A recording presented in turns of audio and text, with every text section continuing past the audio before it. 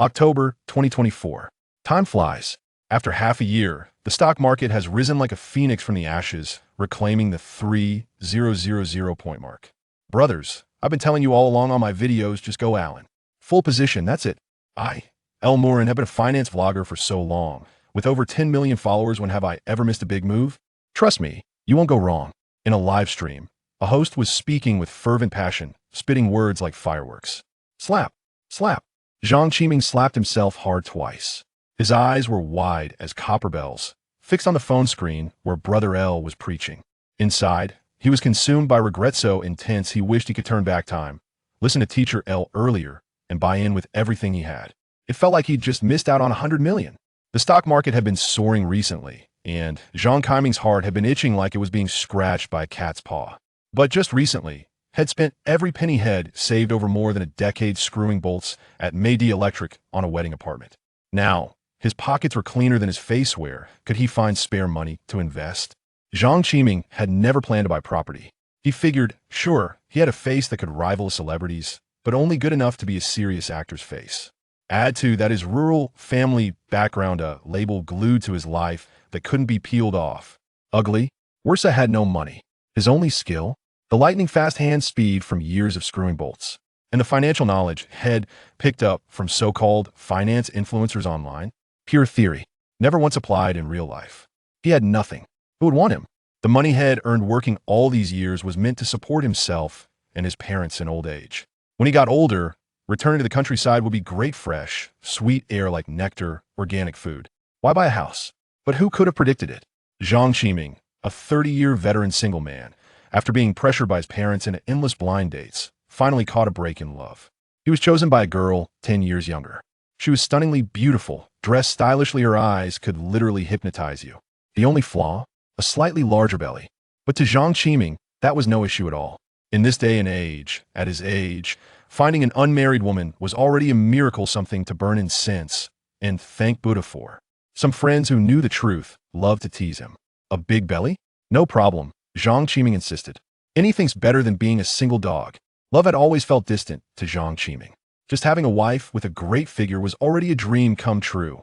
In a whirlwind of romance, they decided to get married after dating for less than a month.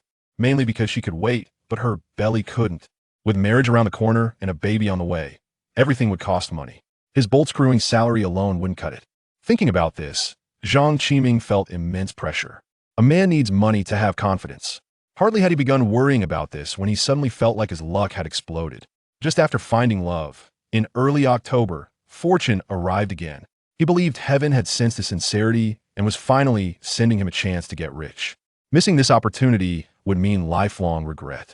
So he scrambled to raise funds, swearing to seize this wave of fortune and achieve financial freedom. Brothers, just do it. The voice of the green-clad host echoed from his phone again, like magic, tugging at Zhang Qiming's heartstrings, urging him to place his order. Hurry, or it'll be too late. Zhang Qiming, hiding it from his family, spent days Kong swiping on online loans, borrowing from every source he could find. He even mortgaged his new apartment, finally scraping together 1 million yuan. With market closing near, Zhang Qiming didn't have time to pick carefully. He randomly chose a stock priced a few yuan and went Allen. Had heard Teacher L say, in a bull market, every stock rises, especially small-cap stocks. Doubling is easy, tenfold gains aren't impossible. Seeing transactions successful on his screen, Zhang Qiming finally breathed easy. Just imagining becoming rich overnight, finally escaping the misery of screwing bolts, his heart ignited with excitement. Watching the host still passionately preaching on video, Zhang Qiming silently vowed, when I sell my stock, it'll send Teacher L10 big airplanes and gifts, buy a mountain of fireworks, go to his door, set them off for him, thank him properly for making me rich. October 9th. Countless investors stared at their screens, eagerly awaiting the market opening. Everyone believed today's market would surge. Zhang Qiming was no exception. Had even taken a day off to screw a single bolt today. Now, eyes shining, heart pounding, he stared at his computer screen. Even before 9:30 a.m., estimated prices for many stocks appeared, but what greeted them was a sea of green. The stock Zhang Qiming bought wasn't spared. His heart sank with a thud. No way. Teacher L wouldn't lie to me, right? It's just the market being shaken out by the big players. Absolutely can't sell, he muttered, desperately praying to heaven. A green hat from his girlfriend? Shed told him beforehand, said he could accept that. But a green stock price? Zhang Qiming couldn't take it. His prayers were useless. When the market opened, his stock hit the daily limit down. Zhang Qiming's heart shattered. Clinging to that last shred of hope, he stared unblinkingly at the screen. He wasn't alone. Countless other Gucai investor cabbages were doing the same. The result? Still a flood of green light. Where was the bull market? Zhang Qiming deflated like a punctured balloon, slumping into his computer chair. After a long while, he sat up expressionlessly, picked up his phone, opened Douyin, and found the finance influencer Brother L he followed. At this hour, according to habit, Brother L should be teaching his dear fans how to make money. Zhang Qiming opened the app. This bastard host wasn't live today. Unwilling to give up, he scoured the entire internet, searching everywhere. But all he found were videos cursing Brother L. He checked a few other finance influencers he followed, same story. Clearly, these bastards had all gone into hiding. The stock he bought was pure garbage, literally a fighter jet among trash. Even the best market, it barely rose. But when it fell, brutally, he couldn't even sell. After 5 consecutive limit-down days, Zhang Qiming finally gave up. Seizing a chance, he painfully sold his stock, staring at the less than 500,000 yuan in his account, then at the million yuan loan he owed. When the truth came out, his girlfriend didn't say a word, just dumped him immediately. With your cowardly attitude, all you can do is screw bolts. How could you ever be the father of me and my child? Even if this child isn't yours, you still don't deserve the role. Well, he couldn't even be a cheap dad. These heart-wrenching words instantly plunged Zhang Qiming into despair. He spent each day listlessly scrolling videos. The entire internet was full of negative news, fueling the hidden rage within this honest man, rising like flames. Without a word, Zhang Qiming left the electrical factory where Head worked for over a decade and returned to his hometown, Tianjin. He withdrew all the 40-odd thousand yuan Head pulled from the stock market. This money wasn't enough to repay his online loans or mortgage money earned by skill, with zero intention of paying back. Back home, he secretly placed the cash where his parents usually kept the money. He shared a meal with his parents and younger brother, then made an excuse about going on a trip to relax and left. His parents and brother didn't think much of it, just assumed he was heartbroken. After over 20 blind dates, they were used to it. As he left, they even reminded him to have fun. Above is paradise, below are Suzhou and Hangzhou. Zhang Qiming arrived there, but had no interest in the scenery. Head promised Brother L, after selling the stock, had set off fireworks and send big gifts. Sending big gifts was impossible now, but setting off fireworks? Still doable. With the last 10,000 yuan or so he bought a large amount of fireworks and firecrackers. Afraid the explosion wouldn't be strong enough for Brother L's taste, he specifically poured out the gunpowder from the fireworks and reassembled them. Late at night, in an upscale residential complex in Suzhou or Hangzhou, lived a certain green-clad host who loved penthouse apartments, and who especially loved setting off fireworks. Tonight, fireworks bloomed again at his home, followed immediately by a series of loud bangs and explosions. Amid the host's terrified screams, Zhang Qiming showed no mercy, no fear of death. He was like a machine without emotion. Even as flames burned his body, he didn't flinch, just coldly stared at the green-clad host, until both were reduced to charred corpses in the sea of fire. A finance influencer dies in a fireworks accident at home late at night. This story instantly went viral across the internet. People cheered. Heaven has opened its eyes at last. Maybe heaven really did open its eyes. May 1985, Hong Kong. The weather was gradually turning warm. Everything was reviving. Brown, withered trees began sprouting tender green buds. Amid voices calling out, Zhang Qiming slowly opened his eyes. Chapter 2.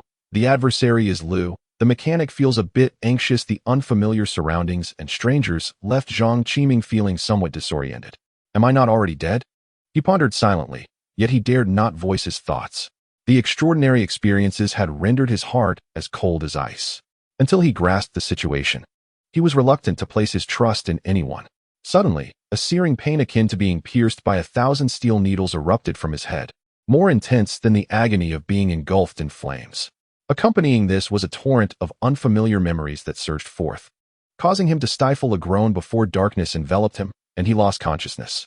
A resplendently dressed middle-aged woman gazed at Zhang Qiming, who had fainted once more, her anxiety palpable as she flitted about like an ant on a hot stove. "Doctor, how is my son?" Beside her, a middle-aged man in a wheelchair, though silent, mirrored her concern with eyes filled with urgency. "Mr. Zhang, Mrs. Zhang, please do not panic. We will conduct an immediate examination." Kindly wait outside the emergency room. Realizing their presence would only create confusion for the doctor, they felt akin to headless flies. Please push me outside. Qiming has always been robust. He will be fine. We must not add to the doctor's burden here. Zhang Yingwei gently reassured his beloved wife, Li Shiying, his voice as soothing as a spring breeze. Li Shiying nodded. Yet with every step she took away from the emergency room, it felt as though a weight of 1,000 pounds pressed upon her, making her reluctant to leave. Once outside, they did not stray far but stood sentinel at the door, awaiting news. Tears welling in her eyes, Li Shiying trembled as she spoke. Yingwei, why does our son suffer so? He has endured migraines since childhood, and no one has ever discovered the cause. Recently, due to Lau Lan Xiong's treachery, Aimigao has been forced to sell off stocks, causing a significant drop in prices. If anything were to happen to Qiming, how would I endure such a fate? As she spoke, her tears flowed freely like an uncontrollable flood.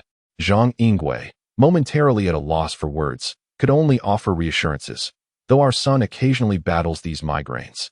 He is undoubtedly a genius. His memory is remarkable, photographic even. He grasps any subject with ease.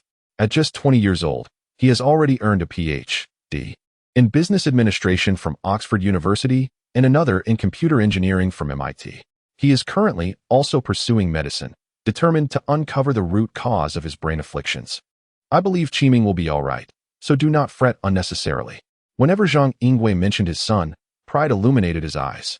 Li Shiying felt the same. Immensely proud of having such an exceptional child. Yet, she remained perplexed. Her son, robust as a young calf, why did he suffer from these migraines periodically? Could it truly be a consequence of his extraordinary intellect? Just as they comforted one another, the door to the emergency room swung open abruptly, and the attending physician stepped out. Doctor, how is my son? Li Shiying gazed at the physician with eager anticipation, her heart heavy with unease, fearing any ominous news. The attending physician reassured her, Madam Zhang, you need not worry. Your son is in good health. As for the complications from the headaches, despite the passage of years, we have been unable to ascertain the cause. However, given his current condition, it is likely that he will awaken soon. Thank you, doctor. Upon hearing that her son would soon regain consciousness, Li Shiying was overwhelmed with joy, tears of relief streaming down her face. The lack of a diagnosis did not concern her. After years of consulting numerous doctors, no one had been able to determine the cause. In her heart, all that mattered was her son awakening. Zhang Yingwei, standing by, felt the tension in his heart finally ease upon receiving this good news. Shortly after being transferred to the ward, Zhang Qiming opened his eyes, uncertain of how to face this life anew with his parents. It was only after Zhang Yingwei and Li Shiying departed that he gradually blinked awake. The sudden influx of memories left him astonished. How wonderful it is to be alive, Zhang Qiming murmured softly, reflecting in silence for a while. Reborn, he oscillated between sorrow and exhilaration. The sorrow stemmed from a sense of guilt towards his parents in his previous life. Aside from leaving behind a sum of money, he had failed to fulfill any filial duties. The exhilaration arose from being in Hong Kong in 1985, during the period known as the Asian Tiger. After the 1984 agreement regarding its sovereignty, Hong Kong had weathered 3 years of economic turmoil, but the economy was now beginning to recover. The Chinese community in Hong Kong could finally hold their heads high. In the commercial sphere, Chinese magnates were starting to shine brightly. The entertainment industry, often dubbed the Eastern Hollywood, was also gaining international acclaim. The Hong Kong dream spread across the globe, particularly captivating nations throughout Asia. Countless individuals seeking wealth were devising every possible means to flock to Hong Kong. In his previous life, Zhang Qiming had labored for over a decade in Pengcheng, absorbing a plethora of legendary tales about Hong Kong's affluent Chinese tycoons and stars. Being part of the Cantonese-speaking region, many of Hong Kong's magnates hailed from Guangdong, leading to a unique emotional connection for the people of that province. He had often heard stories about Hong Kong from his colleagues in Guangdong. Zhang Qiming had once aspired to wealth, but he had been easily swayed by these stories, devouring biographies of tycoons. Yet, such knowledge proved futile, lacking intellect and connections. He was destined for a life of toil. However, this life belonged to an extraordinary individual. The original owner of Zhang Qiming's body was exceptionally intelligent. Having earned dual doctoral degrees by the age of 20, his family background placed him among the upper echelons of society in Hong Kong. His father, Zhang Yingwei, co-founded the Aimigao fan company with Lau Lan Xiong in the mid-1970s. Within a few years, it became the largest fan company in Hong Kong, employing thousands. By the 1980s, upon the company's public listing, Zhang Qiming shares propelled him into the ranks of billionaires. The Zhang family swiftly ascended into the upper echelons of Hong Kong's business elite. While they could not compare to the true tycoons, they were certainly more formidable than 999 out of 1,000 others in Hong Kong. In Zhang Qiming's memory, a significant divergence emerged between Lau Lan Xiong, the chairman of Aimigao, and Zhang Qiming, the frugal patriarch, regarding the company's developmental trajectory. Lau Lan Xiong, possessing a remarkable aptitude for finance, had accrued considerable wealth in the stock market. He believed that the industrial sector yielded profits too slowly, particularly as the performance of the fan business began to decline. Consequently, he proposed that Aimigao should pivot from tangible industries to the realm of virtual economies, leveraging the stock market for financial gains. Conversely, Zhang Qiming, a traditional businessman, placed greater emphasis on the advancement of real industries. The stark contrast in their developmental philosophies led to an escalating conflict. In a fit of rage, Lau Lan Xiong announced his departure from the company, liquidating all his shares and disseminating pessimistic sentiments about Aimigao's future. As a principal founder of Aimigao, he had wielded significant power prior to his exit. His disparaging remarks detonated like a bombshell, triggering a tumultuous reaction in the stock market and causing the company's stock price to plummet. Lau Lan Xiong's abrupt departure enabled Zhang Qiming to ascend to the chairmanship of Aimigao. However, Lau's actions incensed Zhang Qiming, already prone to high blood pressure, to the point of a cerebral hemorrhage. Although he received prompt medical attention and survived, he was left with the debilitating aftermath of hemiplegia, necessitating extensive recuperation. Even after recovery, he would be incapable of engaging in high-intensity work, as it could provoke a recurrence of his condition. This unfortunate incident rendered the company leaderless, prompting a hasty recall of Zhang Qiming, who was studying medicine in America. Upon entering his home, Zhang Qiming was confronted with the sight of his father in a wheelchair, which incited a painful headache that led to his own collapse. As Zhang Qiming reflected on the influx of memories, an unsettling realization dawned upon him. Could it be? The names Lau Lan Xiong, Aimigao, and Fan Lu swirled in his mind. Was this not the same Lu, notorious for his extravagant pursuits with starlets? Lu was not only adept in finance, but also a skilled golfer. This wealthy individual, still vibrant in the post-New Millennium era, led a life of unparalleled flamboyance, indulging in pleasures to the point of requiring a kidney transplant. Zhang Qiming had heard numerous tales of Lau Lan Xiong, who rose from humble beginnings in the fan industry to become one of Hong Kong's 10 wealthiest individuals, amassing a fortune exceeding 10 billion Hong Kong dollars. Lau Lan Xiong was also among the major shareholders of the illustrious Hengdao real estate. Zhang Qiming held a deep admiration for him, once idolizing Lu. In contrast, his own father, Zhang Qiming, remained largely unrecognized within the circles of Hong Kong's affluent elite. Evidently, in the power struggle within Aimigao, Zhang Qiming had been unable to best Lau Lan Xiong. Among the various tycoons in Hong Kong, Lau Lan Xiong, despite entering the game later, had managed to secure a position within the top 10 wealth rankings, showcasing his remarkable capabilities. Zhang Qiming felt as though he, a mere cog in the machine, was pitted against such a formidable opponent, akin to dancing on the edge of a blade, a perilous endeavor. The weight of these thoughts stirred a sense of urgency within him. Having just traversed into this new realm, and yet to savor even a single day of the life of a young master, must he truly be cast aside? This is utterly unacceptable. Zhang Qiming's mind raced with strategies akin to a lightning bolt. In this moment of contemplation, he was astonished to discover the remarkable speed at which this body's brain processed thoughts. It functioned like a supercomputer, allowing him to instantly recall many things from his previous life and swiftly organize them into coherent logic. While he could not attend to every minute detail, he could grasp the general essence with considerable accuracy. A mere screw-turner like himself found the prospect of becoming a genius tantalizing. Soon, Zhang Qiming recalled an article he had read in his past life, which mentioned Lau Lan Xiong's strategic maneuvers in the stock market involving the sale and repurchase of Aimigao stocks. Through deft transactions, he not only regained control of the company, but also accrued a staggering profit of 200 million. This was his battle of fame. Thereafter, he became like a famished wolf, continuously speculating in the stock market to reap substantial rewards. The article indicated that Lau Lan Xiong began a massive buyback of Aimigao shares when the price dipped to around 0.8 Hong Kong dollars, thereby reclaiming control of the company. In essence, Lau Lan Xiong's earlier display of anger and departure from the company was merely a pretext for offloading his stocks. His true objective was to extract profits through the stock market while ousting Zhang Qiming, perhaps influenced by his prior life as final moments. Zhang Qiming found it remarkably easy to calm himself, achieving a state of tranquility. Despite knowing he faced the formidable Lau, he felt no trace of anxiety. Zhang Qiming deemed it essential to delve deeper into the specifics of Aimigao to formulate his next steps. On the following day after awakening, disregarding the concerns of his parents and physicians, Zhang Qiming chose to complete his discharge procedures and return home. It was not that the nurses were lacking in charm. Rather, upon discovering that his father was the chairman of Aimigao and he himself the young heir, he regarded the company as his family's estate. Now, fully aware of the lurking predatory intentions of Lau Lan Xiong towards his family's enterprise, he could not remain idle. Upon arriving home, Zhang Qiming wasted no time. Yet he did not immediately rush to take up his position at Aimigao. Instead, he instructed his father Zhang Qiming's assistant, Tao Wenzhong, to compile and present a comprehensive report on the company's developments over the past few months. Once he received these summarized documents, he sequestered himself in his study, ravenously reviewing the materials. After 2 days of meticulous examination, he finally completed his review. The company's condition was far worse than he had anticipated.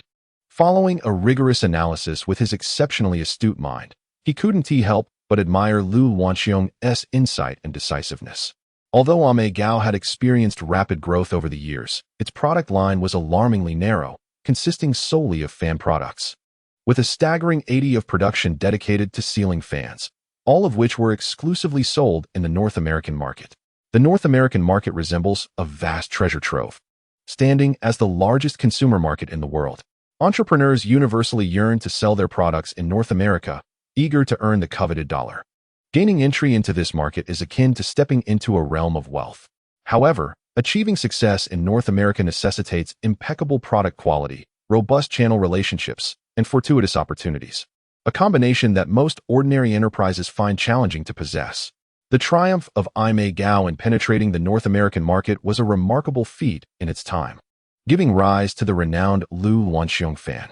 In the late 1970s, the oil crisis swept across the globe like a tempest, plunging the world economy into a deep freeze. Countless businesses withered and collapsed like autumn leaves, while workers faced unemployment in waves. The income levels of ordinary citizens plummeted drastically, leading to a significant decline in consumer purchasing power. Governments worldwide began advocating for resource conservation, prompting many household appliances to be used sparingly. Sales of energy-consuming devices like air conditioners, refrigerators, and washing machines plummeted sharply during those years, while smaller appliances like fans surged in popularity. The crisis, akin to Pandora's box, concealed opportunities amidst its threats. Zhang Qiming and Lau Lan Xiong seized the moment, leveraging the affordable labor costs of Hong Kong to mass-produce budget-friendly and practical fans, aiming for export to North America.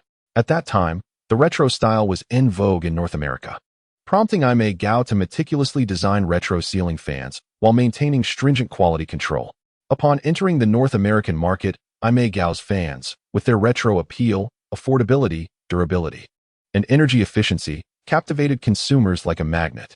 Their growth trajectory was akin to that of a rocket. Thanks to a single ceiling fan, Zhang Qiming and Lau Lan Xiong amassed vast fortunes within a few years, successfully steering the company towards an initial public offering. Economic crises are transient, and by early 1984, the global economy began to thaw like a river, gradually warming up. By this year, the pace of economic recovery surged dramatically, akin to a runaway stallion, with consumers once again filling their pockets with funds to indulge in desired products. The affordable items that had been a necessity during lean times were now discarded by consumers in developed countries, resulting in a significant drop in sales and even the bankruptcy of some companies. Aimigao's over-reliance on the North American market and the singularity of its product offerings became glaringly apparent at this juncture. The retro ceiling fan lost favor among North American consumers, leading to a substantial decline in orders and plunging the company into operational turmoil. Orders dwindled, products languished unsold, and stock prices plummeted steeply, with market value sinking below 300 million Hong Kong dollars, while the debt ratio soared to 50%.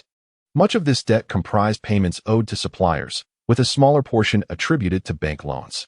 Aimigao now resembles a colossal vessel adrift in a storm, urgently needing to pivot towards a new direction.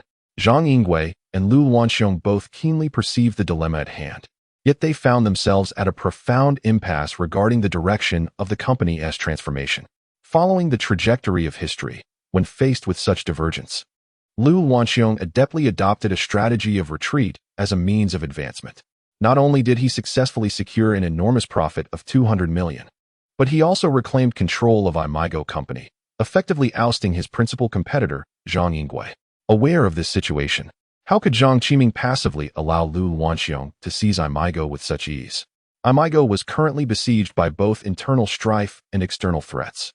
Internally, the company grappled with a persistent issue of unsold products, while the factory, plagued by a scarcity of orders, could barely sustain the livelihoods of its workers.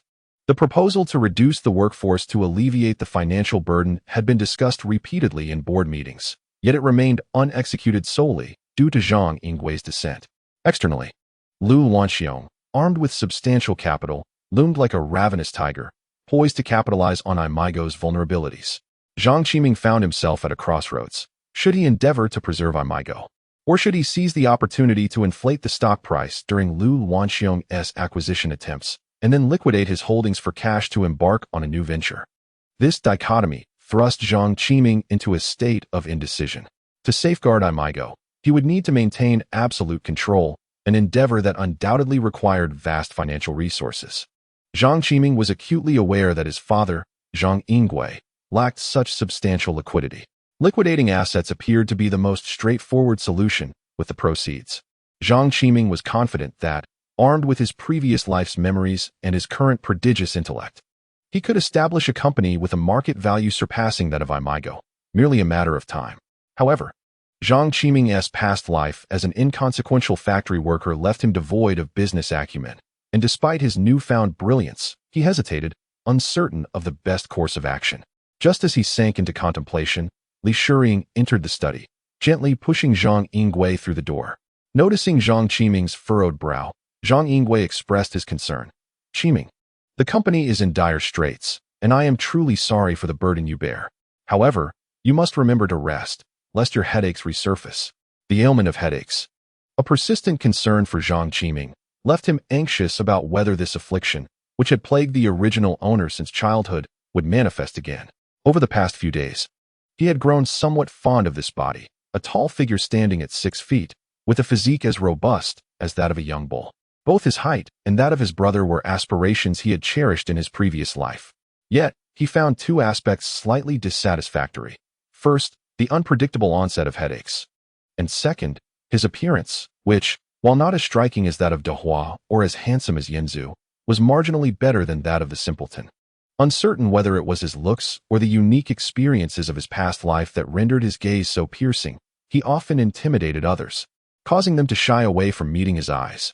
During these past days at home, he perceived a palpable fear in the eyes of the household staff, who kept their distance, reluctant to approach him. Zhang Qiming only allowed his smile to blossom when in the presence of his family. However, he was not entirely satisfied with that smile, feeling it resembled a simpleton. In response to Zhang Qiming's concern, Zhang Qiming raised the corners of his mouth, smiling as he replied, "Father, you needn't worry. The likelihood of my headaches recurring diminishes as I grow older. It has been quite some time since I last experienced one, and this recent episode only occurred upon my return." Zhang Qiming's face brightened at this news, and he quickly shifted the conversation, inquiring, "I have noticed you examining the company's status over the past few days. Have you encountered any matters that require deliberation? You have always been exceptionally intelligent, yet in business, mere cleverness is insufficient. Experience holds far greater importance. Should any uncertainties arise, feel free to consult me." Zhang Qiming recognized his shortcomings in this area and had intended to seek Zhang Qiming's guidance. Thus, when Zhang Qiming proactively asked, he shared his analysis of the situation. "Father, I have looked into the state of the company, and I must say that Aimigao is currently beset by internal and external troubles. We must remain vigilant." Upon hearing his son's astute analysis of Aimigao's predicament, which even encompassed aspects he had not considered, Zhang Yingwei could not help but nod in quiet approval. He realized that although his son lacked experience in business, his commercial acumen and analytical skills were no less sharp than those of seasoned veterans. When Zhang Yingwei learned that Lau Lan Xiong might be biding his time to seize Aimigao, his expression immediately shifted. Chapter 4. Li Shuriying's investment philosophy. Zhang Yingwei maintained a composed demeanor and spoke softly. Qiming, why do you suspect that old Lu might stage a comeback and attempt to ambush the company's stock, aiming to seize control? Zhang Qiming replied thoughtfully, Father, the divergence between you and Lau Lan Xiong regarding the company's direction stems from his desire to abandon the real economy in favor of profiting from the stock market. Were I in his position, the optimal approach to reap profits from the stock market would be to hold a publicly listed company. Subsequently, he could leverage this company to continuously acquire others, thereby inflating the stock price, or issue new shares for profit. Aimigao, being readily available, is undoubtedly the prime choice. As one of its founders, no one is more aware of the company's circumstances than he. I believe his recent barrage of negative commentary about Aimigao is merely a prelude to his attempt to reclaim control. The more Zhang Yingwei listened to his son's analysis, the more plausible it seemed. He was acutely aware of Lau Lan Xiong's audacious business style, driven solely by profit. The thought that Lau Lan Xiong might harbor ulterior motives towards Aimigao filled Zhang Yingwei with great concern. However, witnessing his son's ability to discern Lau Lan Xiong's intentions brought him a sense of relief. Consequently, he felt compelled to test Zhang Qiming, asking, if old Lu is indeed preparing to covertly acquire Aimigao as you have analyzed, what do you propose we do in response? Zhang Qiming held up 2 fingers and said, Father, I have 2 strategies. Oh, do share. Zhang Yingwei was astonished by his son's rapid formulation of 2 plans. Zhang Qiming remarked, the simplest and most direct approach is to sell off our stocks when Lau Lan Xiong acquires them, thus extracting a substantial amount of cash for alternative investments. Zhang Yingwei slowly shook his head and replied solemnly, this plan is unfeasible. If I had intended to cash out, I would have done so long ago, rather than waiting until now. Qiming, do you know why I have refrained from such actions? Zhang Qiming responded, it is widely believed that our father is passionate about tangible industries and disapproves of profiting through speculative maneuvers in the stock market, which has led to a divergence of opinions with Lau Lan Xiong. Zhang Yingwei shook his head once more, speaking gently, such notions are mere fabrications from the outside world. Whether one engages in speculation is inconsequential in business. I do not reject any reasonable and legal avenues for profit. Aimigao is a tangible enterprise, and it is the essence of our core assets. The initial purpose of our public listing was to leverage the stock market for financing and developing our real business. The fluctuations of stock prices are trivial. What matters is our ability to secure funding from the market when necessary. Lu and I initially shared the same vision. However, in recent years, after making quick profits through stock market speculation, he has shifted his perspective. He has abandoned our previous stance, believing that the future of the real economy in Hong Kong must decline, and thus the stock market should be prioritized, utilizing financial leverage to profit from financial markets. If we were to follow his line of thought, the company would eventually become accustomed to trading stocks for quick gains, leading to a neglect of our core operations. This would ultimately result in layoffs for many employees who serve the real economy, as well as entire departments. Our company is relatively young, and many workers have grown alongside us. I do not deny that under Lau Lan Xiong's methods, the company might indeed amass substantial wealth. However, our reputation could suffer tremendously. Perhaps I am too nostalgic, which is why I staunchly oppose layoffs. At this juncture, Zhang Yingwei paused deliberately, gazing at Zhang Qiming, and earnestly advised, Qiming, you must remember that in business, there are some profits that can be earned and others that must never be pursued. One must never sacrifice conscience and humanity for the sake of profit. Money is an endless pursuit. While you earn a bit of money, if you can provide stable jobs and decent incomes for more people, that is a truly noble endeavor. Zhang Yingwei's words left Zhang Qiming profoundly moved, secretly admiring his father's character. If Lau Lan Xiong's approach to publicly listed companies mirrors the later trend of listing solely to sell the company, then Zhang Yingwei's business strategy aligns closely with the official stance on corporate listings in the mainland, focusing on financing that serves core projects. However, this approach tends to be exceedingly slow in corporate development, making survival in the cutthroat capital world of Hong Kong exceedingly difficult. It is no wonder that in the circles of wealth in later years, his name became scarcely heard. He respects his father's principles and business acumen, but is not naive enough to disregard the advantages of capital. Nevertheless, he feels it is his duty as a son to help realize his father's aspirations. With this in mind, Zhang Qiming has made his choice to safeguard Aimigao. Based on this foundation, I shall endeavor to establish an industrial conglomerate surpassing even the illustrious Fukda Securities in terms of personnel. Subsequently, I declared, Father, my second proposal entails seeking a new flagship product for the company. As for the nature of this product, I have a concept in mind, which I shall keep confidential for the time being. Furthermore, we must acquire absolute control of the company to ensure the successful implementation of my plan and to deny Lau Lan Xiong any opportunity to intervene. However, this requires substantial capital. As of yesterday's market close, Aimigao traded at 15 Hong Kong dollars per share, with a market capitalization of 2.4 billion Hong Kong dollars. I also need to ascertain the extent of our family's shareholdings and our cash reserves. Upon hearing his son's insistence on confidentiality, Zhang Qiming could only smile helplessly and remarked, as for your so-called flagship product, I have no desire to inquire further. Our family holds a 34% stake in Aimigao. Your mother possesses 4, while I own 30. Our cash reserves are rather modest, totaling just over 10 million Hong Kong dollars. Zhang Qiming was taken aback to discover that his parents held such a significant stake in the company, especially since Lau Lan Xiong was previously the major shareholder and did not possess such a substantial holding. The modest cash reserves, however, were within his expectations. In this era, those engaged in tangible industries typically do not maintain large cash reserves. Much of their assets are invested in industrial equipment, which explains why our family previously held only a 24% stake in Aimigao. When he observed a significant sell-off of shares leading to a steep decline in stock prices, his father, in a bid to stabilize the market, had to dip into his own pockets to acquire shares at a high price. This 10% stake cost upwards of several million Hong Kong dollars. Li Shiying entered with a bowl of chicken soup and remarked, had I not intervened in time, that sum of over 10 million Hong Kong dollars could well have been trapped in the stock market. After saying this, she could not help but cast a disapproving glance at Zhang Qiming, causing him to shrink his neck in guilt. Upon hearing this, Zhang Qiming suddenly understood. So that is how it is. Mother, how did we manage to accumulate such substantial cash reserves previously? Your mother is quite adept at financial management. Over the years, the dividends earned by the company, aside from some living expenses, have been expertly handled by her. Zhang Qiming promptly praised Li Shiying, leaving Zhang Qiming feeling somewhat envious.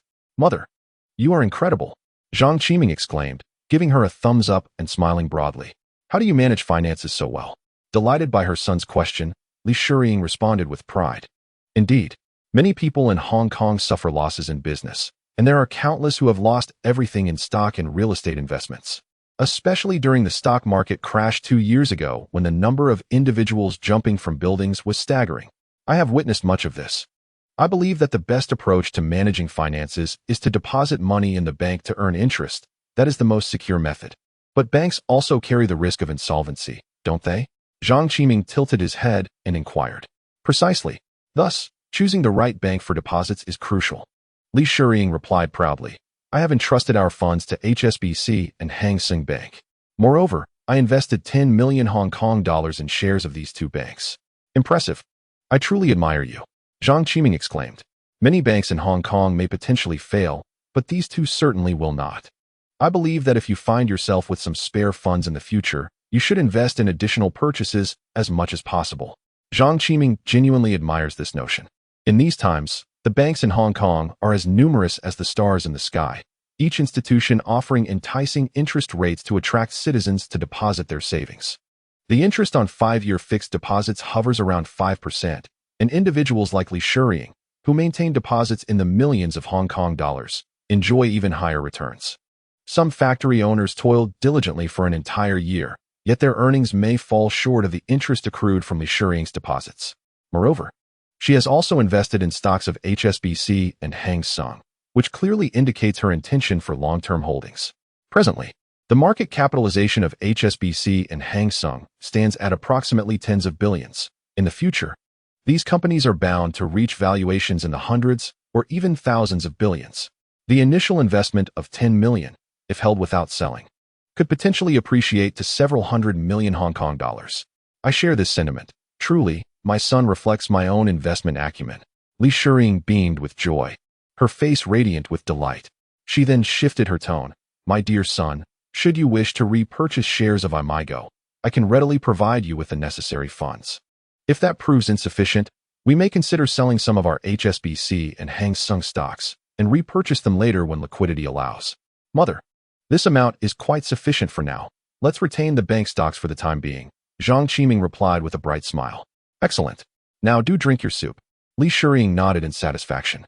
All right, Zhang Qiming said, lifting the bowl of chicken soup from the desk and finishing it in several hearty gulps. He then added, Mother, Father, please take some time to rest. Yes, don't forget to take breaks and rest when you feel weary. Li Shiying expressed her concern. As the two approached the door, Zhang Yingwei suddenly turned back to Zhang Qiming and remarked, Tomorrow, I will arrange for a lawyer to visit our home. At that time, your mother and I will transfer our shares to your name, which will facilitate your takeover of the company. Zhang Qiming was momentarily taken aback. He had not anticipated such a decision from his parents in their prime. A warm wave of emotion surged within him, noticing Zhang Qiming's stunned silence. Zhang Yingwei chuckled and said, Qiming, do not overthink this. Over the years, I have been preoccupied with work, and I have spent considerably less time with your mother. In the latter half of my life, I wish to dedicate more time to her, and with your intelligence and capabilities, I have complete faith in entrusting the company to you. Zhang Qiming inhaled deeply, a confident smile blossoming on his face. I assure you, I will not disappoint you. However, that smile, though confident, appeared somewhat disconnected from the sentiment, resembling the demeanor of a naive fool, one perhaps suited to play the role of a cunning underdog. Chapter 5. Qiming's investment. The following day, at 10 in the morning, Li Shiying personally ushered Zhang Yingwei to the entrance, where they welcomed a distinguished middle-aged man clad in a black suit, adorned with gold-rimmed glasses, exuding an air of sophistication as he gracefully entered the opulent Zhang family mansion's foyer. Zhang Yingwei then called for Zhang Qiming and initiated the introduction. Qiming, come here. Allow me to introduce you to this esteemed individual, the renowned lawyer He Juanhao, who also serves as our legal advisor for Aimigao. Lawyer He, this is my son, Zhang Qiming. Attorney He, welcome to my humble abode. Zhang Qiming greeted He Juanhao with a warm smile, firmly grasping his hand to convey his heartfelt welcome. Young Master Zhang, you are overly courteous. It is indeed my honor to be a guest in your home, responded He Juanhao with equal enthusiasm. Attorney He, please take a seat. Let us indulge in a leisurely conversation. Zhang Yingwei gestured for He Juanhao to sit down. Before long, Li Shiying personally brought over a pot of tea, pouring each person a cup. After exchanging pleasantries for a brief moment, Zhang Qiming delved into the main topic. The procedures for transferring shares among immediate family members are not overly complicated. He Juanhao was evidently well prepared, promptly producing the relevant contracts. After Zhang Qiming and his parents meticulously reviewed the documents and confirmed there were no issues, they each affixed their signatures. The entire process was completed in just a few minutes. Young Master Zhang, I must extend my congratulations to you, He Juanhao exclaimed, beaming with joy. Zhang Qiming chuckled. Attorney He, I fear I may trouble you often in the future. He Juanhao laughed heartily. Haha, I am more than willing to assist. I look forward to you seeking my counsel. Recalling the plans from the previous day, which required legal assistance, Zhang Qiming stated, Attorney He, I indeed have a matter for which I need your help. Noting the seriousness in Zhang Qiming's demeanor, He Juanhao immediately adopted a serious expression and inquired, Young Master Zhang, what is it that I can assist you with? Zhang Qiming replied softly, Attorney He, I intend to register a new company and wonder if you would be willing to take on such a small endeavor? Of course, I would be delighted to assist. We treat all business, large or small, with utmost dedication to meet our clients' needs. He Juanhao responded earnestly. With a slight smile, Zhang Qiming continued, Then I shall trouble you, Attorney Zhang, to help me with the registration. I plan to name the investment company Qiming Investment. He Juanhao nodded in acknowledgement and asked, No problem. Do you have any other requests? After a moment of contemplation, Zhang Qiming added, Please assist me in registering a few more companies as well. They should all begin with Qiming. Qiming Technology, Qiming Electronics, Qiming Appliances, Qiming Pharmaceuticals, Qiming Food and Beverage. Zhang Qiming listed the names in rapid succession, leaving He Juanhao, Zhang Yingwei, and Li Shiying momentarily stunned. Son, are you really planning to register so many companies and venture into such diverse industries? Will you be able to manage? Li Shiying asked, her face filled with skepticism. Not all of them need to be operational. The primary goal is to secure the names first, Zhang Qiming replied candidly. The three exchanged glances, momentarily at a loss for words. Attorney, let us proceed with these registrations for now. When I think of new industries in the future, I will trouble you to assist me again. Zhang Qiming's serious expression elicited a few exasperated lines on the foreheads of the three. Regaining his composure, He Junhao responded. Very well, you can trust this to me.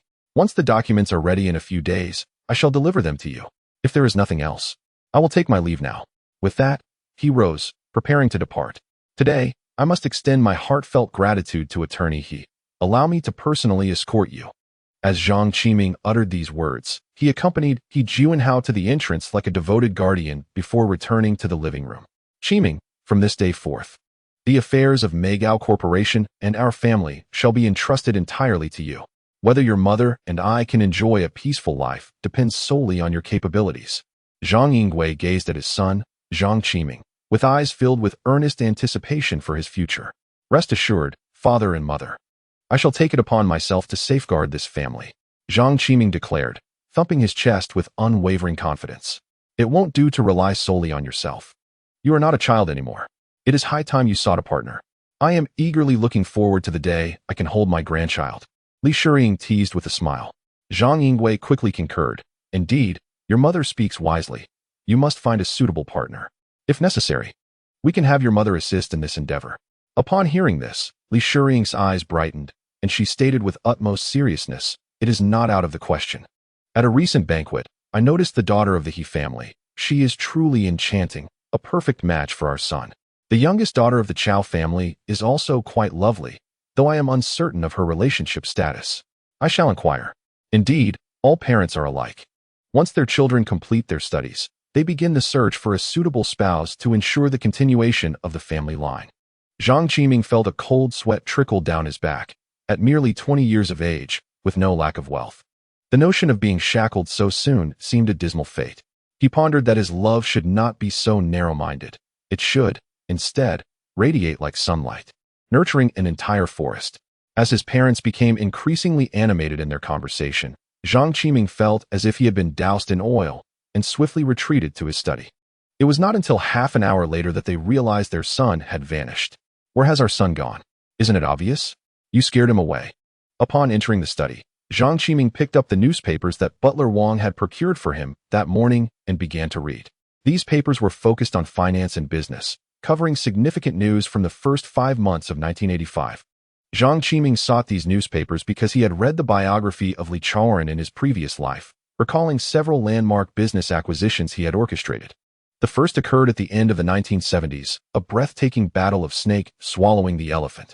Li Chaoren successfully acquired Hutchison Whampoa at half the market price. This remarkable achievement solidified his illustrious reputation and earned him the title of the pride of the Chinese. The second instance involved raising 2.9 billion Hong Kong dollars in a mere half hour through a few phone calls to acquire one of Hong Kong's two main power companies, CLP Holdings. He vaguely remembered that this acquisition was mentioned to have taken place this year. CLP Holdings is one of Hong Kong's blue-chip stocks, valued at nearly 10 billion Hong Kong dollars. Such a monumental acquisition would undoubtedly create a substantial stir in Hong Kong. The media would likely cover it for 10 days to half a month, without a doubt. As expected, Zhang Qiming had barely flipped through a few pages when he stumbled upon the news of CLP Holdings being acquired by Li Chaoren. He could not help but feel a tinge of disappointment. Indeed, easy opportunities were not so readily available. Reluctantly, he abandoned the prospect of making quick money through the Hong Kong Electric Company and sought alternative targets. He resumed perusing the remaining newspapers, particularly those articles concerning British enterprises. Following the resolution of the sovereignty issue over Hong Kong, British companies hastened their departure from the region like startled birds, with many becoming the possessions of wealthy Chinese magnates during this period. At this moment, Zhang Qiming was in dire need of funds to repurchase shares in Aimigao. His examination of these newspapers was not merely for information, but to identify a potential opportunity to alleviate his financial constraints. Soon, an article about one of the West Ocean Company, Warney, captured Zhang Qiming's attention instantly, compelling him to read with rapt focus. The headline boldly proclaimed, Warney burdened with over 2.5 billion Hong Kong dollars in debt. Chairman Ma Tung urges belief in Warney. Warnie shone like a blue lantern among Hong Kong's blue-chip stocks, a classic example of a stock that neither rose with others nor fell gracefully, but rather plummeted when the market declined. No one believed that Warnie's stock would rise again. After a moment, Zhang Qiming finished the article, inhaled deeply, and endeavored to calm his excited heart. In his past life, he had glimpsed the illustrious history of the West Ocean Company through short videos. Bao Yugong and Li Chaoren were the Chinese tycoons who had acquired the most British enterprises. One of the West Ocean companies was indeed under the stewardship of Bao Yugong, a historic event that transpired earlier this year. Following its acquisition, Warnie seamlessly integrated with Wharf Holdings, flourishing under Bao Yugong's management. It transformed into Hong Kong's largest landlord, raking in over 10 billion Hong Kong dollars annually from rent alone. Such an impressive enterprise had left Zhang Qiming envious in his previous life. Moreover, the current chairman of Warnie remained Ma Tong, undoubtedly presenting Zhang Qiming with a splendid opportunity. While he might not have the appetite to wholly consume Warnie, securing a portion was certainly within reach. Chapter 6. Strategizing for Warnie. HSBC, resembling a colossal financial beast, towered over Hong Kong as the largest bank in the region, often referred to as Hong Kong's quasi-central bank. It not only controlled the savings of over half the city's populace, but also held the majority of the currency issuance rights.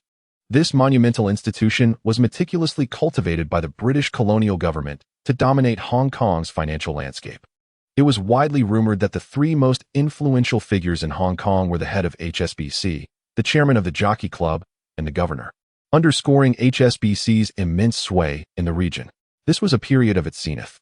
Only after Hong Kong was completely reclaimed by the mainland would HSBC's influence begin to wane.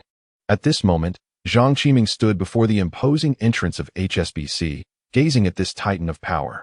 After a brief pause, he withdrew his gaze and stepped forward with determination, making his way towards the VIP service area. "Sir, may I inquire your surname? How may we assist you today?" The bank's receptionist inquired warmly. "My surname is Zhang, and I have an appointment with Manager Sun at 2 o'clock, he replied. Zhang Qiming gazed at the stunning woman before him, a subtle smile gracing his lips. "Mr. Zhang, please follow me. Manager Sun will be here shortly to assist you," the receptionist said, leading him into a private VIP room.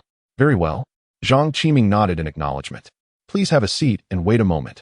Manager Sun will arrive soon," she added before gracefully exiting the room. Not long after Zhang Qiming settled in, a man in his 30s briskly entered. Upon seeing Zhang Qiming, he beamed broadly, extending his hand with enthusiasm. "Good afternoon, young Master Zhang. I am Sun Bowen from HSBC. "Hello, Manager Sun," Zhang Qiming responded, shaking hands firmly with him. After exchanging pleasantries, Sun Bowen inquired, "Young Master Zhang, I received a call from Mrs. Zhang, mentioning that you wish to cash a check. Is that correct?" Zhang Qiming nodded. "Indeed. My mother is unable to come, so she entrusted me with the check. Please assist me in transferring it to my personal account." As he spoke, he produced a check from his pocket and handed it to Sun Bowen. After examining the check for authenticity, Sun Bowen smiled widely and said, "This check is perfectly valid. I will process it immediately, which should take about 10 minutes. Do you require assistance with any other matters? If so, we can address them simultaneously."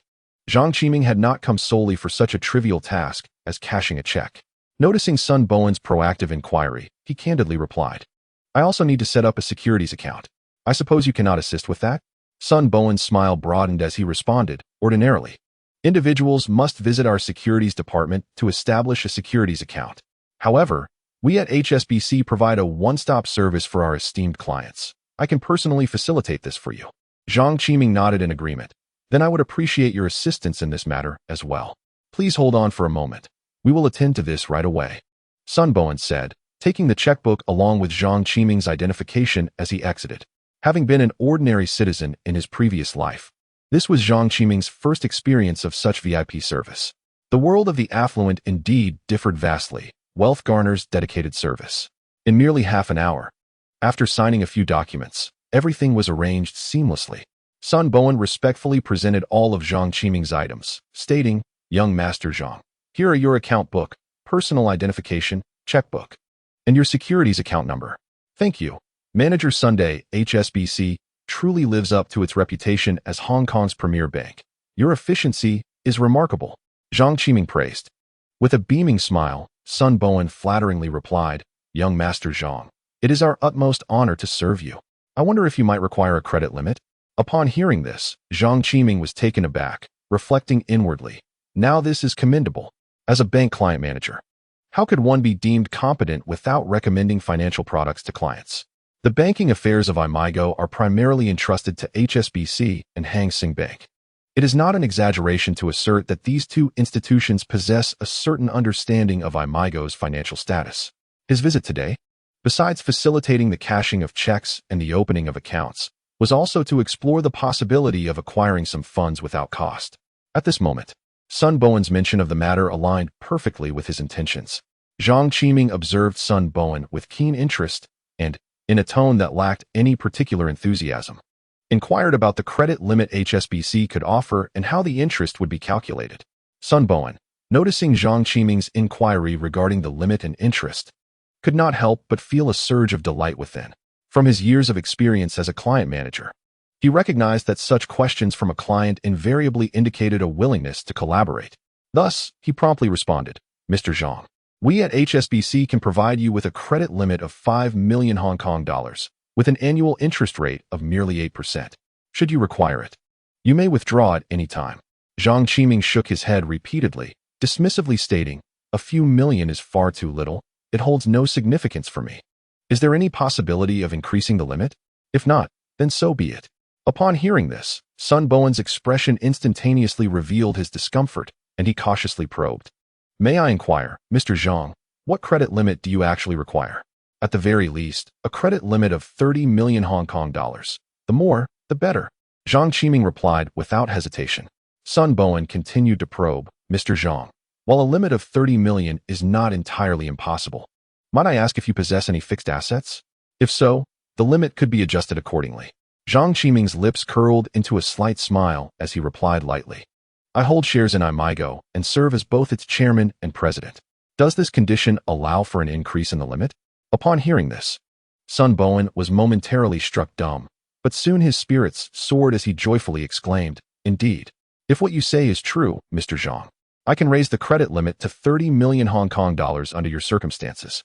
Zhang Qiming furrowed his brow, his gaze piercing as he scrutinized Sun Bowen, saying, "Is that truly the maximum? Is your highest authority limited to this?" When Zhang Qiming was not smiling, his expression resembled an unyielding glacier, emanating an aura of distance. His intense stare at Sun Bowen caused a slight tremor of apprehension within him. Sun Bowen struggled to swallow, responding, "It's not entirely like that, Mr. Zhang." However, Zhang Qiming, impassively interrupting, declared, "Let us make it simple. Mr. Sun, I don't need more.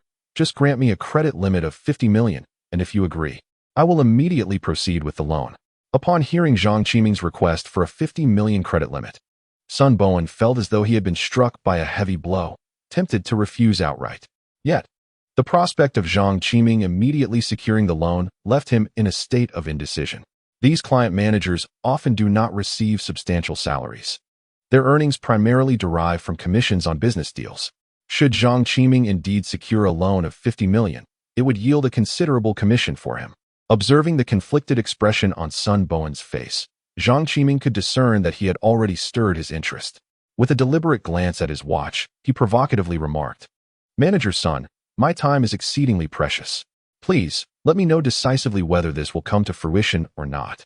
If not, I shall take my leave immediately, as I have pressing matters to attend to." With that, he rose as if to depart. Upon witnessing Zhang Qiming's intent to leave, Sun Bowen became as restless as an ant on a hot stove. He hastily replied, "Young Master Zhang, if you truly require 50 million, would you consider using your shares of Aimigao as collateral?" Without a word, Zhang Qiming spun around and made to exit like a whirlwind. Sun Bowen was momentarily taken aback. Shouldn't there have been some negotiation first? Was the youth truly so impatient? Sun Bowen quickly stepped forward, blocking Zhang Qiming's path, and gritted his teeth, saying, "Young Master Zhang, please do not rush.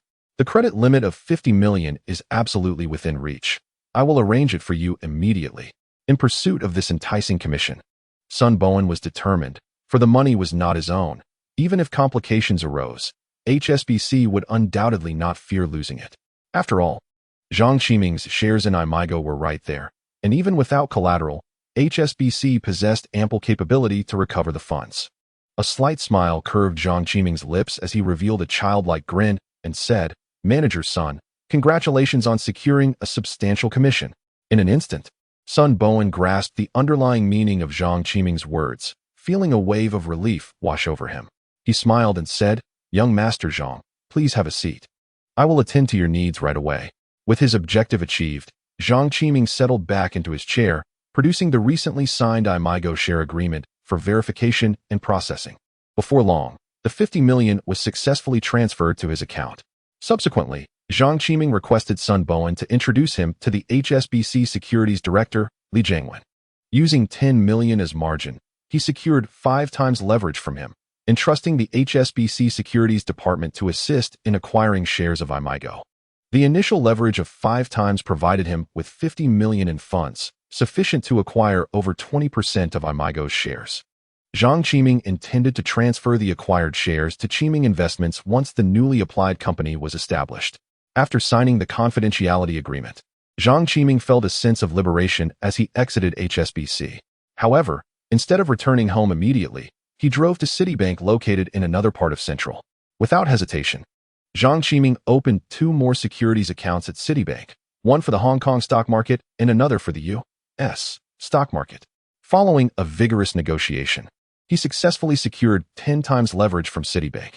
He then entrusted the Citibank Securities Department to act as his right hand, assisting in the acquisition of shares in CK Hutchison Holdings and its listed subsidiaries. It is prudent not to place all eggs in one basket, especially since this money was borrowed from HSBC. After finalizing matters at Citibank, Zhang Qiming's aspirations for his visit to Central were wholly realized, and he returned home with a sense of satisfaction. He was filled with anticipation for his impending role at Aimigao the following day. Chapter 7. The screw worker assumes office on the bright and sunny morning of May 10th. This day holds profound significance for Zhang Qiming, as it marks the 5th day of his rebirth and the day he officially assumes the role of chairman. Rising early, Zhang Qiming prepared to embrace new challenges. Standing before the mirror, he admired his reflection clad in a sharply tailored suit, his posture erect, striving to exude an air of confidence and authority. A faint smile graced his lips, clearly pleased with his appearance, yet he swiftly masked it, adopting a demeanor that conveyed an air of aloofness. Satisfied with his intimidating visage, he nodded approvingly, contemplating his past life as merely a humble factory worker. Now, as he steps into the prestigious position of chairman, he must not show any signs of weakness that might invite contempt. His appearance, while not conventionally handsome, possesses a certain gravitas when he refrains from smiling, allowing him to command respect. Descending the stairs, Zhang Qiming discovered his parents waiting downstairs, eager to share breakfast together. "Good morning, Dad and Mom." He greeted them with a smile. His mother, Li Shiying, beamed at the sight of her son in the suit she had personally tailored, exclaiming, "My son is truly handsome and dashing." Zhang Yingwei, seated at the dining table, shook his head in response. Indeed, in a mother's eyes, her son is forever the most handsome. He understood that his son's looks were average at best, but he dared not voice such thoughts, choosing instead to quietly listen to Li Shiying's praises. Zhang Qiming chuckled and replied, "You know me best, Mom. This custom suit fits perfectly and feels incredibly comfortable." Li Shiying smiled back, saying, "If you like it, I'll take you to Zhongji tailor shop soon to have a few more made. The owner has been a tailor for a lifetime and is exceptionally skilled. All our family's clothes are tailored there." Zhang Qiming responded with enthusiasm, "That sounds great, Mom. I'll accompany you to check it out." Observing the lively exchange between mother and son, Zhang Yingwei interjected, "You two should sit down and eat. Qiming, today marks your first day as chairman of Aimigao Company. You have an important meeting at 10 o'clock, so don't be late." "Understood, Dad," Zhang Qiming nodded, quickly finding a seat to enjoy his breakfast. As the meal neared its conclusion, Butler Wang entered the dining room with 2 middle-aged men. One of them was Zhang Yingwei's assistant, Tao Wenzhong, while the other was a familiar figure to Zhang Qiming, Qin Xiao, Zhang Yingwei's driver and bodyguard. Having served Zhang Yingwei for 5 or 6 years, Qin Xiao was known for his meticulous demeanor and few words, yet his skills were formidable. Zhang Qiming had heard tales of Qin Xiao's past exploits from his father, noting that he had seemingly come from the mainland and was among the first employees recruited during the early establishment of Aimigao. Later, due to certain circumstances, he incited the wrath of a particular organization, leading to a relentless pursuit against him. At that time, Aimigao was still in its nascent stages, lacking in strength. And Lau Lan Xiong, concerned about potential repercussions for the company, contemplated dismissing him. Upon discerning the truth of the matter, Zhang Qiming learned that Qin Xiao had ventured into the underworld to earn money for his comrade's medical expenses and inadvertently caused the death of an opponent during a match, thus provoking the organization's vengeance. Zhang Qiming, recognizing Qin Xiao's loyalty and righteousness, intervened to protect him from dismissal. To mitigate any trouble for the company, he appointed Qin Xiao as his personal driver and bodyguard. Zhang Qiming's robust physique was closely linked to Qin Xiao. As Zhang Qiming and his wife were at a loss regarding their son's chronic ailment, they considered bolstering his health through physical training. Given Qin Xiao's agility and expertise in martial arts, he was naturally well equipped to guide their son in fitness. Consequently, they enlisted Qin Xiao's assistance to train Zhang Qiming, hoping that physical exercise would fortify his constitution. From that point onward, Zhang Qiming diligently followed Qin Xiao's regimen until he went abroad for further studies. Although these training methods included elements of combat techniques, their primary purpose was to enhance physical fitness, lacking significant lethality. Evidently, Qin Xiao had no intention of imparting lethal skills to Zhang Qiming. In a certain sense, Qin Xiao could be regarded as Zhang Qiming's mentor, though he himself never acknowledged this role. Observing Qin Xiao and Tao Wenzhong, Zhang Qiming solemnly instructed, "A Xiao, a Zhang, you two shall accompany Qiming from now on." "Certainly, Mr. Zhang, rest assured," replied Tao Wenzhong and Qin Xiao in unison. Upon hearing his father's arrangement, Zhang Qiming hastily voiced his objection. "Father, perhaps it would be better for Master Qin to continue accompanying you." Zhang Qiming decisively interrupted, "I am already retired. I do not require protection. This decision is final." Faced with his father's unwavering stance, Zhang Qiming reluctantly nodded in acquiescence. He then turned to Tao Wenzhong and Qin Xiao, courteously stating, "Assistant Tao, Master Qin, if I falter in any way in the future, I kindly ask for your guidance." "Young Master Zhang, you are too courteous," Tao Wenzhong responded with a smile, then glanced at his watch and continued, "Young Master Zhang, you have a board meeting at 10 and a senior management meeting at 11. Your presence is required at both. It is getting late. We should depart promptly." "Very well, let us set off at once," Zhang Qiming replied, showing no hesitation as he stood to bid farewell to his parents. The Zhang family cannot be considered a prominent clan. Both Zhang Qiming and his wife are exceedingly pragmatic individuals who do not wish to squander vast sums on a villa halfway up a mountain. Currently, Zhang Qiming resides in a private villa in a wealthy district of Kowloon City. There exists an intriguing phenomenon among the affluent and political elites of Xinjiang. The wealthier and higher in status they are, the more inclined they are to reside in mountainous areas, seemingly to better exhibit their identity and standing. This trend was, in fact, introduced by the British. The British, with their self-perceived noble lineage, initially barred the Chinese from residing alongside them, thus opting to construct their abodes at elevated locations. The initial dwellings were established atop Victoria Peak, where the governor's residence was also situated. As space at Victoria Peak became scarce, they moved to the mid-levels. Over the decades, the value of properties in these areas escalated dramatically. It is rumored that the illustrious tycoon, Ma, purchased a luxurious estate for $1.5 billion, situated on this very peak. Aimigao Company belongs to the realm of tangible industries, with its offices and manufacturing facilities housed within a single industrial park. This design is intended to enhance operational efficiency, facilitating seamless transit for employees between the office and production areas. The company boasts a workforce exceeding 10,000, and after amassing considerable wealth from the United States, it decisively invested in land near Kuntong, culminating in the establishment of a modern industrial park in 1981. The majority of structures within the park comprise spacious and well-lit factories, alongside fully equipped warehouses for the storage of raw materials and finished goods. The company headquarters is a 9-story contemporary office building, where personnel from various departments are congregated. Zhang Qiming and his party enjoyed a remarkably smooth journey, taking merely around 20 minutes from departure to arrival at the Aimigao Industrial Park. Upon alighting, Zhang stood at the entrance, momentarily entranced by the relatively new industrial complex before him, contemplating his newfound role as the sovereign of this establishment, wielding the power to dictate its destiny. He could scarcely contain his exhilaration. Suppressing his inner tumult, he withdrew his gaze and remarked to his companions, "Let us proceed inside." With that, he strode confidently into the industrial park. Chapter 8. Aimigao Board of Directors. Upon its public listing, Aimigao Company was heralded as the premier stock of emerging industries, attracting fervent interest from numerous securities institutions and investors. On the day of its debut, Aimegao's stock market valuation surged past 500 million Hong Kong dollars, peaking at over 800 million.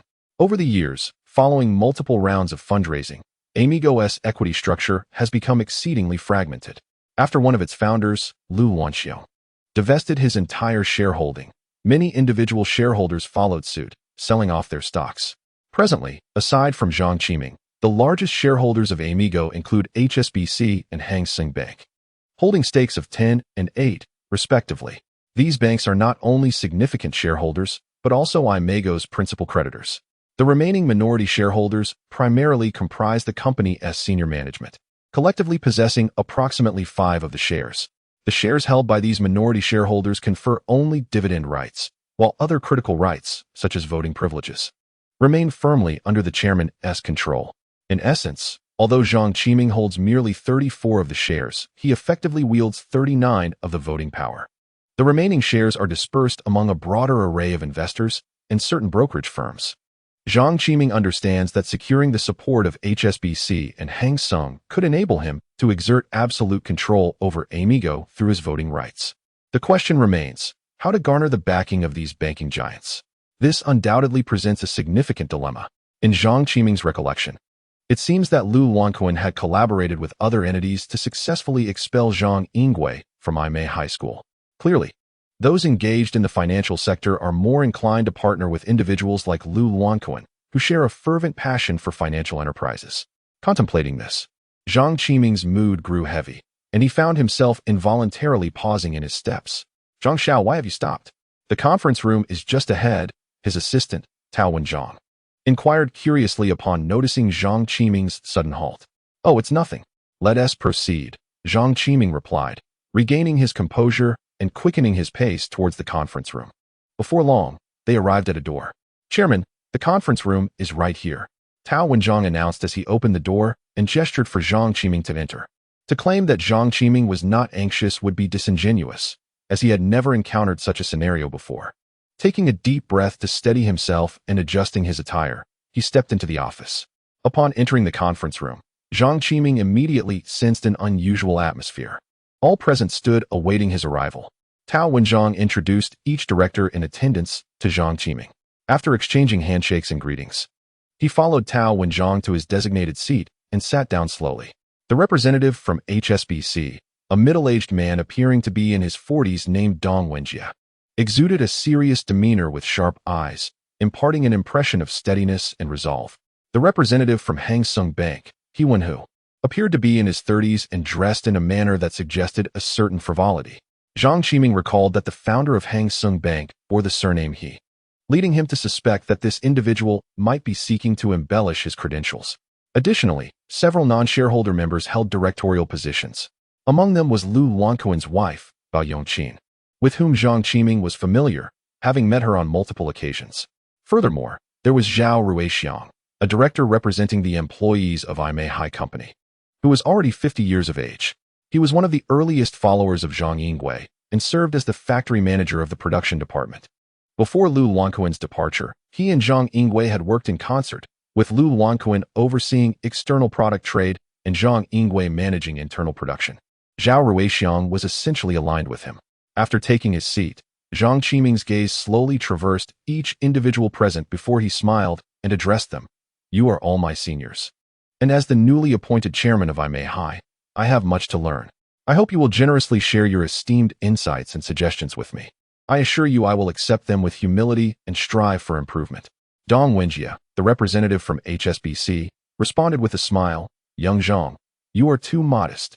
I have heard many commendations from the late chairman Zhang Yingwei regarding you.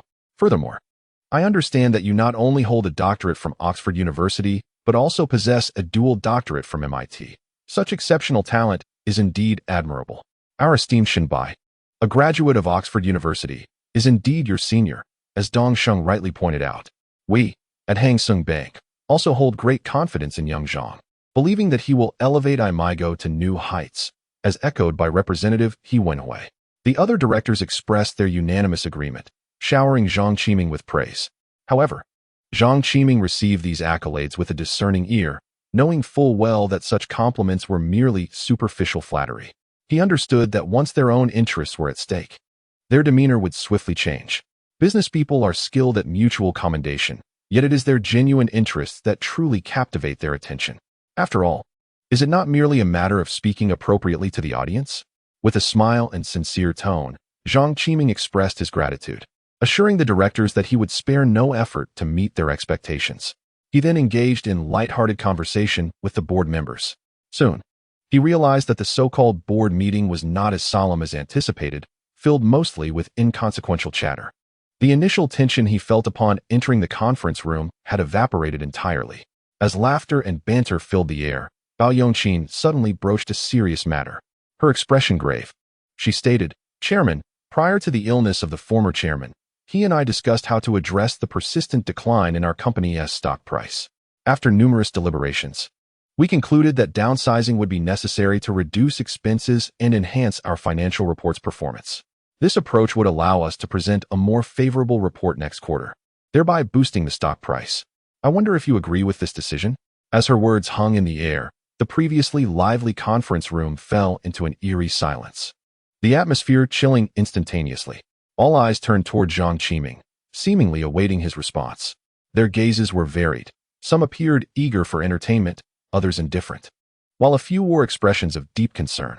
Zhang Qiming, with his remarkable memory, meticulously noted each gaze, aided by Zhang Yinggui's prior advice, which enabled him to swiftly discern who among them supported him, who remained neutral, and who opposed him.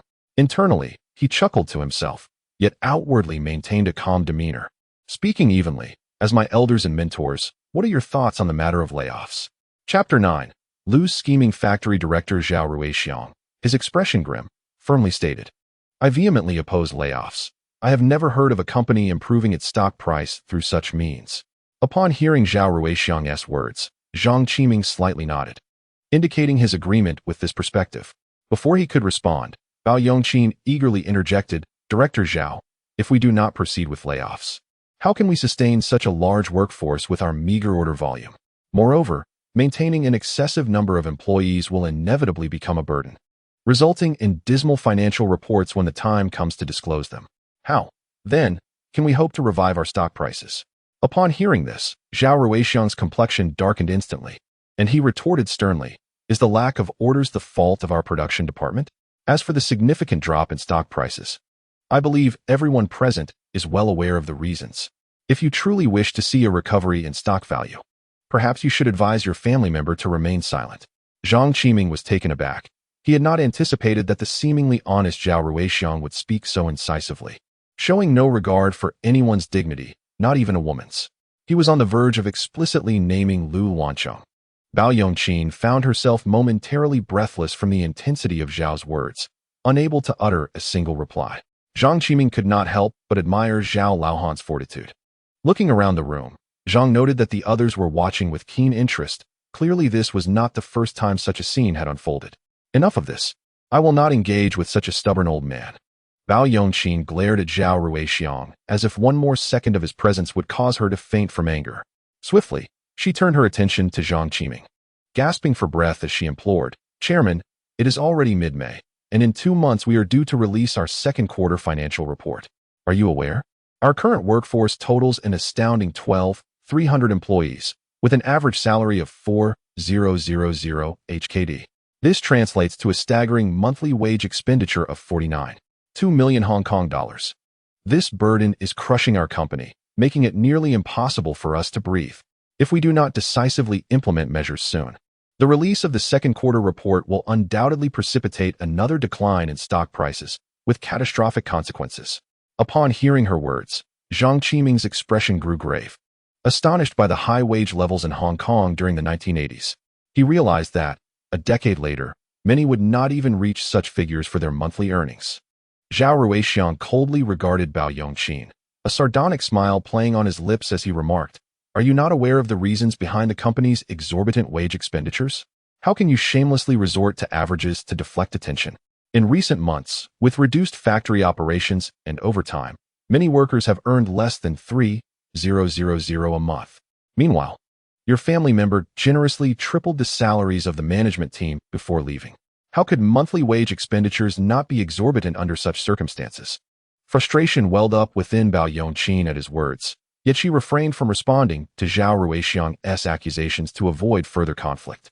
Zhang Qiming's eyes flashed with a cold glint as he absorbed Zhang Xiong's comments, realizing the exceptional cunning of Lau Lan Xiong. This was undoubtedly a masterfully orchestrated scheme. Had Zhang Yingwei, his father, not suppressed his anger and dismissed the entire management team, the company would likely have descended into a state of paralysis. Zhang Qiming could only imagine the immense pressure and turmoil Zhang Yingwei endured over the past few months. Old Lu, indeed, is a figure capable of amassing a fortune exceeding hundreds of billions. Two words suffice to describe him: extraordinary. It is no wonder Zhang Yingwei found himself outmatched. So adept at maneuvering is he? Then let us engage in this game wholeheartedly. Zhang Qiming cast a sharp, resolute glance at everyone in the conference room, as if seeking to peer into the depths of their thoughts through their expressions. He raised his wrist to check the time, his tone grave as he stated, "The question of layoffs has been discussed extensively. It is time for a definitive conclusion. I have another management meeting to attend, and cannot afford to waste more time here. Therefore, let us decide by a show of hands. Those in favor of layoffs, please raise your right hand." Without hesitation, Zhang Qiming raised his right hand, his gaze fixed on each person in the room. His action prompted a silence, thickening the atmosphere with tension. "Chairman, you have made an astute and decisive choice," Lau Lan Xiong declared with a smile, casting a triumphant glance at Zhang Xiong. Zhang Xiong, however, stared in disbelief at Zhang Qiming. He could not accept this abrupt shift, especially since the former chairman had staunchly opposed layoffs. Unable to contain himself, he exclaimed, "Chairman, we cannot proceed with layoffs. This will have a tremendous impact on the company." The other directors also expressed astonishment and confusion at Zhang Qiming's actions. They had assumed he would adhere to his father's decisions and not support such a significant measure. What unfolded was entirely beyond their expectations. The directors began to question Zhang Qiming's leadership and judgment, feeling that his reputation as a genius was somewhat exaggerated. Layoffs would be a catastrophic blow to the company's stock price. The former chairman, Zhang Yingwei, understood this all too well, which is why he had vehemently opposed layoffs. Even through gritted teeth, they believed Zhang Qiming was incapable of grasping such a fundamental truth, deeming him a complete failure. Their initial hopes for Zhang Qiming's supposed genius dissipated in an instant, and they unhesitatingly raised their right hands. Zhang Xiong ultimately refrained from raising his hand in agreement. His heart brimmed with frustration and disappointment. Zhang Qiming paid little heed to their opinions, resolutely declaring, "Since the majority concurs with layoffs, then it is settled. We shall further discuss the specifics of the layoff plan in the upcoming management meeting. Directors, are there any other matters to address? If not, this meeting is adjourned." Upon hearing this, all directors shook their heads, indicating no further issues. As the meeting concluded, Zhang Qiming spoke. Just as his words fell, Lau Lan Xiong was the first to rise and swiftly exited the conference room. After stepping out, Lau Lan Xiong eagerly retrieved a brick-like mobile phone from her bag and dialed a number. "Hello, darling, let me tell you. That little genius from the Zhang family is still a little genius. He actually dared to agree to the layoffs. This time, you can rest assured. Just now, HSBC and Hang Seng should no longer support Zhang Yingwei, so there's no need to keep an eye on them. Just wait for the harvest." On the other end, a short, plump middle-aged man disdainfully hung up the phone, carelessly tossing aside his bulky mobile device. Chapter 10. Research and Development Funding exceeding 1 million. Zhang Qiming's gaze fell upon Zhang Xiong, who was about to turn and leave. He called out loudly, "Director Zhao, please wait a moment. We need to discuss the specifics of the layoffs." Zhang Xiong's expression instantly soured.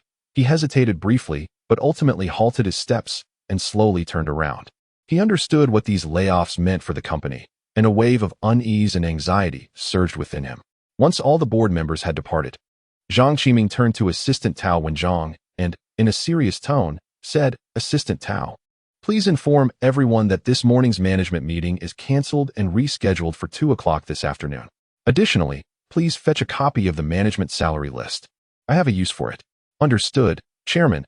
I will attend to it immediately," Tao Wenjiang replied without hesitation. As Tao Wenjiang left the room, Zhang Qiming turned his attention back to Zhao Xiong, who remained seated in his office chair, his expression still troubled. He gently inquired, "Director Zhao, are you still upset about the layoffs?" Zhao Xiong took a deep breath, striving to calm his emotions, yet anxiety and concern lingered on his face as he slowly spoke. "Chairman, are you truly going to proceed with the layoffs?" The former chairman insisted on not laying off anyone due to the potential repercussions. "I understand the difficulties our company is facing, but..." Zhang Qiming lightly waved his hand, interrupting Zhao Xiong's words, and firmly stated, "Director Zhao, I empathize with your feelings, and I recognize that this is a challenging matter for everyone. But please trust me, the meeting this afternoon will provide you with a satisfactory explanation." Hearing this, Zhao Xiong felt a slight sense of reassurance, though he still regarded Zhang Qiming with some skepticism. Zhang Qiming continued, "Director Zhao, the reason I wanted you to stay is to gain insight into our factory's research and development department. I wish to know how many R&D personnel we have and their capabilities. Additionally, how much funding does the company allocate to R&D each year?" Noticing Zhang Qiming's avoidance of the layoff topic and his interest in the R&D department, Zhao Xiong swallowed the words he had nearly voiced. He reported to Zhang Qiming in detail, "Chairman, our company's R&D department currently comprises 10 professional researchers. We invest up to 1 million Hong Kong dollars annually into our R&D efforts. In terms of capabilities, they have consistently performed exceptionally well. It is thanks to their diligence and contributions that our company can achieve complete autonomy in the production of fan components. When it comes to the research and development, as well as the manufacturing prowess of fans, I can assert, without a hint of exaggeration, that we are undoubtedly the vanguard of the industry throughout the Hong Kong region, capable of eclipsing all other competitors." At this point, a sense of pride and satisfaction illuminated Zhao Xiong's face. However, Zhang Qiming could not help but frown upon hearing this. In his view, a large factory boasting tens of thousands of employees could only muster a meager team of 10 research and development personnel. What was even more ludicrous was their unwarranted pride in creating fans devoid of any technical sophistication. It left him speechless to realize that their R&D investment amounted to a paltry 1 million Hong Kong dollars. To describe such a trivial sum as substantial was absurd. What could possibly be achieved with such a trivial budget for research and development? This revelation left Zhang Qiming feeling disheartened and disappointed, significantly diminishing his expectations for Aimigao. It seemed far wiser to simply function as a manufacturing entity. At this juncture, he had lost all enthusiasm for further inquiries regarding research and development and merely stated, "Director Zhao, please return for now. Remember to attend the meeting punctually this afternoon." Zhao Xiong nodded slightly and turned to leave the office as the door closed softly behind him. Zhang Qiming sat alone at his desk, gazing out the window, lost in profound contemplation. In his eyes, while Aimigao might produce products of reasonable quality, it lacked a distinctive spirit of innovation. No wonder there had been no changes over the years. Zhang Qiming understood that for a company to achieve success, it required not only high-quality products, but also its own unique characteristics and competitive edge. The current state of Aimigao evidently had a long journey ahead. His thoughts deepened as he recognized that the challenges confronting Aimigao were not merely technical or managerial. They were fundamentally rooted in a deficiency of corporate culture and innovative awareness. Only by addressing these issues at their core could the company genuinely realize sustainable development. A sudden knock on the door shattered the tranquility of the office. "Come in." Zhang Qiming, roused from his reverie by the sound, called out towards the door. With a dull thud, the door swung open, and Tao Wenjiang hurriedly entered, holding a document. "Chairman, here is the salary list for the management team that you requested," Tao Wenjiang said, extending the document respectfully towards Zhang Qiming. Zhang Qiming nodded slightly, extending his hand to receive the file. His gaze intently scanned each page as he meticulously reviewed the information contained within. As he read on, his brow gradually furrowed, and a spark of indignation flickered in his eyes. He discovered that within the management ranks of various departments, there existed an alarming number of deputy positions, each commanding an annual salary starting at 100,000 Hong Kong dollars. Many senior managers earned upwards of 500,000 Hong Kong dollars annually. Particularly in the sales and finance departments, the salaries from these two sectors accounted for more than 30% of the company's overall payroll. A situation that was utterly preposterous. It was akin to the management of a morally bankrupt entity. However, When Zhang Qiming contemplated that all of this was an elaborate scheme orchestrated by Lau Lan Xiong against Aimigao, the flames of anger within him swiftly dissipated. As he regained his composure, Zhang Qiming's gaze turned as cold as frost, reminiscent of the look one might have while witnessing a certain green streamer consumed by raging flames in a past life. It was a profound and unmistakable indifference that evoked a shiver in the hearts of onlookers. Beside him, Tao Wenjiang suddenly felt an icy breeze wash over him, prompting an involuntary shudder. Zhang Qiming closed the documents in his hand, lifted his gaze, and fixed a sharp look upon Tao Wenjiang. In a serious tone, he inquired, "The meeting at 2 o'clock will be held in the West Building Hall. All office personnel must attend. And the board members are to be invited as well." Tao Wenjiang quickly nodded in response. "Understood, Chairman. I will notify them at once." Zhang Qiming inclined his head slightly and continued, "Please invite Master Qin, who is waiting outside, before you proceed with the notifications." Tao Wenjiang acknowledged and promptly exited the room. A few minutes later, he returned with Qin Chao in tow. Zhang Qiming rose warmly to greet him, smiling as he said, "Master Qin, please take a seat." Once Qin Chao was settled, Zhang Qiming gestured for Tao Wenjiang to attend to the afternoon meeting arrangements. Qin Chao handed a thick envelope of documents to Zhang Qiming, earnestly advising, "Young Master Zhang, this is what you requested. However, I hope you will handle this matter with caution, striving to avoid any extreme measures. After all, leaving room for future encounters is wise." Zhang Qiming smiled and nodded, replying, "Master Qin, please call me by my name from now on. It feels more personable." He then shifted the conversation, asking, "Master Qin, if we were on a battlefield facing the enemy, how would you respond?" "To the bitter end." Qin Chao replied without hesitation. "The marketplace is akin to a battlefield. Showing mercy to the enemy is akin to cruelty towards oneself. My father was far too lenient." Zhang Qiming's eyes glinted with a cold light. Chapter 11 Employee Assembly on the west floor of the Aimigao office building, spanning over 1,000 square meters. There existed only one spacious and brightly lit hall. This hall was typically reserved for large company meetings, remaining idle at other times. However, even before 2 o'clock that afternoon, the hall was already bustling with people, filled to capacity. A glance around revealed perhaps hundreds in attendance, creating a lively atmosphere. The seats on the high platform, however, remained conspicuously vacant. At that moment, an employee could not contain his curiosity and whispered to a colleague beside him, "I heard that during this morning's board meeting, our new young chairman actually agreed to the layoff plan. Are we at risk of being among those let go? Is that true? Where did you hear that?" The colleague responded skeptically, "I can't believe it. The old chairman firmly opposed layoffs, and young Master Zhang is his son. How could he possibly go against his father's wishes?" The first employee replied, "Believe it or not, my uncle is a janitor at the company. He passed by the board meeting room and heard them discussing it firsthand. Personally, I have already begun seeking new job opportunities." With that, he displayed an expression that suggested he was indifferent to whether others believed him. The surrounding employees observed the resolute demeanor of the staff member, which incited a wave of unrest among them. Many displayed expressions of concern, engaging in hushed discussions. At that moment, the door to the conference room creaked open slowly. Under the guidance of Tao Wenjiang, Zhang Qiming strode confidently into the assembly hall. He promptly advanced towards the podium, with several company directors closely following in his wake. The arrival of Zhang Qiming and his associates captivated the attention of every employee present.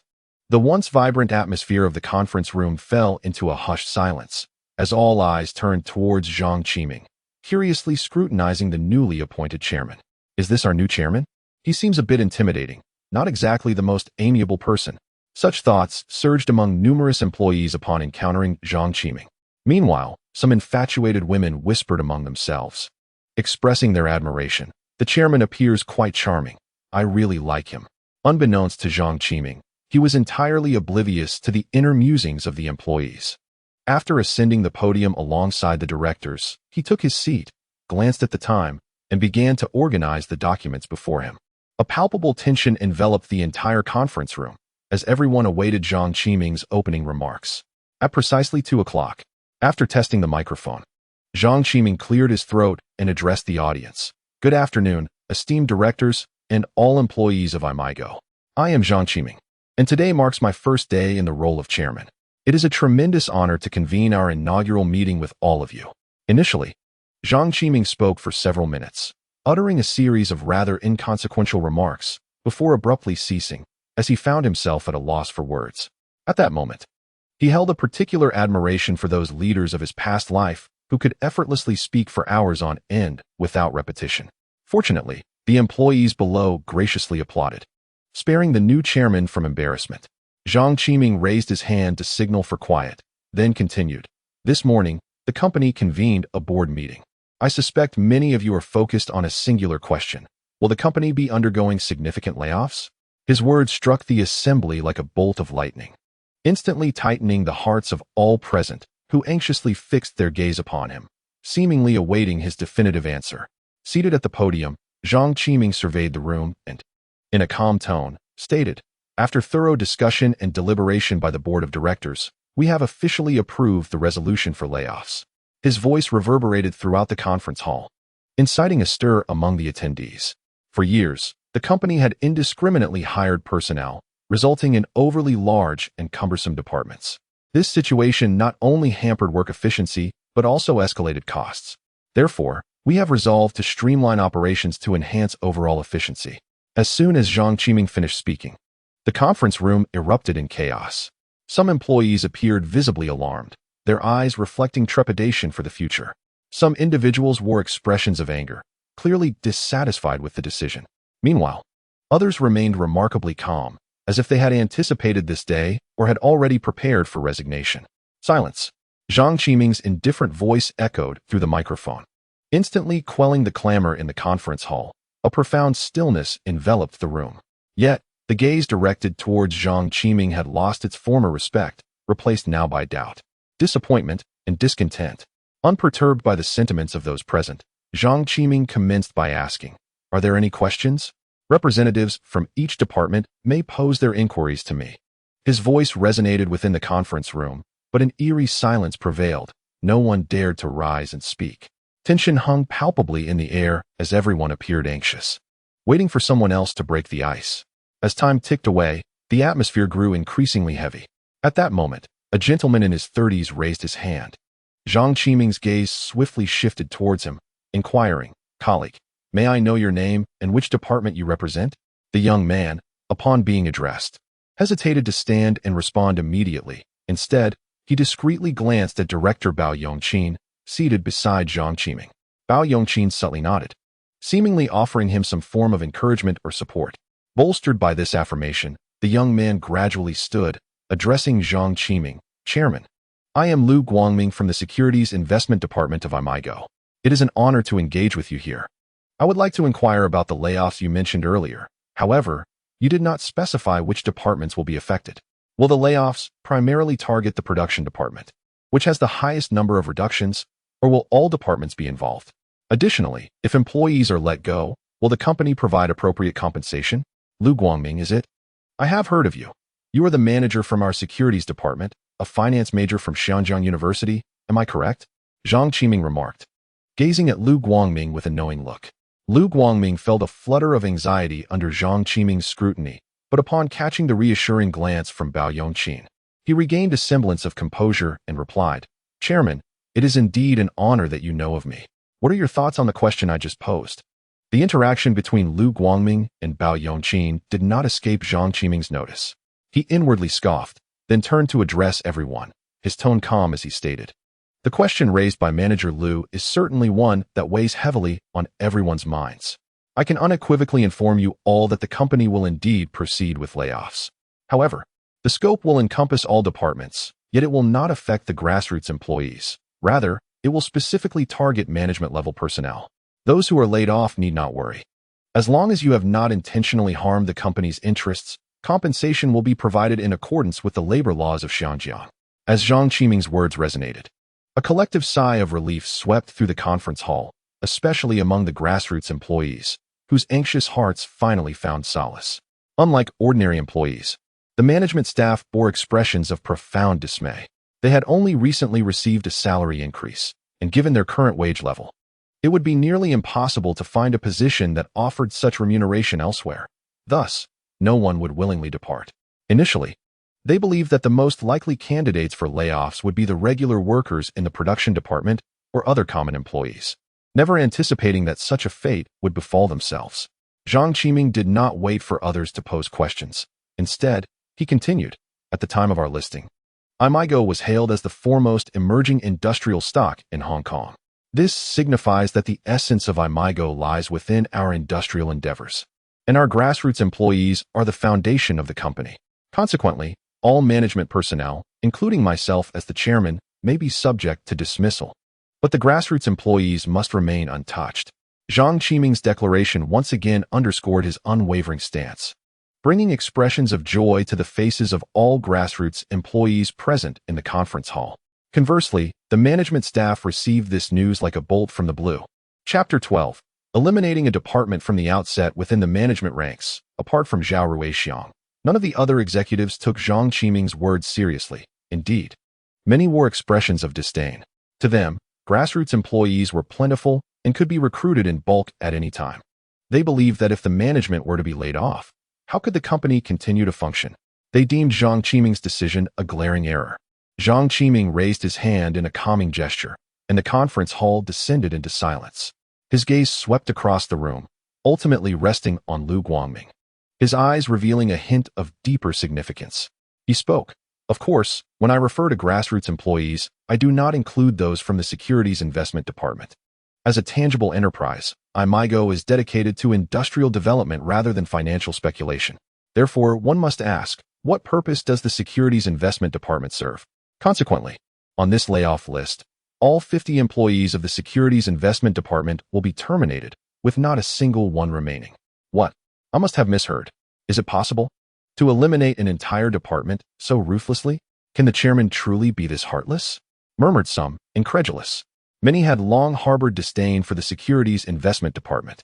Others cast glances at the department's personnel, reveling in their misfortune. The chairman is absolutely right. We are a real enterprise. What use is there in employing so many stock traders? The investment team idles away their days, earning salaries even higher than our department heads. Their dismissal is well-deserved. Others voiced their grievances, feeling envious and dissatisfied with the high salaries afforded to the investment department.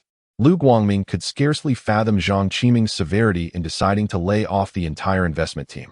As the department head, he realized that this meant his position was also in jeopardy. The thought of losing his substantial salary sent his complexion pale, beads of sweat forming on his forehead as anxiety took hold of him. He cast a pleading glance towards Bao Yongqin, hoping she would intercede on his behalf. Bao Yongqin, taken aback by Zhang Qiming's ruthless decision to target the entire Securities Investment Department, found this outcome far from what she and Lau Lan Xiong had anticipated.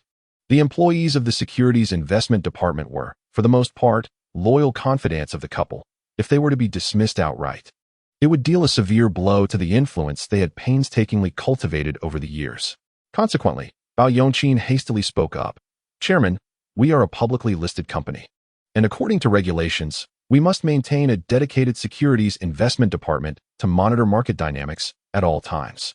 Moreover, the salaries of the Securities Department employees are generally quite high.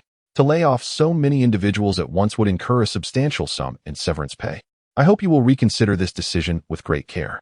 Dong Wenjia, the representative of HSBC's board, echoed her sentiments, stating, "Chairman, I believe Director Bao's arguments are quite cogent. The Securities Investment Department is indispensable and should not be easily disbanded or downsized." Other board members, witnessing the unfolding debate, began to express their agreement and offered their counsel. The atmosphere in the conference room grew tense and heavy. Zhang Qiming sneered, casting a scathing glance at the assembled directors, and declared, "Ladies and gentlemen, tell me, which non-financial publicly listed company in Hong Kong employs dozens of staff in its securities department? Typically, it would only be around 1 to 5 employees. Yet, we at Aimigao maintain a staggering 50, an astonishing number, far exceeding that of other non-financial listed companies and even surpassing many securities firms. The salaries are also higher than those of comparable positions within the entire Hong Kong financial sector. But let us address the crux of the matter. What value have these 50 individuals created for the company? Rest assured, the department will not be abolished. I intend to bring in a couple of interns from the university to oversee operations. As long as they can monitor the market, I believe they would perform far better. Furthermore, I not only plan to terminate all employees of the Securities Department, but also intend to provide not a single penny in severance. What are your thoughts on my decision, esteemed directors? Upon hearing Zhang Qiming's remarks, Dong Wenjie and several other directors found themselves at a loss for words, unsure how to respond. Each of Zhang Qiming's statements struck at the heart of the matter, leaving them unable to refute his claims. Indeed, the securities department at Aimigao was beset with significant issues, being excessively large and inefficient. Although they harbored some hope for Lau Lan Xiong, it did not imply that they could tolerate any harm to their interests as shareholders, seeing that the other directors did not align with her and Lau Lan Xiong. Bao Yongqin felt a sense of dissatisfaction but recognized her inability to alter the situation. Reluctantly, she remarked, "Chairman, you just mentioned the intention to lay off employees from the securities department without offering any compensation. This seems rather unreasonable, does it not? Such an action would violate labor laws." At this point, Lu Guangming, fully aware of his impending dismissal, no longer held back and confronted Zhang Qiming. "Indeed. Why are you dismissing us without cause and refusing any compensation? On what grounds do you justify this? Compensation must be provided. If not, we will file a complaint against you." Indeed, over the past few months, I have amassed a considerable sum. Given our current salary levels, coupled with compensation, it amounts to a significant figure. If they wish to lay us off, compensation is a necessity. With Lu Guangming leading the charge, the employees of the securities department began to clamor, expressing their profound dissatisfaction with the company's decision and demanding their rightful compensation. In the face of the securities department employees' inquiries, Zhang Qiming exhibited remarkable composure. He raised his head slightly, his gaze resolute as he addressed the assembly in a measured tone, stating, "I have assured you that compensation will be in accordance with labor laws, provided that you have not compromised the interests of the company." Zhang Qiming's words detonated like a bombshell within the conference hall. Lu Guangming's expression shifted to one of dismay, his heart sinking as he widened his eyes and questioned, "Chairman, what do you mean by that? When have we ever harmed the company's interests?" Yet, his voice lacked conviction. The previously arrogant individuals now fell silent, a hint of panic flickering in their eyes. A sardonic smile played at the corners of Zhang Qiming's mouth as he replied with a touch of derision, "Whether or not you have caused harm does not require your explanation. It would be more prudent to clarify this to the Commercial Crimes Investigation Unit and the judge." At that moment, the doors of the conference hall swung open abruptly, and a group of individuals clad in formal attire, adorned with badges from the Commercial Crimes Investigation Unit, marched in with military precision. The arrival of the Commercial Crimes Investigation Unit unleashed chaos within the hall, as whispers erupted among the crowd, speculating on the unfolding events. Those with guilty consciences turned pale, beads of sweat forming on their foreheads, their hands trembling uncontrollably. "Are you Lu Guangming?" a police officer inquired sternly, approaching Lu Guangming. Upon hearing the question, Lu Guangming's face drained of color, and sweat beaded on his brow. He stammered a response, "Yes, no," clearly flustered. The officer disregarded Lu Guangming's panic and, with an impassive demeanor, stated, "Mr. Lu Guangming, based on the evidence we have gathered, you are suspected of exploiting your position for personal gain, severely compromising the interests of the publicly listed company. Please cooperate with our investigation. Here is the warrant." He unfurled a document bearing a prominent red seal, presenting it to Lu Guangming. "This is slander. On what grounds do you arrest me?" Lu Guangming protested loudly, though his voice quivered with fear. "Who is Tan Zhongdu?" a police officer called out. "Who is Sun Xiong?" As the officers began to name individuals, the Securities Investment Department employees crumbled emotionally. "Chairman, I was wrong. This is all Lu Guangming's doing. It has nothing to do with me." An employee from the Securities Department cried out in despair. In response, every employee in the Securities Department hastily cast blame upon Lu Guangming, desperately seeking to absolve themselves in Zhang Qiming's eyes. Zhang Qiming, however, merely smiled coldly, choosing to remain indifferent to the spectacle. The leading officer approached Bao Yongqin with a grave demeanor, stating, "Ms. Bao Yongqin, you are suspected of leaking confidential information of a publicly listed company, thereby severely harming the interests of the firm. We kindly ask for your cooperation in our investigation." Bao Yongqin felt her strength dissipate and collapsed to the ground. However, two officers from the Commercial Crime Investigation Department swiftly assisted her away. This department primarily investigates commercial cases, often offending wealthy individuals.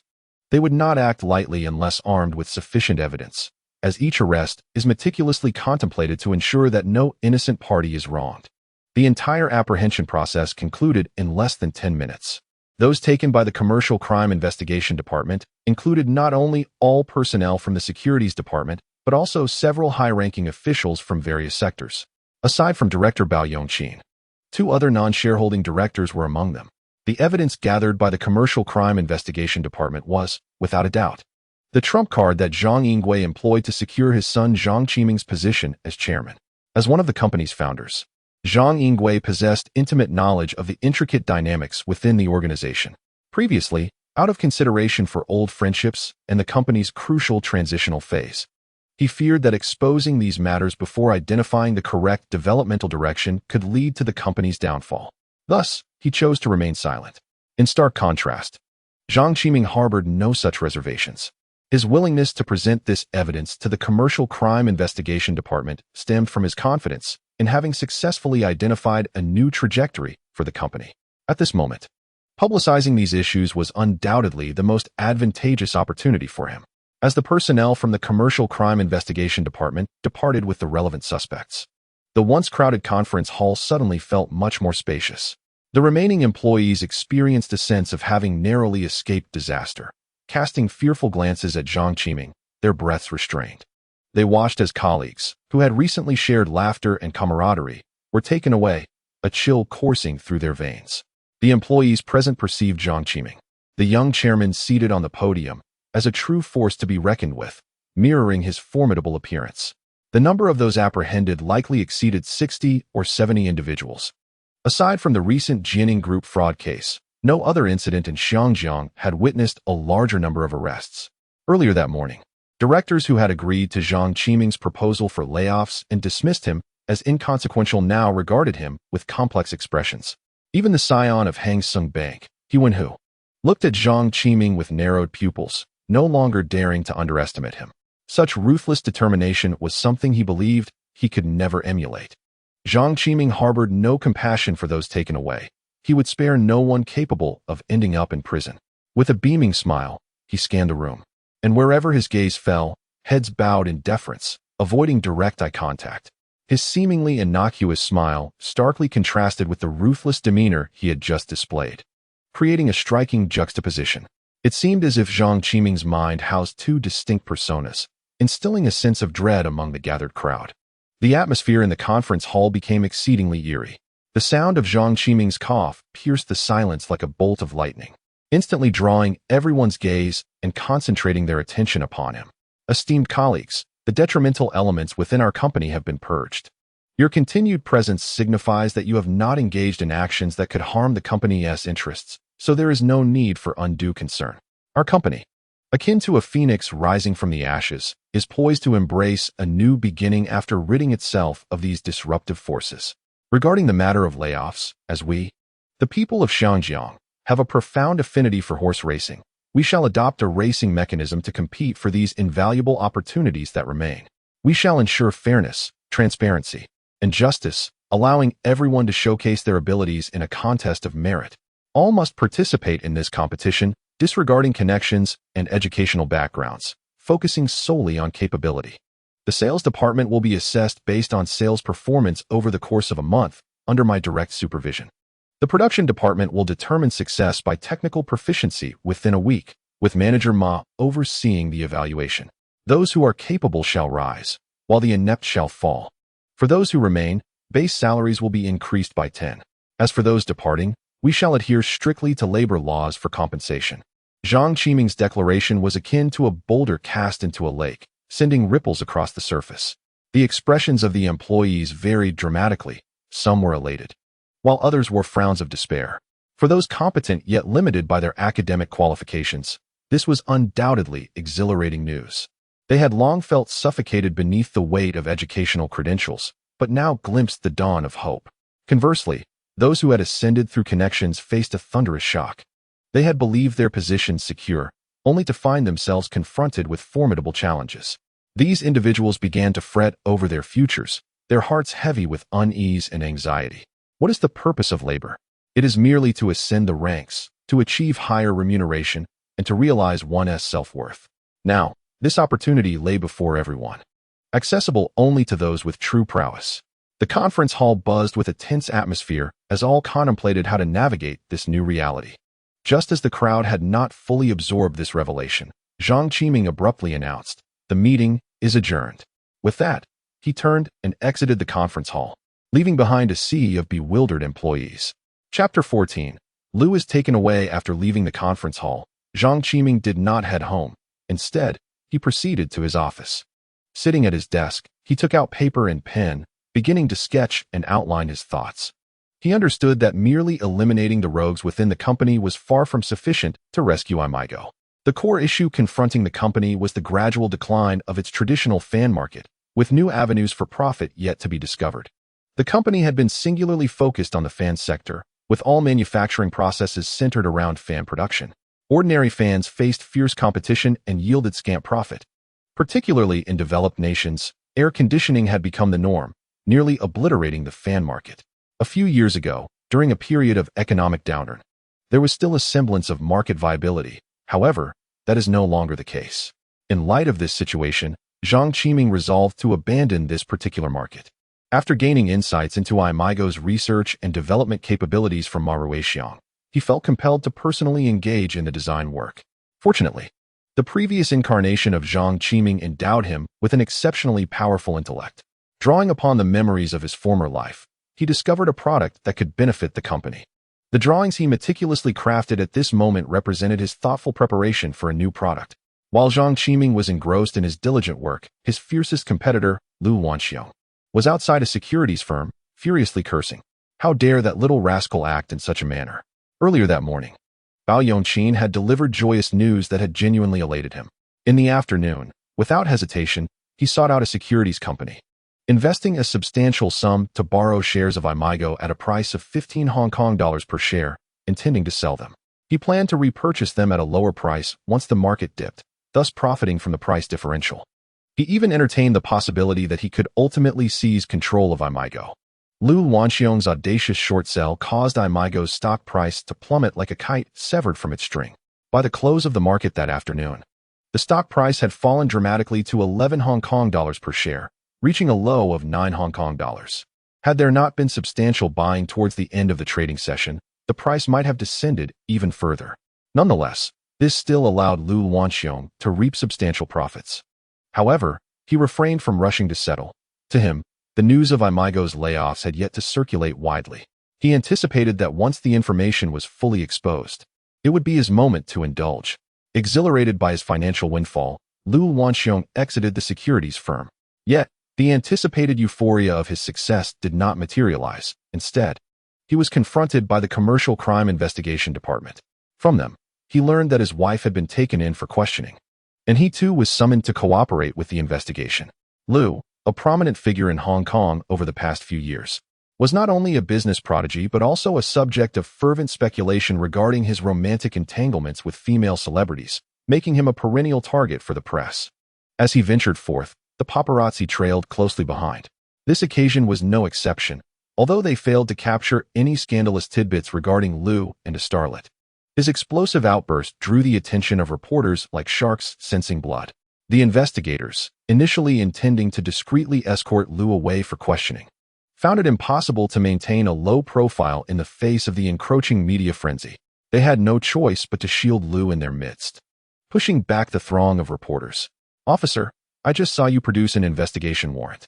May I inquire why Mr. Lu is under investigation?" A reporter from Dongfeng Daily eagerly asked.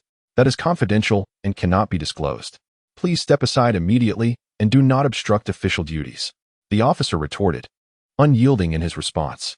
Subsequently, he attempted to push the reporters away and usher Lau Lan Xiong into the vehicle. Alas, news of a billionaire being taken away is a rarity and certainly makes for prime front-page material. How could the personnel from the Commercial Crime Investigation Department thwart the fervent pursuit of these journalists? Finding no fruitful inquiries from the police, the reporters quickly turned their microphones towards Lau Lan Xiong, bombarding him with questions. "Mr. Lu, could you explain why the Commercial Crime Investigation Department is investigating you? Is it true that your recent reduction in shares of Aimigao involves serious illegal activities?" Initially, Lau Lan Xiong felt somewhat flustered facing these ravenous reporters. Yet his seasoned experience in turbulent waters soon steadied him. He swiftly regained his composure and retorted vehemently, "Nonsense. There is nothing of the sort. Do not speak recklessly, or I shall sue you for defamation." However, how many reporters are timid and fearful? They are more concerned with the sensationalism of the news. One journalist relentlessly pressed on. "Then why has the Commercial Crime Investigation Department summoned you? Not at liberty to disclose." Lau Lan Xiong had by now completely regained his calm and chose to ignore the reporters, voluntarily complying with the officials of the Commercial Crime Investigation Department as he entered the vehicle. Although the journalists did not obtain much substantive information from the individual involved, they were not to be underestimated. The images of Lau Lan Xiong being taken away by the Commercial Crime Investigation Department served as the most valuable news material. As the saying goes, a picture tells 1,000 tales, and the rest can be fabricated. The following morning, the citizens of Xiangjiang awoke as if struck by thunder. Shocked to find the news of Lau Lan Xiong's apprehension by the Commercial Crime Investigation Department splashed across the newspapers. Lau Lan Xiong, a frequent feature on major newspaper headlines, was easily recognizable in those vivid photographs. Allegations of his manipulation of Aimigao's stock prices for illicit profit, the explosive content detonated like a bomb, reverberating throughout Xiangjiang. Notably, it had only been a few months since Lau Lan Xiong sold all his shares and exited Aimigao, yet he had continued to emerge periodically, making disparaging remarks about the company. The citizens of Xiangjiang recalled this vividly. Upon seeing the news of his apprehension, many investors who had suffered devastating losses in Aimigao's stock began to curse Lau, deeming him deserving of his fate. Upon hearing the news in the morning, Zhang Qiming felt no surprise whatsoever. He understood well that whether the so-called evidence could convict Lau Lan Xiong remained uncertain. After all, he had scrutinized the details and found none that could definitively prove any wrongdoing on Lau's part. Lau Lan Xiong was indeed a cunning fox, adept at camouflaging his stock market maneuvers with numerous aliases, making it exceedingly difficult to investigate. Zhang Qiming's true intent in this matter was merely to buy time. Once the Commercial Crime Investigation Department commenced their inquiry into the commercial crimes of Aimigao's employees, he would be able to justify a temporary suspension of Aimigao's stock trading on the Hong Kong Stock Exchange, citing the necessity for the company to cooperate with the investigation. Thus, it would effectively sever Lau Lan Xiong's sinister grasp upon the stock market of Aimigao, affording him ample time to launch new products, thereby completely reversing the decline in Aimigao's stock price. Zhang Qiming, having witnessed Lau Lan Xiong being taken away at the entrance of the securities company, fell into a deep contemplation. He pondered quietly to himself that perhaps this time would yield unexpected gains. "Zhang Xiao, our request to suspend trading in the stock market has been approved." Tao Wenzhong entered the chairman's office with great zeal, delivering the news. "Good. You must immediately issue a public announcement regarding the suspension of Aimigao's stock trading, and include the news of the company layoffs, as well as the fact that certain employees and directors have been taken by the Commercial Crime Investigation Department." Zhang Qiming replied with a slight nod. "Additionally, notify everyone in the sales department to gather in the conference room by 10 o'clock. Chapter 15. Sending executives to explore African and Middle Eastern markets at 10 o'clock in the morning. Sunlight poured into every corner of the Aimigao conference room like shards of gold. Zhang Qiming arrived punctually at the Aimigao conference room. The previous day, he had nonchalantly cast the entire securities investment department along with several executives and directors into the abyss of the Commercial Crime Investigation Department.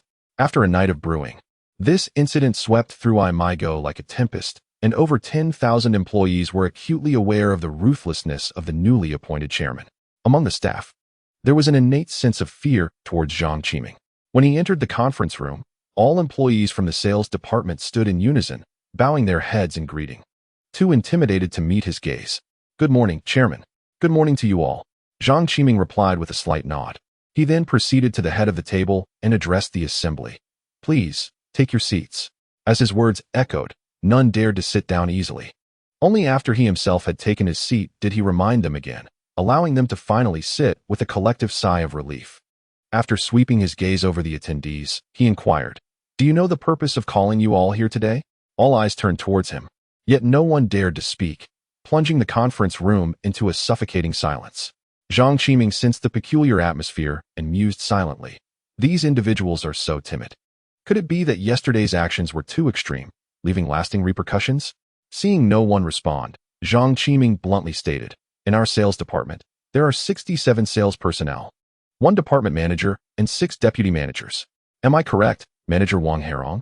As he spoke, he directed his gaze towards a slightly plump middle-aged man.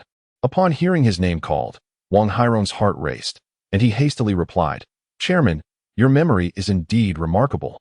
You are absolutely correct. Zhang Qiming replied in a calm tone. I have had an exceptional memory since childhood. Many things I can commit to memory after just 1 or 2 glimpses. Take your department's performance over the past 6 months, for instance. I recall it clearly and am thoroughly disappointed. Month after month, it has only declined.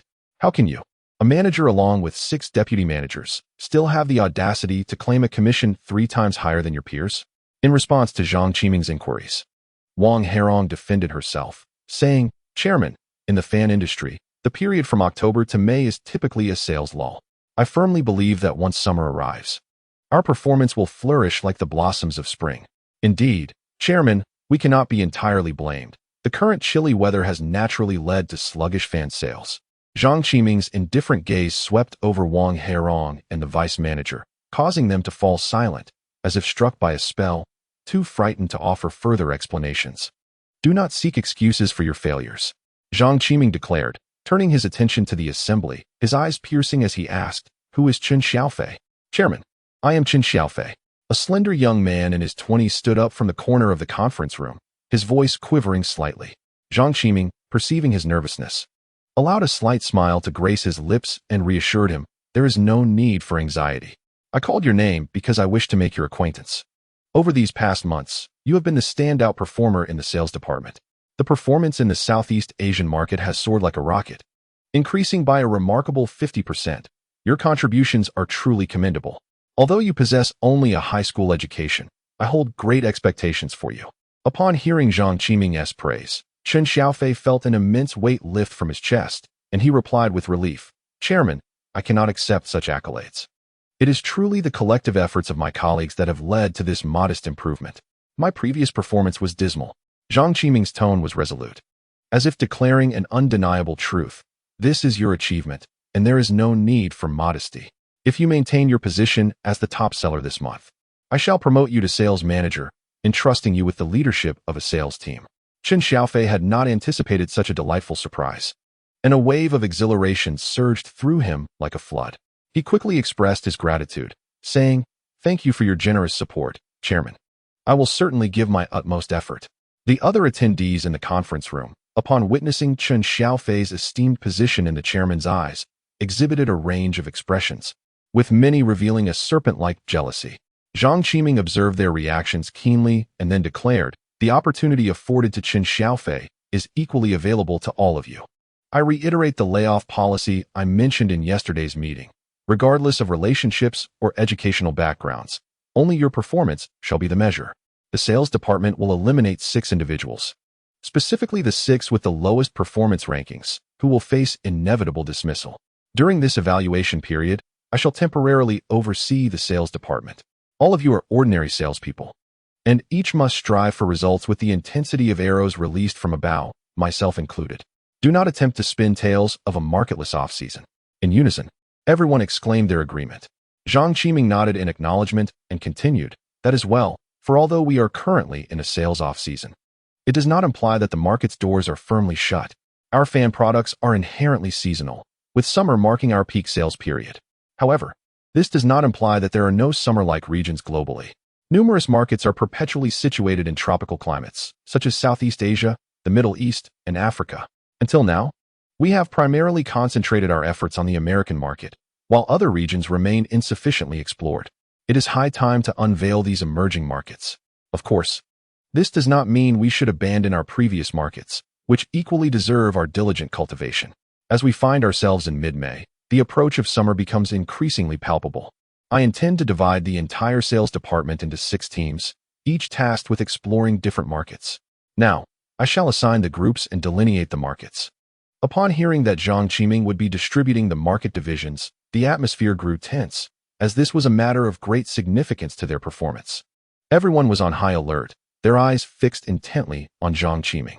He requested his assistant, Tao Wenzhong, to fetch a list and began to read aloud. Chen Xiaofei, present. Chen Xiaofei instinctively rose to respond.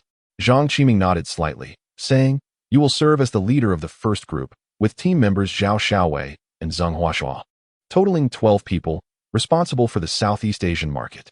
The second group will be led by Gao Yujia, with Rin Song overseeing the American market. The sixth group, led by Wang Herong, will comprise 30 members, including Zhou Wentao, responsible for the Middle Eastern and African markets." As Zhang Qiming completed the assignments, reactions varied. Some were elated while others were expressions of despair.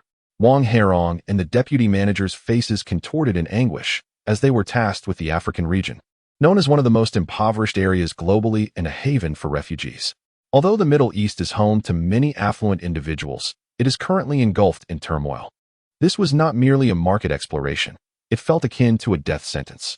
Wang Herong, filled with indignation, exclaimed, "Chairman, I find this allocation quite unjust. What market exists in the Middle East and Africa? You are clearly placing obstacles in our path." Zhang Qiming, unfazed, set down the list and replied in a measured tone, "How am I creating difficulties for you? The number of individuals assigned to you exceeds that of other groups by more than double, and your team comprises the most capable members. Are you not satisfied?" Upon hearing Zhang Qiming's words, Wang Herong nearly erupted in frustration. The 30 individuals assigned to him were either high-ranking executives from various departments or those with connections. Far from being talents, they were more like burdens. Moreover, it was strikingly coincidental that none were strangers to Lau Lan Xiong. He had been closely associated with Lu for many years and was acutely aware of the situation. Even Wang Herong, not particularly astute, began to grasp the underlying dynamics, leading him to a self-deprecating smile. Yesterday, Zhang Qiming had delivered a vivid lesson by sending a department's personnel into a precarious situation, demonstrating the ruthlessness of business. Today, he had showcased his remarkable strategies once more. Wang Herong mused silently. "Lu, you likely never anticipated that your meticulously crafted high-salary trap would be so effortlessly dismantled by Zhang Qiming." Zhang Qiming, indifferent to their opinions, spoke with unwavering authority. "The company offers you commissions 3 times higher than the industry standard to ensure you create value for us, not to provide you with a free ride. The market operates on such principles, leaving no room for negotiation. Commence action starting tomorrow. The meeting is adjourned." With that, Zhang Qiming turned and departed, unconcerned about whether Wang Hailing and the management would take action. The sales department of Aimigao operated without a base salary, relying solely on performance-based commissions. Previously, they could depend on the sales achievements of the sales representatives, but now, they were mere ordinary salespeople, responsible for their own outcomes. Regardless of their performance assessments, he had no intention of laying off these individuals. He would not incur losses. Assigning them to continue expanding was advantageous. After all, there was no base salary, making them free labor. If fortune favored them and they succeeded in performance evaluations, it would be serendipitous. They could then be dispatched to the Middle East or Africa to establish their own markets, thereby maximizing Aimigao's profits. In any case, it would be a substantial gain for the company. As for their potential resignations, that was of no concern to him. Chapter 16. What if the boss is better at screwing than I am? Aimigao factory. Zhang Qiming stood at the entrance of the workshop, quietly observing the bustling scene within. The assembly lines were neatly arranged, with workers diligently engaged in their tasks. This familiar sight evoked memories from his past life, where he too once tightened screws on a similar assembly line. This long-lost sensation stirred a sense of nostalgia within him.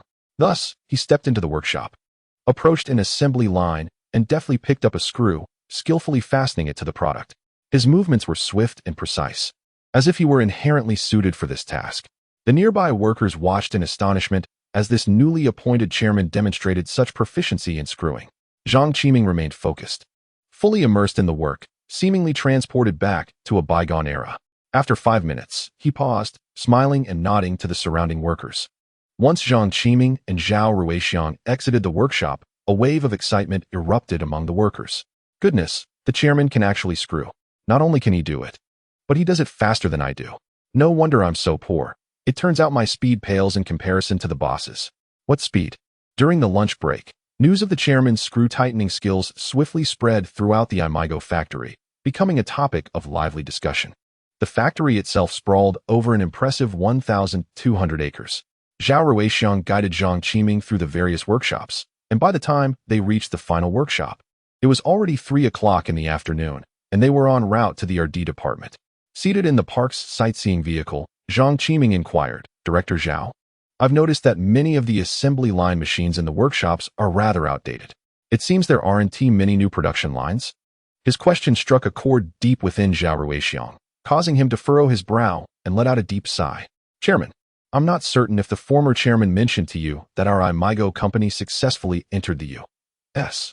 market in 1978, thus embarking on a path of rapid development." Zhang Qiming shook his head. In his recollection, Fang Yingwei had never previously discussed work-related matters with his predecessor. Zhao Xiong's gaze deepened, as if lost in thought, and he remarked, "The period from 1978 to 1983 can be regarded as the pinnacle of our Aimigao success. The American market was immensely vast, and the demand for our various fan products far exceeded supply. To satisfy this colossal market need, our production workshops underwent continuous expansion. Nearly every month or two, new assembly lines were added." At this point, Zhao Xiong's eyes sparkled with pride and nostalgia. He pointed to the ground beneath him. Speaking with heartfelt emotion, in 1980, this brand-new factory officially opened, marking a new zenith for Aimigao. That year also witnessed our most rapid capacity expansion, with the majority of our assembly lines installed during that time. A hint of undeniable pride surfaced on Zhao Xiong's face as he continued, "By the summer of 1983, Aimigao had reached an unprecedented peak. We boasted over 15,000 employees, and the annual output value exceeded 3 billion Hong Kong dollars. However, after that, we began a slow decline, and since then, the company has not added any new assembly lines. Last year, our annual output value had already diminished to 1.5 billion Hong Kong dollars. The number of workers has also significantly decreased, and now we have only a little over 12,000. As Zhao Xiong spoke, he paused, his expression tinged with melancholy. Having been promoted to factory director in his first year at Aimigao, he had developed a profound attachment to the factory, which was also the reason he opposed the company's decision to downsize. "Chairman, I understand that the company must pay over 50 million Hong Kong dollars in wages to workers each month, which is indeed a substantial burden. However, I sincerely hope you will refrain from large-scale layoffs. Our company has not hired any general workers in the past 2 years. Those who remain are all seasoned employees with at least 2 years of experience. They are invaluable skilled workers, and as long as the company identifies new profitable products, we can surely unleash even greater production capacity." Zhao Xiong's words were laced with a plea, his gaze fixed on Fang Qiming. Zhang Qiming felt a stir of emotion. He recognized the veracity of Zhao Xiong's assertions. These veteran workers were indeed the company's most precious asset. Yet, the current predicament of the company required resolution. "Director Zhao, rest assured, I have stated that this round of layoffs will not affect the general workers. My true intention is to eliminate those who merely consume resources without contributing to the work. This is essential for the company to develop in a healthier manner, is it not?" Zhang Qiming's tone was gentle, yet his eyes were resolute, signifying his determination. Upon hearing this, Zhao Xiong felt somewhat reassured, though still harbored concerns. But if we conduct large-scale layoffs, could that not impact the company's reputation and employee morale? Zhang Qiming replied, "In factory production, technology must come first. You are entrusted with maintaining a week-long technical assessment, aimed at eliminating those who merely consume resources without contributing, while simultaneously unearthing genuine talent, allowing them to showcase their abilities. After all, we cannot allow brilliance to remain concealed." He paused momentarily before continuing. "As our company is on the brink of launching a groundbreaking product that demands exceptional technical prowess, the production department must possess robust technical skills. Only in this manner can we ensure the quality of our product and its competitiveness in the market." Upon hearing Zhang Qiming's commitment, a flicker of excitement illuminated Zhao Xiong's eyes, his face radiating joy. He exclaimed with fervor, "Chairman, your wisdom is truly remarkable. On behalf of the factory's over 10,000 workers, I extend our heartfelt gratitude to you." His voice resonated with sincerity and appreciation. Zhang Qiming gently shook his head, smiling as he replied, "I do not require verbal thanks. The greatest gratitude you can offer me is to successfully produce the products I need. If production fails, the company need not await layoffs to meet its demise." Zhao Xiong straightened his back, brimming with confidence as he assured, "Chairman, rest assured, I have unwavering faith in our workers. We shall not disappoint your expectations." Observing Zhao Xiong's self-assured demeanor, Zhang Qiming could not help but chuckle lightly. teasingly remarking, "Let us not be too hasty in making guarantees. You do not yet know what kind of product I wish to produce, so it seems premature to rejoice." His words carried a hint of jest, but predominantly served as a reminder and encouragement for Zhao Ruixiong. Upon hearing this, Zhao Ruixiong's expression shifted, and he cautiously inquired, "Chairman, what kind of product is it?" Zhang Qiming feigned mystery, stating, "You shall learn more when you reach the R&D department." Chapter 17. The chassis fan. Since the late 1970s, with the rapid advancements in chip technology, electronic and electrical products have proliferated like mushrooms after rain, gradually infiltrating households. The renowned giants of the electronics and electrical industry that we know today primarily began to emerge during this era. If one were to identify the electronic product with the greatest market potential, it would undoubtedly be the computer. Zhang Qiming, having previously pursued a doctorate in computer science at the Massachusetts Institute of Technology, possesses an intimate understanding of the development trajectory of computers and the computer industry. In recent days, he has been tirelessly contemplating the future transformation path for Aimigao. After careful consideration, he ultimately set his sights on the realm of computers. However, this does not imply that he intends to immediately shift Aimigao towards computer manufacturing, as it would demand extensive time and resources. With Lau Lan Xiong lurking nearby, he cannot afford to wait. After much deliberation, Zhang Qiming chose a seemingly inconspicuous yet crucial component within computers, the cooling fan on the main unit. To gain a deeper understanding of this industry, he devoted considerable time to researching recent reports on computer development. Although Apple ventured into the personal computer sector as early as the 1970s and has progressively increased its sales, it does not hold the leading position in this market. In truth, the blue giant stands as the true titan of the technology realm. In 1981, the first personal computer made its debut in the market alongside Microsoft's operating system. Priced at $1,565, surpassing Apple's sales in that very year. By last year, personal computer sales had soared to over 4 billion, commanding more than 50% of the market share. The rise of personal computers ignited a revolution, altering the landscape of the entire computing industry and prompting electronic manufacturers worldwide to pivot towards production. What is even more remarkable is the decision to make all technical documents public, relinquishing exclusive control over hardware and software, thereby affording numerous enterprises the opportunity to compete. Zhang Qiming intended to serve as a supplier of components for personal computers, starting with the cooling fans installed in computer cases. His confidence in securing orders stemmed from his prior experience while pursuing a doctorate in computer science in the United States, where he had the support of his mentor, Liskov. He had received several invitations from high-ranking officials at the Blue Giant, and had it not been for the unfortunate incident involving Zhang Yingui, he might have been employed at the company by now. The case fan may not be a crucial component, yet with his design, he believed that obtaining orders would pose no challenge.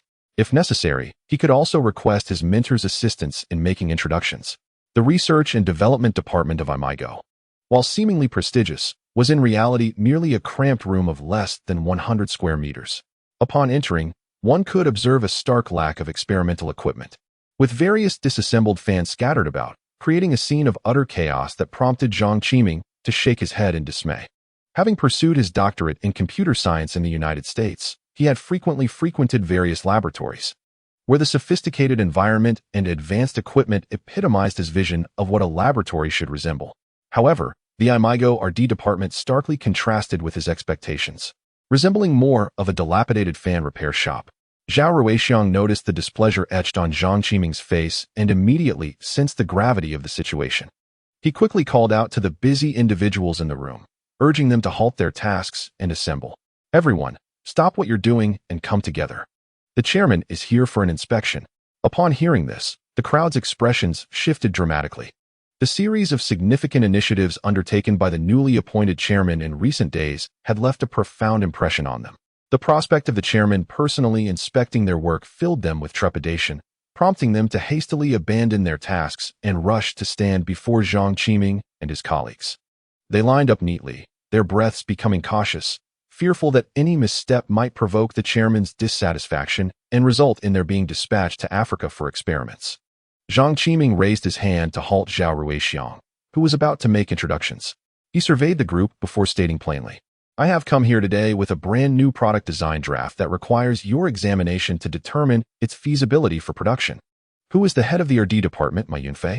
As soon as the words fell, a somewhat disheveled man, approximately in his 30s, raised his hand and replied, "Chairman, I am Ma Yunfei." Zhang Qiming inquired, "Are you capable of dismantling a computer?" Without hesitation, Ma Yunfei responded, "Of course, Chairman. I have studied computer science and have even assembled computers myself." Pleased with this answer, Zhang Qiming nodded in approval. He then turned to Qin Chao beside him and instructed, "Master Qin, please hand over the computer case you brought." Qin Chao said nothing further, silently placing the case before Ma Yunfei. Zhang Qiming pointed to the computer case and explained to Ma Yunfei and the others present, "This is a personal computer released by the company last year. Such computer cases are typically equipped with fans. Our task involves the fan components." Upon hearing this, Ma Yunfei and the others nodded in understanding. Being seasoned veterans in the fan industry, well-versed in the various applications of fans, Zhang Qiming continued, "In this case, the chassis, power supply, and graphics card are all fitted with fans. Setting aside the other components, the fan on the chassis should not pose much difficulty, correct?" Ma Yunfei replied, "Chairman, if it is merely a matter of imitation, we can indeed fulfill the task. However, these products are protected by technical patents. Even if we manage to manufacture them, we cannot market them." Zhang Qiming then reached out to take a document from Tao Wenzhong, explaining, "This document contains the design blueprint for the computer case's cooling fan. You are required to create a sample suitable for installation in this computer case based on this blueprint. You have 3 days to complete this task. Is that feasible?" Upon hearing about the design blueprint, Ma Yunfei became exhilarated and eagerly asked, "Chairman, may I take a look at this design blueprint?" Zhang Qiming smiled and nodded, handing the blueprint to Ma Yunfei. Unable to contain his excitement, Ma Yunfei eagerly opened the document, his eyes widening as he read. His emotions intensified with each passing moment, and soon his hands began to tremble slightly. Finally, he looked up, his face aglow with astonishment, and exclaimed, "Chairman, this design blueprint is extraordinary. If we produce according to this design, its cooling efficiency will surpass that of comparable products on the market by at least 20%. Tao Wenzhong glanced at Ma Yunfei and remarked, "Who else could it be? It was personally designed by our chairman. Our chairman holds a doctorate in computer science. It is quite unfortunate for you all that such a minor product necessitates the chairman's direct involvement in its design." At Tao Wenzhong's words, the attendees of the meeting turned their gaze towards Zhang Qiming, their eyes brimming with astonishment and admiration. They had initially presumed that Zhang Qiming's status stemmed solely from his affluent background, but now they realized he possessed such remarkable talent. Ma Yunfei lowered his head in shame, murmuring to himself, "Assistant Tao is right. It is indeed our research department's incompetence. Recently, we have purchased numerous computer cooling fans for research, yet we have failed to achieve any results." With the chairman's design draft in hand, he was confident they would produce a sample within 3 days. Zhang Qiming, upon hearing this, looked at Ma Yunfei and the others with surprise, not expecting them to have already embarked on the project of researching computer cooling fans. He thought to himself, "It seems that the research department is not entirely useless after all. At the very least, their chosen direction for research is not misguided. If they had sufficient funding for research and development, they might even yield unexpected results." With this thought, Zhang Qiming raised his gaze to Ma Yunfei and the others. Speaking with a serious tone, "I expect to see your sample within 3 days. If it satisfies me, I will grant you the opportunity for ample research funding." He then turned to Zhao Ruixiong, instructing, "Director Zhao, for the next few days, make every effort to meet their needs."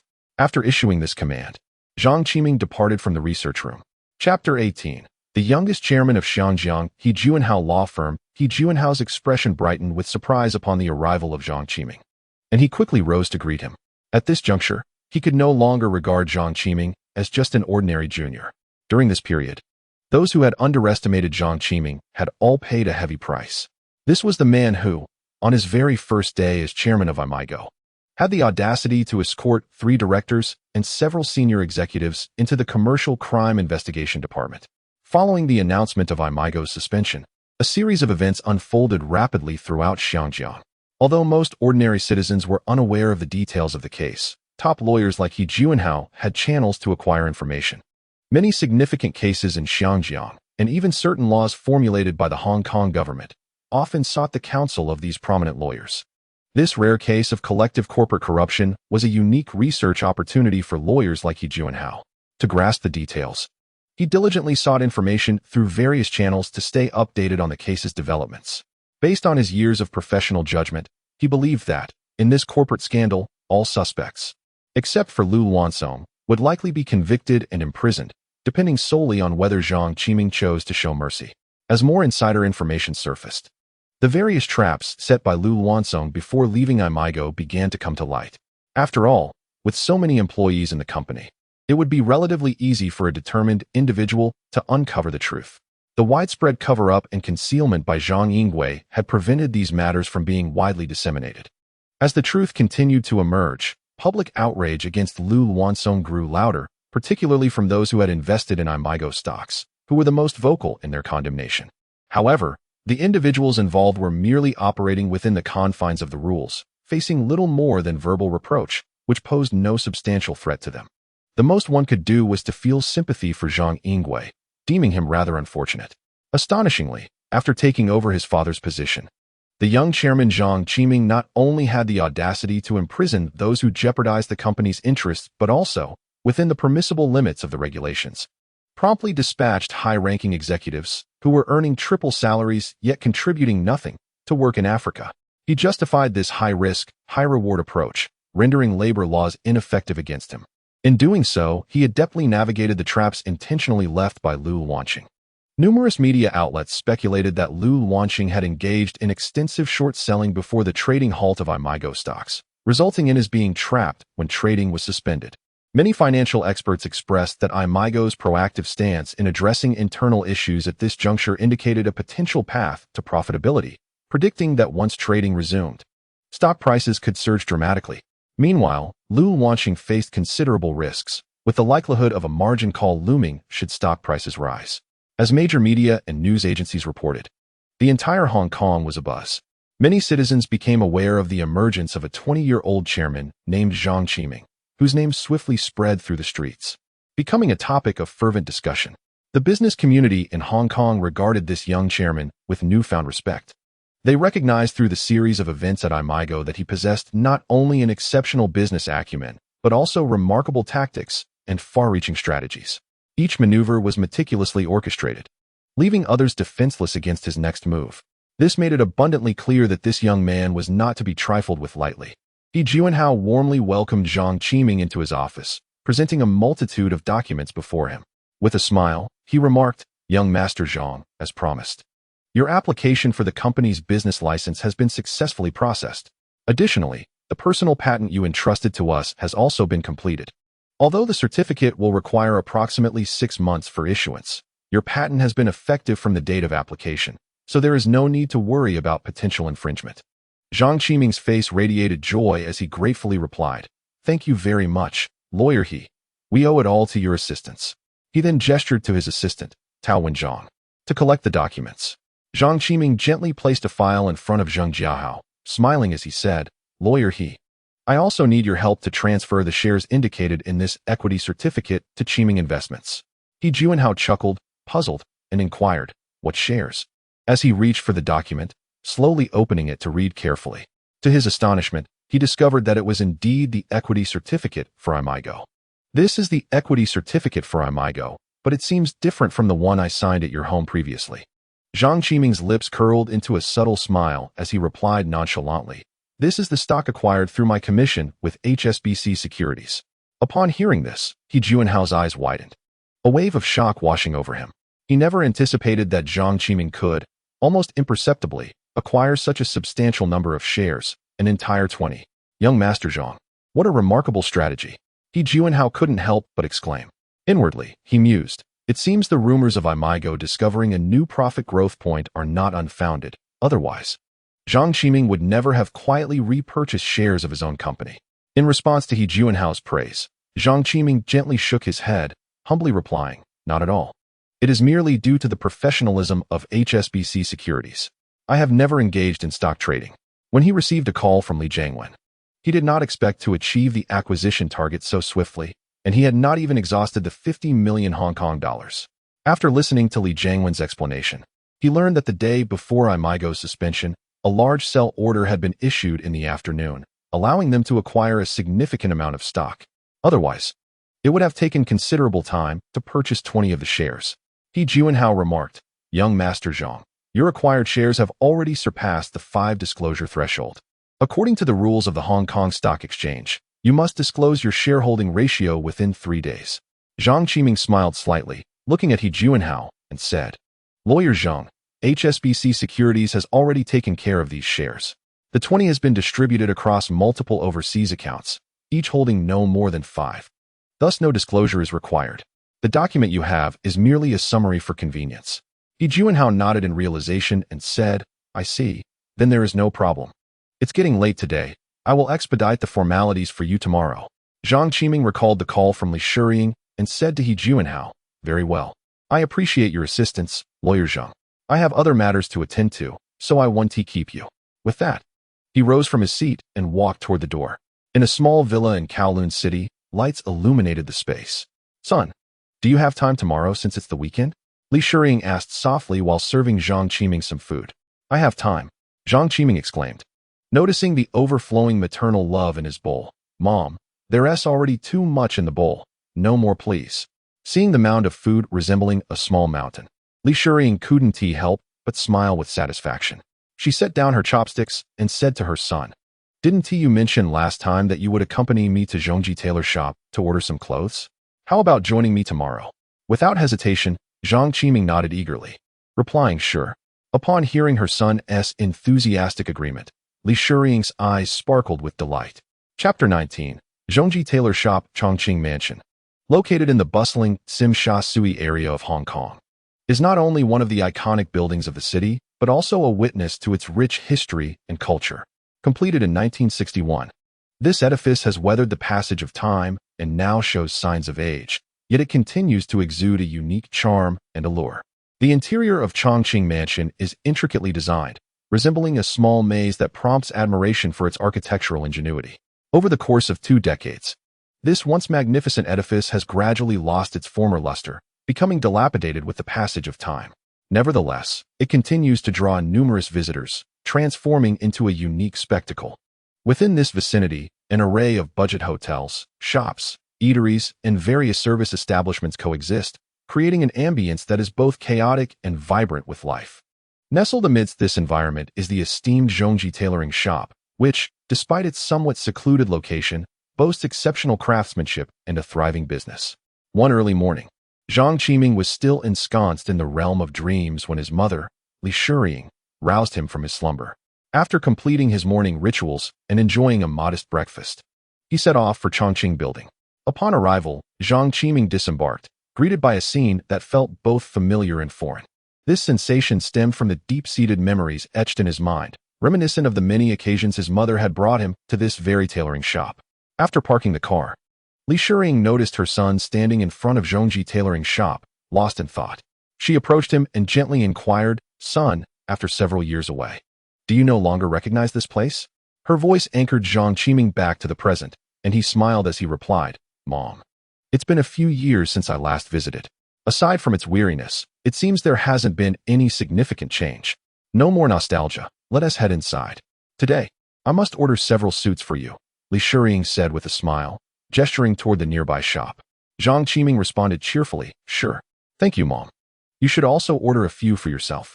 With that, he took his mother's arm and they entered Zhongji Tailoring Shop together. As they crossed the threshold, they were met with the sight of a middle-aged couple diligently cutting fabric and taking measurements. This couple was none other than the proprietors of the shop, Zhong Shichang and his wife, Deng Zuilian. The arrival of Zhang Qiming and Li Shiying immediately captured their attention. Exchanging glances, Zhong Shichang and Deng Zuilian smiled and exclaimed in unison, "Mrs. Zhang, young Master Zhang, welcome." Clearly, they were well acquainted with both Zhang Qiming and Li Shiying, recognizing them instantly. Li Shiying, with a gentle smile, replied, "Old Zhong, we are so familiar with each other that there's no need for such formality. I've brought Qiming today to have a few suits tailored." Zhong Shichang, beaming, responded warmly, "Of course, it's our pleasure. Thank you, Mrs. Zhang and young Master Zhang, for your continued support of our shop. I will measure young Master Zhang's dimensions right away. That would be much appreciated," Li Shiying said, nodding her head in gratitude. She then turned to her son, gently advising, "Qiming, let Uncle Zhong measure your size while I select some fabric for you." "All right, Mom." Zhang Qiming nodded in response, secretly resolving to play the role of a dutiful assistant today. With a soft measuring tape in hand, Zhong Shichong smiled and said to Zhang Qiming, "Young Master Zhang, please follow me, and I will assist you with your measurements." Zhang Qiming beamed with a radiant smile and promptly replied, "All right, Uncle Zhong. However, please do call me Qiming. I am still not quite accustomed to being addressed as young Master Zhang." With that, the two of them proceeded to a nearby spot to commence taking measurements. After watching her son head off to measure, Li Shiying turned and followed Deng Zuolian into the inner sanctum of the shop. Upon entering, Li Shiying lowered her voice and, with careful steps, approached Deng Zuolian, whispering, "Mrs. Zhong, we had an agreement, didn't we? I have brought my precious son along. Where's your daughter Ahong? I have yet to see her." With a gentle smile adorning her face, Deng Zuolian quickly responded, "Oh, Mrs. Zhong, please do not be anxious. Just wait a moment. Ahong is upstairs. I shall fetch her right away." With that, she turned and ascended the staircase. At that moment, Zhang Qiming, who was diligently cooperating with Zhong Shichong in taking measurements, remained blissfully unaware that his mother had brought him here for the very purpose of arranging a match for him. Equally in the dark was another young lady, the eldest daughter of Zhong Shichong and Deng Zuolian. "What? Mommy, are you mistaken? You could not possibly discuss such an important matter without consulting me first," exclaimed the girl, her features delicately beautiful yet tinged with a hint of allure. Her eyes wide with disbelief. She possessed a strikingly sensual figure, appearing to be around 20 years of age.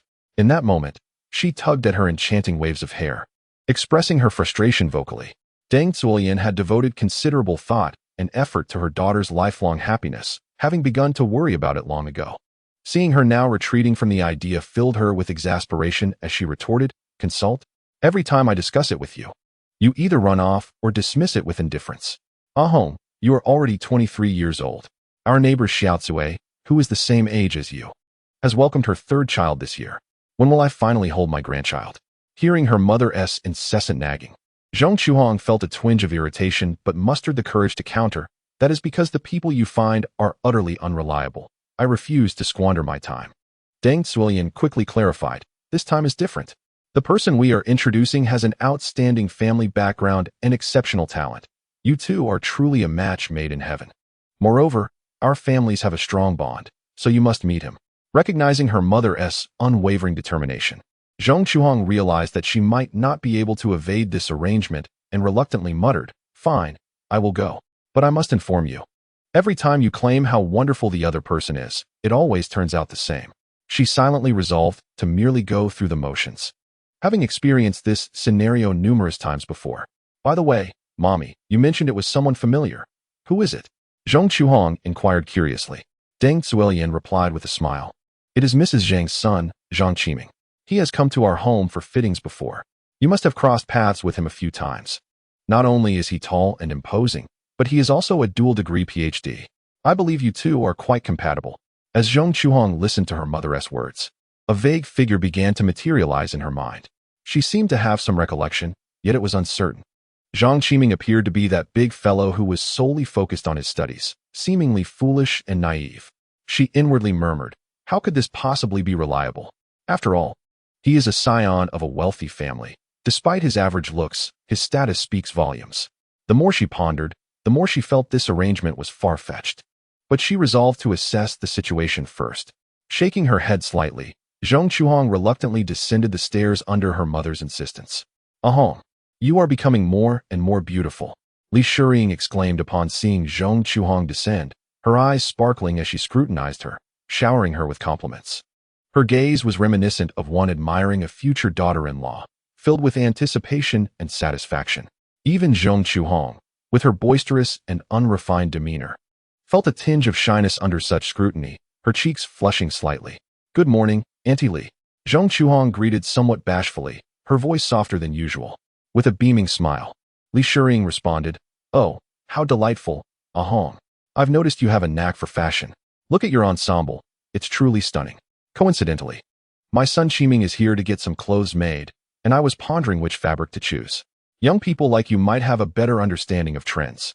Would you be willing to assist in selecting some fabrics?" Deng Zuolian quickly interjected, "Mrs. Li, our Ahong excels in this area. You can trust her completely." Zhong Chuhong wished to decline, but with her mother having spoken so confidently, it was difficult to refuse. She steeled herself and said, "Auntie Li, I'm not very familiar with your son, so I'm unsure of his color preferences." Without hesitation, Li Shiying replied, "Whatever you choose, he is sure to like. I trust your judgment." "Well then, I'll give it a try," Zhang Qiming murmured, lowering her gaze. "Take your time selecting. Once you've chosen, remember to show it to young Master Zhang," Deng Zuolian said as she began to lead Li Shiying upstairs, adding, "I have matters to attend to and need to help Annie Li take her measurements for a new outfit." Left standing alone, Zhang Qiming gazed vacantly at the colorful fabrics hanging on the wall, feeling a twinge of gloom. After a considerable pause, a mischievous smile crept across her face as she randomly selected several vibrant pieces of fabric and made her way toward the outer hall. Chapter 20. Aunt Hong Zhong Shichang observed his daughter approaching with several brightly colored fabrics, and, intrigued, could not help but inquire, Hong, are these the fabrics Auntie Li intends to use for her clothing?" Zhong Qiming's lips curled into a slight smile, her eyes sparkling with a hint of mischief as she replied, "No, Daddy. These are the fabrics Auntie Li specifically asked me to select for Mr. Zhang." Turning her head, she smiled at Zhang Qiming and said, "Mr. Zhang, it's truly been a long time since we last met." Hearing her mother mention that Zhang Qiming had been studying abroad for the past few years, she wondered when he would return. Zhang Qiming was momentarily taken aback, his gaze shifting to the assortment of fabrics in Zhong Qiming's hands, his lips twitching involuntarily. If these fabrics were fashioned into garments, would he not become a true dandy? At that moment, memories of his past life with Zhong Qiming flooded his mind. They had only met a handful of times, and those encounters had occurred several years prior. Worse still, his previous incarnation had been nicknamed Silly Giant by Zhong Qiming, enduring countless playful pranks from her whimsical nature. With a bright smile, Zhang Qiming addressed Zhong Qiming. "Sister Hong, it has been years since we last met, and you have only grown more enchanting. Even the Western icon Marilyn Monroe would pale in comparison if she stood before you." Drawing upon the memories of his former life and the films he had watched, he was certain that the captivating beauty before him was none other than Zhong Qiming, often celebrated as the Oriental Marilyn Monroe. In his recollection, Zhong Qiming had participated in the Miss Hong Kong pageant, ultimately achieving the impressive title of 6th runner-up in 1979. From that point onward, she embarked on a remarkable acting career, gradually rising to prominence. In the Hong Kong entertainment industry, the name Hong was synonymous with Zhong Qiming herself. At this moment, she was undoubtedly in her prime, hailed as the most popular actress among her peers. There was a saying in the media, "No one shines brighter than Zhong Qiming, and no one ignites the screen like Zhou Ruanfa." From the 1980s to her retirement in the 1990s, she starred in over 60 films, averaging at least 6 films per year, which underscored her immense stardom. How had this silly giant become so articulate? Could it be that studying abroad had awakened some newfound wisdom in him? However, as soon as the words left her mouth, Zhong Qiming realized her mistake and quickly covered her lips with her hand, embarrassment flooding her face as she looked at Zhang Qiming. "I sincerely apologize. I have always called you that, and it has become a habit." It's no matter. I have never been particularly clever," Zhang Qiming responded with a warm smile. Observing his daughter's reaction, Zhong Shichang felt a twinge of concern. He helplessly explained to Zhang Qiming, "I am truly sorry, Qiming. Hong has always been a bit scatterbrained, often speaking without much thought. Uncle Zhong, please don't mind it. Sister Hong has always referred to me in that manner, and if she were to suddenly change it, I would find it quite unusual." Zhang Qiming's open-mindedness astonished Zhong Qiming. She noted that the person before her was strikingly different from the one she remembered. At the very least, his emotional intelligence seemed to have noticeably improved. Encouraged by this, she eagerly engaged in conversation with him. Just then, Li Shiying and Deng Zuolian emerged from within, with Deng Zuolian smiling at Zhong Qiming and inquiring, Hong, what are you two discussing? Have you selected your fabrics?" Upon hearing this, Zhong Qiming glanced at the patterned fabric in her hands, her expression turning awkward as she hastily exclaimed, Perhaps this fabric isn't quite suitable. Let me choose again." "No need, let's stick with this," Zhang Qiming interjected, sensing Zhong Qiming's discomfort and attempting to relieve the tension. Li Shiying observed the exchange between Zhang Qiming and Zhong Qiming, chuckling as she remarked, "I find the fabric quite appealing. It's vibrant." Qiming used to dress like his father, which made him appear rather mature.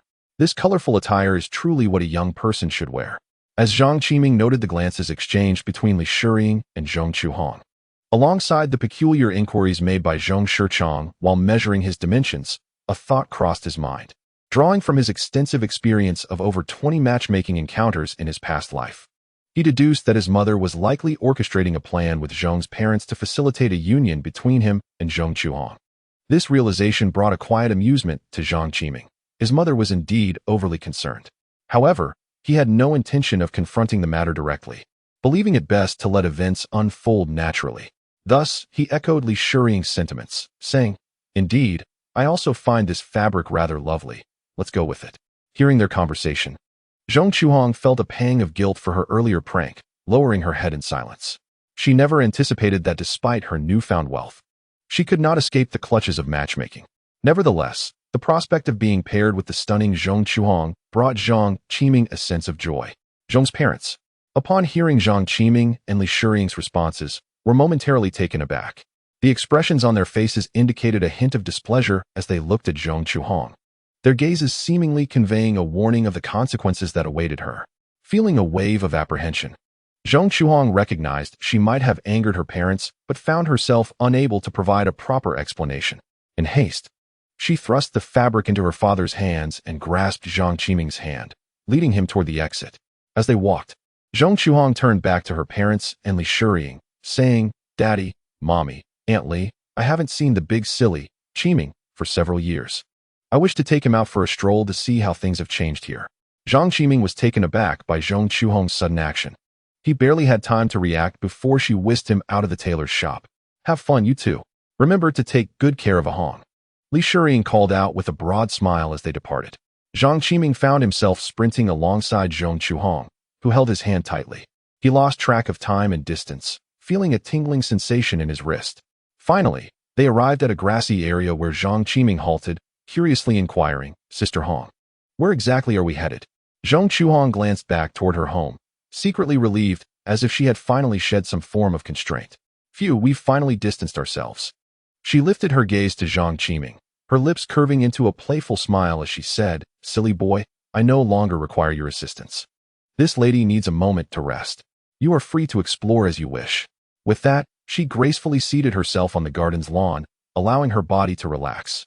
Zhang Qiming gazed at the enchanting Zhang Qiming before him, contemplating that with such a captivating beauty by his side, departing would render him a fool. Thus, he settled beside her, drawing close. He ventured, "Sister Hong, I surmise you two would rather not be compelled by your parents to date someone against your will?" Upon hearing this, Zhang Qiming vigorously nodded, a flicker of helplessness and grievance crossing her eyes as she replied, "Indeed, I certainly do not wish for that. They constantly pressure me into blind dates, which is quite bothersome." Zhang Qiming observed her, an expression of understanding gracing his features. He continued, "In truth, my situation mirrors yours. Recently, my family has faced numerous trials, and we may be on the brink of bankruptcy. During such tumultuous times, I believe it prudent to refrain from pursuing romantic entanglements to avoid burdening another." As he spoke, he cast a glance at Zhang Qiming, letting out a soft sigh. His gaze clouded with confusion, as if recalling a multitude of worries and anxieties. Chapter 21. The man who tells stories can find love. Zhang Qiming, noticing the sorrow etched across Zhang Qiming's face, felt a surge of curiosity within her. In her eyes, a young man of his privileged lineage ought to lead a carefree life, devoid of concerns regarding sustenance or shelter. Yet, witnessing his troubled demeanor was indeed surprising. Unable to contain herself, she inquired, "You, from such a wealthy family, how could you appear so troubled?" Zhang Qiming, pleased to have piqued her curiosity, feigned a foolish grin, his expression still tinged with sadness. He spoke slowly, "In fact, I often envy the lives of ordinary families. Despite seeming wealthier than most, the hardships I endured in my childhood were not lesser than those of others. Moreover, many decisions were beyond my control." Zhang Qiming's eyes widened in astonishment at his words, struggling to reconcile the notion that this seemingly pampered scion of affluence harbored such an unknown reality. Her disbelief was palpable until she caught a glimpse of the depth and sincerity in his gaze, realizing he was not fabricating his tale. A profound expression settled upon Zhang Qiming's face, as though concealing boundless stories and pain. Yet he spoke in a calm tone. "I suffer from an ailment, a debilitating headache that has baffled even the world's foremost doctors. Since I can remember, it has plagued me every few days. The pain crashing over me like a relentless tide, rendering me unable to endure. At times, it even leads to fainting, as if the entire world is slipping away." Zhang Qiming was deeply moved. If his words were true, she could scarcely fathom the immense suffering Zhang Qiming must have endured throughout his youth. Fortunately, as he matured, the frequency of these headaches gradually diminished. Perhaps it is merely my body adapting, though there are still moments of intense pain. At least they are no longer as frequent as in my childhood. Zhang Qiming spoke with a hint of relief in his tone. Out of the corner of his eye, he noticed that Zhang Qiming's eyes were slightly reddened, and a shadow of gloom passed over his expression. He sighed softly and continued, I possess a remarkable aptitude for learning. I grasp new concepts far more swiftly than others. At the age of 17, I obtained my first doctorate, a PhD in business administration from the esteemed University of Oxford. Merely 2 years later, at the age of 19, I earned another doctorate in computer science from the Massachusetts Institute of Technology.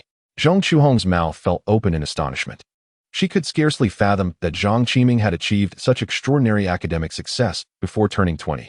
For someone like her, who struggled academically, it was utterly unimaginable. Yet, there was no trace of joy on Zhang Qiming's face. But I am not happy. His voice was low and resolute, as though he were protesting against fate. Clearly affected by his intensity, Zhang Qiming inquired, Why? If I possessed your intellect and could gain admission to university, my parents would be overjoyed. Why are you not happy? Zhang Qiming shrugged and replied, Just as you said, if you were accepted into university, your parents would be elated. When my parents learned of my doctoral achievements, they were equally thrilled. This was their aspiration for me.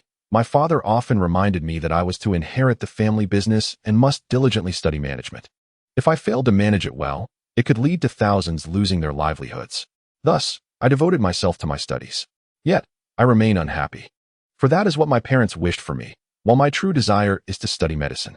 I wish to uncover the root cause of my ailments and heal it, to live and to provide hope to others suffering from severe illnesses. Upon hearing Zhang Qiming's intention to pursue medicine solely for the purpose of survival, Zhang Qiming, whose heart was already tender, felt her eyes grow even redder. She perceived the profound suffering of this gentle giant and said, Then you should pursue it. Your family is not lacking in wealth, are they? Zhang Qiming smiled and replied, I once thought the same, which is why I embarked on this path. I am now studying neuroscience at Harvard Medical School, with a minor in biomedical science and genetics. Zhang Qiming was taken aback by Zhang Qiming's formidable capacity for learning. She had never encountered anyone with such extraordinary abilities. She sincerely congratulated him. Congratulations. With your aptitude, you will surely master your studies quickly and uncover the cause of your ailments to heal them. I have taken a leave of absence. Zhang Qiming stated. Zhang Qiming, perplexed, asked why. Has your condition gone untreated? Zhang Qiming's face contorted in anguish as he replied, My father suffered a cerebral hemorrhage due to company issues. Although he survived, he is now confined to a wheelchair. The company is on the brink of bankruptcy, and I had to abandon my medical studies to return and manage the factory, to care for my parents. Zhang Qiming felt a pang of sorrow in her heart and offered consolation. I recall that your family's company is called Aimigao, correct?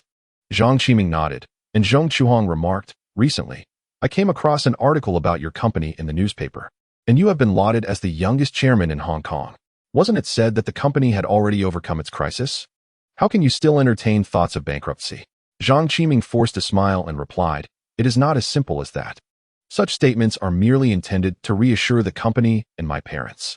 The fan business we once relied on has faltered, and currently, the company is operating at a loss. Although I have developed a new product, until it is launched, no one can predict whether customers will embrace it. Should this product fail, the fate of Aimigao would be either bankruptcy or acquisition by competitors. The weight of these thoughts had deprived him of sleep lately. Hearing Zhang Qiming's words, Zhang Qiming, despite being an outsider, felt the immense pressure he bore. If she were in his shoes, she feared she would crumble instantly. Observing Zhang Qiming, who was only a few years younger than herself, facing such overwhelming stress, her sympathy surged forth. Come, let me show you how to relieve that pressure. She immediately stood up and pulled Zhang Qiming along. Where are we going? He inquired. No need for questions, just follow me. I want tea bite, Zhang Qiming replied. The following morning, in a hotel room, Zhang Qiming and Zhang Qiming faced each other. Sister Hong, you promised you wouldn't tea bite. Is this truly your method of relieving stress? He asked. Silence. Don't play coy with me. Today's events are not to be disclosed to anyone. Zhang Qiming recalled that it was seemingly her initiative last night and felt a mix of emotions. If we don't say anything, our parents will surely guess. Especially since I didn't return home all night, Zhang Qiming whispered. He glanced at the crimson stains on the sheets and solemnly stated, as a man, I must take responsibility for what has transpired. Responsibility? What do you have to take responsibility for? I'll just pretend it was a mosquito bite. Zhang Qiming retorted with irritation. Are there mosquitoes that large? Zhang Qiming muttered under his breath. Upon hearing this, Zhang Qiming's face flushed with embarrassment, and she turned her head away in annoyance. Then let us see how we fare together for now, Zhang Qiming suggested tentatively. Seeing Zhang Qiming's lack of opposition brought him joy. Silence was the best affirmation. He wrapped his arms around her from behind and said, Sister Hong, I know I may not be the best choice, considering the uncertainty of my future. I could face bankruptcy one day, or my chronic headaches might render me unavailable. However, please grant me the chance to shower you with love while I am still here. Zhang Qiming took a deep breath and replied, Do not speak such disheartening words. Simply remember your promise. Yes, yes. Zhang Qiming nodded fervently. Internally, he rejoiced. It hasn't been easy. After 2 lifetimes, I am finally no longer single. With her consent, Zhang Qiming was determined to seize the moment. It was time to showcase his masculinity. Amid Zhang Qiming's surprised exclamations, he covered them both with the blanket. It was only in the late afternoon that they exited the hotel. He escorted her to Zhang's tailoring shop. Just as they approached the entrance, she suddenly turned and called out to Zhang Qiming. You silly fool, something feels off. I sense I have been deceived by you. What? Zhang Qiming felt a sudden panic, thinking to himself, is my brother about to be dumped again, reverting to singlehood? Huh, just kidding, what a big fool. The newspaper claimed you have many tricks up your sleeve, but that hardly seems accurate. Zhang Qiming laughed heartily as she strolled towards the tailor shop. Oh, foolish girl. In truth, the newspaper's assertions hold some merit, Zhang Qiming murmured as he watched the departing figure of Zhang Qiming. Meanwhile, at the dinner table, Zhang's parents immediately inquired upon her return. Hong, why were you out for 2 days and nights? We were so worried. How did it go? Indeed, elder sister. This is your first lengthy outing with a gentleman. Is this brother-in-law suitable? Questioned the third sister of the Zhang family. If it works out, you must ensure brother-in-law treats me to delicious food. Me too, me too. All you think about is eating. To satisfy your cravings, you would even sell out your sister. Zhang Qiming retorted playfully. Deng Zuilian quickly asked, Hong, you haven't mentioned how things went with Qiming yet. As you wish. We are currently dating. Are you happy now? I'm tired. I'm heading to my room. After saying this, Zhang Qiming made her way to her chamber, encountering a robust man resembling an ox. She truly felt exhausted from the past few days and collapsed into bed the moment she returned. On the other side, Zhang Qiming arrived home only to be cornered by his mother, Li Shiying, who bombarded him with questions. His responses brought more joy to his parents than if they had struck it rich. Chapter 22, Changda Electric Machinery. This weekend, Zhang Qiming experienced immense joy. Upon waking in the morning, he shared a long phone conversation with Zhang Qiming, learning that she would be joining a film crew today. After reminding her to stay safe, he hung up. Observing Zhang Qiming's dedication to her work, Zhang Qiming reflected on his past life as a man skilled in the art of screw fastening. He resolved not to fall behind in diligence. Thus, early in the morning, under the protection of Qin Chao's driving, Zhang Qiming arrived at the Aimigao Industrial Park. Upon entering the premises, he bypassed his office and headed directly towards the Research and Development Department. Upon entering, he was met with a scene of bustling activity. Everyone engaged in their respective tasks with intense focus. Zhang Qiming chose not to disrupt them and quietly made his way inside. Approaching the RD head, Ma Yunfei, he noticed the latter rubbing his forehead, his expression weary and troubled. Concerned, Zhang Qiming inquired, what seems to be the issue? Is there a problem with the cooling fan? The unexpected voice startled Ma Yunfei, who quickly turned around to find Zhang Qiming standing behind him. A wave of anxiety washed over him, and he hastily stood up, respectfully greeting, Good morning, Chairman. Furrowing his brow, Zhang Qiming scrutinized the disheveled Ma Yunfei, asking, Have you not returned home to rest these past few days? How did you end up in this state? Ma Yunfei instinctively raked his fingers through his messy hair, sheepishly smiling as he replied, Chairman, I'm accustomed to it. Zhang Qiming sighed, observing Ma Yunfei's thinning hair, and refrained from further reprimanding him. Taking a deep breath, he slowly said, All right, let us set aside these matters for now. Could you please inform me about the progress of the fan samples? Are there any issues with the design? Ma Yunfei inhaled deeply and responded earnestly, Chairman. There are no issues with your design blueprint. However, the core component of the fan, the motor, cannot be manufactured with the current technology and materials our company possesses. Upon hearing this, Zhang Qiming's expression darkened instantly. He fixed a penetrating gaze on Ma Yunfei and, in a stern tone, questioned, "Isn't our company, Aimigao, reputed for its capability to manufacture all components? Why, at such a critical juncture, are you informing me that it cannot be done? Among the components of the fan, the motor is the only one that tests our technical prowess. The quality of the motor directly influences the overall performance of the fan. If a fan's motor is prone to overheating, stuttering, or emits noise intermittently, it will undoubtedly lead to a subpar user experience."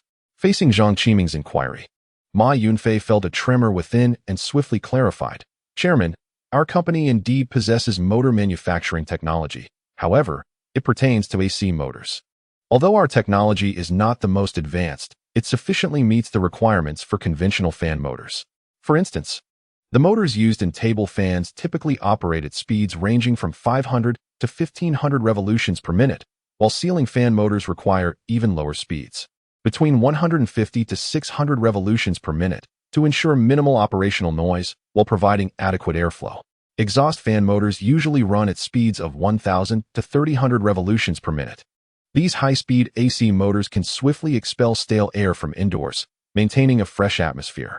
Our company possesses the requisite manufacturing technology for these various speeds of AC motors." Zhang Qiming interjected, "What good is all this information if the motor used in my designed computer fan cannot be manufactured? What is the reason?" Ma Yunfei instinctively swallowed hard and cautiously replied, "Chairman, the cooling fans utilized in computers have stringent requirements. They must not only have a broad range of speed adjustments, but also maintain low noise levels and extended service life." He hesitated momentarily, but continued, "Our existing AC motor technology simply cannot meet these rigorous demands. In contrast, only first-rate fans can adjust their speed flexibly through variations in voltage or current, allowing for precise control according to cooling needs." With a sigh, Ma Yunfei lamented, "The cooling fan motors used in computers are remarkably compact, at least 10 times smaller than those of conventional fans. The smaller the motor, the higher the manufacturing precision required. Furthermore, the first-rate motor you meticulously designed not only boasts a longer lifespan, but also exhibits superior cooling efficiency. Generally, the speed requirement for standard cooling fan motors ranges from 1000 to 3000 revolutions per minute to be deemed acceptable. However, the first-rate motor you designed surpasses standard models by over 20, which undoubtedly elevates the manufacturing demands. With the current technology at our company, we are unable to manufacture this motor." After uttering these words, he quietly awaited Zhang Qiming's reaction. At that moment, Zhang Qiming realized that the issue lay with himself. He had failed to fully consider the actual situation of Aimigao and had overly estimated the existing motor manufacturing capabilities of the company. Confronted with reality, he understood that, for the time being, there was no alternative but to procure the required motors externally. Zhang Qiming turned to Ma Yunfei and inquired, "Minister Ma, do you know of any motor manufacturing companies in Xiangjiang that can produce motors meeting our requirements? We must resolve this issue promptly." Upon hearing Zhang Qiming's words, Ma Yunfei replied, "Chanda Motors. This is the only company in Xiangjiang that possesses such technical prowess. It specializes in motor manufacturing, and many small electrical factories in Xiangjiang procure their motors from them. The owner, Wang Songliang, is a technology enthusiast deeply focused on motor technology research. I hear that they successfully went public last year, and their current market value is comparable to ours at Aimigao."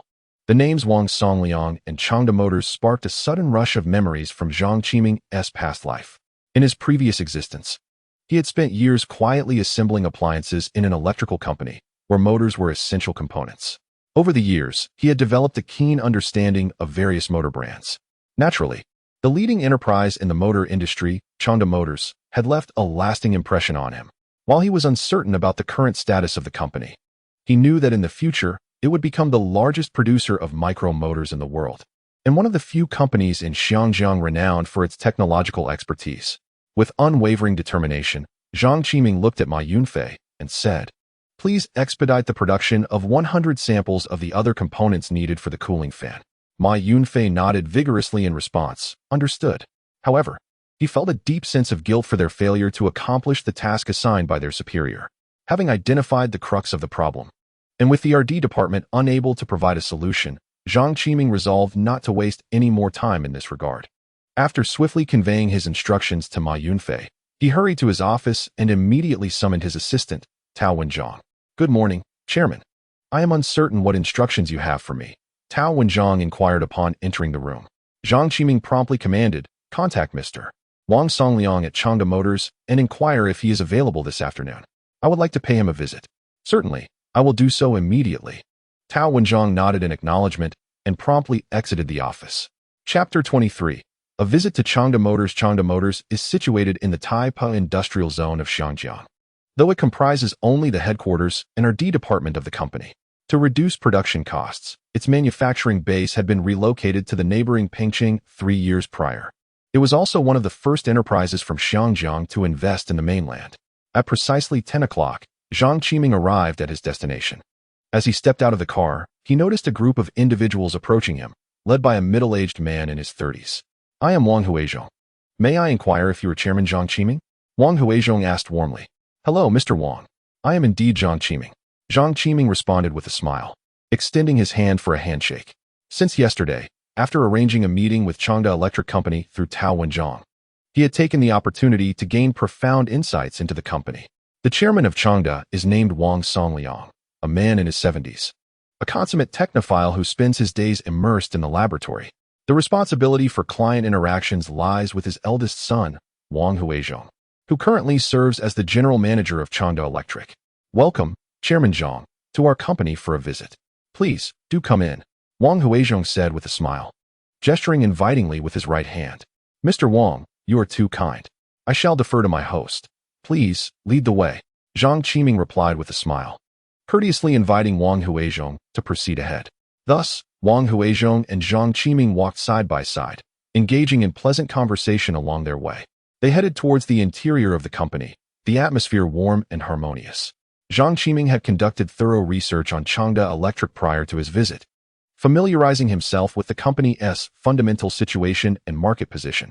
Wang Huizhong, likewise, had delved deeply into Zhang Qiming's background. As the youngest chairman in Xiangjiang, Zhang Qiming had recently graced the front pages of major newspapers, garnering significant attention, particularly since assuming the chairmanship of Aimigao. His series of strategic maneuvers had earned him high praise and admiration within the Xiangjiang business community. Information regarding Zhang Qiming's background, experiences, and personal achievements had become the focus of media attention. Journalists from various newspapers eagerly uncovered Zhang Qiming's past, revealing that this young chairman had astonishingly obtained dual doctoral degrees at the tender age of 20. Such remarkable accomplishments inevitably drew public attention, rapidly elevating Zhang Qiming's prominence. Wang Huizhong, at the age of 32, was also considered a formidable talent in the Xiangjiang business sphere. A graduate of Purdue University, he held both a bachelor's and master's degree in electrical engineering. Among his peers from affluent families in Xiangjiang, few could rival his capabilities, which stirred a sense of pride within him. However, in comparison to Zhang Qiming, he sensed a certain disparity. After an extensive investigation, Wang Huizhong confirmed that the rumors surrounding Zhang Qiming were indeed true. He promptly shed any prior condescension towards Zhang, his pride dissipating entirely. Therefore, when Zhang Qiming expressed a desire to tour their research and development laboratory, Wang Huizhong, after a moment of contemplation, readily acquiesced to Zhang Qiming's request and led him to the laboratory. Following Wang Huizhong's gesture, Zhang Qiming beheld a single-story building sprawling over several thousand square meters. The structure, with its minimalist and modern design, exuded a palpable sense of technological sophistication. Before long, under Wang Huizhong's guidance, Zhang Qiming successfully entered the research and development laboratory. Upon stepping inside, he was immediately enveloped by a rich atmosphere of scientific inquiry. The laboratory is adorned with an array of advanced experimental equipment and instruments, while the researchers are diligently engaged in their work. On his way to the research and development lab, Zhang Qiming learned from his conversation with Wang Huizhong that Changda Motor currently boasts a team of over 100 specialized R&D personnel. They are dedicated to the development of various types of micromotors, including those for toys and electrical appliances. Furthermore, Changda Motor has begun to venture into the realm of micromotors for automotive components. However, due to limitations in technology, their progress in this area remains in its infancy. As he toured the facility, Zhang Qiming gained a deeper appreciation for the technical prowess of Changda Motor. Nevertheless, He was convinced that there were numerous other technologies and innovative achievements that had not been revealed to him. It is unlikely that a company would foolishly display all its secrets to outsiders, especially to someone as knowledgeable as Zhang Qiming. In the lounge area of the laboratory, Zhang Qiming retrieved a meticulously drawn blueprint from his briefcase and handed it to Wang Huizhong, who was seated across from him. "Mr. Wang," he said, "this is a motor product I designed for a cooling fan. I would like to know if your company possesses the technical capability to manufacture such a motor." Wang Huizhong gazed at the design draft presented by Zhang Qiming, his face reflecting a hint of astonishment. He had initially assumed that Zhang's visit was solely for the purpose of procuring products, never anticipating that he would bring along such a detailed design. Wang Huizhong pondered to himself, could this individual, a dual Ph.D. in business administration and computer science, truly have the ability to design such a complex motor? Despite his reservations, he accepted the design draft and examined it closely. As a seasoned electromechanical expert, he could certainly discern the quality of the design. As Wang Huizhong delved deeper into the design draft, he found himself astonished by its unique design philosophy. The conceptualization of this motor was exceptionally ingenious, and if its performance could be translated into a tangible product, it would undoubtedly emerge as a leader among similar motors. Was this the chasm that separates the ordinary from the extraordinary? Throughout his life, he had held himself in high regard, considering himself a rare talent. Yet, in comparison to Zhang Qiming, he felt, at that moment, nothing more than an average individual. Noticing the shifting expressions on Wang Huizhong's face, Zhang Qiming inquired, "Mr. Wang, do you think your company's current technical capabilities are sufficient to manufacture the ideal motor I envision?" Reluctantly setting aside the design draft, Wang Huizhong replied, "Chairman Zhang, this is undoubtedly an exceptional motor. The difficulty in producing it should not be underestimated. After all, such a small motor would have very high material requirements for the bearings. Whether we can manufacture it is a question that warrants further investigation. If you don't mind, I would like to take the design draft to show my father for a moment." "Of course, please feel free," Zhang Qiming responded readily. "Then I kindly ask you to wait a moment." Wang Huizhong, filled with anticipation, swiftly grasped the design draft and strode purposefully in a particular direction, the very area that Zhang Qiming had previously overlooked. Observing Wang Huizhong's retreating figure, Zhang Qiming pondered inwardly, deducing that it must lead to the core technology research laboratory of Fukda Electric. However, regarding the patents for the motors, Zhang Qiming had long secured his profit patents, leaving him unperturbed by any potential appropriation of his work by Fukda. In fact, a flicker of hope stirred within him that they might indeed attempt to utilize his designs. Perhaps he could seize the opportunity to absorb the company into his own. With this thought, a subtle smile crept across Zhang Qiming's lips. Chapter 24. Technology transformed into production lines within the spacious and luminous laboratory. Wang Songliang was deeply focused, directing the researchers as they diligently engaged in their work. He frequently examined data, adjusted parameters, and conversed with team members, maintaining an atmosphere both tense and orderly. Suddenly, the door to the laboratory swung open, and Wang Huizhong hurriedly entered. As he walked, he excitedly exclaimed, "Father, come quickly and take a look at this design draft. It appears to be the motor from your research on computer cooling systems." Upon hearing his son's voice, Wang Songliang abruptly raised his head, a glimmer of surprise and anticipation flashing in his eyes. He swiftly stood and strode towards his son, eagerly inquiring, "Let me see it at once." Wang Huizhong promptly handed the design draft to his father, who snatched it from him, unfolding it with unrestrained eagerness. He hardly resembled a man in his 70s. Wang Songliang's gaze darted across the design draft, his brow furrowing and relaxing alternately, his face betraying expressions of astonishment and admiration. Within mere minutes, he was so overwhelmed with excitement that his hands began to tremble. Grasping his son's shoulders tightly, he shook him in exhilaration, asking, "Who designed this? It's remarkable. Where is this designer? I must meet him." Wang Huizhong, accustomed to his father's fervent reactions, responded calmly, "The design draft was created by Mr. Zhang Qiming, the chairman of Aimigao. He is just outside." Upon hearing the name Aimigao, Wang Songliang scoffed. What technological prowess could possibly emerge from Aimigao? It's nothing but a farce. He then furrowed his brow in confusion, asking, "And isn't the chairman of Aimigao that Lau Lan Xiong, a mere speculator? Why has there been a change in leadership?" Faced with his father's obliviousness to the world beyond his research, Wang Huizhong sighed inwardly, feeling a sense of helplessness towards his father's detachment. He then took it upon himself to elaborate on the recent upheavals at Aimigao over the past few months, as well as the remarkable achievements of Zhang Qiming. Wang Songliang listened intently, his expression gradually becoming grave. After Wang Huizhong finished speaking, he earnestly advised, Zhong, you must firmly remember, this is the tragic end of engaging in industry without mastering core technology. The market will eliminate you without hesitation. To create a product, one must possess an innovative spirit. And more importantly, the essential core technology. Those like Lau Lan Xiong, who only dabble in speculation, can only reap short-term gains in industry and are incapable of sustainable development. I understand, Dad. Wang Huizhong nodded vigorously, indicating that he had taken his father's words to heart. Let us go and meet the Zhang Qiming you mentioned. Perhaps Aimigao could indeed experience a turning point thanks to this person. As Wang Songliang spoke, he picked up the design draft from the table and strode out of the laboratory with purpose. Kid, this motor design draft is your handiwork. Zhang Qiming, who was waiting in the lounge sipping tea, was suddenly seized by an old man clutching his shoulder, leaving him somewhat bewildered.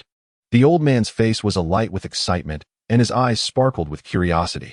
Zhang Qiming paused momentarily but quickly regained his composure. With a slight smile, he nodded and said, Indeed, it was I who designed it. You must be Wang Songliang, Chairman Wang. Upon hearing this, the old man burst into hearty laughter, his eyes brimming with admiration. He introduced himself, I am Wang Songliang. Please tell me how you conceived this design. Observing the old man's eagerness, Zhang Qiming couldn't help but chuckle inwardly. As rumored in Xiangjiang, he was indeed a true technology enthusiast. At that moment, Wang Huizhong hurried out, witnessing his father's behavior. He instinctively covered his head with one hand, feeling utterly speechless. However, he soon revealed a wry smile, thinking that it was commonplace for his father to behave this way whenever he encountered intriguing research. Wang Huizhong quickly apologized to Zhang Qiming. Chairman Zhang, I sincerely apologize. My father tends to act like this when he finds research that piques his interest. Zhang Qiming waved his hand dismissively, assuring him it was no trouble, and remarked with a smile, It's quite all right. Wang Lao is simply being genuine. During my studies in the United States, I encountered many individuals in the lab who shared the same fervor for research as Wang Lao. Wang Songliang shot a fierce glare at Wang Huizhong before turning his gaze back to Zhang Qiming, his eyes ablaze with intensity as he urgently inquired, Pay no mind to that brat. Let us continue our discussion. You have yet to tell me how you arrived at this idea. Zhang Qiming understood that reasoning alone would not suffice when dealing with a technology aficionado like Wang Songliang. Therefore, he refrained from unnecessary chatter and promptly shared his thoughts with Wang Songliang. Upon hearing the explanation, Wang Songliang's eyes sparkled with excitement, his voice trembling with enthusiasm. You truly are a genius. Would you be willing to sell me this motor design draft? As he spoke, a cunning expression crossed his face. Zhang Qiming inwardly cursed. This old fox. He finally discerned Wang Songliang's true nature. Although this old fellow was indeed a technology enthusiast, he was also a shrewd business fox. Everything Wang Songliang had exhibited previously was merely to lower Zhang Qiming's guard. However, Zhang Qiming did not immediately respond to Wang Songliang's question. Instead, he countered, Old Wang, does Chung Company truly possess the capability to manufacture this motor? With a proud expression, Wang Songliang replied, Of course, we can. We merely lack some design inspiration. Once we have your design concept, we can commence production immediately and achieve mass production within half a month. Zhang Qiming nodded slightly, a faint smile gracing his lips. Since you are so confident, Old Wang, I am willing to grant your Changda Electric Company the rights to produce this technology, provided you can realize mass production. Upon hearing this, Wang Songliang furrowed his brow, questioning, authorization? Is it not possible to secure an outright purchase of the technology? The price is certainly not an issue. For him, authorization was not an ideal choice, as it implied being at the mercy of others and the necessity of continuously paying substantial fees. This arrangement would inevitably restrict the company's growth, which was something he wished to avoid. Zhang Qiming gently shook his head, smiling as he clarified. If you wish for an outright purchase, that can be arranged, but I am not interested in money. If we are to discuss a transaction, I would prefer to exchange this technology for shares in Changda Electric. Wang Songliang glanced at his son, Wang Zhonghui, who immediately understood and took over the conversation. Chairman Zhang, you must realize that this is merely a product, and its application range is still quite limited. Currently, it is only suitable for the computer sector. Last year, the global personal computer market sold barely over 2 million units. representing a minuscule market size. If you seek to exchange Changda shares for this technology, it is not entirely impossible, but we can only offer a maximum of 3 of our shares as a bargaining chip. Zhang Qiming shook his head in disagreement and replied earnestly, General Wang, you underestimate the growth rate of the computer market. Over the past 3 years, the annual sales in the personal computer market have doubled, and this market brims with immense potential and opportunity. 3% is simply too little, at least 20 is required. Or else I cannot accept such terms. Upon hearing Zhang Qiming's audacious demand, the expressions of Wang Zhonghui and Wang Songliang darkened significantly. Given Changda Electric's market valuation of 2.4 billion Hong Kong dollars, a 20 stake would be worth tens of millions of Hong Kong dollars. Since Changda Company went public last year, the Wang family collectively held only 49 of the shares. The 2 of them would have to be irrational to agree to such terms. Wang Zhonghui responded bluntly, Chairman Zhang, your request for shares is excessive. If you insist on 20, we would rather forego this technology and fund our research ourselves than concede to your demand. We can offer a maximum of 5, which is already our bottom line. Zhang Qiming had not expected the father and son duo to acquiesce immediately. In business, one must begin with a lofty price to negotiate down. Thus, he shook his head and said, General Wang, old Wang, 5 is far too low. I have 2 alternative proposals for you. Perhaps you might find them viable, and we can collaborate. Wang Songliang, who was fervently enamored with technology, felt the flickering flame of hope within him about to extinguish. However, upon hearing Zhang Qiming's words, his eyes suddenly sparkled with a glimmer of hope. He could hardly contain his excitement and exclaimed, Speak quickly, I am all ears. With a slight smile playing at the corners of his mouth, Zhang Qiming responded. The first proposal entails an exclusive acquisition of the technology while retaining 20 equity. In addition, I can offer a purchase order for 5 million motors over 3 years. The second option involves licensing, wherein I would authorize only Changda Motors and Aimigao to manufacture the product. Alternatively, I could forego the equity and provide you with an order for 500,000 motors. But you would need to assist Aimigao by providing 2 production lines free of charge and facilitate the training of relevant technical personnel. Upon hearing Zhang Qiming's conditions, both Wang Songliang and Wang Huizhong found themselves in a state of indecision. The first option, while relinquishing equity, promised exclusive technology and a staggering order of 5 million units. Given the market price of these motors, estimated at no less than 20 Hong Kong dollars each, this translated to an astonishing order worth over 100 million Hong Kong dollars, almost equivalent to Changda Motors' entire revenue for the previous year. The second option appeared to be the most advantageous. However, it also introduced a new competitor. Young man, I choose the second option. When can we sign the contract? Without a moment's hesitation, Wang Songliang opted for the second proposal. Observing his father's agreement and sharing a fondness for the second option himself, Wang Huizhong offered no objections. They did not perceive Aimigao, with merely 2 production lines, as posing any substantial threat to Changda Motors. The essence of Changda lay in its research and development department, not in its production lines. Had this been the previous iteration of Aimigao, their assessment would have been entirely accurate. However, the current Aimigao was under the stewardship of Zhang Qiming, a genius who valued research and development even more than they did. He aimed to leverage Changda Motors to facilitate Aimigao's transformation. That order for 500,000 units was intended to exchange time for developmental space. With a barely perceptible smile, Zhang Qiming remarked, we can proceed immediately. Excellent. Then let us each engage our lawyers. Wang Songliang asserted decisively. Zhang Qiming promptly contacted the esteemed lawyer Zheng Jiahao, instructing him to hasten to Changda Motors. Chapter 25.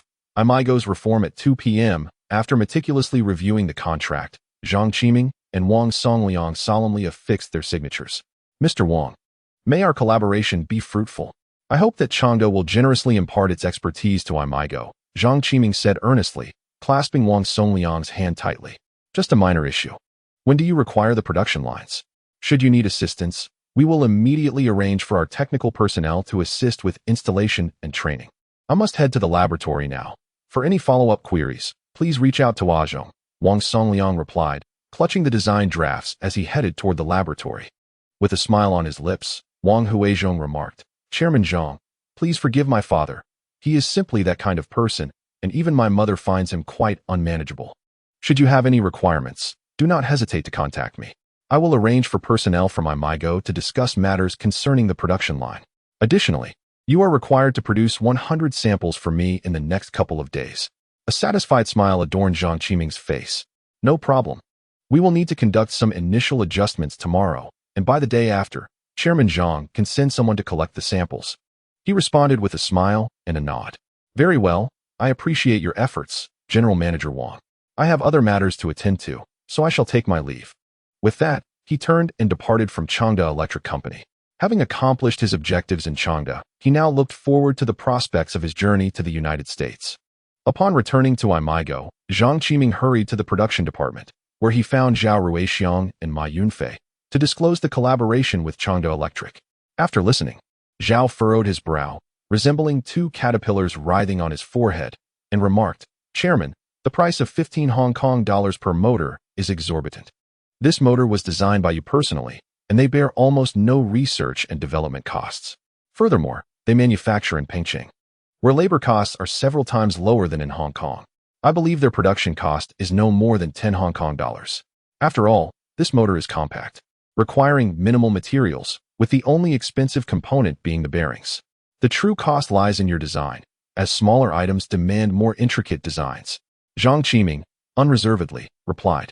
They possess the production technology and have a factory in Beijing. Do you? His words struck like a hammer, leaving Zhao Ruixiong and Ma Yunfei feeling utterly ashamed. Observing their lingering sense of shame, Zhang Qiming continued without mercy, since we lack such capabilities, let us learn from our failures. With the technical support from Fukda Electric, we must strive wholeheartedly to enhance our production techniques. Indeed, Zhao Ruixiong and Ma Yunfei echoed in unison. Zhang Qiming nodded slightly and instructed Zhao Ruixiong, Director Zhao, immediately arrange for personnel to head to Fukda Electric Company and bring back the two production lines. Install them promptly and cultivate the talent. Zhao Ruixiong promptly agreed, understood. I will make arrangements right away. With an impassive expression and a cold tone, Zhang Qiming added, furthermore, the Research and Development Department will henceforth cease to exist. This department is officially disbanded today, and all RD personnel will be dismissed. Zhao Ruixiong's face turned ashen. He was acutely aware of Zhang Qiming's profound disappointment in the RD department, yet he never anticipated such a resolute decision to eradicate the entire department. Ma Yunfei, upon hearing that Zhang Qiming intended to dissolve the RD department and lay off all personnel, felt as though all thoughts had been drained from his mind. His complexion paling to that of a blank sheet of paper.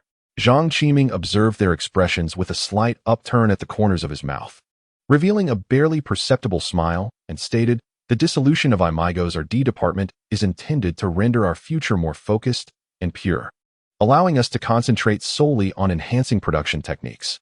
I envision that in the future, Aimigao will be capable of transforming any product that enters its factory into a masterpiece. As for the laid-off research and development personnel, I shall rehire them at another company. This new enterprise will be dedicated to pioneering technological advancements.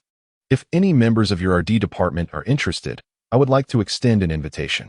As Zhang Qiming's words resonated, his gaze fell upon the pallid face of Ma Yunfei.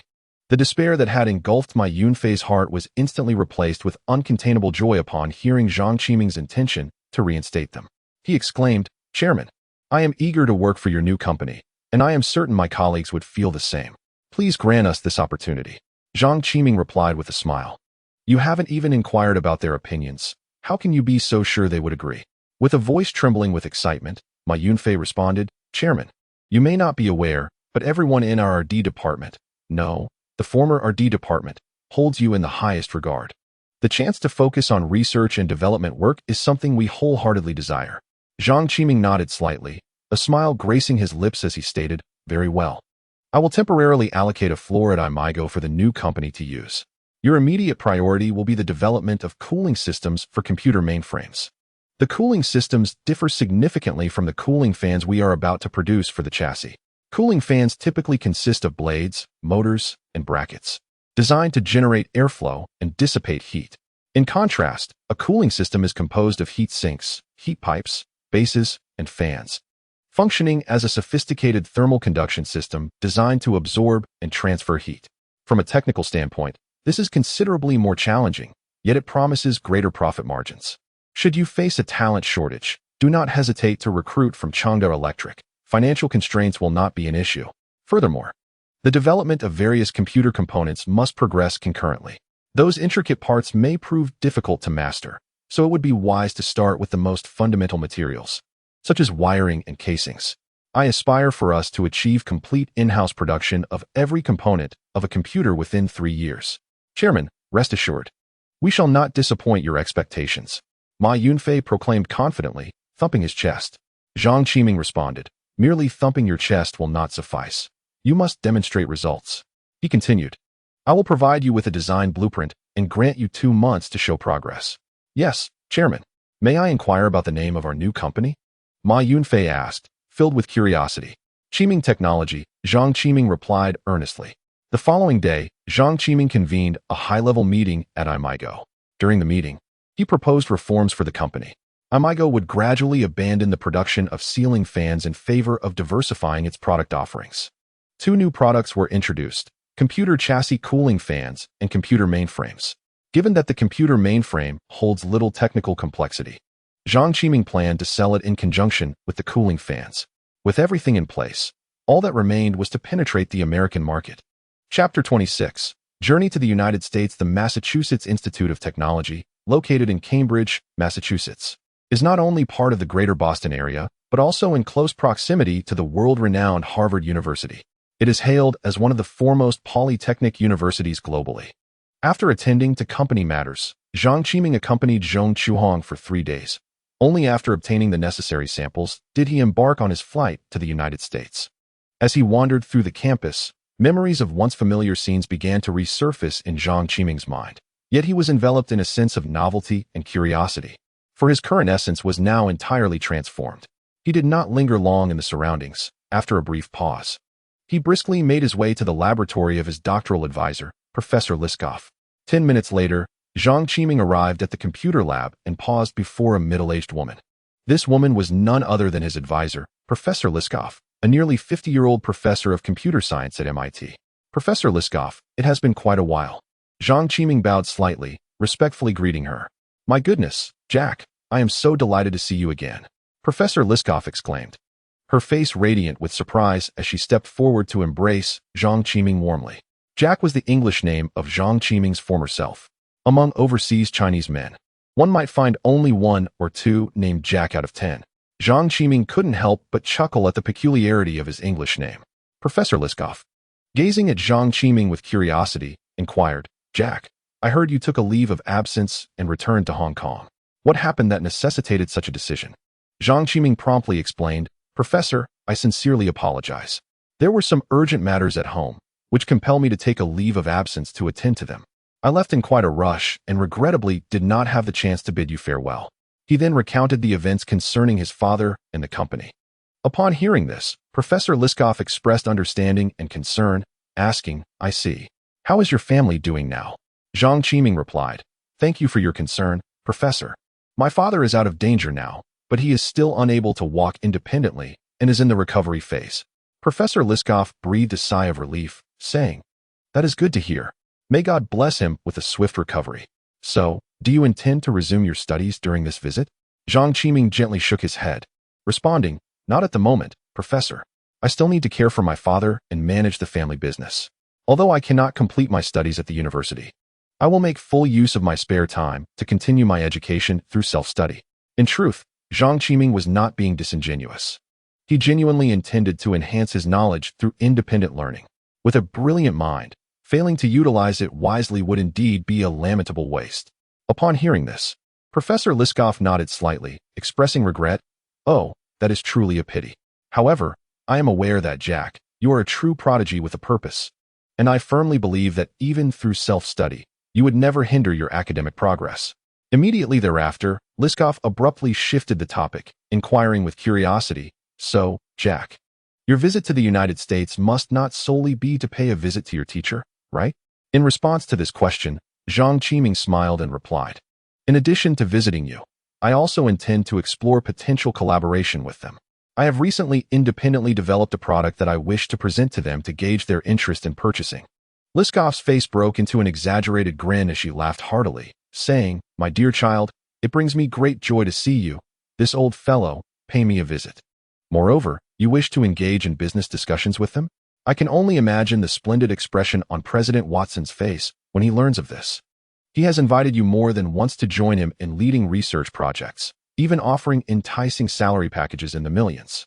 And now you seek to conduct business with him. The Watson Liskov referred to is the current president of the company, who shares a close collaborative relationship with Zhang Qiming's mentor, Liskov. In fact, as one of Liskov's most esteemed students, Zhang Qiming had previously received strong recommendations from Liskov to Watson. Through this connection, Zhang Qiming was fortunate enough to secure a valuable internship at the company, during which he successfully resolved numerous challenging issues. For Zhang Qiming, this experience is undoubtedly a precious asset. However, due to family circumstances, he ultimately chose to return to Hong Kong. Now, faced with Liskov's teasing, Zhang Qiming shook his head helplessly and replied with a hint of regret. I find myself in a difficult position, had it not been for my father's sudden illness, forcing me to return to Hong Kong to inherit the family business. Perhaps I would have already accepted President Watson's invitation. Alas, the unpredictability of life is truly disheartening, and I sincerely apologize for that. Subsequently, Zhang Qiming engaged in casual conversation with Liskov for a while before standing to take his leave. As he was about to exit, Liskov called out to him, "Jack, wait a moment." Upon hearing her voice, Zhang Qiming paused and turned back. He saw Liskov rise from her seat, retrieve a card from her desk drawer, and approach him, extending it with the words, "Take this. It is President Watson's private number. Calling this might prove beneficial for you." Zhang Qiming was momentarily taken aback. He too possessed Watson's business card, but it only bore the office number. One must understand that obtaining the private phone numbers of such high-caliber magnates is no trivial feat. Zhang Qiming gazed at Liskov with a complex expression, his heart a tumult of emotions. He understood the significance of this number, but was also acutely aware of the relationships and obligations it entailed. After a brief hesitation, he reached out to accept the card, expressing his gratitude. "Thank you, teacher. I will surely cherish this opportunity." Liskov smiled gently as she patted Zhang Qiming's shoulder, earnestly advising, "Child, do visit your teacher more often in the future. Remember to keep in touch. You must come." Zhang Qiming tightly grasped the card in his hand, solemnly nodding in agreement. After bidding farewell to Liskov once more, he set off from the school. Upon his arrival in America, he intended to visit Liskov, but it was certainly not merely for a fleeting glance. In truth, Zhang Qiming harbored far-reaching plans. He hoped that through engaging with Liskov, he could secure a measure of assurance when discussing potential collaborations. This would enable him to better navigate any unforeseen variables and ensure the smooth progress of their partnership. As a distinguished professor at the Massachusetts Institute of Technology, Liskov's wisdom and insight were not to be underestimated. She easily discerned her students' true intentions, but chose not to reveal them.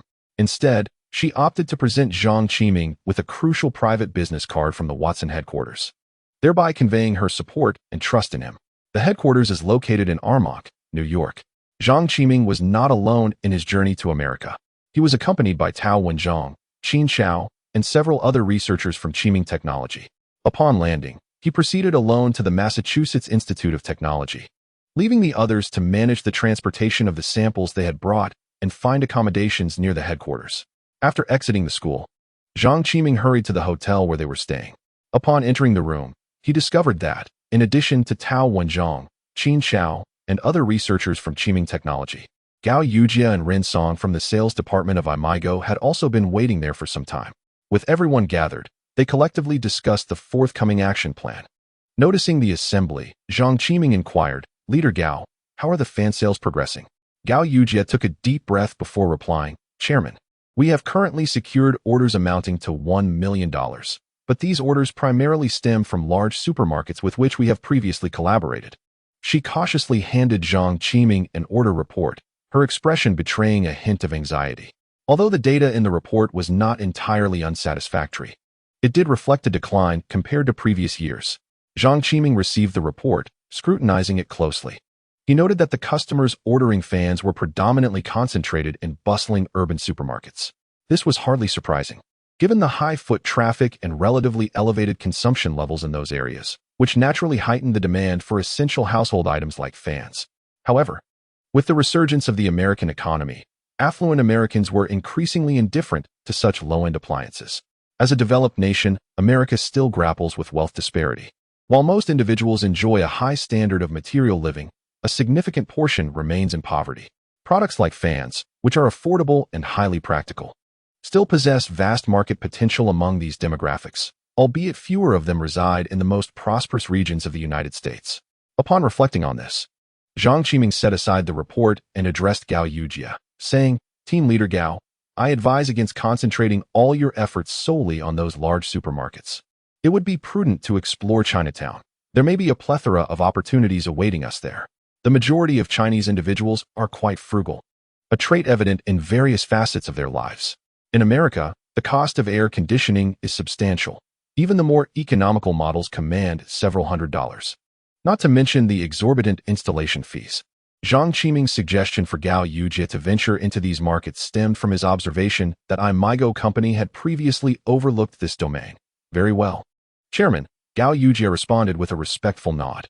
Ordinary fans would no longer constitute the primary business of Aimigao Company, and once Zhang Qiming had conveyed his directives, he shifted his focus away from the matter.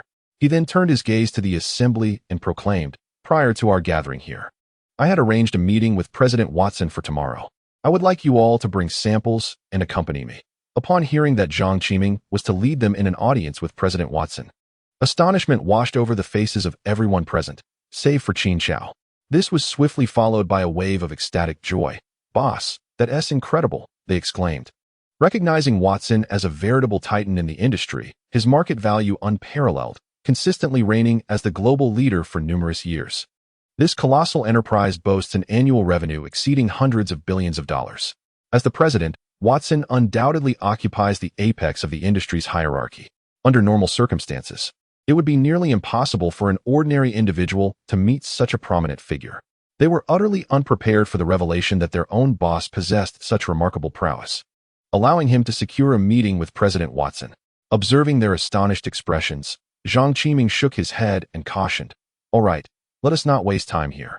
You should return and rest well." Upon hearing this, everyone nodded in agreement, indicating their understanding. Chapter 27. Who says computer cases lack technology, Jack? My goodness. In my eyes, you are a computer genius. It is companies like this cutting-edge tech giant that should be your ideal choice. Yet here you are, promoting mere cooling fans and computer cases, a trivial endeavor that anyone can undertake. Jack, you are squandering your talents. You have greatly disappointed me. In the president's office, a white-haired gentleman, appearing to be in his 60s, was vociferously reprimanding Zhang Qiming. His agitation was palpable as he gesticulated wildly, saliva flying, berating Zhang Qiming relentlessly for over 10 minutes without pause, leaving Zhang feeling somewhat embarrassed. However, Zhang Qiming harbored a differing opinion, who claims that computer cases and cooling fans lack technological sophistication. Just last year, a conscience of America was birthed, poised to secure dozens of patents based solely on computer case technology, demonstrating to the world and the nation that it is indeed a high-tech enterprise, one of global stature. Zhang Qiming firmly believed that the chassis he designed, both in its exterior aesthetics and internal structure, showcased remarkable innovation and practicality, undoubtedly surpassing the technical prowess of American counterparts. Furthermore, he possessed a distinct advantage with an advanced cooling technology, elevating his product to the status of a high-tech marvel. Aimigao has now transcended the future aspirations of American enterprises in the realm of technology. As the elderly gentleman concluded his tirade, Zhang Qiming chose to disregard Watson's furious gaze, instead allowing a slight smile to grace his lips as he calmly responded, "President Watson, I sincerely appreciate your concern for my well-being. However, given the circumstances, I find myself with no alternative. My father is gravely ill, and the company must be entrusted to me. Hence, I must relinquish this position and return home to inherit the family business. You may be unaware, but our family enterprise primarily manufactures fans. To be frank, this line of work lacks substantial technological depth, yet for the sake of survival, we must persevere. In pursuit of improved development for the company, I have specifically devised a cooling fan that embodies significant technical innovation, making it a unique offering in the market. This product boasts remarkable heat dissipation capabilities, outperforming similar products by at least 20. When paired with the chassis I have personally designed, the cooling efficiency will be even more exceptional. I have brought along some samples for you to test, allowing you to experience its extraordinary performance firsthand." In truth, Zhang Qiming understood that he had no personal ties with Watson. It was unlikely that Watson genuinely felt regret or anger over the loss of talent. As a successful capitalist, it was improbable for him to be swayed by emotions. This old man was likely putting on a performance after reviewing the product specifications Zhang submitted. A capitalist who cannot act is certainly not a proficient one. Zhang Qiming had previously held a position where he became intimately familiar with computer performance. The cooling fan and chassis he designed were specifically targeted at addressing the pain points of personal computers. At that time, computer performance and design were not as refined as they would later become, exhibiting various evident shortcomings. A computer back then was considered decent, with relatively stable performance. Yet it suffered from mediocre heat dissipation capabilities. A couple of years prior, such minor issues might have gone unnoticed, as the market offered only Apple and two other computer options. Previously, a dominant force in the computing sector, a company had established a set of standards for personal computers. Regrettably, they ultimately relinquished this advantage, opting to disclose the computer standards and permit other enterprises to enter the market.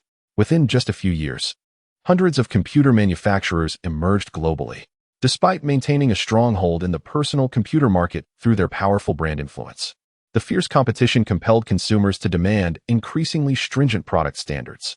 This compels the leading home appliance giants to strive for excellence and continually enhance product quality. Faced with a multitude of competitors, they must proceed with caution in addressing the challenges. When Zhang Qiming suggested that Watson trial their company's products, Watson disdainfully retorted, "I never concern myself with trivial matters such as computer component procurement. You may liaise directly with the purchasing department, provided your testing results meet our standards. And considering your mentor and your previous contributions, we might contemplate acquiring your products." Zhang Qiming understood well that a senior executive like Watson need not involve himself in such minutiae. Nevertheless, he was acutely aware that only through upper management connections could he ensure that lower-level employees would take this matter seriously. Thus, he remarked, "President Watson, personal computers and mainframe computers are worlds apart.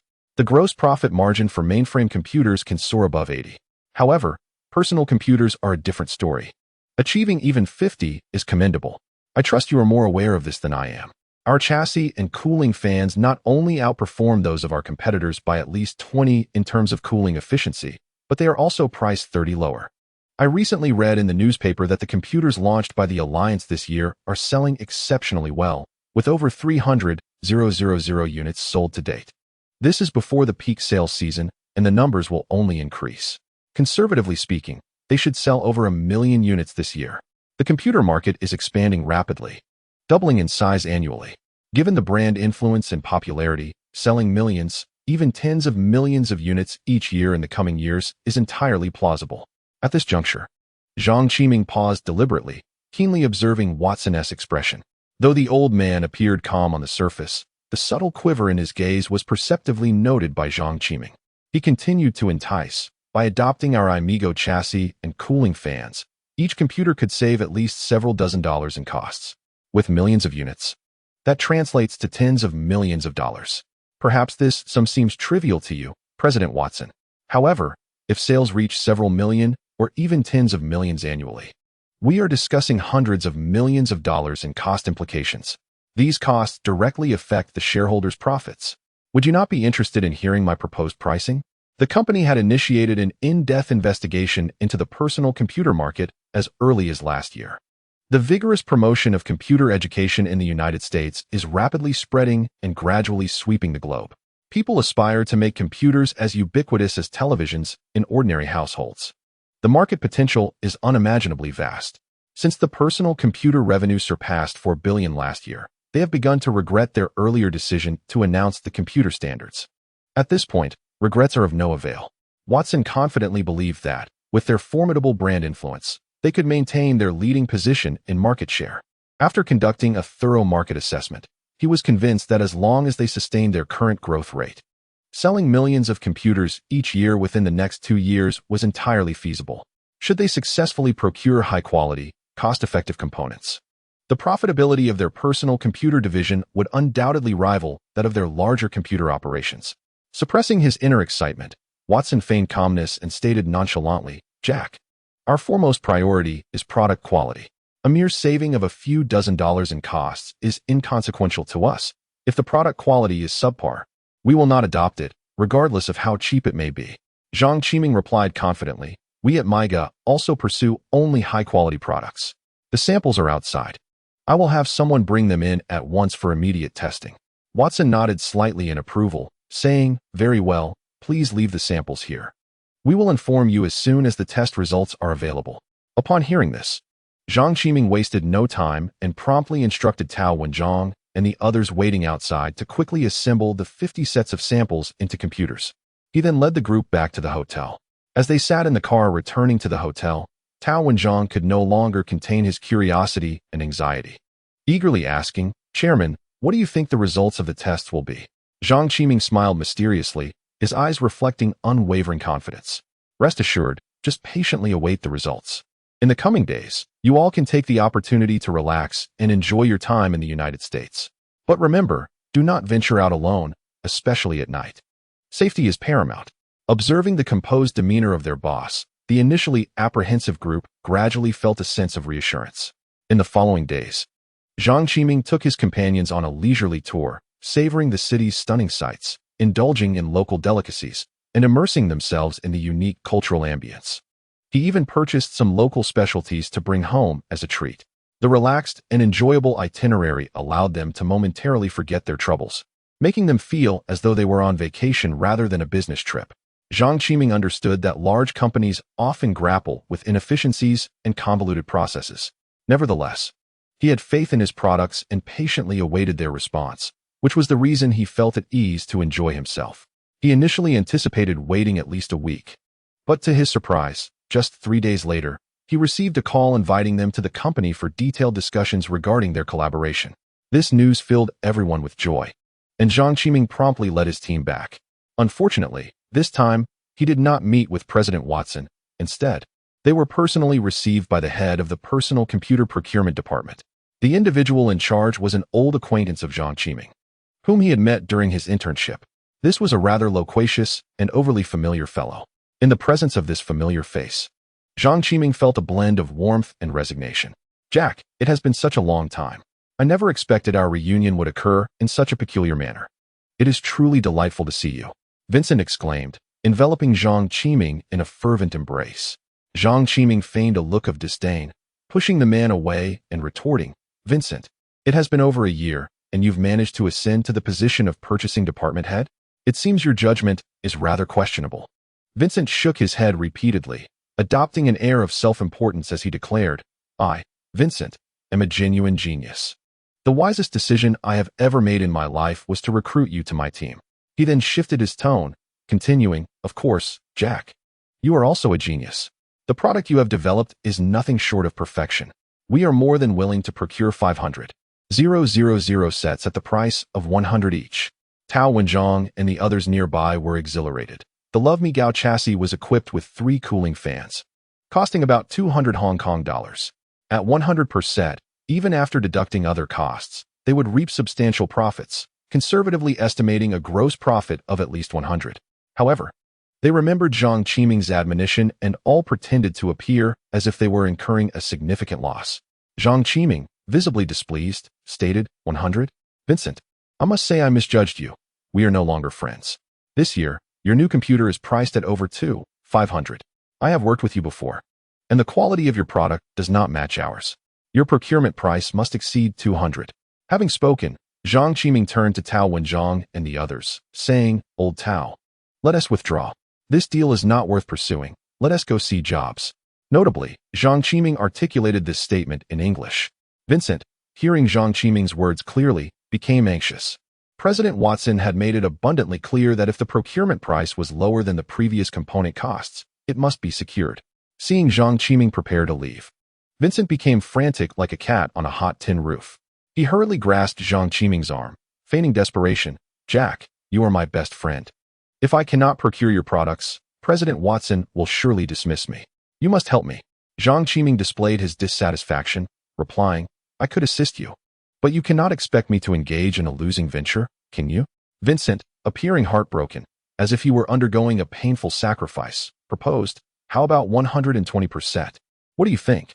Zhang Qiming felt a surge of delight internally, yet maintained an outward facade of displeasure, responding, "I previously informed President Watson that my products could be priced 30 lower than your previous procurement. I believe 170% is more reasonable. If the order volume is substantial, we can reduce it to 150 each. Moreover, the thermal dissipation performance of our product is indeed a remarkable highlight. You could effortlessly sell it at a premium.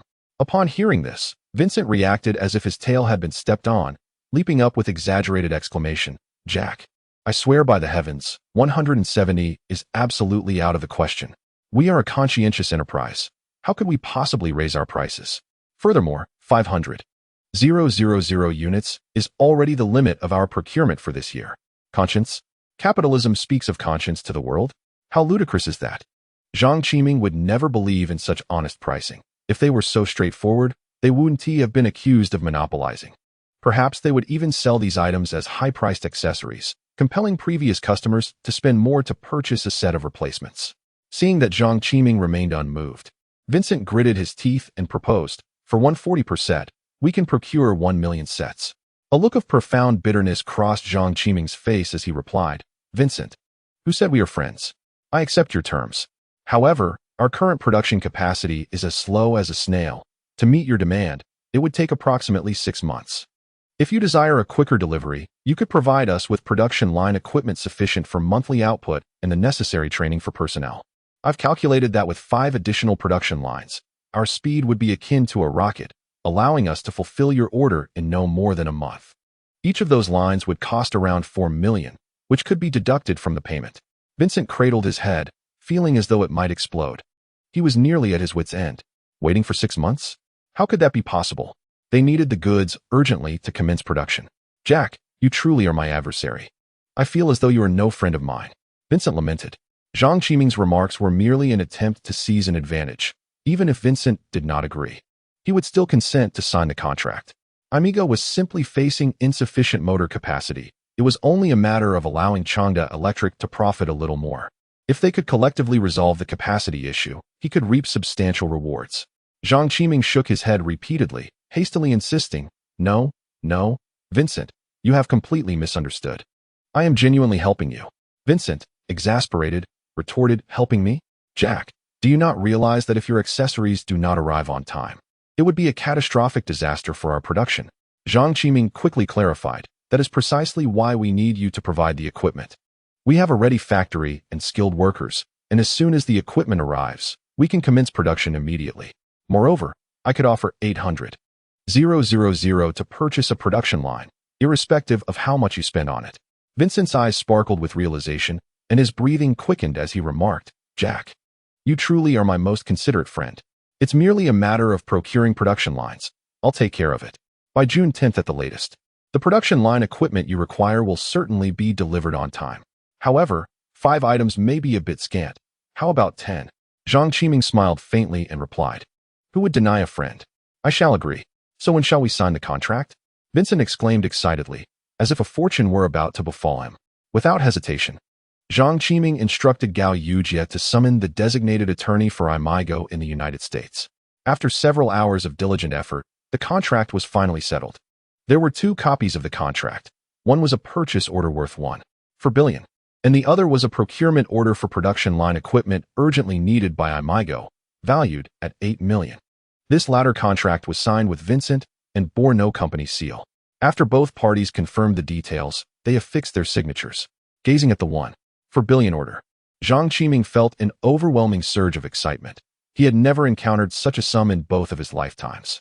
The efforts of recent times had finally borne fruit, and he inwardly rejoiced. He thought, "Lau Lan Xiong, if you have indeed shorted Aimigao, even divine intervention cannot save you. Prepare for your downfall." Zhang Qiming waved his hand grandly, leading everyone back to the hotel to celebrate. During the evening celebration, Tao Wenjiang voiced his concerns. "Zhang Xiao, I noticed that the production line contract signed this afternoon seems to lack the company's seal. Could there be a mistake?" Zhang Qiming smiled slightly and dismissed the worry, saying, "No matter. Obtaining the production line is what matters most." He chose not to elaborate further. If he were to personally handle this equipment procurement, it would consume an inordinate amount of time and certainly come at a steep price. With Vincent backed by this technological giant, he was in his element. Zhang Qiming had no regard for how much Vincent would earn. He was simply content to acquire what he needed. Moreover, Zhang Qiming found himself short on funds. The timeline for payment from Aimigao remained uncertain. With Vincent's assistance, he was confident that the funds would arrive in due course. Indeed, as he anticipated. While en route to the airport, they received a call from Hong Kong, informing them that Aimigao's account had received a payment of 42 million. This was an advance payment constituting 30% of the order. Shortly thereafter, Vincent called to confirm that the funds had been successfully transferred. Zhang Qiming was well aware of Vincent's true intentions. After hanging up, he promptly contacted Aimigao's finance department to transfer 4 million as an advance payment for the equipment to the account provided by Vincent.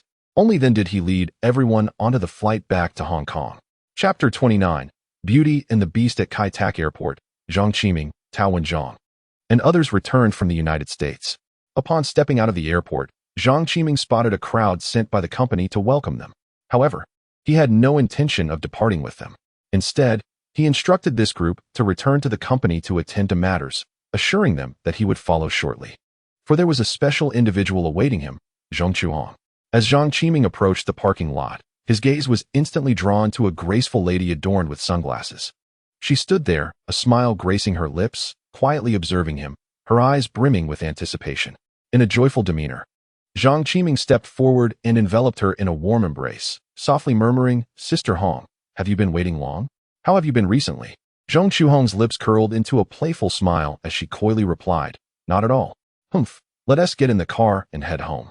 Zhang Qiming chuckled and nodded, swiftly opening the car door and courteously inviting Zhong Chuhong to enter first. He then settled himself beside her, instructing Qin Xiao to take the wheel. Once the vehicle was in motion, the two began to engage in conversation. Zhong Chuhong inquired with genuine concern, "Was your trip to the United States successful?" Zhang Qiming gently pressed a kiss against her forehead, a foolish grin adorning his face as he replied, "Sister Hong, has anyone ever told you that you possess a remarkable fortune-enhancing aura? Ever since I've been with you, everything I undertake seems to flourish effortlessly. Can you guess how many orders I secured during my trip to the States?"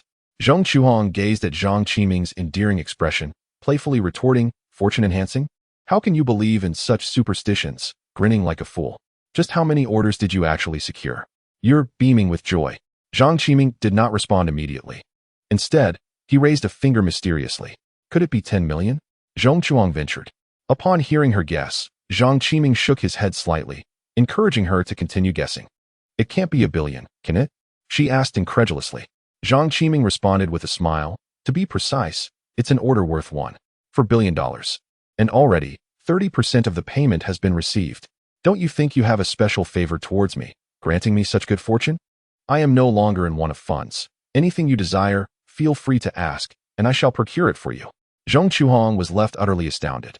Her mind blank, completely devoid of thought.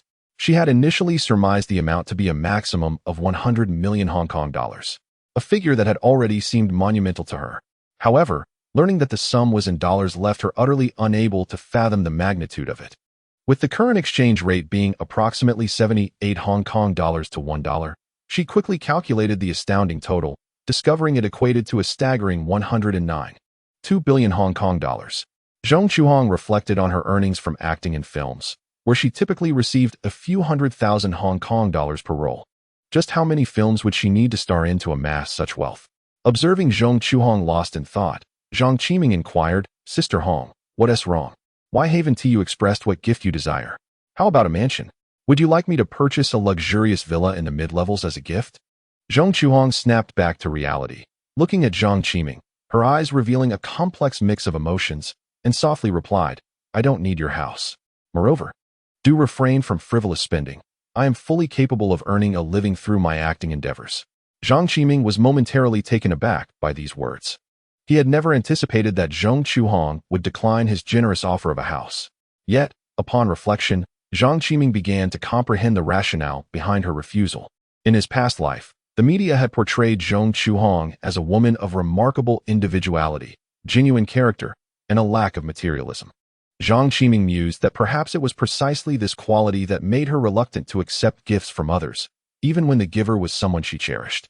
His earlier gesture may have inadvertently touched upon her sensitivities. Without uttering a word, Zhang Qiming gently embraced her. Time flowed serenely in this tender tableau until they soon arrived at the grand entrance of the Zhang family's residence. The sounds of vehicles at the entrance drew the attention of those within. Suspecting it to be her son's return, Li Shiying quickly approached the door. Upon seeing Zhang Qiming and Zhong Chuhong, her face lit up with joy. "Ahong, please come inside. Let Qiming handle the things in the car," she said, reaching for Zhong Chuhong's hand and ushering her into the house. Zhang Qiming stood rooted in place, shaking his head in resignation. He murmured to himself, indeed, with a daughter-in-law, a son is easily forgotten. In the United States, he had purchased a plethora of items, making 2 trips with Qin Chao to bring everything home.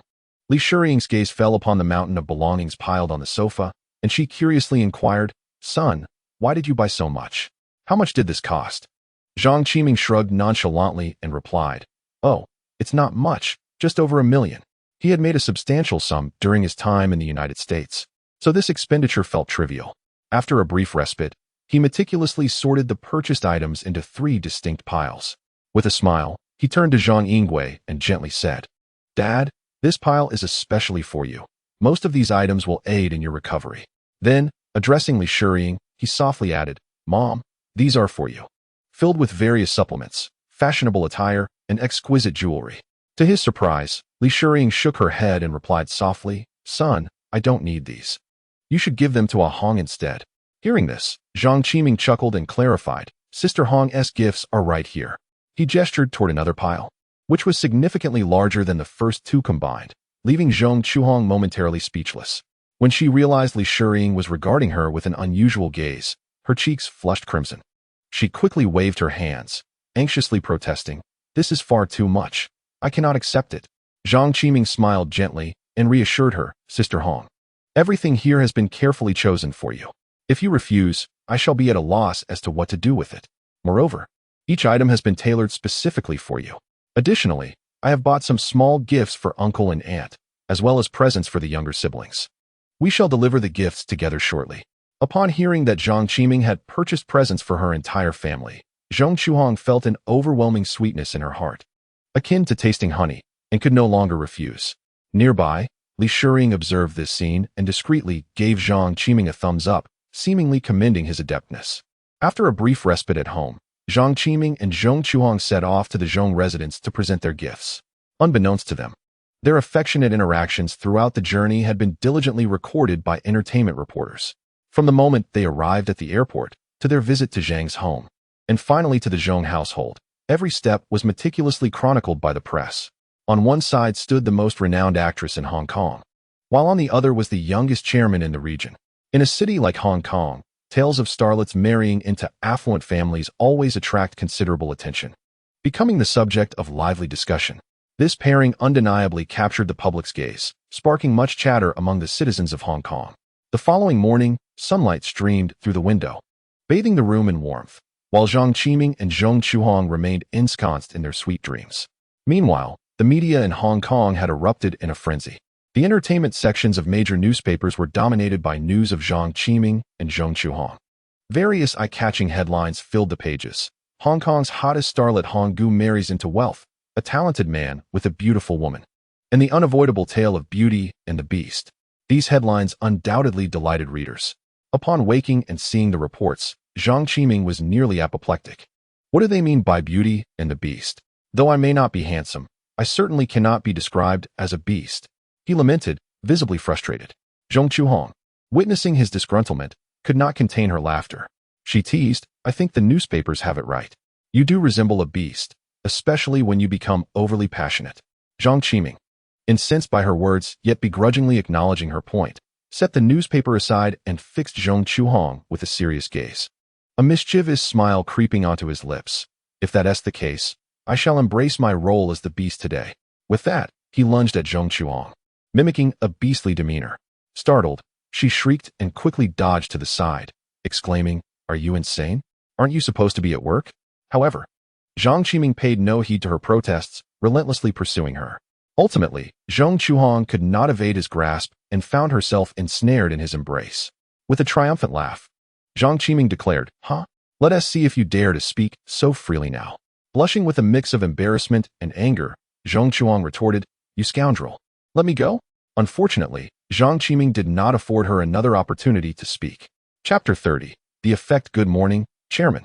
"Good morning," Zhang Qiming replied with a smile and a nod.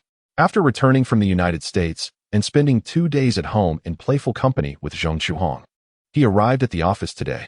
Curiously, since he stepped through the grand entrance of Aimigao, every employee he encountered greeted him with enthusiastic nods. The scene was markedly different from their previous encounters, reminiscent of a mouse evading a cat. Throughout the journey, Zhang Qiming found himself nodding in acknowledgement countless times. He stretched his somewhat stiff neck and briskly entered the conference room.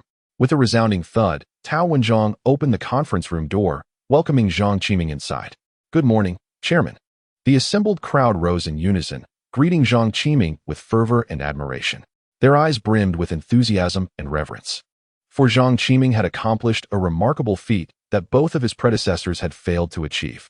The news of Zhang Qiming securing a colossal order had not been deliberately concealed, thus it spread rapidly within the company. Over the past couple of days, even the lower-level employees had caught wind of the event, let alone the upper management. As Zhang Qiming's gaze swept across the room, he noted a significant turnover among the department heads since their last meeting. Many executives he had dispatched to the Middle East and Africa had opted to resign before their departure, and those who remained were soon worn down by the harsh conditions, ultimately choosing to leave as well. This, in turn, spared the company a substantial amount in compensation. Nonetheless, a couple of individuals decided to stay and continue exploring market opportunities. Due to the scant numbers, Zhang Qiming was compelled to reassign a new batch of personnel to the Middle East and Africa. For those who persevered and achieved commendable results, Zhang Qiming was willing to grant them another opportunity to prove themselves. Once seated, Zhang Qiming glanced at the time, took a deep breath, and declared, "Let the meeting commence." His assistant, Tao Wenzhong, nodded, cleared his throat, and began.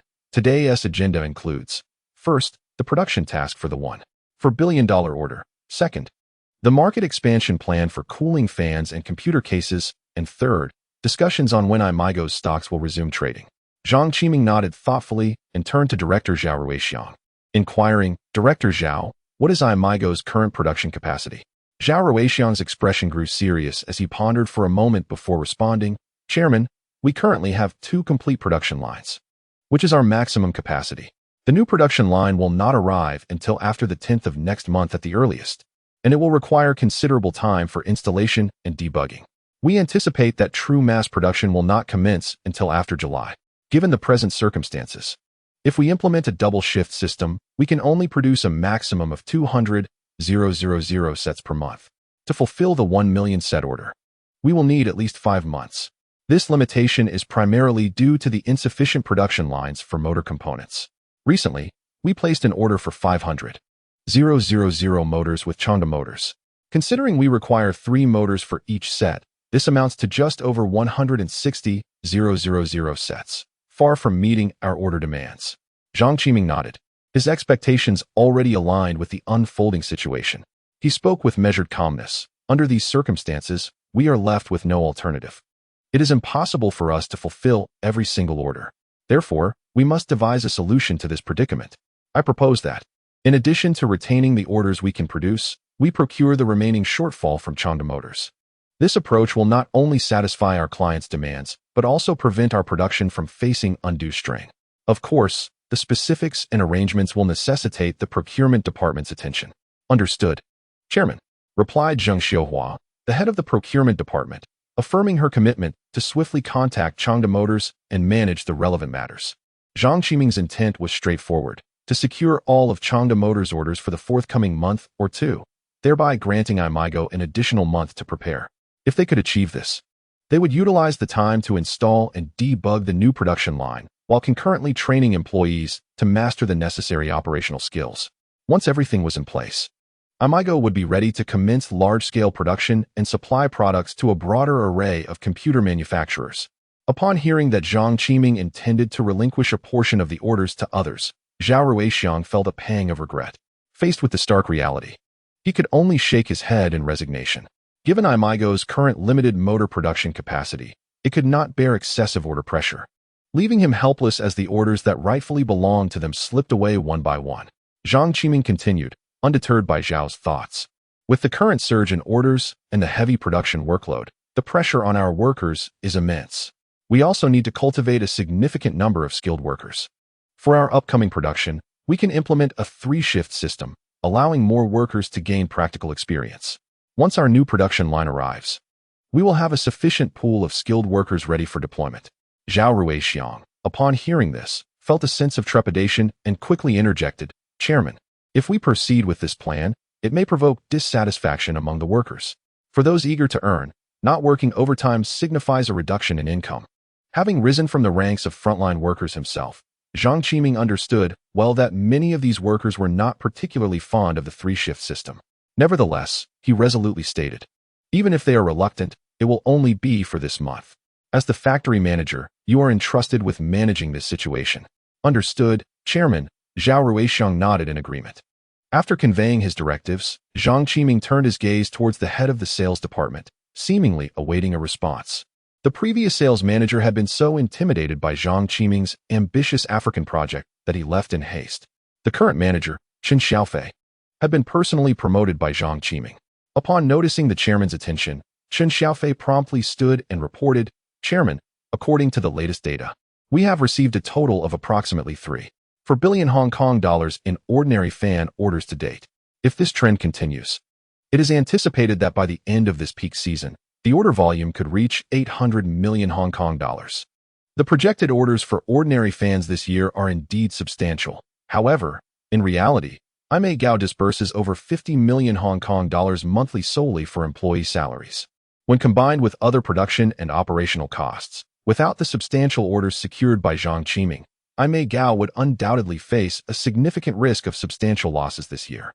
Zhang Qiming nodded slightly in acknowledgement and subsequently inquired, as our company's future flagship products, we currently have only one client for computer cases and cooling fans, which is clearly insufficient. Have you developed a specific sales strategy to expand our market and attract new clientele? Chen Xiaofei reported, I intend to leverage the prestige of our orders to market our products to other computer manufacturers. If the leading enterprises in the computer sector can procure our products, I believe other manufacturers will certainly consider it. Upon hearing Chen Xiaofei's plan, Zhang Qiming expressed his satisfaction and agreement. At this moment, the personal computer sector was akin to what Apple would become in the future.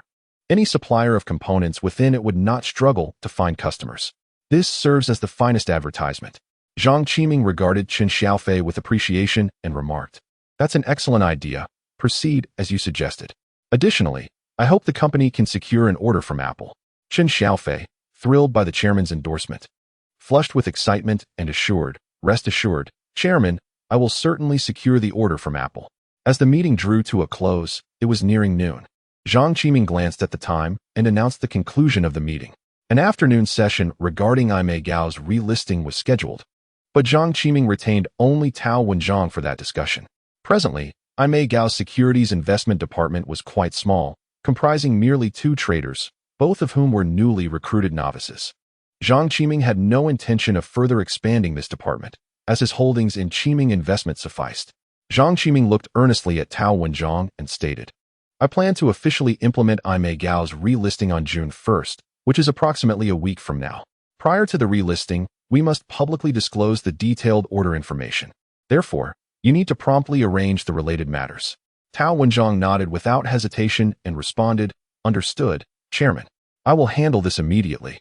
Content with Tao Wenzhong's reply. Zhang Qiming waved his hand to indicate that he could leave to attend to his duties. Shortly after Tao Wenzhong exited the office, Zhang Qiming also rose to leave the company, heading to Citibank to attend to some affairs. Chapter 31. Taking a position in Chung to Mr. Zhang.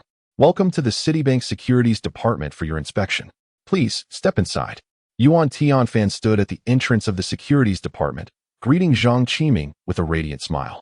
Manager Yuan, you are exceedingly gracious. I have merely come to take a casual look. It hardly qualifies as an inspection, Zhang Qiming replied with a smile. His gaze fixed on Yuan Tianfan. Yuan Tianfan chuckled, Young Master Zhang, you are far too polite. Should you require any assistance, do not hesitate to ask. In Zhang Qiming's recollections from his previous life, Yuan Tianfan was no ordinary individual. He would later ascend to become a prominent banker in Hong Kong, boasting an impressive resume. Not only had he graduated from a prestigious finance program in the United States, but he had also held significant positions at major institutions like HSBC and Citibank. In a few years, he would even become the CEO of the Hong Kong Stock Exchange, with Li Chaoren relying on him as a trusted advisor. Unfortunately, With Zhang Qiming's current capabilities, he could not hope to recruit such a talent. However, this did not preclude him from leveraging Yuan Tianfan's prowess to amass his own wealth. The two entered the securities department office, engaging in casual conversation before Zhang Qiming shifted to the main topic. Manager Yuan, may I inquire how many shares of Wheelock & Company we have successfully acquired thus far? Yuan Tianfan's lips curved into a subtle smile as he responded, Young Master Zhang. Wheelock has a total of 700 million shares. Based on the current market value, this amounts to approximately 2.9 billion Hong Kong dollars, translating to a per-share price of 0.42 Hong Kong dollars. Over the past fortnight, we have been consistently acquiring shares, and we have successfully secured 12% of the total. On average, the price per share has been around 0.31 Hong Kong dollars, with a total expenditure of 3 billion Hong Kong dollars. Due to the substantial number of shares we have acquired recently, the stock price has risen slightly by 10 cents. However, rest assured, based on our projections, we anticipate reaching our target of 500 million Hong Kong dollars in inventory within the next 2 weeks. Yuan Tianfan spoke with humility, yet Zhang Qiming sensed an underlying air of grandeur in his demeanor. Acquiring 12% of the shares while only causing a 10-cent increase in stock price demonstrated an impressive level of control. Were he to manage it himself, the stock price would have surely soared to unprecedented heights. This exemplified the stark contrast between professionals and retail investors. Zhang Qiming raised his thumb in admiration, exclaiming, Manager Yuan, you truly exemplify a paragon of the financial world. This is precisely it. Those so-called financial elites on Wall Street pale in comparison to your expertise. Upon hearing Zhang Qiming's praise, Yuan Tianfan's face lit up with joy as he humbly replied, Young Master Zhang, you flatter me. Compared to the elites of Wall Street, I am but a mere novice. Then, Yuan Tianfan inquired, Young Master Zhang, you mentioned needing assistance. Is there any way I can be of service? Zhang Qiming's visit was not solely to understand the status of the Wheelock acquisition. He harbored a more critical purpose. The current market value of Fukda Electric was approximately 2.4 billion Hong Kong dollars. At this moment, Aimigao is poised to place a substantial order with Fukda Electric Motors, according to the budget provided by the procurement department. In addition to the previous order of 500,000 motors, Aimigao intends to procure a total of 2.4 million motors. Based on the price of 15 Hong Kong dollars per motor previously quoted by Fukda Electric Motors, this constitutes a significant order for the company. How could Zhang Qiming possibly let such a fortuitous opportunity slip away? Upon hearing Yuan Tianfan's inquiry, Zhang Qiming candidly stated, Manager Yuan, please hold off on using the remaining funds from our previous financing for acquiring K.W. stocks. I need your assistance in taking a position on another stock. Yuan Tianfan, intrigued by the rising prominence of Zhang Qiming in Hong Kong, was eager to discover which stock had captured his interest. Unable to contain his curiosity, he promptly asked, Of course, which stock has caught your eye, Mr. Zhang? A subtle smile graced Zhang Qiming's lips as he replied, Manager Yuan, I wish to invest 100 million Hong Kong dollars in Fukda. I would greatly appreciate your assistance in facilitating this. Fukda, the company specializing in motors? Yuan Tianfan inquired. Somewhat puzzled, he had previously monitored this firm, known for its grounded approach and technological focus. However, the stock prices of such companies typically exhibit stability, leaving him perplexed as to why Zhang Qiming would opt for a bullish stance on them. Could it be that Fukda had secured a significant order? Zhang Qiming, exuding unwavering confidence, affirmed, Indeed, it is Fukda Electric Motors. Their technological prowess is commendable, and I harbor immense expectations for their future. Yuan Tianfan, fully aware that Zhang Qiming was likely withholding information, understood the boundaries of inquiry. Thus, he readily responded, Mr. Zhang, we at Citibank will handle your bullish contract. Zhang Qiming nodded in satisfaction, replying, Excellent. I trust you will expedite the process, as I have other pressing matters to attend to. Upon hearing this, Yuan Tianfan wasted no time and personally attended to the necessary arrangements for Zhang Qiming. An hour later, Zhang Qiming departed from Citibank, thoroughly satisfied. Welcome back, Qiming. Was your day at work smooth? Zhang Yingwei greeted his son with a smile upon his return. Zhang Qiming replied with a smile, Father, everything went smoothly. You need not worry, just focus on your recovery. Zhang Yingwei nodded but displayed a fleeting hesitation, as if he had something on his mind. Noticing his father's apparent concern, Zhang Qiming inquired, Father, do you have something you wish to discuss with me? With a sigh, Zhang Yingwei responded, Qiming, did Lau Lan Xiong visit our home today? Zhang Qiming's expression shifted at the mention of Lu. What was his purpose for coming? Zhang Yingwei elaborated. He expressed a desire for us to withdraw our lawsuit against Bao Yongqin, and he might also be aware of Aimigao securing a large order. Zhang Qiming replied with an air of indifference. I would consider dropping the lawsuit, but only if he joins me in a wheelchair. Zhang Yingwei shook his head and remarked, how could that be possible? Despite Bao Yongqin being his wife, I have long seen through him over the years. He loves only himself. If you make such a request, he would unhesitatingly abandon Bao Yongqin. Zhang Qiming, with a grave expression, responded, Father, we should follow the normal procedures regarding the lawsuit and leave it to the officers. We need not intervene. How could Lau Lan Xiong know about the company securing a significant order? Does the company still have his people? Zhang Yingwei implied. It may not necessarily be someone from the company. It could also be a shareholder. Zhang Qiming's gaze flickered, as he had a good inkling of who had leaked the secret. Chapter 32. Aimigao press conference on May 29th, under the resplendent sun and clear skies. The Peninsula Hotel in Hong Kong buzzed with extraordinary excitement, hosting a grand press conference. 3 days prior, Zhang Qiming had personally instructed Aimigao Company to reserve a spacious banquet hall and meticulously planned this much-anticipated event. Today, this hall would become the focal point of attention. Before 10 o'clock, eager journalists from various television and newspaper outlets had already flooded into the banquet hall, filling every seat. Their faces glowed with excitement as they whispered among themselves, eagerly awaiting the momentous announcement. At that moment, Zhang Qiming entered the hall with a steady stride, accompanied by Vincent, the head of the procurement department. Vincent had, through assisting Zhang Qiming in procuring production line equipment, pocketed no less than hundreds of thousands of dollars. To create a buzz, Zhang had specially called him to join the event, prompting Vincent to hastily travel from America to Hong Kong. Following closely behind Zhang Qiming and Vincent were Aimigao's board members and senior executives, all clad in formal attire and bearing serious expressions as they approached the stage of the banquet hall. As the main figures of the press conference made their appearance, the group of journalists who had long awaited their arrival turned their attention towards them, raising their cameras and eagerly clicking the shutters, the flashes illuminating the room in a vibrant display. Some impatient journalists could not wait for the official commencement of the conference and began hurling various questions at Zhang Qiming. Chairman Zhang, I would like to ask, recently you and Miss Zhong Chuang have been frequently spotted in public together, appearing very close. Are you two dating? Young Master Zhang, how long have you and Miss Zhong Chuang been in a relationship? Do you have plans for marriage? Young Master Zhang, it is well known that you hail from a prominent family in Hong Kong, while Miss Zhong Chuang comes from a humble background. Will your family support this relationship? In response to these inquiries, Zhang Qiming chose to ignore them. As he walked along the red carpet and took his seat on the stage, he glanced at his watch. Subsequently, Zhang cleared his throat, donned a smile, and addressed the journalists below, stating, Dear media friends, we gather here today for what should be the Aimigao Company press conference. In light of the public's keen interest in my relationship with Miss Zhong Chuang, and with a bit of time at hand, I shall share a few words. Currently, Miss Zhong and I are in a romantic relationship, which was initiated under the earnest encouragement of our parents. In fact, our families, the Zhongs and the Zhongs, have been longtime friends, fostering a harmonious bond over the years, and Miss Zhong and I have known each other since childhood. Having said that, Zhang Qiming glanced at his watch before adding, Our personal feelings do not warrant extensive coverage by the media. Therefore, we shall temporarily put this topic to rest. It was now time for the Aimigao press conference, and he intended to focus his energies on this event, ready to address all questions pertaining to it. At exactly 10 o'clock, the Aimigao press conference commenced.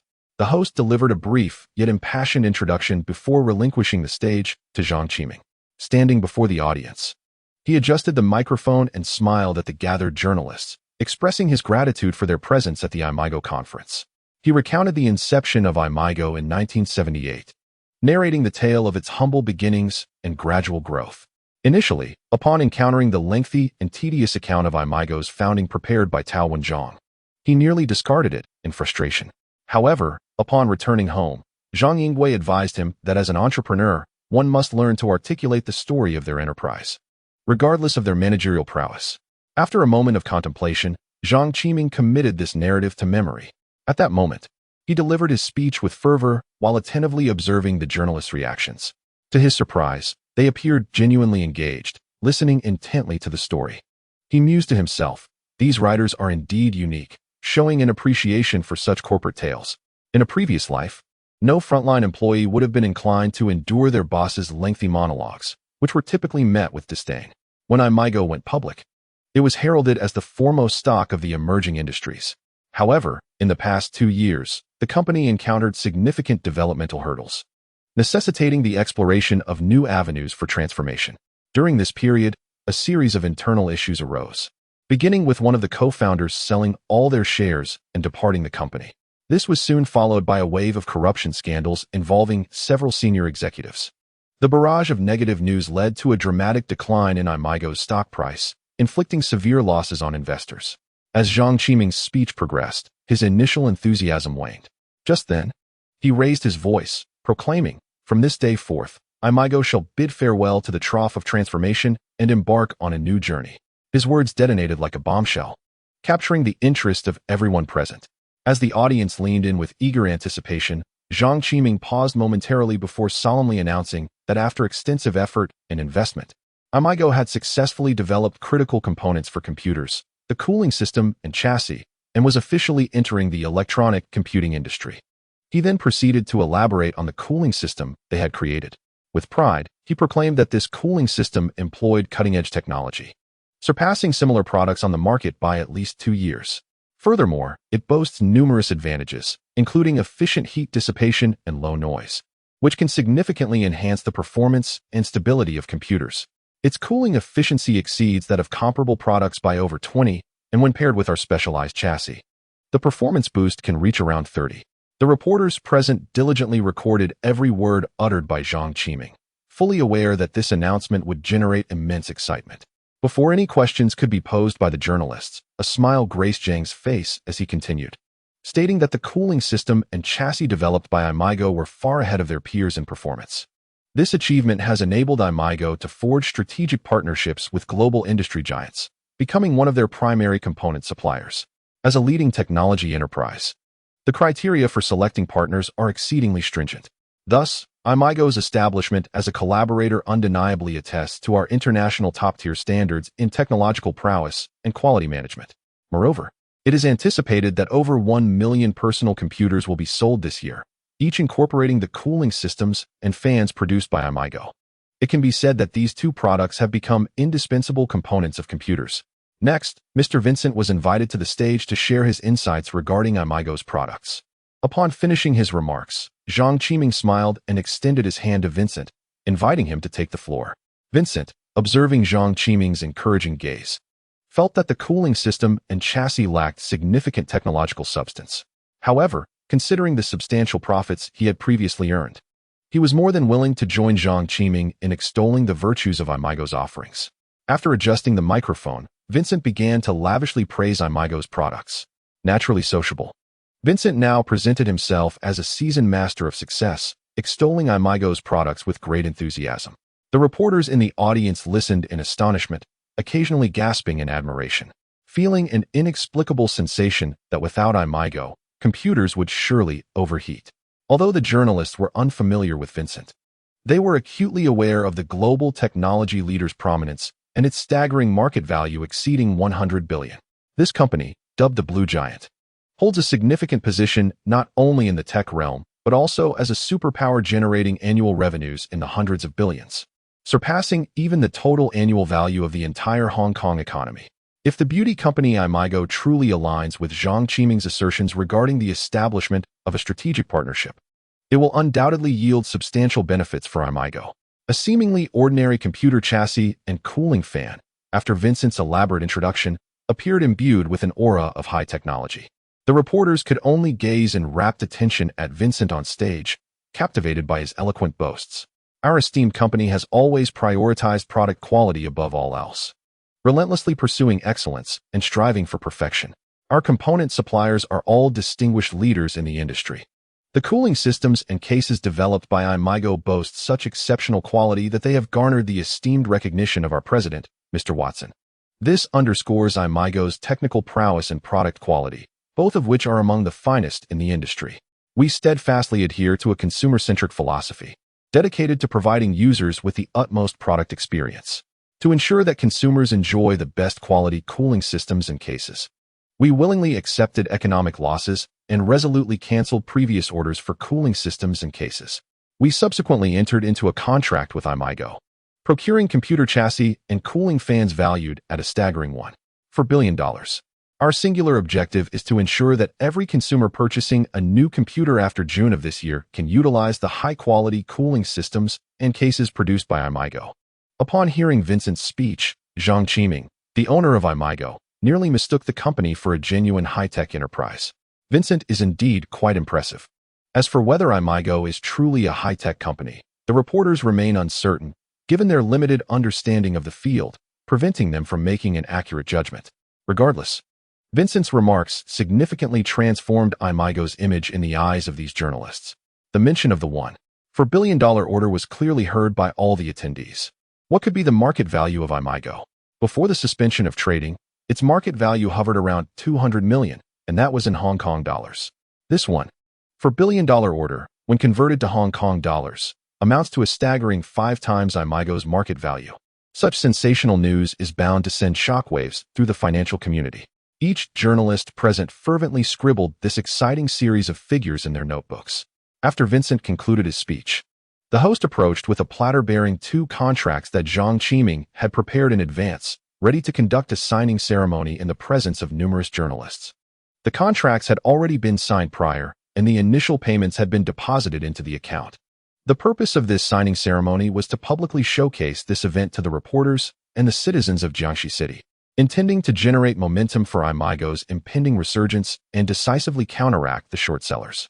Following the signing ceremony, the host announced, "We will now enter the question and answer segment.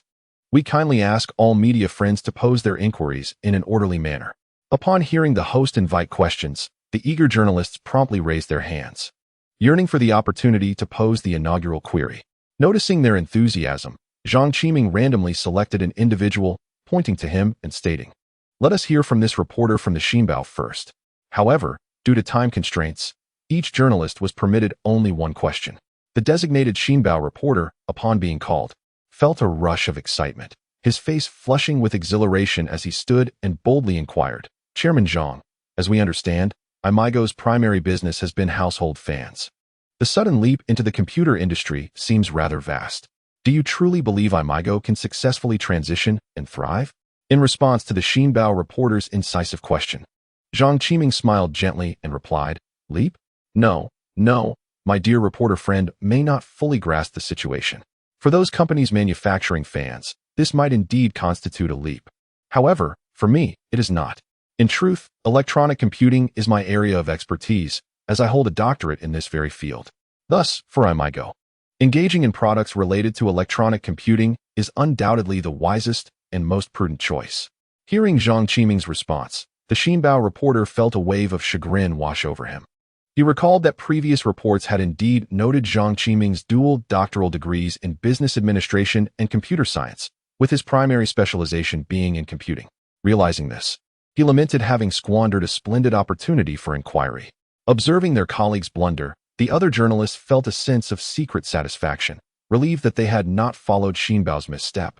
And they began to anticipate the forthcoming Q&A segment, eager to extract more valuable insights from Zhang Qiming.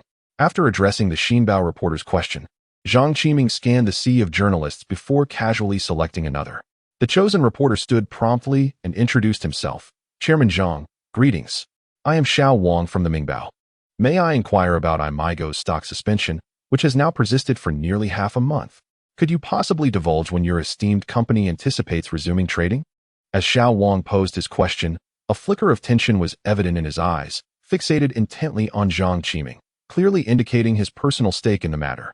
The other journalists likewise turned their gaze towards Zhang Qiming, their anticipation palpable as they awaited news regarding Aimigao's reopening.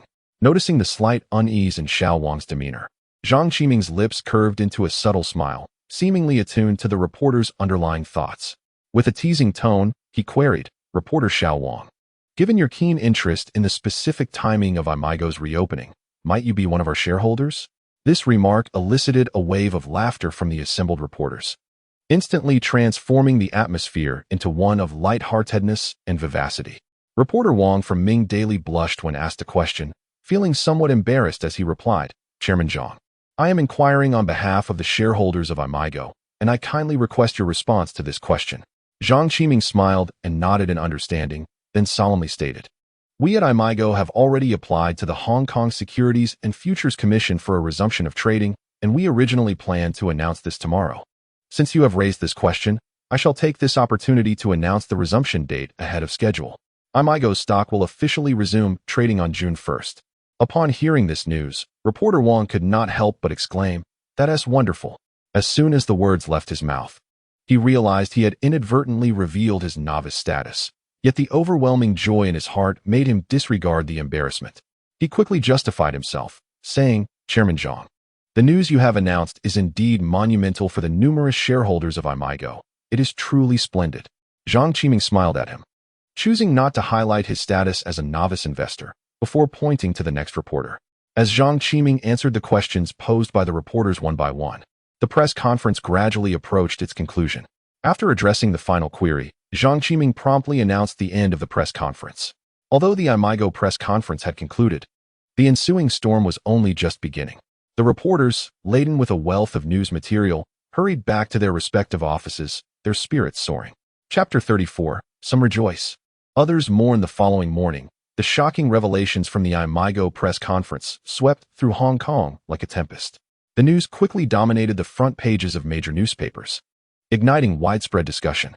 Aimigao makes a stunning turnaround with a colossal $1.4 billion order. The genius Zhang Qiming saves Aimigao.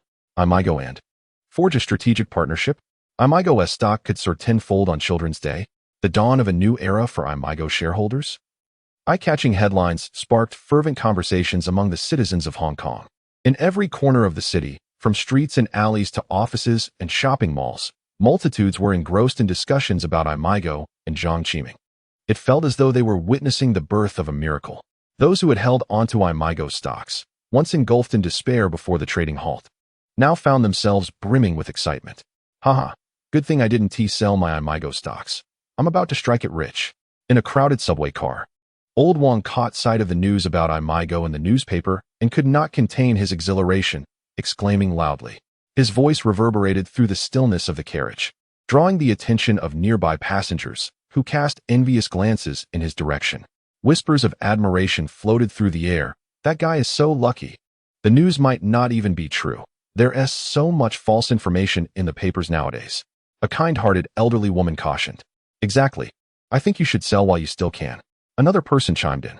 How many shares of Aimigao do you hold, and what was your cost? I'll buy your shares for over 20. A man approached, inquiring eagerly. You want to buy at 20? I'll offer 50. What do you say? Another man countered.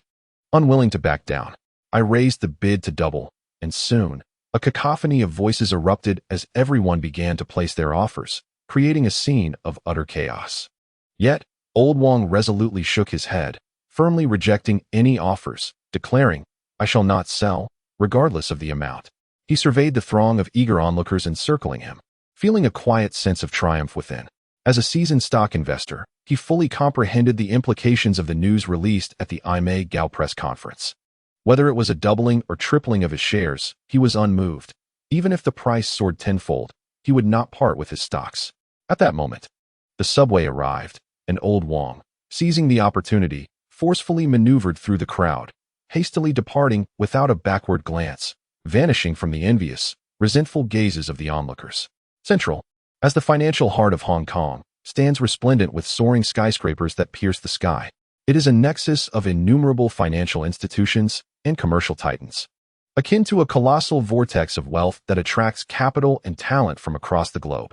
The Federal Building, an early iconic structure in Central, is located at 71 DeVoe Road. This grand edifice has borne witness to countless transactions and decisions, chronicling the rise and fall of many individuals. On the 24th floor of the Federal Building resides Fukda Securities, a venerable brokerage established in 1973.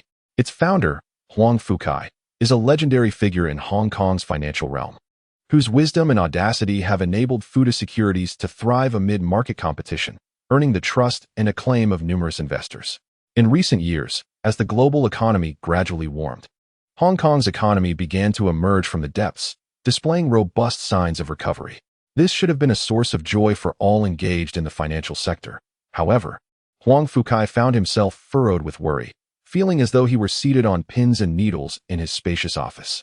The trouble began not long ago when he accepted an order to short-sell Aimigao stock, amounting to 80 million Hong Kong dollars.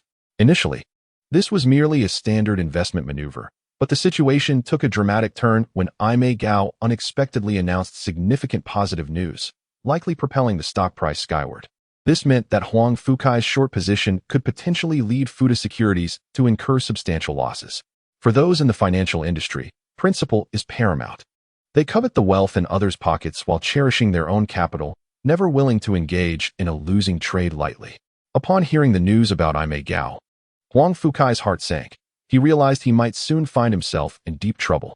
He had only a modest margin of 50 million for this short position, and once Aimigao opened for trading, the short could very well be liquidated in an instant, possibly preventing them from recovering enough shares to cover the shortfall. Even more troubling was that this 80 million Hong Kong dollar short position represented 33 of Aimegao's shares, a quantity far exceeding what Fukda Securities possessed. In order to acquire the necessary shares for the short position, Huang Fukai was compelled to borrow a substantial number of stocks from various brokerage firms in Hong Kong, including HSBC and Hang Seng. These stocks, however, were not lent out without cost. Each firm demanded a hefty interest payment. If Fukda Securities is unable to return such a substantial number of shares upon maturity, Huang Fukai could scarcely fathom the ensuing consequences. A series of knocks resonated from outside the office. "Come in," Huang Fukai called out, his tone somewhat brusque. Shortly after, a secretary entered and reported, "Mr. Huang, Mr. Lau Lan Xiong has arrived." Taking a deep breath, Huang Fukai nodded and replied, "Yes, please let Mr. Lu in." Before long, the office door swung open, and the secretary ushered in Lau Lan Xiong. "Good morning, Mr. Huang." Lau Lan Xiong greeted with a smile upon seeing Huang Fukai seated on the sofa. "Good morning, Mr. Lu." Huang Fukai replied, rising to his feet with a smile, then gestured for the secretary to leave. Once the secretary had exited and closed the door, Huang Fukai turned to Lau Lan Xiong with a grave expression and inquired, "Mr. Lu, did you catch the financial news this morning? Is the news regarding Aimigao's press conference true?" Upon hearing this, Lau Lan Xiong's smile faded, and he furrowed his brow, responding, "It's hard to say. Zhang Qiming is quite different from his father. He expelled our people from the company as soon as he took office. I currently have no insight into Aimigao's situation." Huang Fukai's countenance darkened at Lau Lan Xiong's words, and he replied with displeasure, "Mr. Lu, as someone in finance, you should understand that if Aimigao truly secures a massive order, the stock price will undoubtedly soar when the market opens on June 1st. With your short position of 80 million Hong Kong dollars and only 50 million Hong Kong dollars in margin available, I believe it would be prudent to increase your margin to safeguard against potential risks. Otherwise, you may face the threat of a margin call when the market opens." Lau Lan Xiong frowned deeply and asked, "How much do you think I should increase the margin by?" Huang Fukai, his demeanor serious, responded, "As far as I know, you successfully cashed out over 200 million Hong Kong dollars through Aimigao before, correct? Given the current circumstances, to ensure safety, I recommend raising your margin to at least 200 million Hong Kong dollars to be relatively secure." Upon hearing that figure, Lau Lan Xiong's expression darkened instantly, a wave of discontent surging within him. In a stiff tone, he retorted, "Mr. Huang, it's merely an 80 million Hong Kong dollars short position. Asking me to put up 200 million Hong Kong dollars in margin is rather excessive." However, Huang Fukai was acutely aware of the gravity of the situation. Aimigao had received significant positive news, and the general consensus was that its market value could potentially surge past 1 billion Hong Kong dollars upon opening, with an increase of up to 5 times. This implied that the shares lent to Lau Lan Xiong for short selling would appreciate at least 5-fold, leading to substantial losses for Fukda Securities. The 200 million Hong Kong dollars margin was intended to cover those losses, and in Huang Fukai's view, even that might not suffice. Though Lau Lan Xiong was a major client of Fukda Securities, he was not the type to sacrifice the firm's interests for the sake of another. Huang Fukai, with a serious demeanor, addressed Lau Lan Xiong, saying, "Lu, we have conducted market research. If this news is indeed true, the 200 million principal is merely a conservative estimate. If that proves insufficient, we may need to increase the capital." Lau Lan Xiong had already learned of the news in advance from HSBC, aware that the company had transferred a staggering $42 million to Aimigao. This indicated that the news of Aimigao securing a substantial order was indisputably authentic. This was also the primary reason for his earlier meeting with Zhang Qiming. Understanding Zhang's soft-heartedness and sentimentality, he hoped to persuade Zhang Qiming to show leniency, thus allowing him the opportunity to close his position first. Now, with Aimigao's stock yet to open, the news of their significant order had already stirred the city into a frenzy, clearly indicating that Zhang Qiming had failed to convince his son, Zhang Qiming. That scoundrel. After all, I watched him grow up, yet he offers me no chance. Lau Lan Xiong silently cursed. He glanced at Huang Fukai, inwardly condemning him as a traitor, reflecting, "This ingrate has truly forgotten all past kindness. I have supported his business numerous times, yet at this critical moment, he shows no regard for our shared history. To demand I provide 200 million in collateral is sheer folly. Humph, at worst, I will lose 50 million. Expecting me to cover the deficit is out of the question. I still possess over 200 million in cash. I can always start anew elsewhere." With such thoughts, Lau Lan Xiong couldn't help but smirk inwardly, though he forced a smile and said, "Mr. Huang, the 200 million collateral implies I would need to produce 1.5 billion. Unfortunately, I currently lack such liquidity, as my funds are tied up in investments. How about this? I'll return home to liquidate some of those investments, and once I manage to convert them into cash, I will transfer it to your account. Would that be acceptable?" Upon hearing Lau Lan Xiong's willingness to increase the collateral, Huang Fukai's face lit up with surprise. He immediately rose, exclaiming with excitement, "Lu, that's fantastic. I cannot thank you enough. You must act swiftly and keep me informed of your progress. Even if Aimigao's stock rises initially, it will undoubtedly retract later. As long as we have sufficient collateral, by the time the short-selling date arrives, the stock price may have already fallen significantly. At that point, even if we do not make a considerable profit, we can at least minimize our losses." Lau Lan Xiong nodded, his expression reflecting agreement as he replied, "Mr. Huang, you are absolutely correct. I will return now to prepare the funds. Rest assured, I will expedite this matter and provide you with good news." His tone was resolute and confident, instilling a sense of reassurance in Huang Fukai. After finishing his words, Lau Lan Xiong turned and exited the office, hurriedly descending the stairs as if he were genuinely about to secure the funds. Soon, he reached the ground floor and entered his vehicle. The driver, noticing his presence, inquired, "Mr. Lu, where shall we head now?" Lau Lan Xiong replied nonchalantly, "I intend to visit Haojiang. Please take me to the dock." Sitting in the car, Lau Lan Xiong muttered to himself, "Huang Fukai, it is not that I lack loyalty. I am merely waiting in Macau for 2 days until the opening of Aimigao. If the stock price indeed soars to unimaginable heights, I can only express my apologies. I'll have to wait until I have reaped my profits before I can compensate for your losses." Chapter 35. The opening surge of tenfold after several days of news circulating. The date of Aimigao's relisting has already been firmly etched in the minds of investors in Hong Kong. Even those who do not engage in stock trading have heard of it. On June 1st at 9 a.m., with a mere 30 minutes remaining until the market opens, a throng of investors has gathered outside the Hong Kong Stock Exchange. Each individual is animatedly discussing Aimigao's stock, their eyes alight with anticipation and greed. Some even arrived at the exchange as early as 6 in the morning, fearing they might miss this lucrative opportunity. Inside the exchange, the atmosphere is electric, with a sea of people. Investors cluster in small groups or sit alone, their gazes affixed to the large screen, anxiously awaiting the opening of Aimigao's stock. "Why is it only 9 o'clock? We still have to wait half an hour. I've already waited an hour," a middle-aged man exclaimed, his face etched with anxiety as he stared at the exchange's screen, muttering incessantly. He clutched a newspaper tightly in his hand, which bore reports of Aimigao securing substantial orders. "Do not fret, there is still ample time," another investor confidently interjected. "I would wager that if the news of Aimigao's large orders is genuine, the stock will surge at least threefold upon opening." "Threefold? Please. My cousin's sister-in-law works at Aimigao, and she informed me that all employees at their factory are undergoing training in shifts, preparing to produce their new products. Hence, this news must be true. I believe Aimigao's market value is only around 2 billion. It should at least increase tenfold upon opening," a young investor declared excitedly. "That seems improbable. It has been years since a stock has opened with a tenfold increase," someone skeptically remarked. "What do you know? Aimigao is entering the computer industry, a realm of high technology never before seen in Hong Kong, with vast market prospects. They have just secured their first order, amounting to a staggering one. billion dollars, equivalent to over 10 billion Hong Kong dollars. The market is still expansive, asserted a seasoned investor. Aimigao was once hailed as the first emerging industrial stock upon its initial listing. Now, it can be regarded as the foremost technology stock in Hong Kong, with global premiums on tech stocks being exceedingly high. Aimigao's stock price is destined to soar. Just wait and see. We are on the verge of witnessing a miracle, a veteran investor proclaimed with unwavering conviction. As the investors engaged in fervent discussions, a sudden shout broke through the crowd. It has opened. It has opened. Look, Aimigao's stock price is out. 88 Hong Kong dollars per share.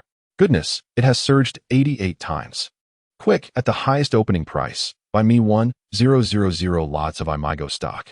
At 9 Hong Kong dollars, I will purchase 500 lots. At 95 Hong Kong dollars, 1,000 lots. At 10 Hong Kong dollars, another 1,000 lots. My heavens, Aimigao's stock price has surpassed tenfold. In an instant, the Hong Kong Stock Exchange erupted with shouts as everyone clamored to purchase Aimigao's stock. However, the stock price soared relentlessly, and after half an hour, there were hardly any sell orders. I am going to be rich. I am going to be rich. I adore Aimigao. Zhang Qiming, you shall henceforth be my deity. The god of stock, Old Wong exclaimed, his face flushed with excitement, trembling with enthusiasm as he beheld Aimigao's stock price climbing without any sign of abating. Those around him echoed his sentiments, proclaiming, Indeed, indeed, this is an extraordinary opportunity. I am destined for wealth. I am destined for wealth.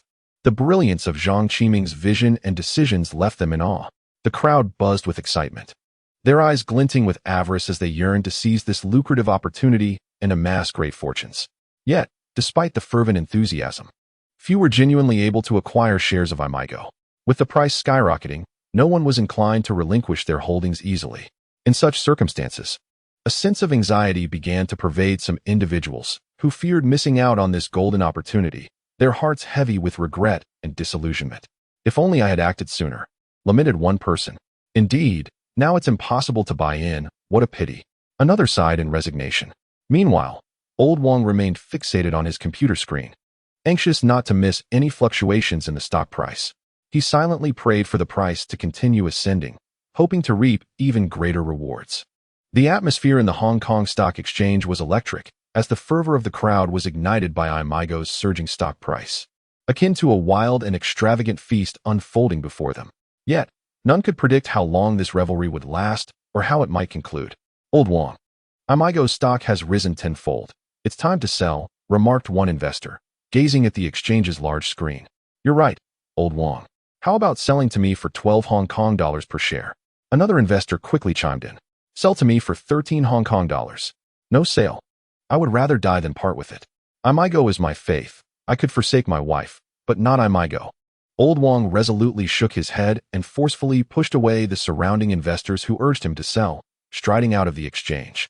If you won't sell, I'll find someone else. You'll be regretting this sooner or later, the first investor muttered as he turned to seek out other Aimigao shareholders, hoping to purchase their stocks. The other investors soon caught on, realizing that obtaining Aimigao shares through bidding at the exchange was exceedingly challenging. Given the stock's meteoric rise today, it seemed likely that it would continue to climb for several more days, with few willing to part with their shares. Many astute investors discreetly sought opportunities for private transactions with other holders.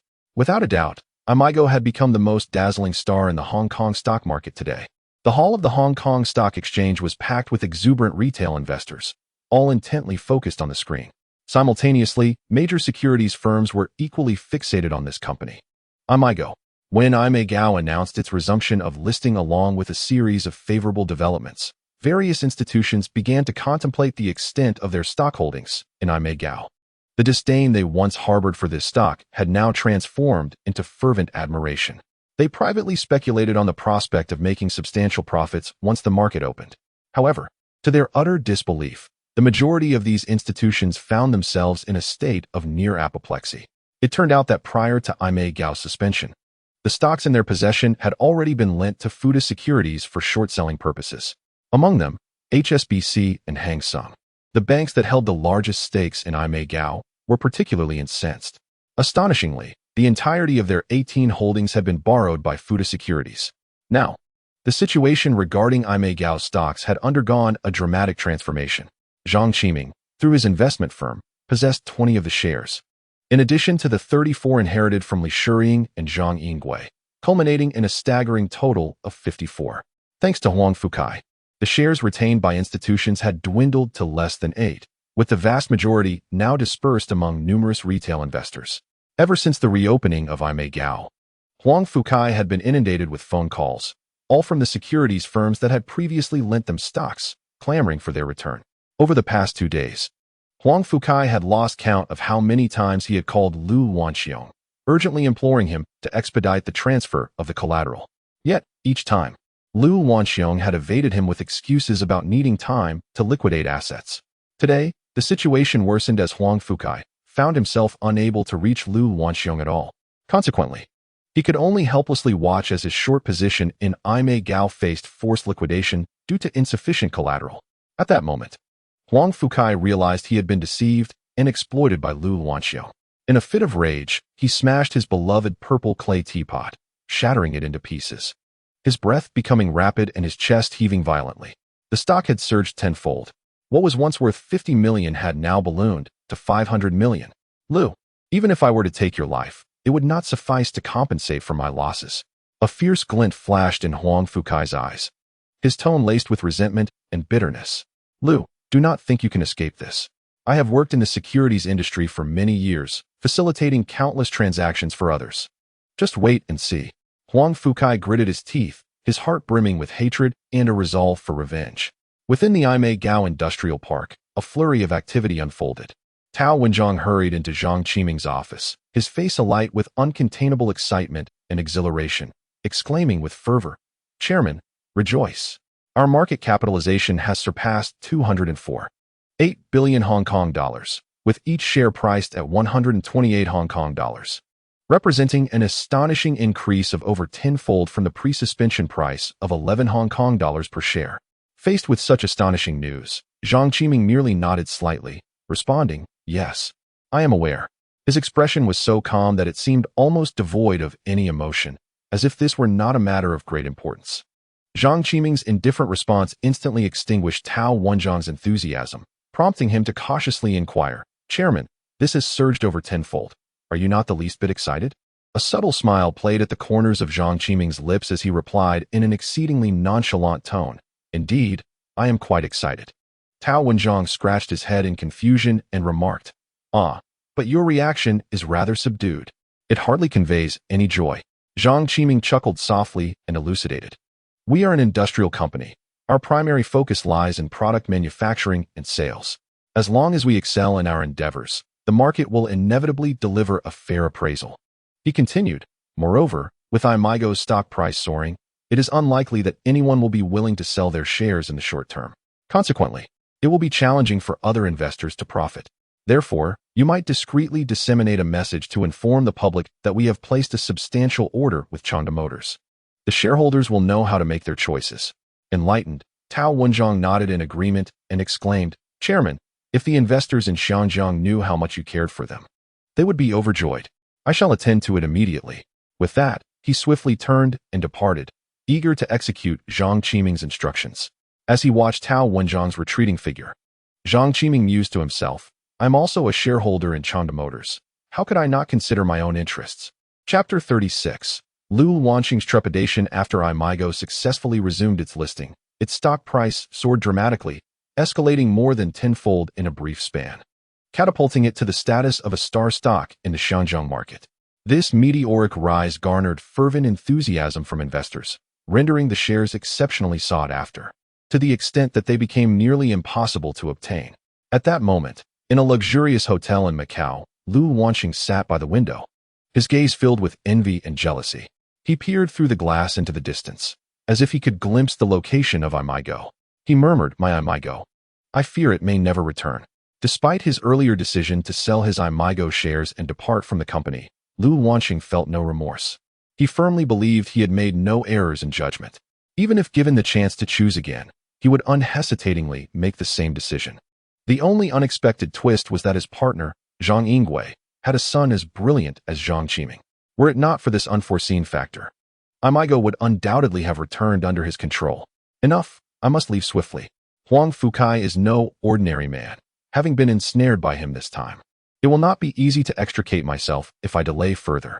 With this thought, Lau Lan Xiong cast one last glance out the window before resolutely turning away, picking up his pre-packed luggage and hastily exiting the hotel room. Clearly, he had long anticipated that Aimigao's stock would surge upon opening, leading to the collapse of his short position. Yet, he was unwilling to depart from Xiangjiang in such a disheveled state. A song lingers here, embodying the last vestige of hope, a desire to see if the god of wealth might bestow his favor upon him. Now that he has learned the outcome aligns with his expectations, he instinctively knows he must flee. Lau Lan Xiong swiftly exits the hotel, hurrying into a taxi parked at the roadside. As he enters the vehicle, he eagerly instructs the driver to the ferry terminal. Quickly, after speaking, he leans back in the rear seat, shutting his eyes in a feigned repose, appearing utterly exhausted. Understood, the driver responds, nodding before igniting the engine and speeding away. Approximately 10 minutes later, the taxi gradually comes to a halt. Mr. Liu, you've arrived at your destination. The driver exits the vehicle, approaches the rear door, and calls out to the drowsy Lau Lan Xiong. At the sound, Lau Lan Xiong slowly opens his eyes, glancing out the window only to discover that this is far from the ferry terminal he intended to reach. Instead, he is greeted by the sight of an abandoned warehouse, desolate and devoid of life. A wave of ominous foreboding washes over him as he turns to the driver, furrowing his brow and inquiring, "This is not the ferry terminal I requested. Have you taken a wrong turn? Also, how do you know me? You, a billionaire frequently gracing the headlines, are well known among the citizens of Hong Kong. However, it has been rather disappointing that Mr. Liu has refrained from engaging in any gambling during his stay," replied a man clad in a plaid shirt, adorned with a lavish gold chain that exuded an air of dominance, striding toward the taxi accompanied by several henchmen. The taxi driver, resembling a subordinate, promptly bows to the approaching figure.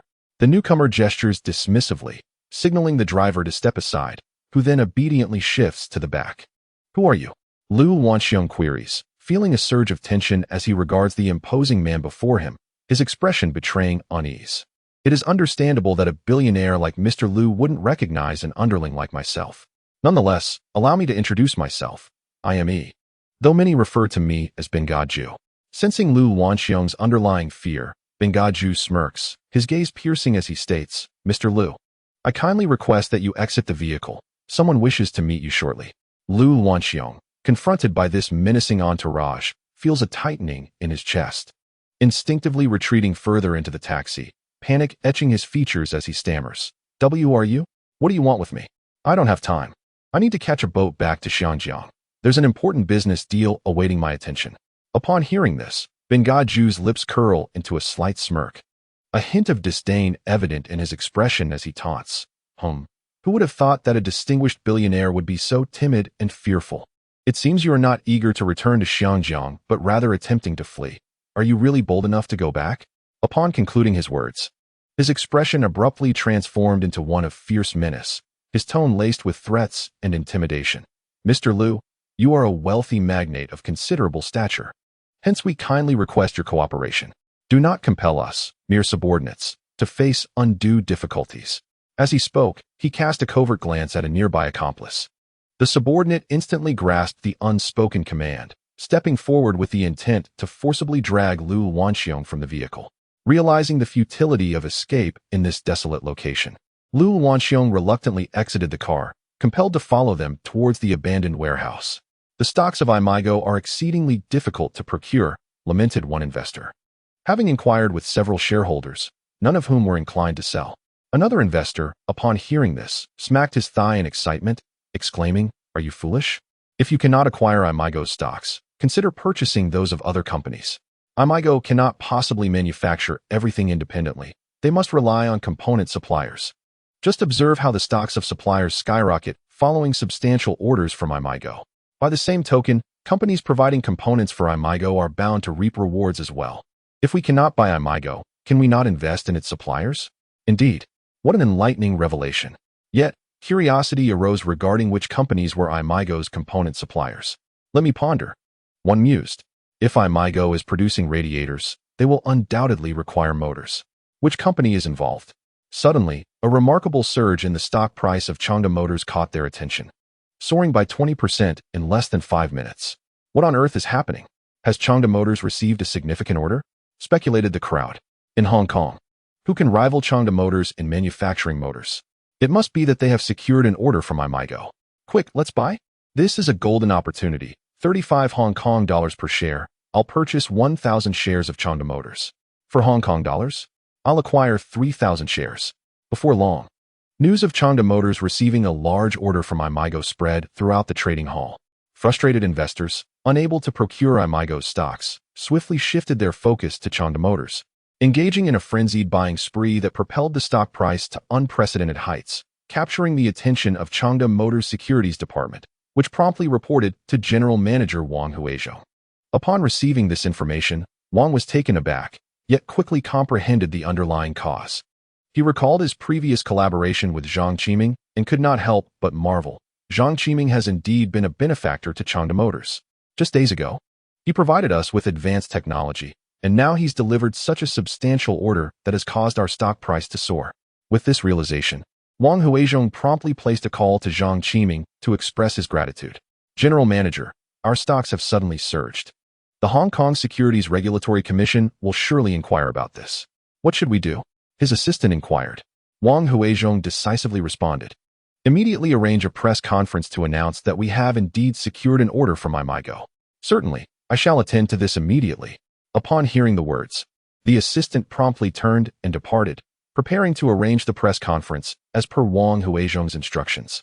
Chapter 37. Lau Lan Xiong's predicament. Apple's internal discord in a desolate warehouse in Haogong.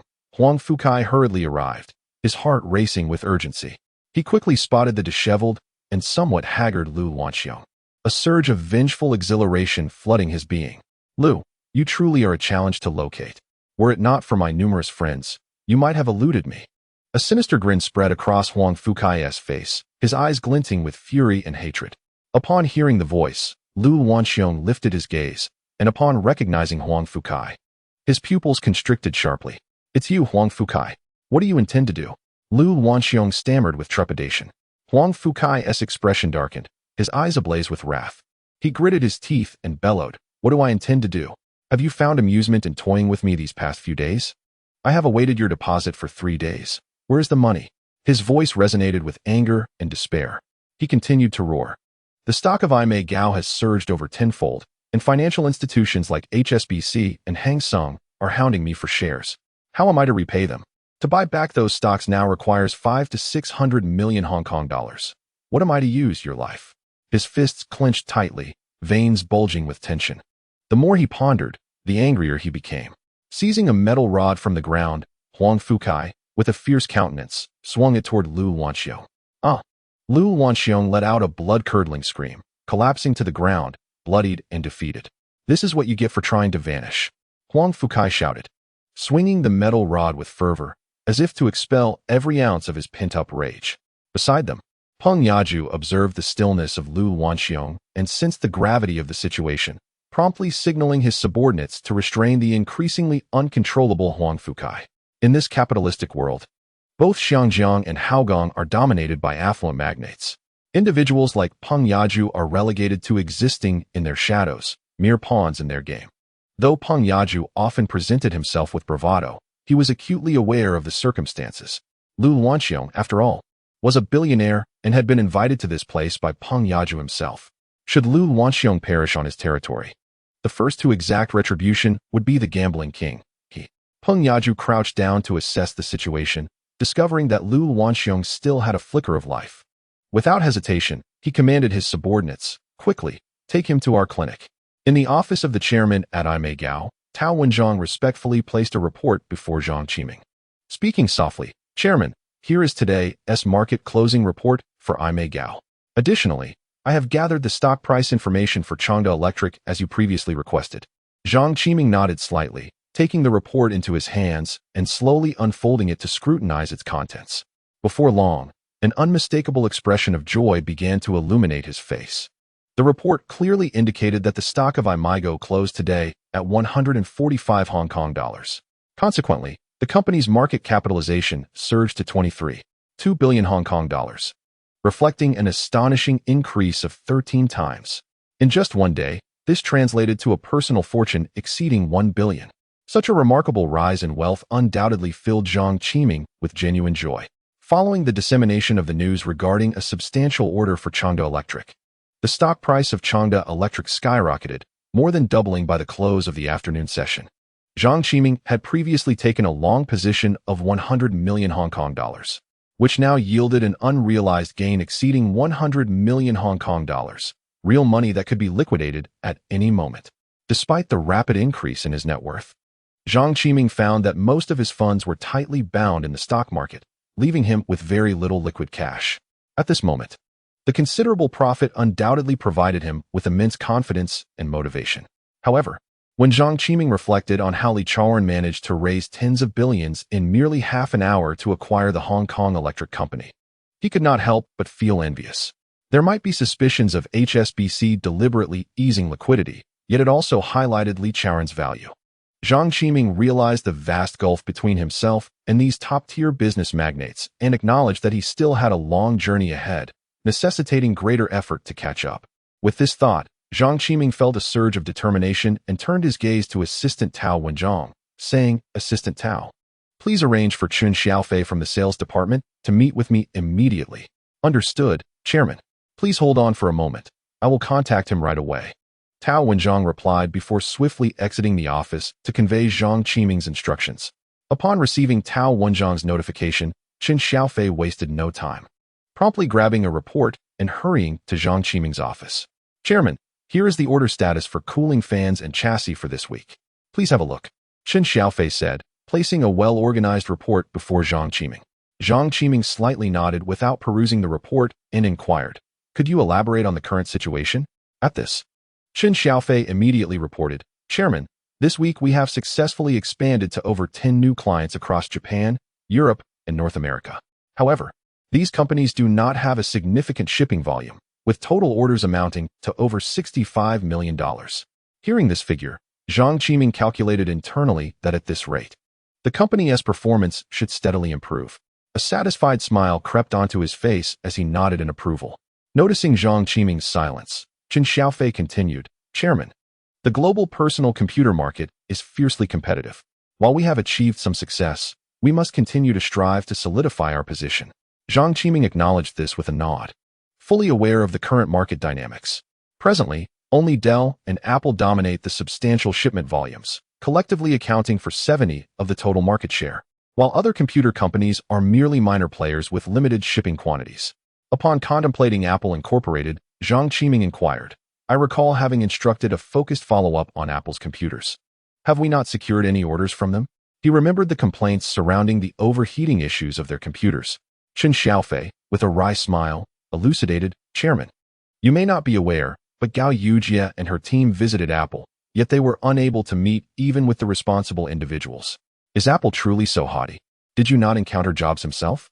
Zhang Qiming furrowed his brow, pondering deeply. From his memories of a previous life, it seemed that Jobs was indeed a self-important individual. Aloof to all, Chun Xiaofei candidly replied, "Chairman, our personnel did not meet Jobs. It is said that he has had disputes with the shareholders and management, and it appears he has been relieved of his duties, becoming a mere bystander within the company." "What? Jobs has been dismissed?" Zhang Qiming exclaimed in astonishment. "Indeed, there has been a shift in the upper echelons of Apple, and the relevant news announcements have already been disseminated," Chun Xiaofei affirmed. He then added, "Chairman, Jobs wields considerable influence. According to Gao Yujie's report, since the announcement of Jobs' dismissal, Apple's stock price has been in a continuous decline, languishing in a state of despondency." Upon hearing this, Zhang Qiming's expression shifted slightly, but a wave of elation surged within him. The thought of the future market and the prestigious throne of being number one in the world ignited a greedy glimmer in his eyes, as if envisioning mountains of gold and silver laid before him. Countless thoughts flooded his mind, nurturing his ever-expanding ambition. He envisioned how to seize this opportunity to envelop Apple, thereby becoming a titan in the tech industry. He understood that this was a once-in-a-lifetime opportunity. Seizing it would fulfill his long-cherished dreams. Ensure Gao Yujie monitors the situation with Apple and Jobs closely, providing weekly updates, particularly noting when Jobs departs from the company, Zhang Qiming commanded, his voice tinged with urgency and excitement. He vividly recalled that historically, Jobs had left the company shortly after his dismissal, often in a fit of rage. liquidating his shares except for one, which he retained to receive Apple's financial reports. Following that, Apple would descend into a decade-long trough, with plummeting performance and stock prices, leading many shareholders to divest their holdings. Yet, it was this very downturn that presented Zhang Qiming with an exceptional opportunity.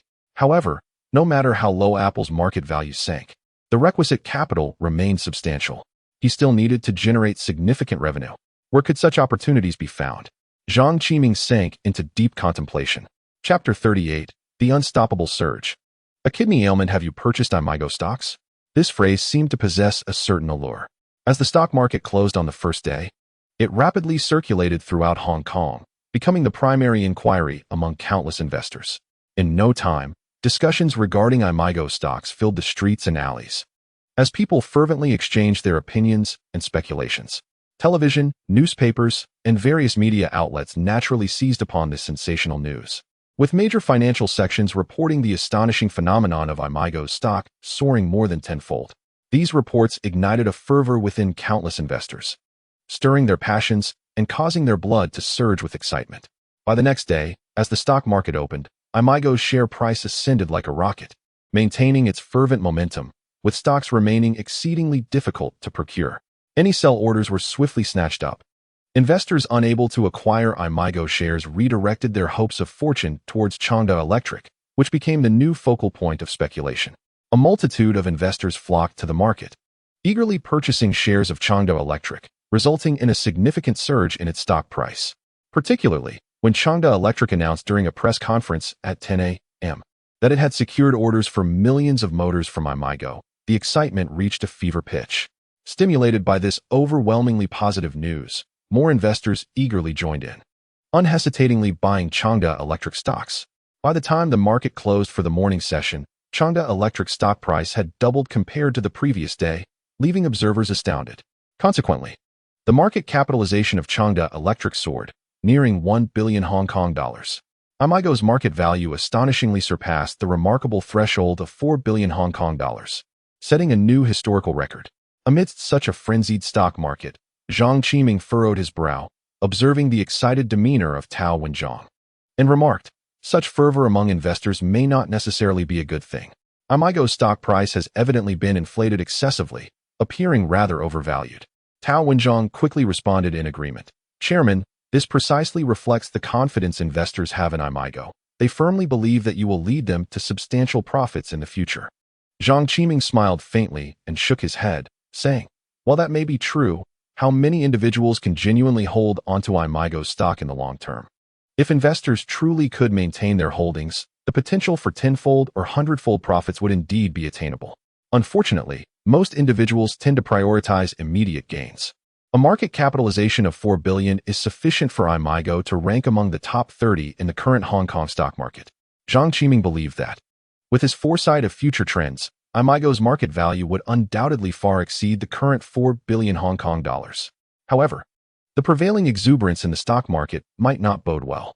Once a company's valuation becomes artificially inflated, it is plausible that significant capital is already preparing to short Aimigao's stock. When a company's stock experiences constant volatility, it is undoubtedly the investors who suffer the most severe losses. Furthermore, the company's own credibility could also sustain considerable negative repercussions. Zhang Qiming naturally wished to avoid such a scenario for Aimigao. After a moment of contemplation, he slowly articulated, "Assistant Tao, the current enthusiasm among investors is excessively heightened. We must find a way to temper their fervor. In recent days, it is imperative for you to closely monitor the fluctuations within the stock market, particularly concerning the shares of Aimigao. One must vigilantly observe the situation to prevent any uncontrolled decline in its stock price. Should any irregularities arise, an announcement must be promptly issued to inform the public that Aimigao is a stock worthy of long-term investment. However, excessive speculation must be avoided at all costs." Deep down, Tao Wenzhong does not believe such measures are necessary. Yet since the decision has been made by his superior, he must obediently comply with the directive. At a small clinic in Hong Kong, Huang Fukai stands by the bedside of the unconscious Lau Lan Xiong, a wave of regret washing over him. In a fit of impulsiveness the previous night, he had struck Lu, but in this moment of clarity, he realizes he may have acted too rashly. Huang Fukai does not regret the act of violence itself. Rather, He laments that he acted prematurely before securing the funds. Now, with Lu in a comatose state, no one knows when he might awaken, let alone when he could procure the life-saving money. This thought incites a growing anxiety within Huang Fukai, for he is acutely aware that the powerful financiers behind this situation will not grant him much time. Particularly, the foreign forces of HSBC will not tolerate any failure to achieve their desired outcome, the consequences of which could be dire. As Huang's worry intensifies, beads of sweat form on his forehead, and he cannot help but turn to the doctor beside him, imploring, "Doctor, what is the condition of this man? When might he awaken?" His voice is laced with urgency and unease, as if he is enveloped by an invisible pressure. The doctor, recalling the harrowing scene he witnessed while treating Lu, responds curtly, "Awaken? Given his current state, what chance does he have of regaining consciousness? He has endured multiple severe blows to the head, and based on my years of medical experience, his odds of waking are less than 1%. Moreover, he has suffered a catastrophic fracture of the knee, 3 broken ribs, and severe internal injuries.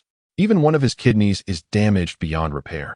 I have no suitable replacement, and must remove it. You have truly shown a lack of restraint. While he is no longer in immediate danger of death, whether he can survive remains uncertain. You must simply wait and see if he awakens tomorrow. If he does not, there is nothing more I can do." Upon hearing the doctor's words, Huang Fukai feels as though he has crumbled entirely, muttering to himself. Meanwhile, Chung Yajun fixes his gaze on the doctor, only to receive a subtle shake of the head in response. After years of collaboration, Chung immediately comprehends that Lau Lan Xiong is likely teetering on the brink of death, and his expression darkens significantly. A glimmer of resentment flickers in his eyes as he casts a scornful glance at Huang Fukai, inwardly cursing. "This bastard has led me into a terrible predicament." He had initially believed Huang sought Lu only for financial gain, never anticipating the latter's volatile response that resulted in Lu's precarious state. Lau Lan Xiong was forcibly taken away by his subordinates from the entrance of the hotel, and this incident would undoubtedly be impossible to conceal. Sooner or later, it would trace back to him. Contemplating this, Beng Yaju found himself in a dilemma. After a moment of reflection, he ultimately resolved to report the matter to the boss. After all, Huang Fukai had done favors for many in the underworld. Should he act rashly, it would be difficult to provide an explanation to the masses. Only by involving the boss could the issue be resolved. Chapter 39. Closing positions at Fukda Securities Department. Yuan Tianfan immediately spotted Zhang Qiming at the entrance of the securities department and hurriedly approached him, his face adorned with an enthusiastic smile as he respectfully greeted, "Good morning, young Master Zhang." "Good morning, Manager Yuan." Zhang Qiming replied with a slight upward curve of his lips, revealing a faint smile. The thought of Aimigao's recent surge filled Yuan Tianfan's eyes with envy and astonishment. He quickly congratulated Zhang Qiming. "Young Master Zhang, your Aimigao stock price has skyrocketed over the past 3 days. It's almost reaching the heavens. Moreover, there are no signs of a retracement. Truly impressive." Zhang Qiming, however, gently shook his head and sighed in resignation. "These are merely paper gains. They have not been realized. And in truth, they hold little actual value. To be frank, my pockets are emptier than my face." Naturally, Yuan Tianfan did not take this statement to heart. He smiled slightly and followed Zhang Qiming's lead. "Haha, young Master Zhang, you are being too modest. However, since you have personally come here, it must be for some important matters, right?" Zhang Qiming nodded slightly, his expression focused as he gazed at Yuan Tianfan, a subtle smile gracing his lips as he softly stated, "Indeed, I have 2 matters that I would like to trouble you with, Manager Yuan." Yuan Tianfan also nodded in agreement, his expression serious as he replied, "Please feel free to speak."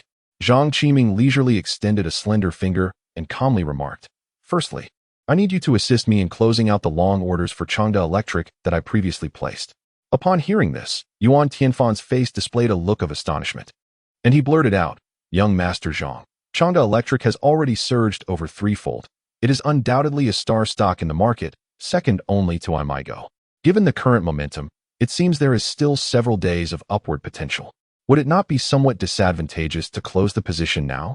Zhang Qiming smiled indifferently in response. "The profits have already been substantial. There is no need to covet that final sliver of gain." Yuan Tianfan nodded in agreement, fully understanding Zhang Qiming's prudent approach. Having worked in finance for many years, he knew well that the greatest taboo in stock trading was to chase after the last bit of profit. Many stocks that were clearly profitable ended up causing losses due to the greed of investors, leading to financial ruin. I understand. I will promptly arrange for the closure of your position, and you will receive the final results after today's market close. He then inquired, "May I ask, young Master Zhang, what is the second matter you wish to address?" Upon hearing this, Zhang Qiming reached into his bag and produced a document, placing it before Yuan Tianfan. He spoke softly. "This is a share certificate for Aimigao 10. I hope you can assist me in liquidating it within a week without causing excessive fluctuations in the stock market. Is there any issue with that?" Yuan Tianfan's eyes widened in astonishment, disbelief etched across his face. He could hardly fathom what he had just heard and exclaimed, "Mr. Zhang, you intend to liquidate your shares in Aimigao?" A wave of speculation washed over Yuan Tianfan's mind. Could it be that the recent favorable news surrounding Aimigao was deliberately disseminated by Zhang Qiming to manipulate the stock price for his own profit? As this thought crossed his mind, he furrowed his brow in confusion and uncertainty. Zhang Qiming, unfazed by Yuan Tianfan's reaction, merely smiled slightly and inquired, "Manager Yuan, are you surprised by my decision?" Yuan Tianfan nodded thoughtfully, his expression still tinged with doubt as he asked, "Mr. Zhang, with the strategic partnership Aimigao has established, the company's future looks exceptionally bright. Why would you choose to reduce your holdings at this critical moment? You only hold 34 of the shares to begin with." He paused before continuing, "As the chairman, if you were to sell 10, you would need to issue a reduction announcement in advance, which could potentially trigger a market crash. This would not only jeopardize the company's interests, but could also result in you losing control over it." In response to Yuan Tianfan's queries, Zhang Qiming displayed a faint smile and replied calmly, "Manager Yuan, I never claimed to hold only 34 of the shares. The shares referenced in this document were acquired through other channels. Even if I were to sell 10, I would still retain 49 of the voting rights in Aimigao." Sipping his tea, he continued, "Moreover, the 10 shares are held in anonymous accounts, which, according to regulations, do not require a reduction announcement. Therefore, you need not worry excessively. I am well aware of your exceptional capabilities, Manager Yuan, and I kindly ask for your assistance in orchestrating this reduction." After saying this, he looked at Yuan Tianfan with a smile full of trust. The number of shares he planned to liquidate was meticulously calculated to ensure his control over Aimigao remained intact. Previously, he had acquired 20 of the shares from HSBC Securities, in addition to the 34 he already owned, coupled with the 5 voting rights from his position as chairman. He effectively commanded 59 of the voting power. Thus, even if he were to reduce his holdings by 10, it would not undermine his absolute control over Aimigao. Yuan Tianfan was genuinely taken aback by this revelation. He never anticipated that Zhang Qiming had concealed such significant information so deeply. Unbeknownst to him, he had unwittingly acquired such a significant stake in Aimigao. It appears he had long harbored intentions of this nature. Nevertheless, these matters are of no concern to him. He need only fulfill his own responsibilities. His recent words of caution were merely a gesture of goodwill. With this thought in mind, he smiled faintly and said, "In that case, you may rest assured, Mr. Zhang. I shall ensure that this matter is handled meticulously." "That is excellent." Zhang Qiming nodded in approval, expressing his satisfaction. Shortly after the market closed that afternoon, Yuan Tianfan approached Zhang Qiming, documents in hand, reporting, "Mr. Zhang, I am pleased to inform you that I have successfully executed the multi-position closure for Fukda Electric. Your initial investment of 100 million Hong Kong dollars, after a series of operations and the deduction of various fees, has culminated in a total of 4.6 billion Hong Kong dollars, yielding a net profit of 3.6 billion Hong Kong dollars. Please review these documents, and if all is in order, kindly sign to confirm." Zhang Qiming nodded slightly, accepted the documents, and meticulously perused each page. Before long, he swiftly inscribed his name upon the papers. He looked up, a smile gracing his features as he regarded Yuan Tianfan, gently stating, "Manager Yuan, everything appears to be in order. Thank you for your hard work. Additionally, please assist me in withdrawing 60 million Hong Kong dollars, while the remaining 400 million should be reinvested in buying Cathay Pacific shares." Yuan Tianfan nodded repeatedly, responding, "Understood. I will arrange this immediately." Chapter 40. A sense of urgency. "Dad, Mom, it's already 10 o'clock. Why are you still awake?" Zhang Qiming entered the living room. Noticing his parents still seated on the sofa, unable to suppress his inquiry, Zhang Yingwei looked at Zhang Qiming with a serious expression, his voice low as he said, "Qiming, come here and sit down. I have something to ask you." Observing the heavy concern etched on his parents' faces, Zhang Qiming felt a flicker of uncertainty rise within him. Yet he obediently moved to the sofa and asked with genuine concern, "Dad, Mom, is something the matter? You both look quite grave."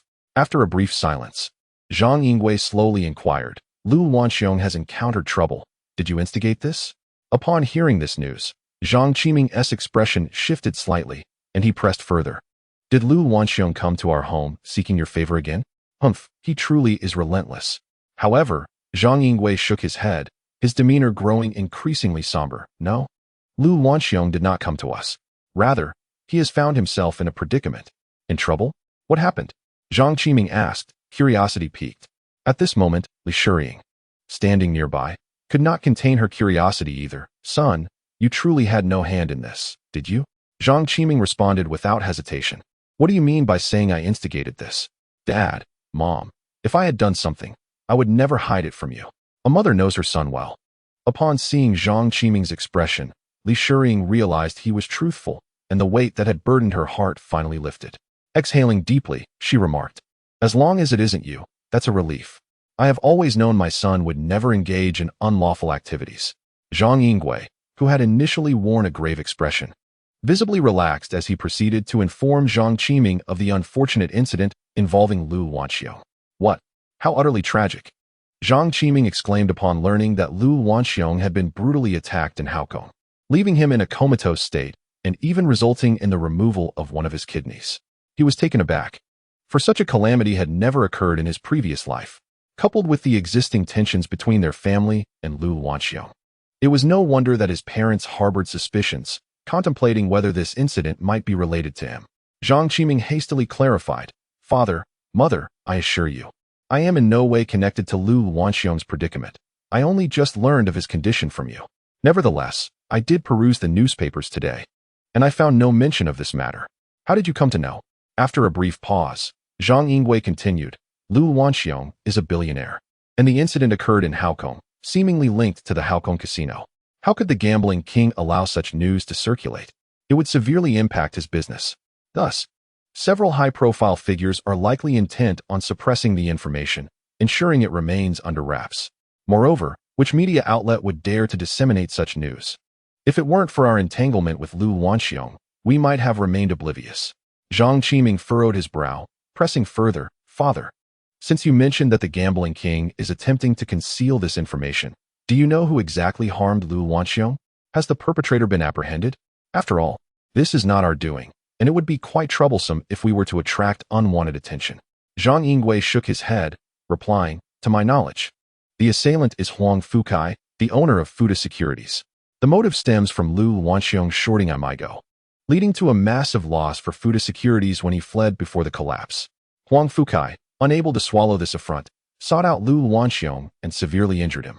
A wave of elation surged through Zhang Qiming as he contemplated. It seems that the colossal sell-off order prior to Aimigao's suspension was likely orchestrated by Lau Lan Xiong. Is this a form of retribution? He then turned to his parents and asked, "Father, Mother, has that fellow Huang Fukai been apprehended?"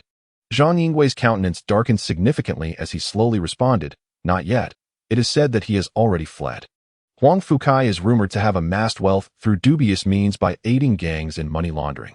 He employs unscrupulous methods, so you must exercise utmost caution when venturing out.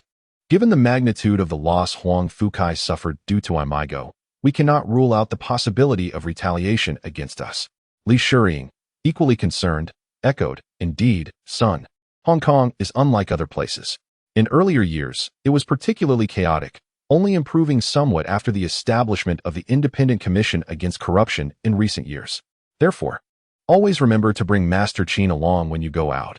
It is essential for your safety." Upon hearing his parents' words, Zhang Qiming's expression turned solemn. In the recesses of his past life's memories, he had only gleaned superficial knowledge of the triads in Hong Kong through news reports and cinematic portrayals. However, upon hearing the grim realities from his parents, an overwhelming weight settled upon his heart. The misfortunes endured by Lau Lan Xiong particularly illuminated the severity of the situation, far graver than he had previously envisioned. Furthermore, following the signing of the Sino-British Joint Declaration, the British Hong Kong government appeared to deliberately relax its grip on the triads. allowing them to flourish once more before the 1997 handover. This undeniably introduced additional elements of instability into society. The entertainment industry, rife with the allure of fame and fortune, became one of the primary battlegrounds for triad activities. In his previous life, numerous celebrities had recounted being coerced at gunpoint by the triads to perform in films. Moreover, there existed even more lawless factions, the so-called Big Circle Gang. These individuals not only pursued monetary gain, but also resorted to ruthless methods to threaten the safety of others, often wielding heavy weaponry. Their abduction of wealthy individuals had become alarmingly commonplace, instilling a chilling sense of dread.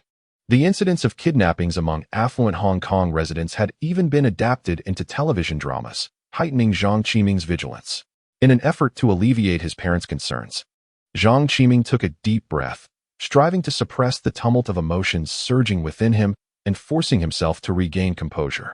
He recognized the necessity of maintaining calm and rationality during such turbulent times, ensuring that his parents perceived no hint of unease. With a smile carefully crafted upon his face to project an air of ease, he gently reassured them, "Dad, Mom, please do not worry. I will exercise utmost caution. Look, the night has grown late. It is best for you to retire early, especially you, Dad, as your health is still in the recovery phase and requires proper care." Upon hearing his words, Li Shuriying nodded and replied tenderly, "All right, son, we shall retire now. Do not stay up too late yourself." With that, she pushed Zhang Yingwei's wheelchair, and together they returned to their room. Watching his parents depart, Zhang Qiming's gaze grew increasingly resolute. He silently vowed to protect them, resolutely determined not to allow anyone the opportunity to harm his family.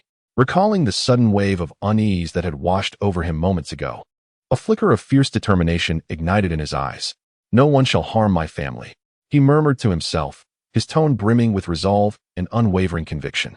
Subsequently, he plunged into a profound contemplation. Chapter 41. Assembling a security team. The tragedy that befell Lau Lan Xiong kept Zhang Qiming tossing and turning throughout the night. Unable to find solace in sleep, lying in bed, his thoughts raced, and the worried expressions of his parents repeatedly surfaced in his mind. This incident crystallized the realization that he was no longer the ordinary individual from his past life. Once merely an average office worker on the mainland, he now understood that, with the accumulation of wealth, the number of those who watched and coveted him would only continue to grow. Zhang Qiming was acutely aware that as his influence in the business realm steadily expanded, he would inevitably encounter a myriad of competitors, each possessing their own unique characteristics. Among these adversaries, some may adhere to the rules of engagement, confining their rivalry to the commercial sphere. However, there exist others who may resort to unscrupulous measures, even going so far as to overturn the proverbial table, employing extreme tactics to obliterate their opponents. Instances of humanitarian annihilation are not uncommon in the world of commerce. Furthermore, Zhang frequently came across heart-wrenching stories in the news, chronicling familial disputes arising from wealth distribution that culminated in mutual destruction. In the face of monetary temptation, familial bonds can often prove alarmingly fragile. If kinship can falter under such pressures, one cannot expect compassion from outsiders when confronted with the allure of wealth. Additionally, the overarching environment of Hong Kong adds another layer of complexity. The city has long since transformed into a melting pot of migrants, attracting individuals from across the globe who have been compelled to leave their homes in search of sustenance. Here, in the pursuit of prosperity, some individuals resort to unscrupulous tactics, resulting in a proliferation of gangs and outlaws, rendering even ordinary citizens devoid of a sense of security. For these rogues, affluent individuals are undoubtedly perceived as prime targets, akin to lambs awaiting slaughter. Zhang, who had yet to truly savor the pleasures of life, harbored no desire to be perceived as mere prey. He harbored a deep-seated fear of meeting a fate akin to that of a wealthy individual kidnapped repeatedly, ultimately facing a grim end, with his very life hanging in the balance. Restless and unable to sleep, Zhang Qiming rose early to freshen up and invited Qin Xiao to his study. He proceeded to relay in detail the harrowing experiences of Lau Lan Xiong to Qin. "Young Master Zhang, rest assured, I will ensure your safety at all times," Qin Xiao responded, interpreting Zhang's concerns as fear. However, Zhang shook his head and replied, "Master Qin, you are but one man. You cannot possibly divide your attention to protect my entire family." His voice betrayed a hint of helplessness and anxiety. "Qin Xiao, discerning the underlying meaning in Zhang's words, furrowed his brow, realizing he might have misinterpreted Zhang's intentions. After a moment of silence, he said, "Young Master Zhang, I comprehend your concerns. However, please trust in my capabilities, as long as I am present. I shall exert every effort to safeguard your family's well-being. If you remain uneasy, we can certainly enhance the security measures." Zhang let out a sigh and continued, "Master Qin, I sought you out today to consult you on a matter." His gaze conveyed sincerity and anticipation. Upon hearing this, Qin Chao frowned slightly, feeling a twinge of curiosity, yet replied, "Young Master Zhang, feel free to ask whatever you wish. I will answer candidly to the best of my ability." After a moment's hesitation, Zhang finally posed his question. "Master Qin, are there many veterans from the mainland, like yourself?" Qin Chao was momentarily taken aback, caught off guard by Zhang's inquiry. After pondering for a moment, he ultimately resolved to respond truthfully. "Young Master Zhang, there are indeed many veterans like myself. In recent years, the mainland has been undergoing troop reductions, and numerous soldiers are faced with the choice of retiring. Several of my comrades have already left the military." Upon stating this, a flicker of melancholy crossed Qin Chao's eyes as he reminisced about the days spent fighting alongside his comrades. Those memories surged forth like a tidal wave. Zhang Qiming, filled with elation, continued to inquire, "Do you still have contact information for these comrades of yours?" Qin Chao nodded and replied, "Some of them have reached out to me over the years as they came to Shanjiang. Under the arrangement of our elder, they have found employment at our Aimigao. Others have chosen to venture out independently and have entered various organizations." At this point, Qin Chao sighed, evidently disappointed with those who had joined such groups. However, Zhang Qiming's spirit soared upon hearing this, and he said, "Master Qin, I have a proposition. For the safety of my family and factory, I wish to organize a security team and entrust it to your care. What do you think?" Qin Chao replied, "Young Master Zhang, doesn't our Aimigao Industrial Park already have a security team?" Zhang Qiming shook his head and remarked, "Those individuals can maintain order within the industrial park, but entrusting them with protection is quite precarious." With a serious expression, Zhang Qiming fixed his gaze on Qin Chao and stated earnestly, "Master Qin, what I require is a security team that can risk their lives for my family in critical moments, one that is as dependable as the guards surrounding a leader. I am willing to offer generous compensation for their establishment, but their character must be impeccable. I place my complete trust in you, and thus hope you can oversee this matter. Do you have suitable candidates in mind?" Seeing Zhang Qiming's solemn demeanor, Qin Chao felt a tremor of surprise and promptly replied, "Young master, your family has bestowed great kindness upon me, and I am profoundly grateful for your trust. I do have some suitable candidates, but I am uncertain about the exact number you require." Without hesitation, Zhang Qiming responded, "The more, the better. I have no restrictions. However, if you do not have enough veterans at the moment, could you initially gather 100? Would that be acceptable?" Upon hearing this figure, Qin Chao's eyes widened in disbelief, his face a portrait of astonishment. 100 individuals, and they must be of the caliber of a guard squad? Such a scale was beyond imagination. Many leaders might not even enjoy such privileges. "Are you planning to wage a war?" Zhang Qiming, observing Qin Chao's expression, couldn't help but wonder, does he think that 100 is insufficient? Thinking this, he quickly asked, "Master Qin, do you find the number of 100 too few? If that is the case, I could easily increase it to 200 or 300. As I said, I do not mind having more. The more, the merrier. Financially, it is absolutely not an issue." Upon hearing this, Qin Chao nearly choked on his own saliva and hurriedly cleared his throat. After a difficult swallow, he stammered in reply, That's enough, enough. We are not going to war. We do not need that many. However, since you place such trust in me, I shall do my utmost to assist you in recruiting." Upon hearing this, Zhang Qiming let out a sigh of relief, a joyful smile gracing his face. He nodded repeatedly, expressing, "That is splendid.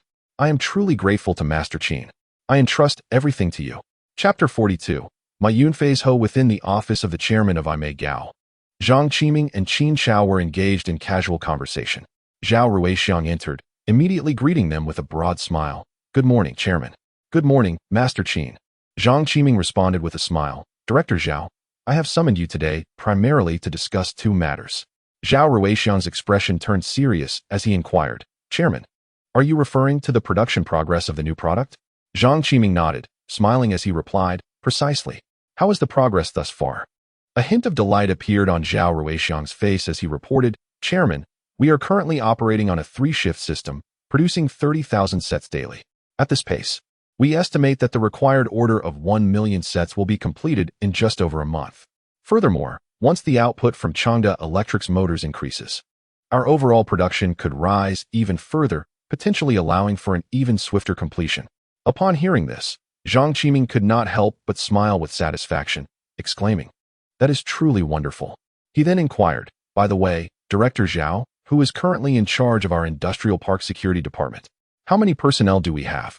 Having overseen the production department for many years with unwavering dedication, Lau Lan Xiong was well acquainted with every aspect of the department. Upon hearing Zhang Qiming's query, he promptly answered, "Chairman, our security department comprises over 50 personnel. The head, Li Jiqiang, is a former police officer who retired due to injury." Zhang Qiming, upon hearing that familiar name, fell into contemplation, a vague recollection surfacing. Noticing this, Lau Lan Xiong quickly reminded him, "Chairman, this Li Jiqiang is related to Madame Zhang." "Oh, so it is he," Zhang Qiming exclaimed, realization dawning upon him as memories of Li Jiqiang began to take shape in his mind. He recalled that Li Jiqiang was a cousin of his mother, Li Shuying, and was now in his 50s. Due to infrequent encounters, his impression was not particularly strong, but certain details about him remained. Zhang Qiming looked at Lau Lan Xiong and asserted firmly, "Director Zhao, starting today, our factory's security department will undergo significant reform. From now on, it will be independent from the production department and will officially be renamed the security department. This newly established department will be under my direct supervision, with Master Qin serving as the head. We plan to implement comprehensive military-style training for the security personnel to enhance their professional competence and capabilities. All existing security staff will be required to participate in a re-evaluation for their positions. Those who pass the assessment and wish to remain will see a 20% increase in their salary. For those who have failed to pass the assessment, 2 options are offered. Either choose to resign, in which case the company will provide adequate compensation, or transfer to another workshop to continue working." Upon hearing this, Lau Lan Xiong was not surprised, as he had long grown accustomed to such transformations. Throughout this period, he had witnessed numerous similar reform measures. So this announcement did not catch him off guard. "Understood, Chairman." Zhang Qiming nodded slightly and turned to Qin Xiao, saying, "Master Qin, you will accompany Director Zhao to take over the security department shortly. Currently, the factory's security forces are woefully inadequate to meet actual needs. Therefore, we can initially select outstanding talents from the factory's 10,000 employees to rapidly establish a robust security team. Let us first identify 200 suitable candidates, and we can increase the numbers as necessary." "All right," Qin Xiao nodded, feeling no surprise whatsoever. Prior to arriving at the company this morning, Zhang Qiming had already discussed this matter with him. The recruitment of several hundred individuals was no simple task, and Zhang Qiming had devised a compromise. Among the multitude of workers at Aimigao, there were countless individuals who had illegally crossed over from the mainland, including several highly suitable veterans. This rare opportunity would allow for their selection. Aside from the few individuals introduced by Qin Xiao, it was acceptable not to be particularly familiar with the others, as long as they could fulfill the responsibilities of factory security and safeguard the premises. However, the security personnel required by the Zhang family must be exceedingly reliable. Zhang Qiming instructed Qin Xiao to seek out familiar comrades, ensuring they had families willing to relocate to Xiangjiang, as only such individuals would be hired. Zhang Qiming could not afford to be negligent regarding the safety of families. Qin Xiao fully understood this. In the R&D department of Qiming Technology, after Lau Lan Xiong and Qin Xiao departed, Zhang Qiming hastened his way there. Upon entering the department, he immediately noticed a significant increase in the number of researchers compared to before. He smiled, nodding in satisfaction, then approached my Yunfei and gently patted him on the shoulder. "Yunfei, it seems you have certainly not been slacking off lately. Well done, bringing in so many excellent researchers for Qiming Technology. Keep up this momentum. I have no qualms about having an abundance of talent." Ma Yunfei, however, wore a wry smile, responding helplessly, "Chairman, it's easier said than done. I have indeed recruited quite a number of people, but as a result, I have thoroughly offended Gome Electric. I genuinely worry that if I continue to poach from them, Old Wang will be the first to come after me." Upon hearing this, Zhang Qiming burst into hearty laughter, reassuring, "I am not afraid. Why should you be? I have placed such a substantial order with Gome Electric, Merely taking a few of their employees should not provoke them to treat you so harshly.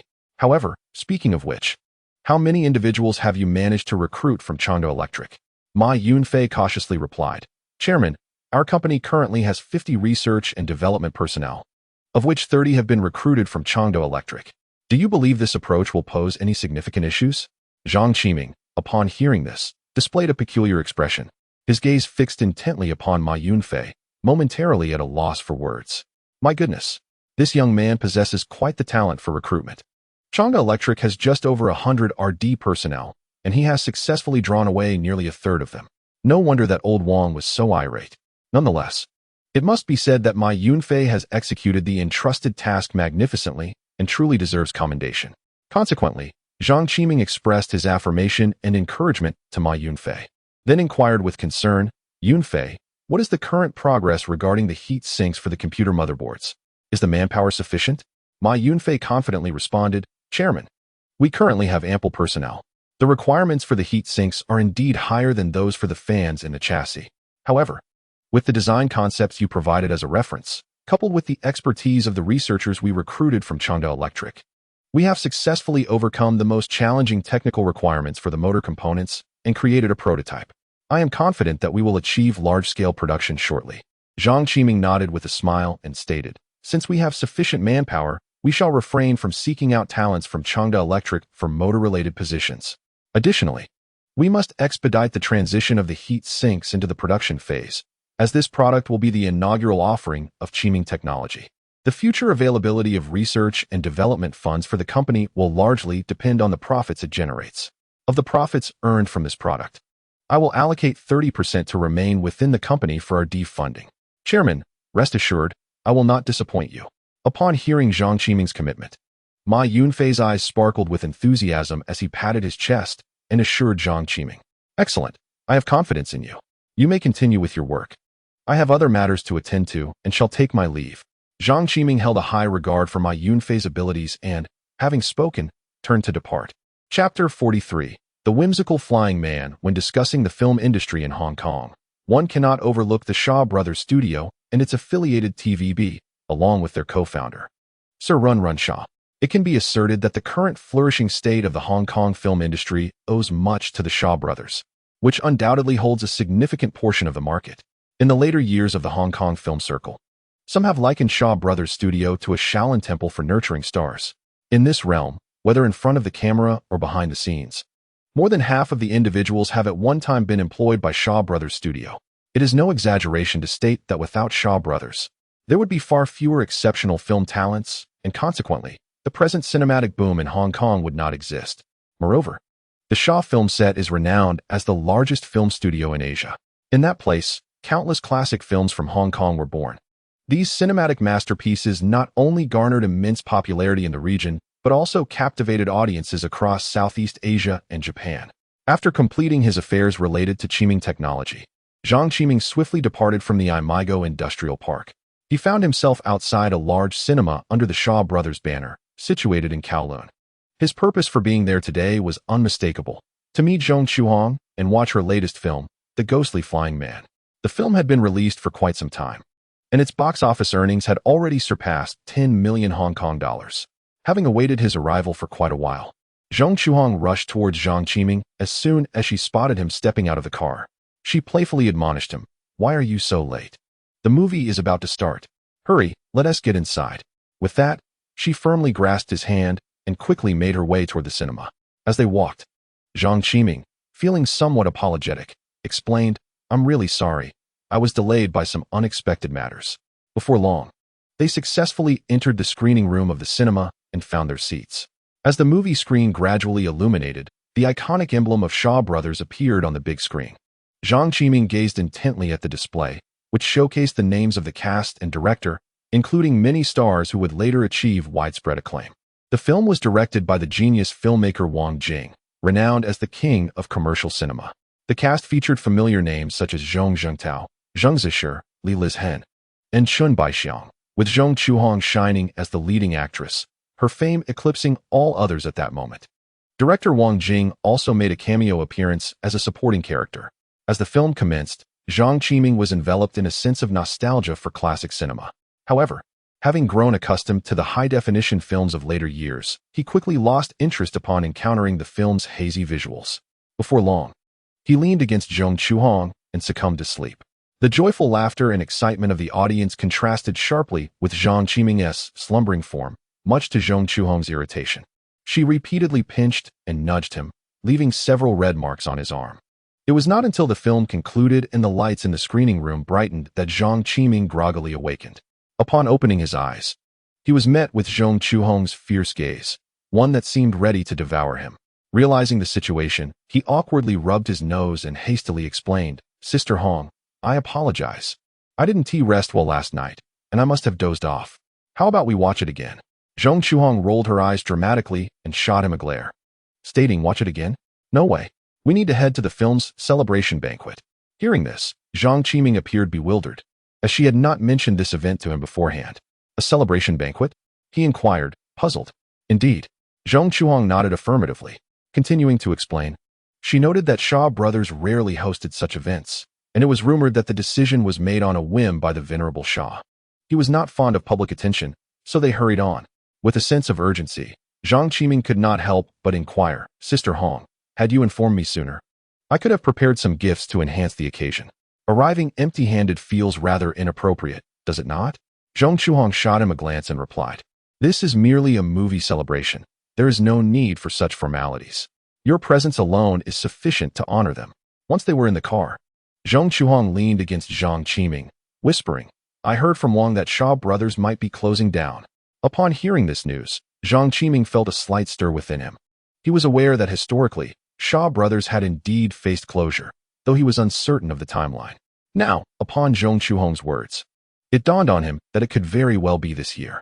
Once a titan of the industry, Shaw Brothers had succumbed to the vicissitudes of time and market competition, ultimately leading to its decline. Should Shaw Brothers cease operations, a majority of its resources would likely shift to wireless television. Additionally, numerous filmmakers would seek new opportunities within other production companies. It was a phenomenon akin to the fall of a whale, giving rise to new prospects for others. Upon entering the hotel, Zhang Qiming enthusiastically introduced Zhang Qiming to the attendees. With a smile, he greeted each person with courtesy.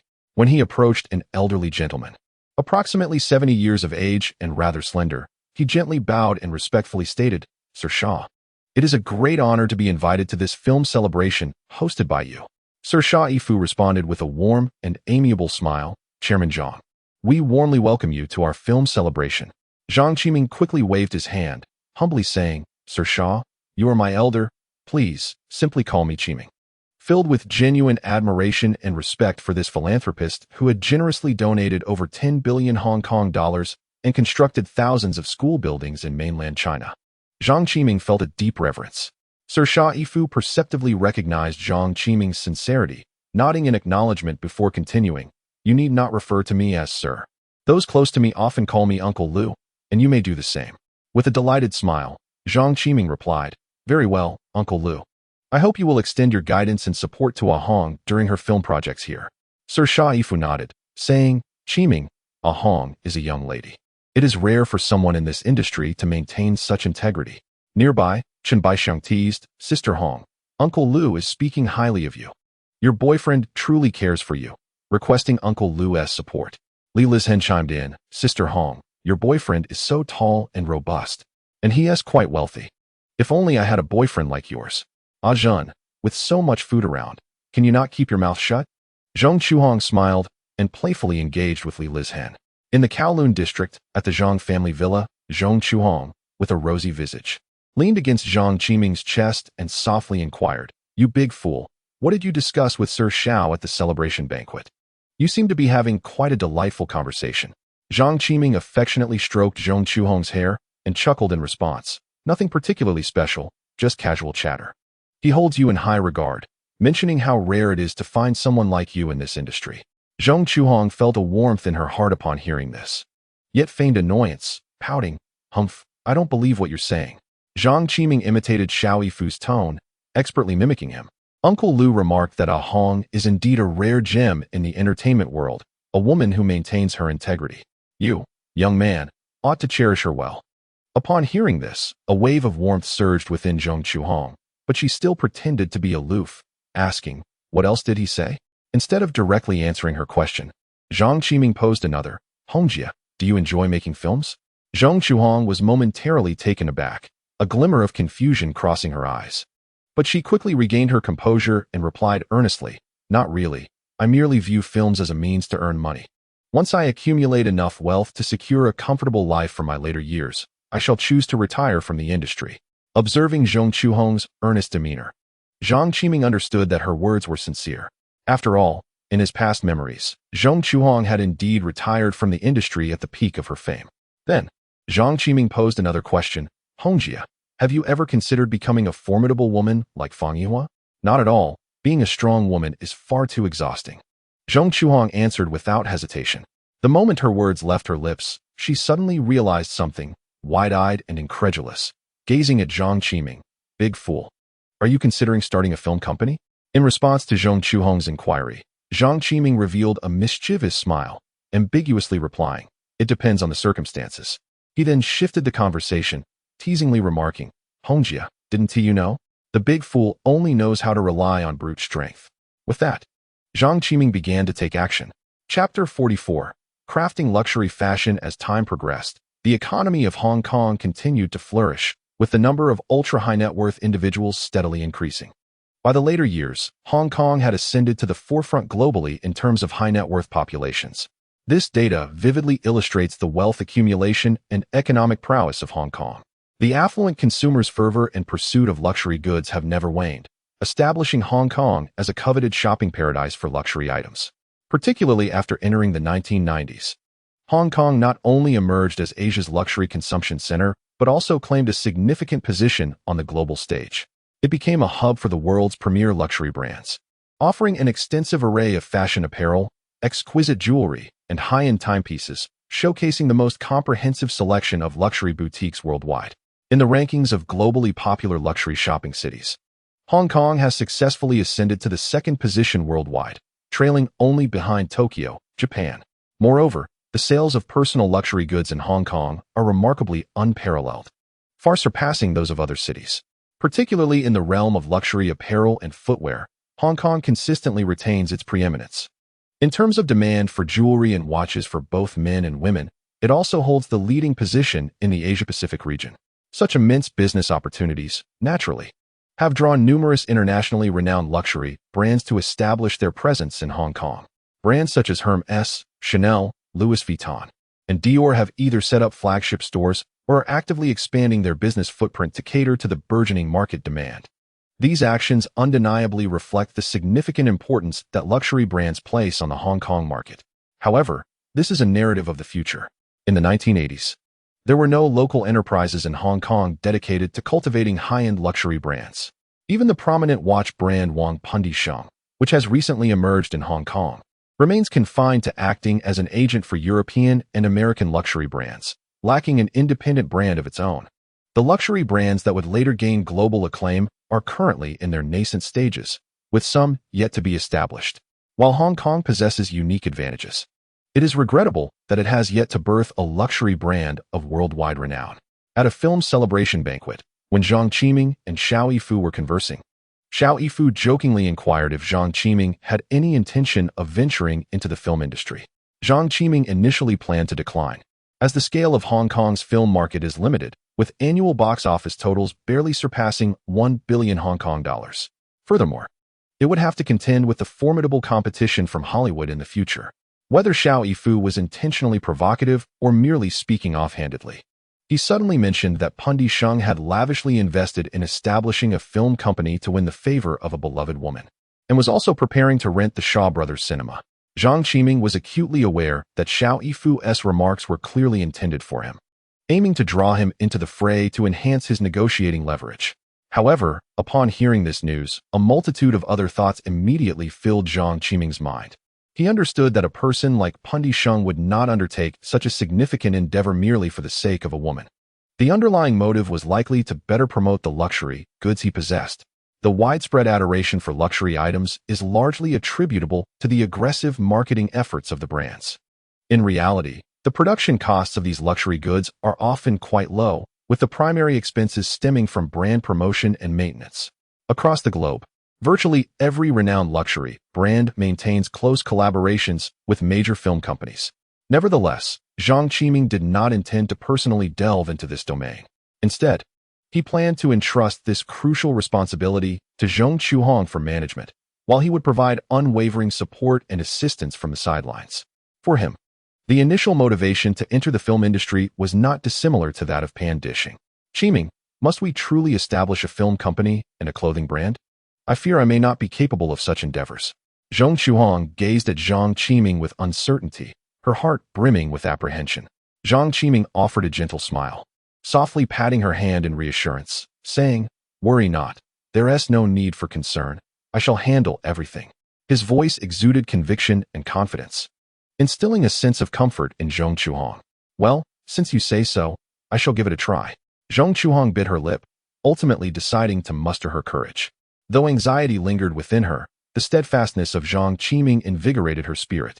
Zhong Chuhong was currently in the limelight.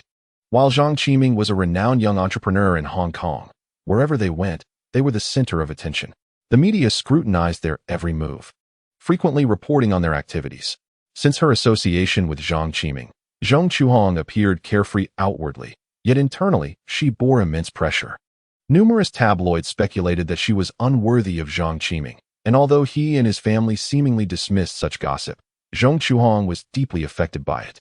Hence, she agreed to embark on a business venture, hoping to validate her worth.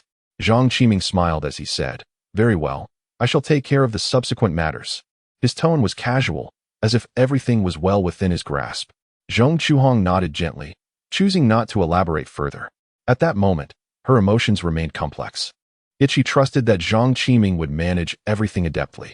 "Chairman, here is the stock market report you requested." Tao Wenzhong entered the spacious, well-lit office, placing a document before Zhang Qiming. It had been just over a week since Aimigao successfully resumed trading. During this period, the company's market value reached unprecedented heights, momentarily surpassing the 5 billion Hong Kong dollar mark. In recent days, however, signs of a price correction emerged, fluctuating within the vicinity of 5 billion Hong Kong dollars. Many investors, apprehensive of market risks, opted to liquidate their holdings for security, resulting in a substantial increase in Aimigao's trading volume. As Zhang Qiming accepted the stock market report handed to him by Tao Wenzhong, he understood that behind the surge in trading volume was Yuan Tianfan assisting him in cashing out his shares in Aimigao. However, he chose not to disclose this secret to Tao Wenzhong. "Understood," Zhang Qiming replied softly. He then picked up the report, his expression reflecting deep contemplation. Chapter 45. My conscience has its limits. Noticing Tao Wenzhong's worried demeanor, Zhang Qiming slowly set down the document, a gentle smile gracing his face as he said, "Assistant Tao, when the company was struggling, you were anxious. Now that the company is thriving, you remain anxious. Relax, there is no need for concern, for I will oversee everything." The stock market is inherently unpredictable. Fluctuations in stock prices are entirely normal, and there is no reason to fret excessively.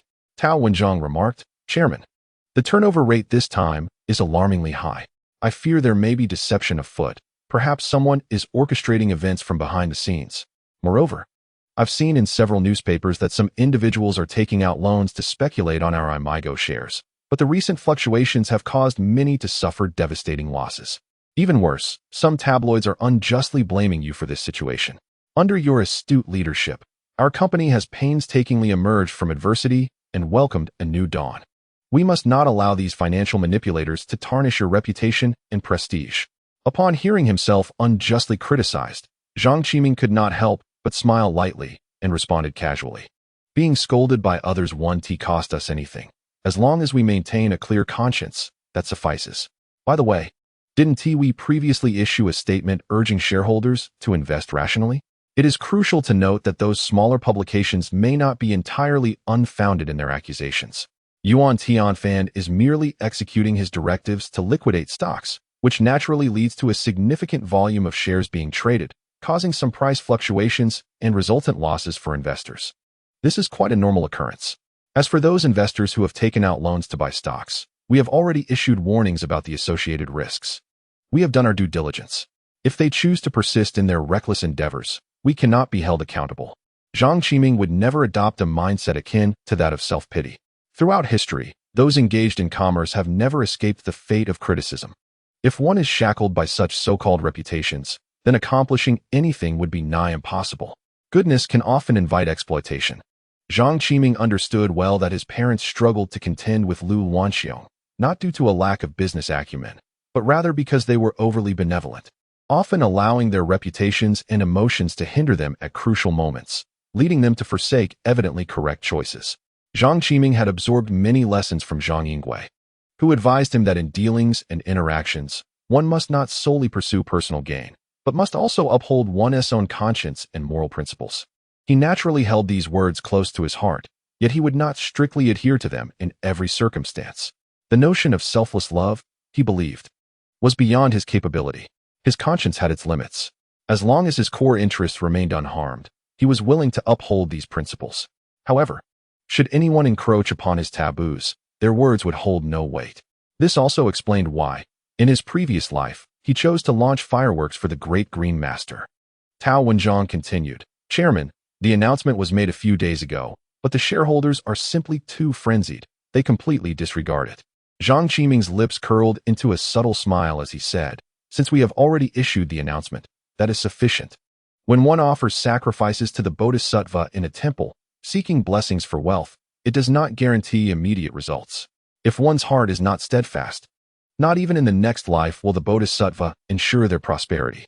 Those stockholders who invest in our beloved Aimigao, as long as they have faith in Aimigao and in me, holding on steadfastly will inevitably lead to profits." Tao Wenjiang nodded repeatedly in agreement, echoing, "Chairman, you are absolutely right." Zhang Qiming contemplated the forthcoming plans, which necessitated substantial financial backing.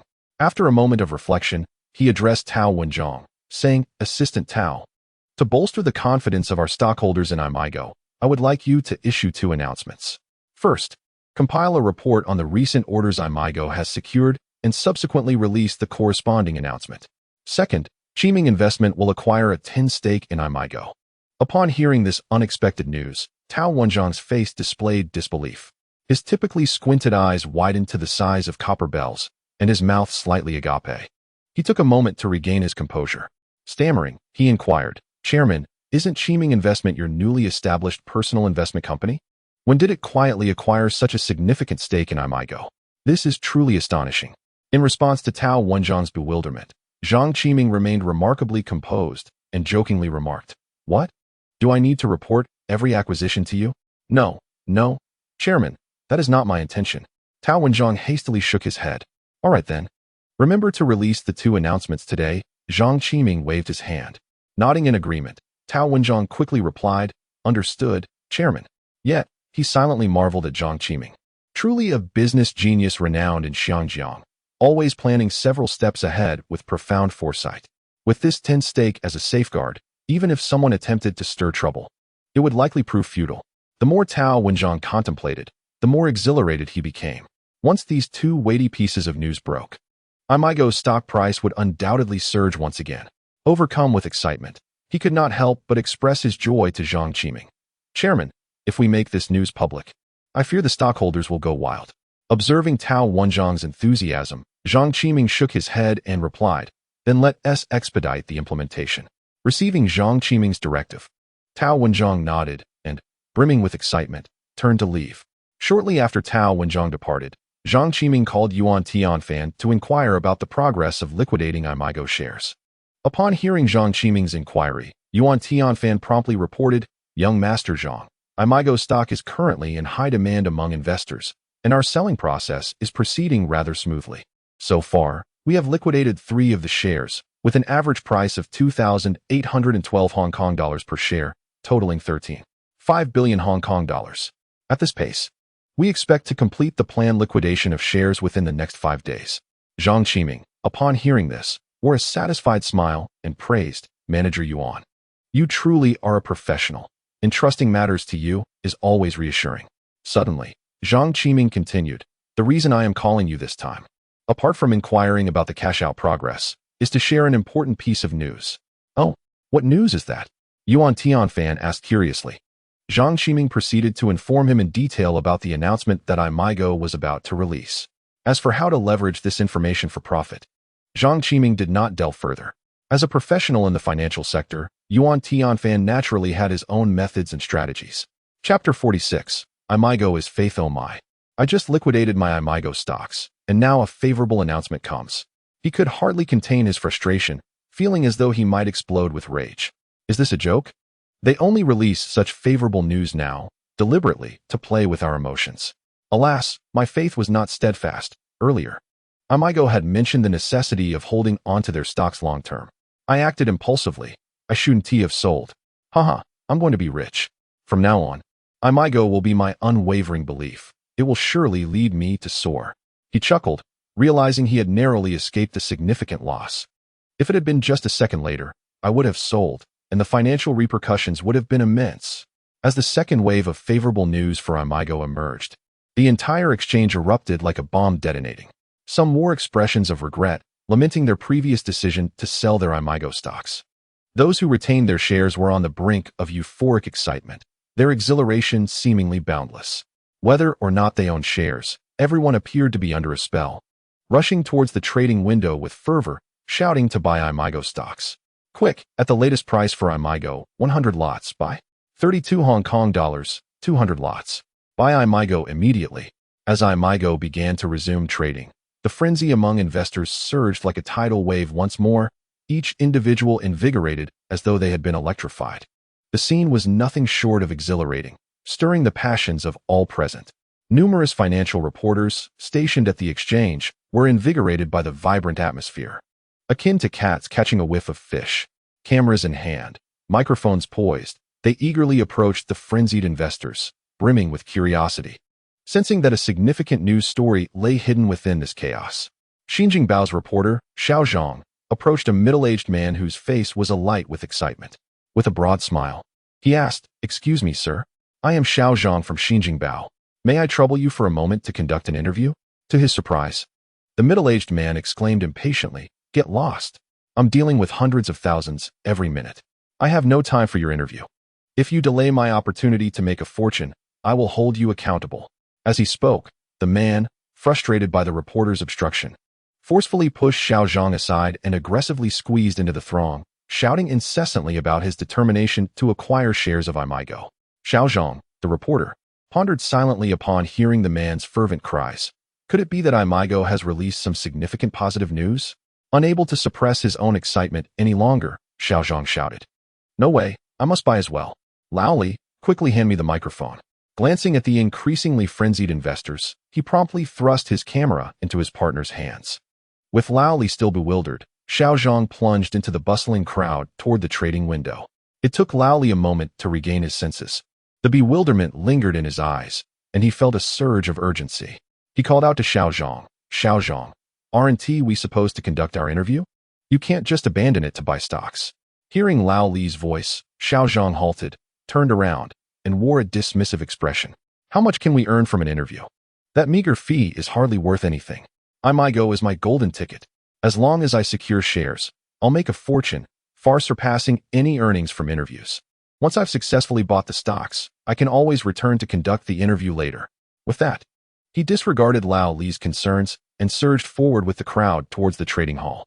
In the midst of the noisy environment, investors jostled and clamored, all eager to purchase Aimigao shares as quickly as possible. After over an hour of pushing through the crowd, just before the market closed in the afternoon, Xiao Zhang, with a blend of agility and fortune, managed to buy 20 lots of stock. Holding the stock certificate, an overwhelming excitement surged within him, and he eagerly approached his partner Lau Li, his face flushed and eyes sparkling with exhilaration. "Lau Li, I did it. I really bought it. It was so intense. I almost missed out before the market closed. Luckily, I reacted quickly and squeezed in just in time." Lau Li, who had nearly dozed off waiting, was jolted awake by Xiao Zhang's exuberance. Rubbing his sleepy eyes and yawning widely, he lamented, "What good news has Aimigao released that made you forsake your interview duties to rush and buy stocks?" At this moment, Xiao Zhang appeared equally perplexed, scratching his head. He replied, "I don't know. I just saw everyone else buying, so it must be good news. I was fortunate to have actually secured the shares." As he spoke, he lowered his head and raised the stock delivery slip in his hand, a subtle smile playing at the corners of his mouth, as if he could already envision the wealth of the future beckoning him. Old Li, observing Xiao Zhang's demeanor, could not help but widen his eyes, his face a portrait of disbelief. He exclaimed loudly, "Did I hear incorrectly, or have you lost your mind? How can you dare to buy without any information?" The stock price of Aimigao has skyrocketed from an initial 11 Hong Kong dollars to over 20. Are you not afraid of losing everything? Yet, Xiao Zhang remained resolutely confident, a triumphant smile gracing his lips as he firmly replied, "Rest assured, oldly, I fear not. Aimigao is my conviction, and I am certain it will yield bountiful returns. Moreover, the current stock price is no longer just over 20 Hong Kong dollars. It has surged to 355. I had to exert considerable effort to secure this price. I purchased 20 lots in one go. Once I reap a significant profit, I shall treat you all to a lavish feast." Oldly listened to Xiao Zhang's words, his brow furrowed in confusion and skepticism. He simply could not fathom the source of Xiao Zhang's confidence, especially given his lack of awareness regarding market conditions. He shook his head in resignation and sighed, "Oh well, let us forego the feast. However, if you do end up losing money, do not blame us for not having warned you. Now that the stock market has closed, shall we proceed with the interviews? Of course, we must conduct the interviews. Our task is not yet complete. Let us go," Xiao Zhang declared, carefully placing the stock certificate into his bag, seizing the microphone as he made his way toward the investors emerging from the hall. At the entrance of the exchange hall, Xiao Zhang immediately spotted the middle-aged man who boasted of making hundreds of thousands in mere minutes, his flamboyant balding hairstyle impossible to forget. He promptly approached him and said, "Good sir, it seems fate has brought us together again in such a serendipitous manner. I see that your face is beaming with joy. Have you successfully acquired Aimigao stocks?" The man's smile widened, brimming with pride as he replied, "Ha, indeed. Fortunately, I did not heed your suggestion for an interview earlier. Otherwise, I would have missed this golden opportunity to make a fortune." Xiao Zhang hurriedly clasped his hands in congratulations. "Congratulations, good sir. May your fortune flourish and your riches multiply." After a moment, he added, "But may I ask your surname? Would you be so kind as to grant me a small favor and partake in a brief interview?" The middle-aged man beamed, revealing a set of pearly white teeth. "Of course. My surname is Wang, and I have time now. Feel free to ask anything," Xiao Zhang inquired. "Very well, Mr. Wang. It is widely known that Aimigao stocks are the hottest commodity in our Hong Kong market at the moment. Although the price has increased by over 30 times, you seem rather eager to purchase. Are you not concerned about potential losses?" Oldly, holding the camera, felt a mixture of anger and helplessness upon hearing the question posed by Xiao Zhang. He inwardly muttered. He clearly complained about the high price. Yet he rushed to buy it himself. What a contradictory fellow. Upon hearing Xiao Zhang's inquiry, Mr. Wang burst into laughter, saying, "If you were to ask about other peculiar matters, I might truly be left scratching my head for quite some time without an answer.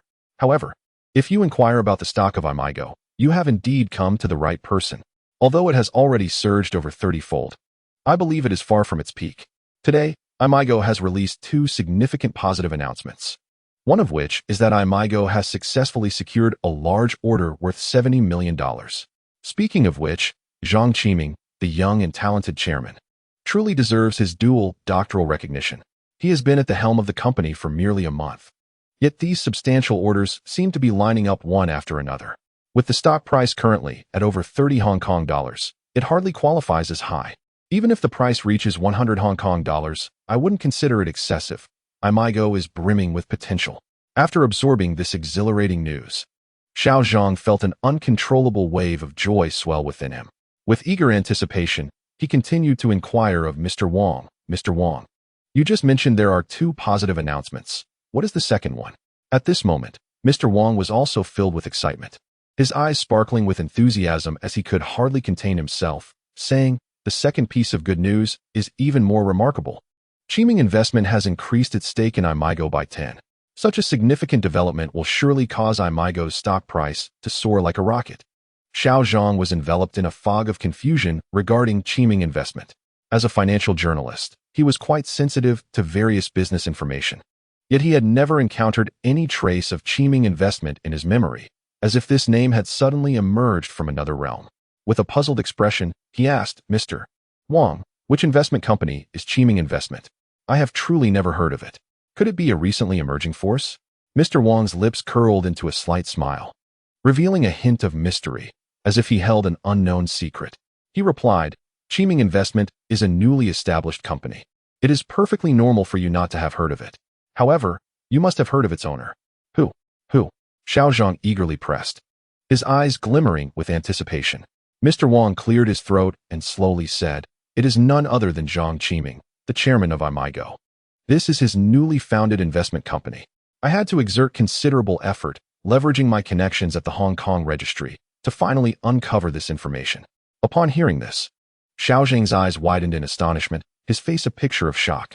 After a considerable period, he finally regained his composure and inquired, "Does this not equate to Zhang Qiming personally repurchasing 10 of the shares? Combined with his original holdings, would he not suddenly possess 44 of Aimigao's shares? This is undoubtedly fantastic news." His voice revealed an unmistakable excitement, akin to the sensation of having purchased 20 lots of stocks, anticipating substantial profits. Mr. Wang slowly shook his head, an expression of resignation and certainty in his eyes, and remarked, "You have overlooked the crucial 5 voting rights held by management. The board's voluntary increase of their stake to a remarkable 10 undeniably sends a powerful message to the market." In the ensuing week, bolstered by these positive actions and the company's intrinsic potential, Aimigao's stock price will undoubtedly soar like a rocket. You will be left dizzy and anxious as it surpasses the 50 Hong Kong dollars threshold without question. Within a year, it is destined to exceed 100 Hong Kong dollars per share. These words are uttered by me, Old Wang. Feel free to disseminate my original statements without reservation. Having delivered this declaration, Mr. Wang elegantly turned away and strode off, leaving Xiao Zhang and Old Li standing in place, exchanging glances filled with confusion and astonishment. "Xiao Zhang, why are you in a daze? Do you truly believe his outlandish claims? Surpassing 100 Hong Kong dollars per share is sheer fantasy. Dream on." Old Li scoffed, his tone saturated with skepticism and derision towards Mr. Wang's assertions. Having worked as a financial journalist for many years, he had weathered the capriciousness of the stock exchange, interviewing a myriad of individuals and witnessing countless rises and falls. He had encountered too many who blindly projected overly optimistic forecasts, having grown numb to such predictions, with few ending favorably. Yet, Xiao Zhang seemed unfazed by Old Li's words, wearing a silly grin as he murmured, "Old Li, perhaps Aimigao's stock price could genuinely surpass 100 Hong Kong dollars. Stop indulging in such fanciful thoughts. Let us interview a couple more people, and then we can call it a day." As Old Li spoke, he grabbed his camera, searching for suitable interview subjects. Unbeknownst to Zhang Qiming, the 2 announcements he had issued had been interpreted by the market as far more favorable than he had anticipated. At that moment, he was out with Zhong Chuhong, searching for suitable companies to acquire. Chapter 48. Acquisition of Fukda Securities. HSBC Securities Department. Zhang Qiming and Zhong Chuhong had been busy selecting appropriate apparel companies and newspapers in recent days. Li Jiangwen produced a document, unfolding it and presenting it before Zhang Qiming and Zhong Chuhong, stating softly, "Young Master Zhang, Miss Zhong, what do you think of this castle company? Established 5 years ago, it is one of Hong Kong's few firms that integrates apparel design and production.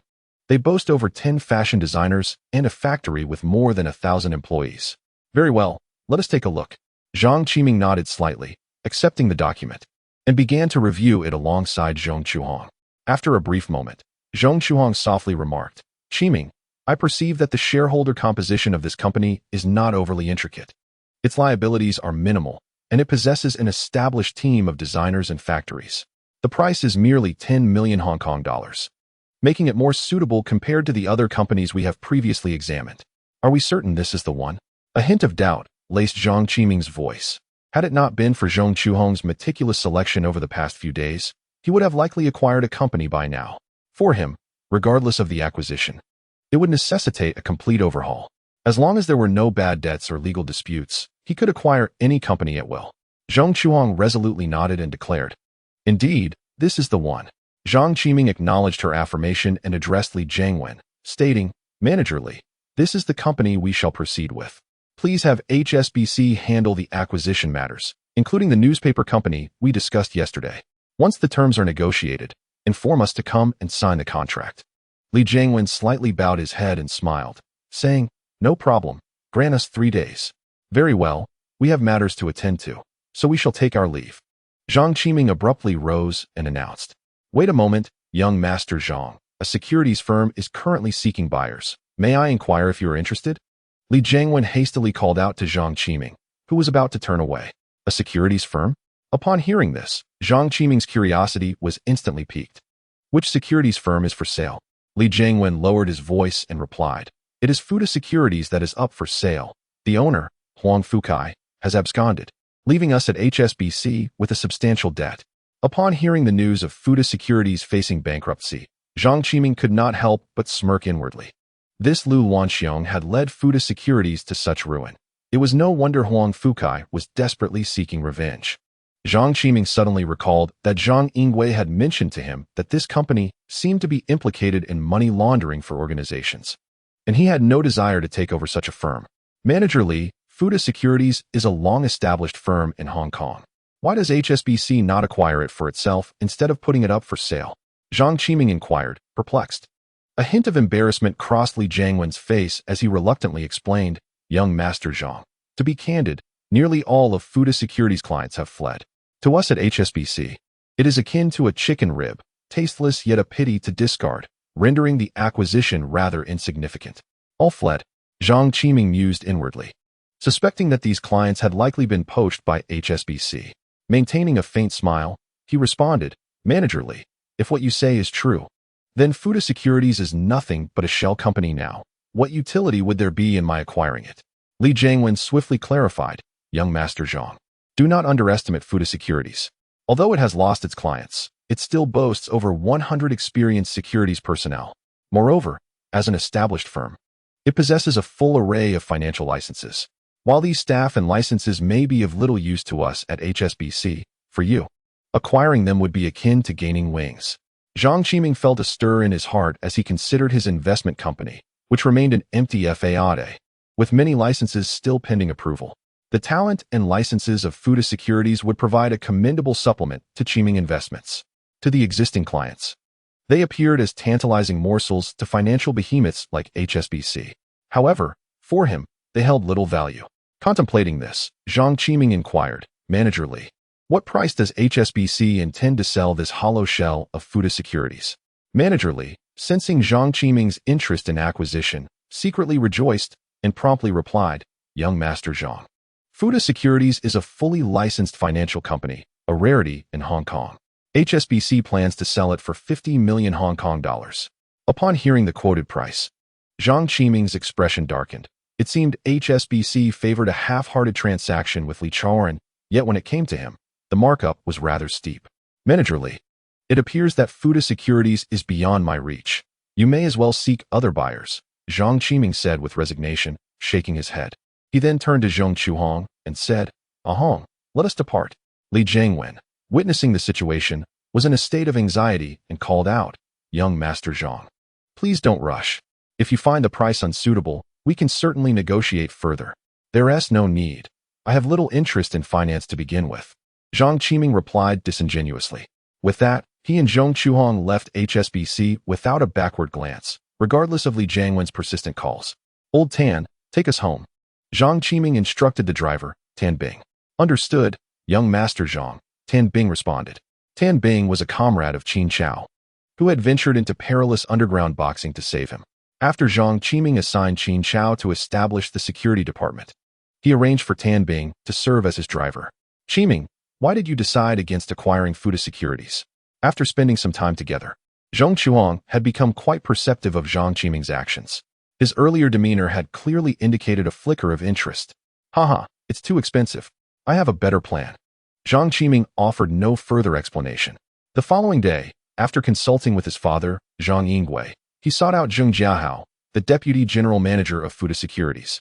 Through Zhang Yingwei, he learned that Zheng Jiahao was a capable aide to another minor shareholder of the company.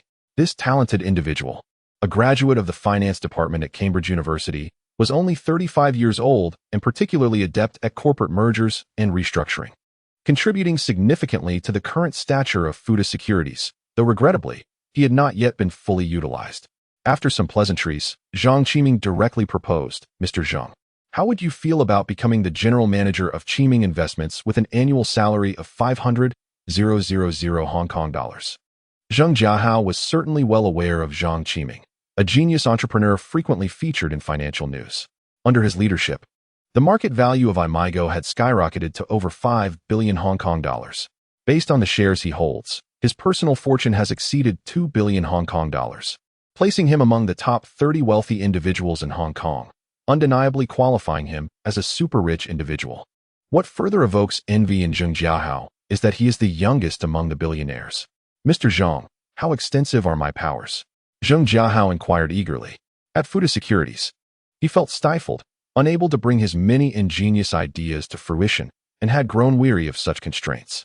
He did not wish to remain a mere puppet in the new company, subservient to others. Zhang Qiming smiled slightly, akin to a gentle spring breeze, and said, "Except for the targets I designate for acquisition or investment, you will have full authority to manage the company's specific affairs. Thank you, Mr. Zhang, for granting me this opportunity." Upon hearing Zhang Qiming's generous terms, Zhang Jiahao resolved to embark on this new journey with determination. "Excellent, General Manager Zhang. Welcome aboard," Zhang Qiming beamed. He continued, "Qiming Investments aims to outmaneuver your former employer." While Zhang Qiming indeed desired Fukda Securities, he was selective about who he wished to engage with. Zhang Jiahao, being more acutely aware of the inner workings of Fukda Securities, was better positioned to identify suitable individuals. Chapter 49. Liquidating 500 million Hong Kong dollars as June approached its midpoint. All 10 advanced production lines purchased by Qiming Investments for Aimigao had arrived at the factory. At this moment, these lines were undergoing a rigorous and fervent installation and debugging phase. By July, they would officially commence mass production, ensuring that the capacity for chassis and cooling fans would meet order demands. Over the past fortnight, Aimigao remained the most dazzling star in the stock market, fervently pursued by countless investors. This fervor provided Zhang Qiming with a remarkably convenient environment to liquidate his shares successfully. On this day, he received news from Yuan Tianfan regarding the successful liquidation. At Citibank's Securities Department, when Zhang Qiming reviewed the share liquidation data sent by Yuan Tianfan, a satisfied expression emerged on his face, and he nodded gently. The data indicated that 10 of Aimigao shares had been liquidated for an impressive sum exceeding 500 million Hong Kong dollars. After deducting various fees, the final amount credited was 520 million Hong Kong dollars. With this substantial capital at hand, Zhang Qiming could begin to systematically prepare for the numerous long-cherished plans he had nurtured. Particularly, he was eager to establish the laboratories he had always dreamed of. Since his rebirth, endowed with a genius-like intellect, he had found himself constrained by the lack of high-end laboratories, which are essential for his innovative ideas. Unlike during his studies in the United States, where high-end experimental equipment was readily available, upon returning to Hong Kong, he discovered many of his concepts lacked the opportunity for experimentation. Zhang Qiming was determined to gradually establish his high-end laboratories, pursuing cutting-edge technology akin to that of Huawei and Elon Musk's tech empire. This capital represented the initial funding to set his ambitions in motion. The establishment of a high-end laboratory necessitates a range of advanced equipment, which does not come at a modest price. The crux of the matter lies in the fact that, within a short span, the returns remain elusive. Previously, due to the debacle involving Aimigao, survival itself had become a concern, leaving little room for financial flexibility. This predicament compelled him to relinquish the aspiration of setting up a laboratory. He had initially harbored hopes of profiting swiftly from investing in Hua International, intending to alleviate his current financial strain. However, to his dismay, an unforeseen complication arose. The ongoing battle for equity between the shipping magnate and the wealthy elite of Southeast Asia has yet to unfold, placing him in an awkward position. He had anticipated reaping substantial rewards from this contention, yet now finds himself in a situation where his attempts to capitalize on the downturn may soon render him the owner of Hua International. Considering Hua's current status as a significant loss-maker, burdened with over 2 billion Hong Kong dollars in debt, he realized that absorbing it could lead to indigestion, dissuading him from the notion of a takeover. Zhang Qiming had already devised a plan, should the acquisition war for Hua not commence by September. Following the eruption of the Nyanbashi Plaza Agreement, he would personally engage in the acquisition. By that time, he would not lack the necessary funds for the purchase. Reflecting on Hua's situation, he had previously secured a total of 5 billion Hong Kong dollars through financing and liquidating shares in Changda Electric Machinery for stock acquisition. However, he was uncertain about the recent progress of the acquisitions. Manager Yuan, What is the current status of the Hua stock acquisition? Zhang Qiming inquired.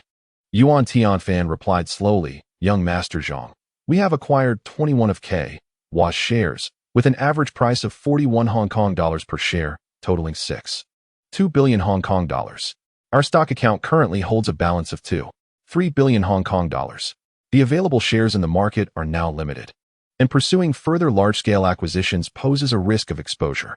If you intend to acquire in bulk, your focus may have to shift to the hands of the shareholders. However, acquiring directly from shareholders also carries its own risks of exposure. Zhang Qiming nodded slightly, and then stated solemnly, in that case, let us temporarily halt the acquisition of Hua and redirect the remaining funds towards acquiring shares in Lane Crawford. Upon hearing Zhang Qiming's decision to cease further acquisitions of Hua, Yuan Tianfan felt a wave of surprise. Previously, he had speculated that Zhang Qiming's substantial investment indicated an intention to fully secure Hua. Observing Zhang Qiming's current decision, he pondered, could I have misjudged the situation?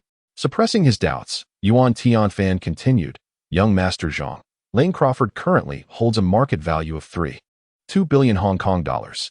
Situated in the bustling districts of Central, Admiralty, Causeway Bay, and Tsim Sha Tsui, it boasts high-end stores. It is the largest and finest department store in Hong Kong, renowned for its prime locations and the quality of its offerings, representing the pinnacle of luxury in the region. Zhang Qiming was well aware of Lane Crawford's historical significance, as it stands as one of the oldest and most esteemed department stores in Hong Kong. Since its inception in 1850, a distinctive British style has been maintained. The range of goods spans international women's wear, men's apparel, jewelry, accessories, beauty products, and high-end daily necessities. Luxury items symbolize consumers' recognition of a brand, encapsulating a profound psychological perception of sophistication. Each brand necessitates considerable time and financial investment to cultivate consumer acknowledgement. Zhang Qiming aspired to enter the luxury goods sector, but found the journey of brand cultivation to be excessively protracted. He believed that associating with an established high-end department store, which consumers already esteemed, would undoubtedly be the optimal choice. For him, Lane Crawford represented the ideal vessel to construct his grand luxury empire. With a serious expression, Zhang declared, the shares of Lane Crawford are immeasurable. Whatever amount exists, I shall acquire. Upon hearing this, Yuan Tianfan felt a surge of joy within. Acquiring such a venerable publicly listed company represented a substantial opportunity. If successful, it would also serve as a means for his own renown. He promptly replied, Rest assured, Mr. Zhang, we shall spare no effort in securing Lane Crawford for you. Zhang Qiming regarded Yuan Tianfan with a faint smile and continued, Manager Yuan, I trust in your capabilities. Moreover, I appreciate your efforts regarding the cashing out of Aimigao. With that, he produced a checkbook and swiftly inscribed a figure. He handed a check for 1 million Hong Kong dollars to Yuan, saying, This is an extra token of gratitude for you and your team. I hope you will not decline. Your contributions merit this reward. Confronted with Zhang Qiming's generosity, Yuan Tianfan could not help but be astonished. Having facilitated transactions for numerous wealthy individuals, Zhang Qiming was undoubtedly the most magnanimous he had encountered.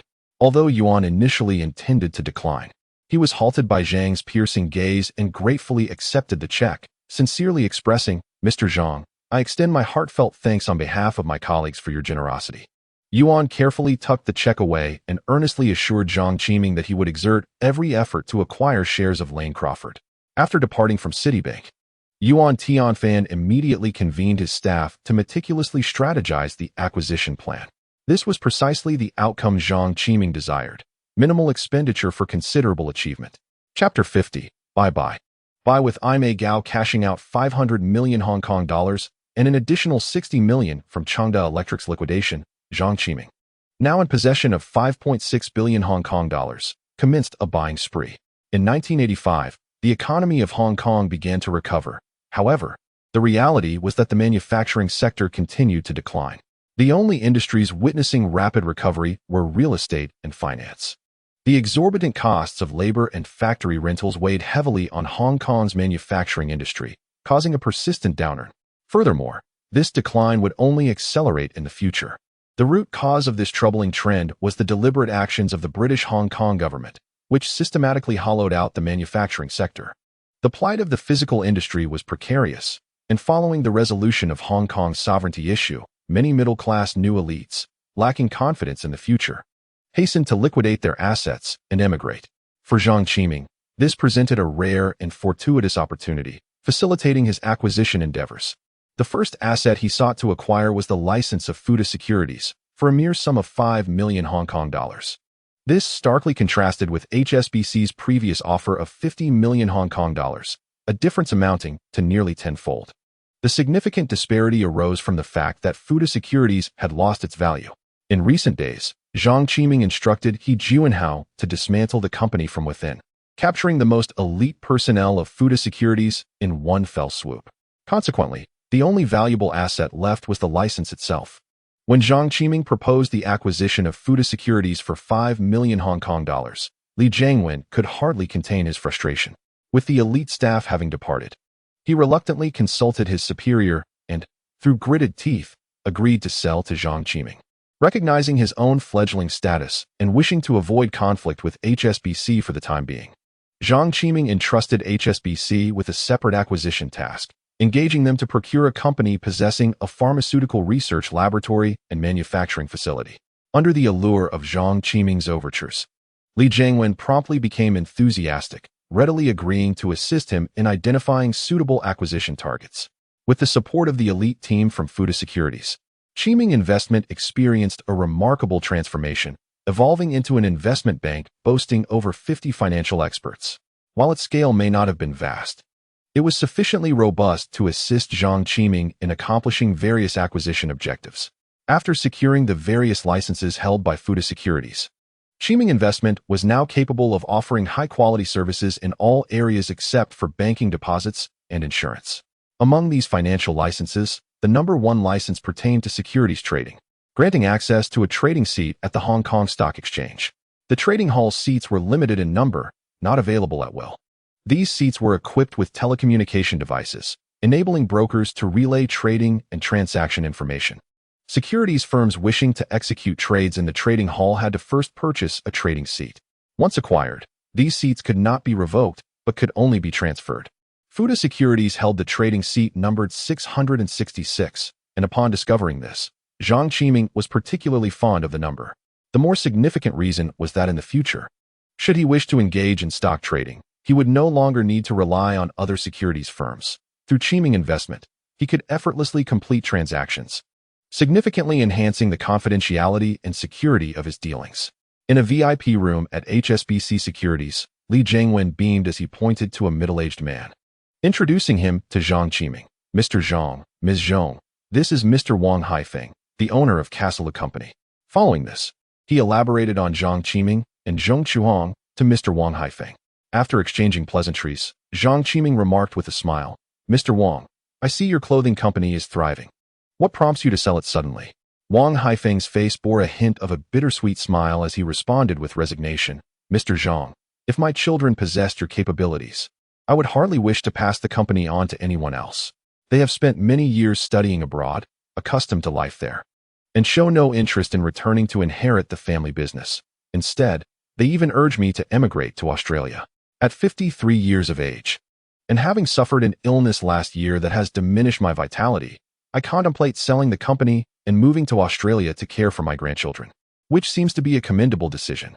Zhang Qiming nodded in understanding, noting that cases like Wang Haifeng's are increasingly common among those seeking to immigrate in recent years. Few of those who studied abroad return after completing their education. With a gentle smile, Zhang Qiming softly remarked, Wang, the offer of 8 million Hong Kong dollars for the complete acquisition of the Castle Company's assets, along with the assumption of 2 million Hong Kong dollars in outstanding supplier payments, must have been clearly conveyed to you by Manager Li. If you have no objections, we can proceed to sign the contract and finalize the payment. A sense of reluctance was evident on Wang Haifeng's face as he sighed deeply before slowly nodding in agreement. Zhang, I have no objections to this offer. In these times, it is increasingly challenging to operate in the physical industry, and individuals as prompt with payments as you are indeed rare. My children are pressing me, and I wish not to delay any further. Li Jiangwen, witnessing the agreement between the two, felt immense joy and promptly exclaimed, Congratulations to both of you on achieving your desires. I will arrange for someone to draft the contract right away. Please be patient. Before long, Li Jiangwen presented 2 copies of the contract to each party. Zhang Qiming accepted the document without hesitation and handed it to his accompanying lawyer, Zheng Jiahao, for review. Similarly, Wang Haifeng submitted the contract to his lawyer for thorough examination. Subsequently, Zheng Jiahao, representing Zhang Qiming, engaged in discussions with Wang Haifeng's lawyer to amend certain details. After concluding their discussions, Zhang Qiming took the revised contract, swiftly reviewed it, confirmed that there were no issues, and affixed his signature with a flourish. He then issued a check for 8 million Hong Kong dollars to Wang Haifeng. The transfer of company documents and assets would require a few days to process, a task entrusted to Zheng Jiahao. Shortly after bidding farewell to Wang Haifeng, Zhang Qiming, through Li Jiangwen's introduction, spent 1 million Hong Kong dollars to acquire a small entertainment newspaper with a daily circulation of over 10,000 copies from a business owner. The newspaper employed fewer than 50 staff members, including 16 reporters, 1 editor-in-chief, and over 30 personnel across various departments. Additionally, the newspaper published a gossip magazine with a modest circulation of only a few thousand copies per issue, primarily covering the scandals of celebrities in the Hong Kong entertainment industry. However, Zhang Qiming remained indifferent to these aspects. His motivation for acquiring the newspaper lay in its human resources, as a fashion magazine is an essential asset in the luxury goods industry. Regrettably, at that time, there was no formally established professional fashion magazine in Hong Kong. Zhang Qiming envisioned transforming the acquired newspaper into the first professional fashion magazine in the region. Upon acquiring the newspaper, Zhang Qiming beamed at Zhong Chuhong and remarked, "Sister Hong, whether our fashion weekly, Fashion Queen, achieves resounding success right from its inaugural issue hinges entirely on your charisma in the entertainment industry." During this period, Zhang Qiming had been tirelessly busy. While Zhong Chuhong felt she had contributed little, hearing that she could lend a hand, she promptly responded with enthusiasm, "Just watch me. I will gather all the handsome men and beautiful women from the entertainment circle to grace our magazine." Zhang Qiming chuckled, "That's splendid. I have already briefed you on how to proceed with the magazine. Now it's entirely up to you." Zhong Chuhong nodded vigorously in agreement. Chapter 51. Establishing the laboratory. The acquisition of the Fukda Securities license, along with the transition of assets from the clothing company and the newspaper, was completed in merely a week. The clothing company transformed into Qiming Pavilion, while the newspaper adopted a new name, Huashang, symbolizing the leadership in Eastern fashion trends. The first magazine, Fashion Queen, made its dazzling debut, focusing on guiding women's fashion and styling. Zhang Qiming provided Zhong Chuhong with a fashion magazine proposal, inspired by various styles from future fashion publications. Once he handed it over, he felt at ease to take a back seat, confident that as long as the overarching direction was sound, there would be no missteps. The Golden Gate Building, also known as the Canning Center, is a prestigious office tower located at number 12 Summerhill Road in Hong Kong, boasting 37 floors, each approximately 740 square meters, completed in 1975. Following the Qiming Group fraud scandal 2 years prior, many superstitious tenants vacated, leaving several floors unoccupied. The 9th floor of the Golden Gate Building, previously the office of a financial company, caught Zhang Qiming's attention for its relatively new decor. He promptly decided to lease the entire floor as the headquarters for Qiming Investments, ready to be utilized with merely a new company sign. In the office, Zheng Jiahao reported to Zhang Qiming, "Master Zhang, these are several small appliance companies we have shortlisted after our recent research, with product lines including induction cookers, electric ovens, rice cookers, hairdryers, and juicers." Zhang Qiming nodded and inquired, "Do these companies possess any core technology, and what is the capacity of their factories?" Zheng Jiahao explained with a smile, "Master Zhang, apart from the rice cookers, these companies lack any core technology and are primarily assembly firms. They are clustered in the new territories, employing over 8,000 workers, with an annual output value of approximately 1 billion Hong Kong dollars. Zhang Qiming, unfazed by the absence of core technology given the prevailing environment in Hong Kong, recognized that this would not significantly affect his forthcoming plans. He intended to center manufacturing technology within Qiming Technology, opting to invest in research and development for desired products while delegating production to Aimigao for outsourcing. Aimigao would subsequently follow a path akin to that of future firms, such as Fuzikang, embracing the contract manufacturing model. Zhang Qiming addressed Zheng Jiahao, "Please conduct a thorough assessment to ascertain the approximate cost of acquiring these companies." Expanding the variety of home appliance products through mergers and acquisitions is the optimal strategy for Aimigao moving forward. The profits garnered from the chassis and cooling fans are not intended for dividends. In the future, Aimigao aims to continuously expand the scale of its factories. Whatever Qiming technology develops, Aimigao must be able to manufacture. All these profits will be reinvested into scaling up operations. Upon hearing that Zhang Qiming intends to acquire several companies, Zhang Jiahao, who is particularly keen on corporate mergers, immediately became exhilarated. Rest assured, Mr. Zhang, I will verify the assessments right away. As soon as the evaluation results are available, I will inform you, he declared. Wait, why the haste? Zhang Qiming interjected. Qiming technology requires a space for experimental offices. Ma Yunfei has found a location not far from Aimigao. You should look into it. If it proves suitable, we shall purchase it. I will be procuring considerable experimental equipment, which will arrive in Shanjiang by August at the latest. We will need an appropriate place for it. Zhang Qiming halted Zhang Jiahao, issuing his instructions. All right, Mr. Zhang. I shall attend to it immediately. Zhang Jiahao nodded in affirmation. Every laboratory has exceedingly stringent environmental requirements. During his studies in the United States, he spent the most time in a computer lab. The environmental prerequisites for software laboratories encompass temperature, humidity, electrostatic protection, power supply, network, safety, and overall cleanliness. In terms of hardware laboratories, the environmental demands are similarly rigorous concerning temperature and humidity. Additionally, they necessitate exceptionally high standards for air quality, ensuring minimal impurity levels to prevent adverse impacts on hardware operations. There are also stringent requirements for lighting, noise levels, electromagnetic radiation protection, and even external environments. Of course, these are the standards for establishing a top-tier laboratory. Presently, Zhang Qiming does not require such an expansive laboratory. A facility sufficient for his personal research in electronics and computer technology will suffice. Due to short-term financial constraints, he cannot yet aspire to the monumental scale of laboratories seen in later years. However, he can progressively refine and enhance the environmental conditions of this laboratory according to practical needs, thus laying a solid foundation for his research endeavors. Zhang Qiming has already formulated a plan to initially develop products with relatively lower technological content that can continuously generate cash flow. He aims to gradually ascend the technological ladder. In future times, Musk had Tesla, which provided him with an unceasing stream of resources. Ample funding, coupled with the vast ecosystem of the United States, allows for unrestricted innovation without hindrance. The American conscience indeed possesses the unique advantage of computers. Even the government officially designated procurement for computers to endorse its brands. Unfortunately, the company was blinded by the desire for quick profits, squandering such a rare opportunity. In contrast, the conditions faced by a certain company during its early stages were far inferior to those of the American conscience, lacking in both resources and opportunities. Yet, as time progressed, the developmental trajectories of these two companies diverged significantly, with one emerging as a world-class assembly powerhouse. Another company has risen to become a world-class technological giant.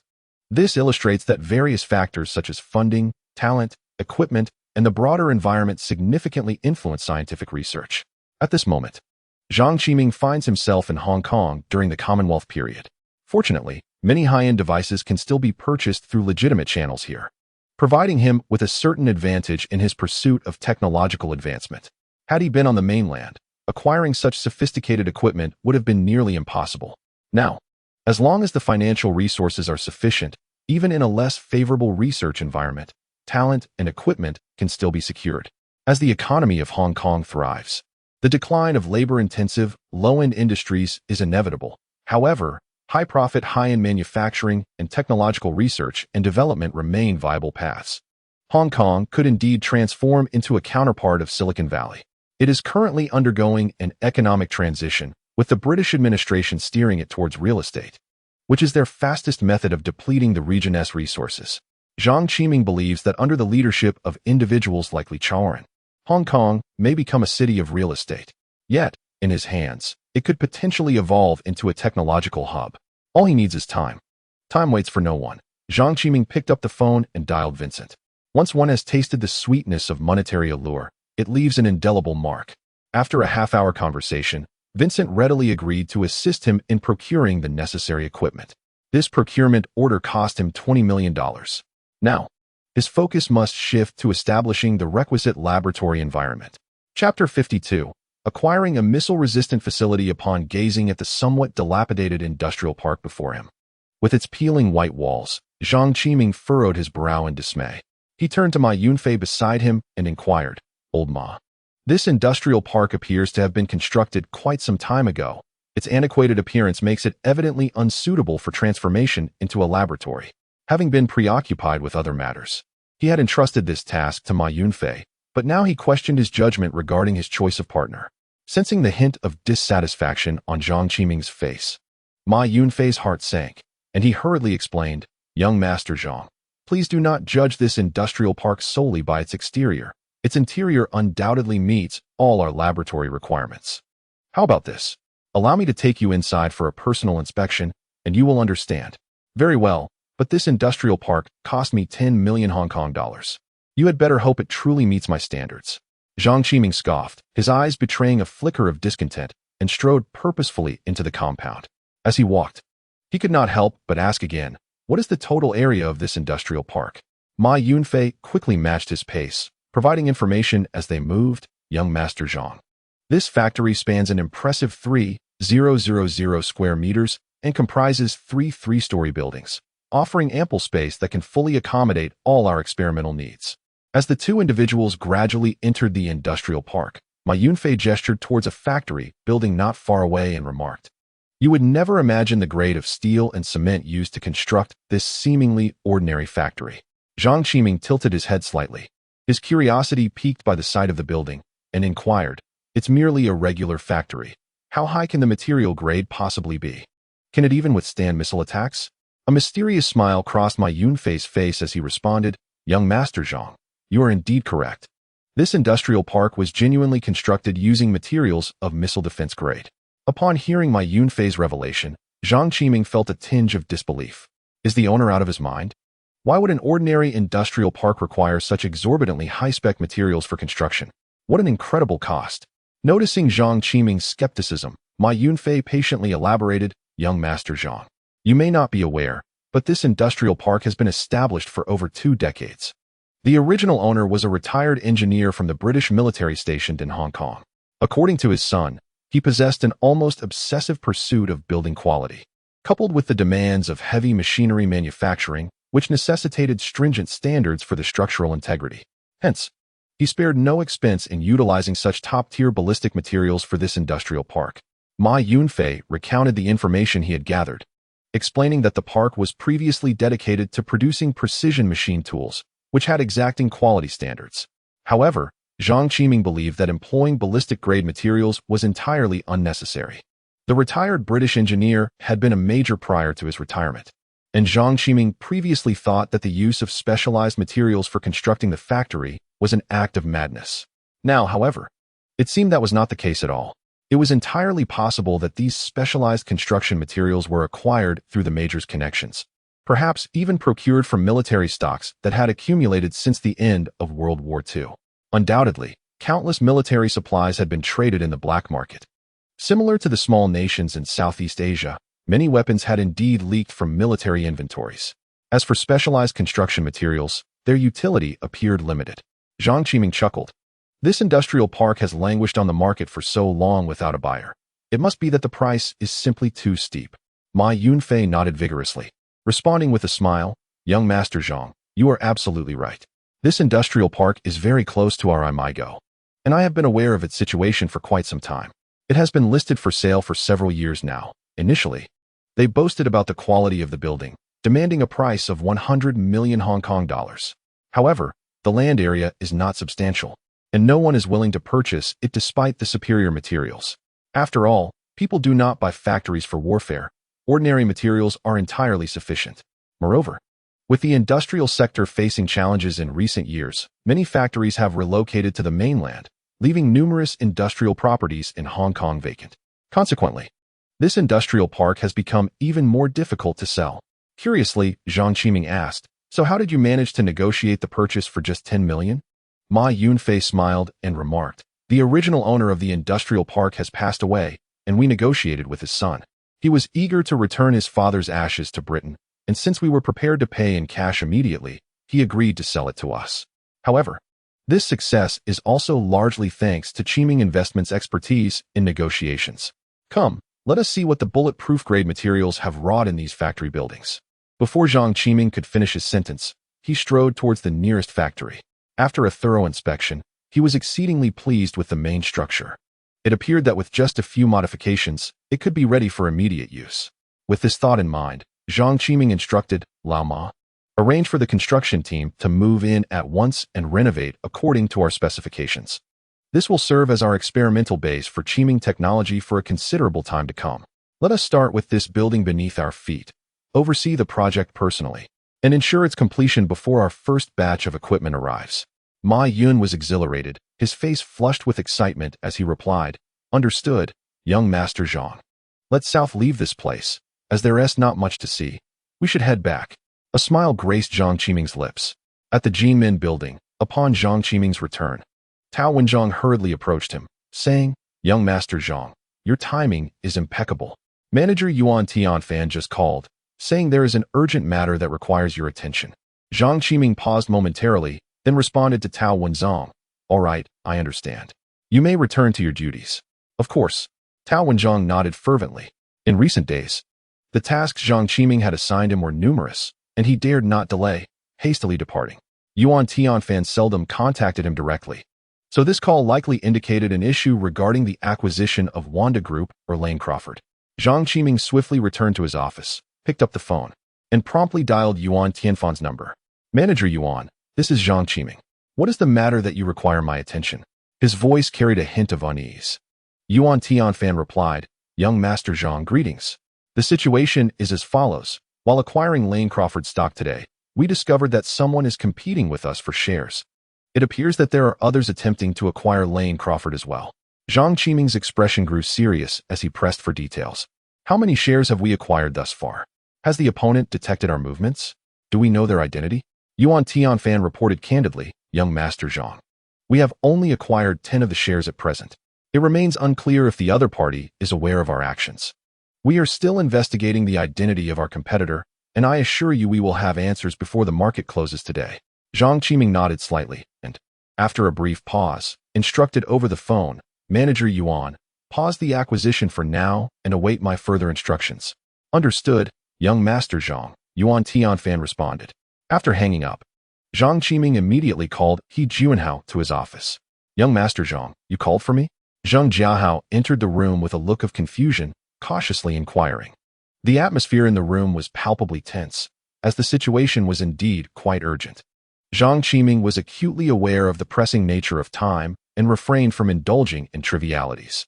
He directly inquired, a few days ago, I specifically instructed you to gather information on Hua Group. What is the current progress? As the personnel at Qiming Investment Company became increasingly sufficient, he promptly assigned Zhang Jiahao to collect data on various enterprises. He was eagerly anticipating the acquisition battle concerning Hua Group, which, however, showed no signs of imminent eruption. Consequently, Zhang Qiming decisively instructed Zhang Jiahao to dispatch individuals for an immediate in-depth investigation of Hua Group.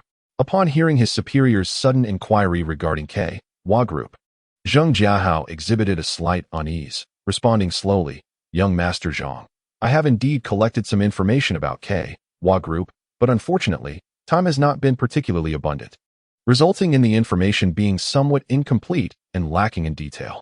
Nonetheless, I will strive to enhance it within the shortest possible time frame. By the way, Young Master Zhang, do you intend to acquire Hua Group? Zhang Qiming narrowed his eyes slightly, a subtle glimmer of sharpness flickering within. Zhang Jiahao stood nervously beside him, hardly daring to breathe. As a publicly listed company, much of Hua Group's information is disclosed for investors' reference, making the investigation of basic information relatively straightforward.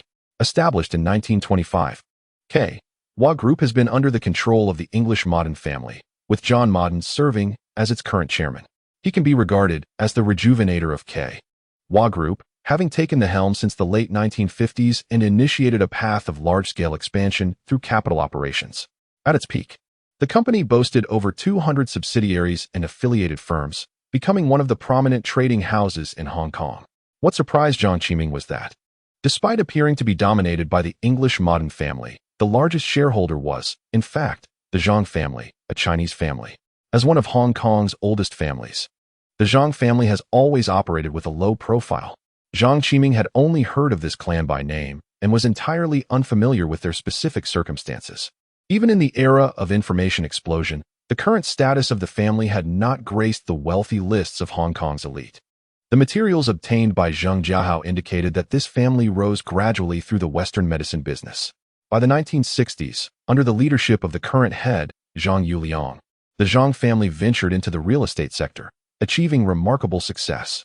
The iconic buildings in Hong Kong, the Federal Building and the International Building, were initially properties under the Zhang family's ownership. In the 1970s, the Zhang family sold these two buildings to Hua Group's subsidiary, Federal Realty Company, acquiring a 77% stake in Federal Realty, thus facilitating a reverse takeover. They subsequently reached an agreement with the Modern family to exchange real estate company shares for Hua Group shares, becoming the largest shareholder of Hua Group. Presently, the Zhang family holds 34% of Hua Group's shares, making them the unequivocal primary shareholder. While the Modern family possesses only 25%, Zhang Qiming discerned from the materials that the Modern family's fortunes were intricately tied to the shipping industry, flourishing with it and faltering alongside it.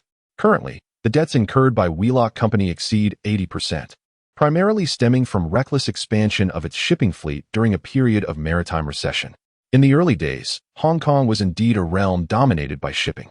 From the onset of World War II until the 1970s, due to its geographical advantages, any foray into the shipping industry seemed akin to embarking on a grand journey toward wealth. Shipping magnates amassed significant fortunes, and Hong Kong consequently became the abode of the world's greatest shipowners. The Martin family, initially established through shipping endeavors, has evolved into a comprehensive conglomerate. Yet shipping remains at the heart of its operations. However, the late 1970s witnessed the sudden onset of the oil crisis, precipitating an unprecedented downturn in the shipping sector. While other shipping tycoons seized the opportunity to abandon their vessels and seek refuge on land, the Martin family maintained an unwavering belief that their bulk carriers would remain unscathed by this crisis. Instead of downsizing their fleet, they chose to expand, taking on substantial debt to acquire more vessels while their competitors sold theirs. By the end of 1983, Wheelock Company had achieved a staggering total deadweight tonnage of 139 million tons, but at the cost of an astronomical debt of 21.8 billion Hong Kong dollars, alongside an obligation to pay for new ship orders amounting to 6.8 billion Hong Kong dollars. Under favorable economic conditions, such debt would have posed little concern. Regrettably, the oil crisis triggered an economic downturn in Hong Kong, leading to widespread market desolation. In this dire context, Wheelock Company faced increasingly arduous challenges. The stock market serves as a barometer for public companies, reflecting their economic standing. Wheelock Company has come to be referred to by the locals as the Blue Lantern, a typical example of a company that fails to rise when others do, and plummets dramatically when the market declines, earning the disdain of Hong Kong investors. As of yesterday, Wheelock's market capitalization stood at 29.4 billion Hong Kong dollars, with a stock price of 42 Hong Kong dollars. However, its debts soared to 28.6 billion Hong Kong dollars, resulting in a staggering debt ratio of 97, verging on insolvency. Nevertheless, during prosperous times, Wheelock Company successfully acquired numerous high-quality enterprises. It controls as many as 7 publicly listed companies, including Lane Crawford, albeit with only a 30% stake.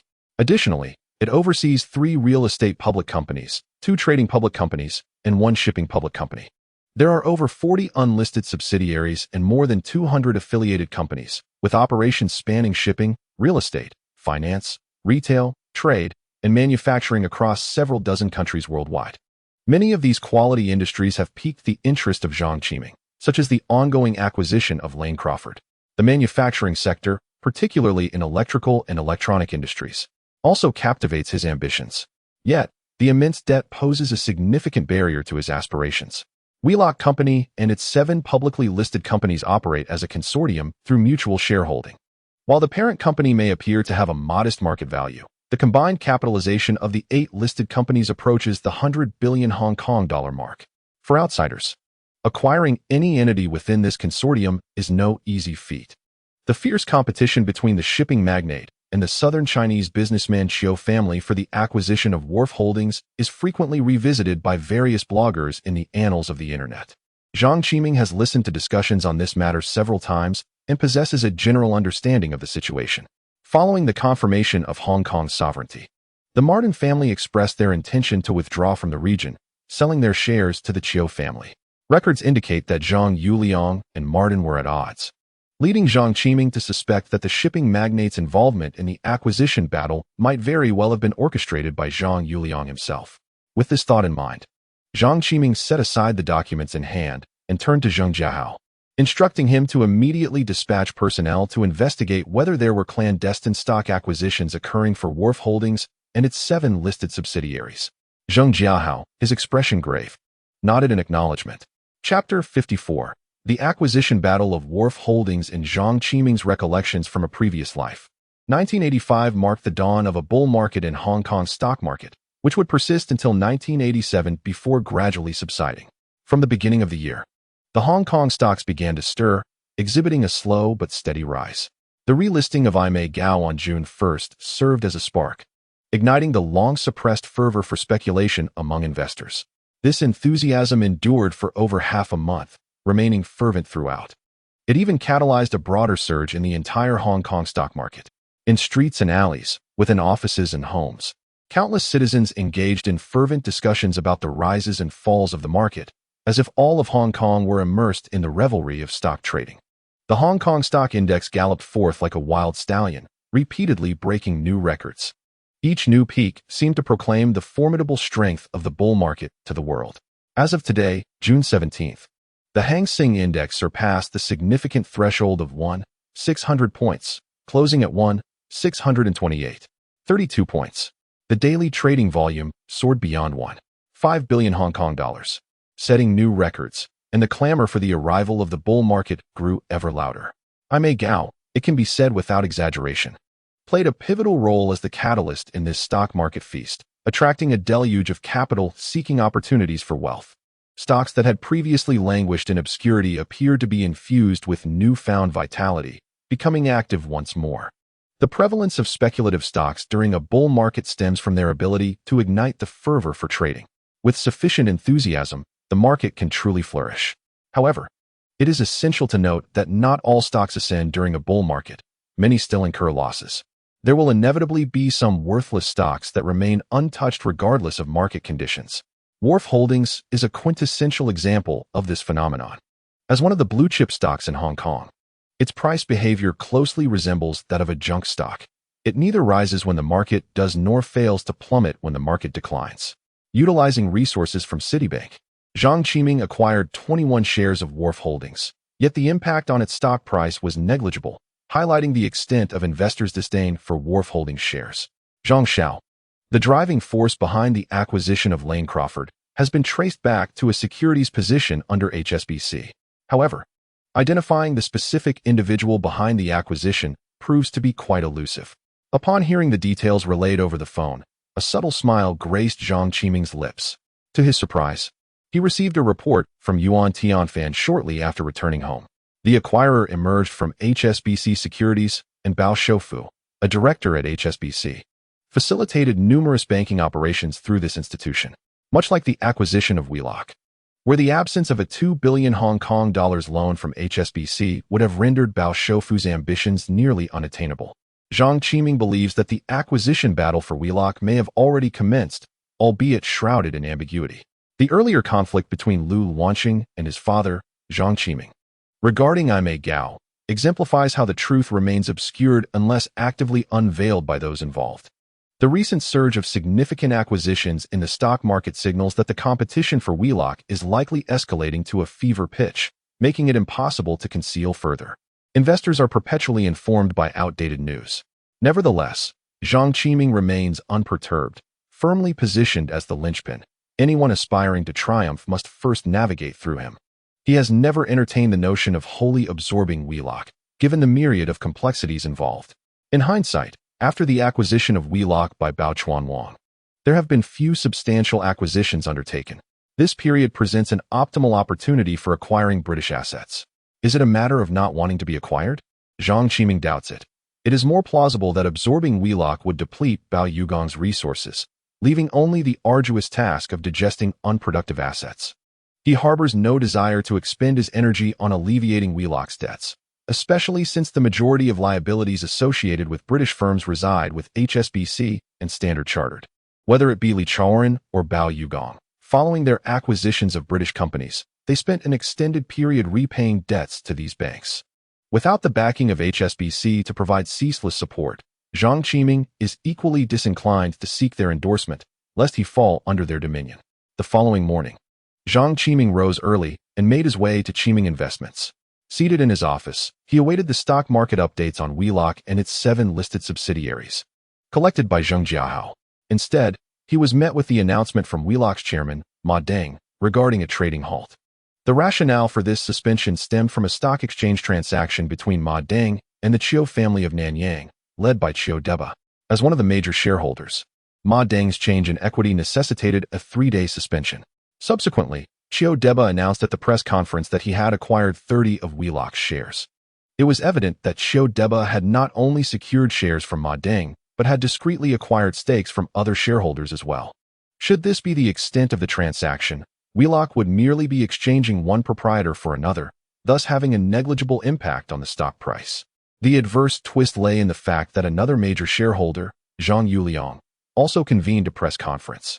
As the largest shareholder, he resolutely opposed Ma Deng's decision to sell shares to outsiders without board approval, branding the transaction as a violation and refusing to acknowledge it. He further proclaimed that he had identified a more suitable candidate to guide Wheelock through its challenges. However, since Martin dares to sell his shares, he must have already addressed his holdings, ensuring that there are no legal loopholes. The fierce competition among the major shareholders of K has erupted, causing the shareholders to become exceptionally agitated. They can intuitively surmise that 3 days hence, when K resumes trading, the stock price is bound to soar. Each one of them is eager to seize the opportunity, ready to engage in a vigorous endeavor. After Zheng Jiahao completed his report, he turned to Zhang Qiming and inquired, "Young Master Zhang, is this the situation from today's K press conference?"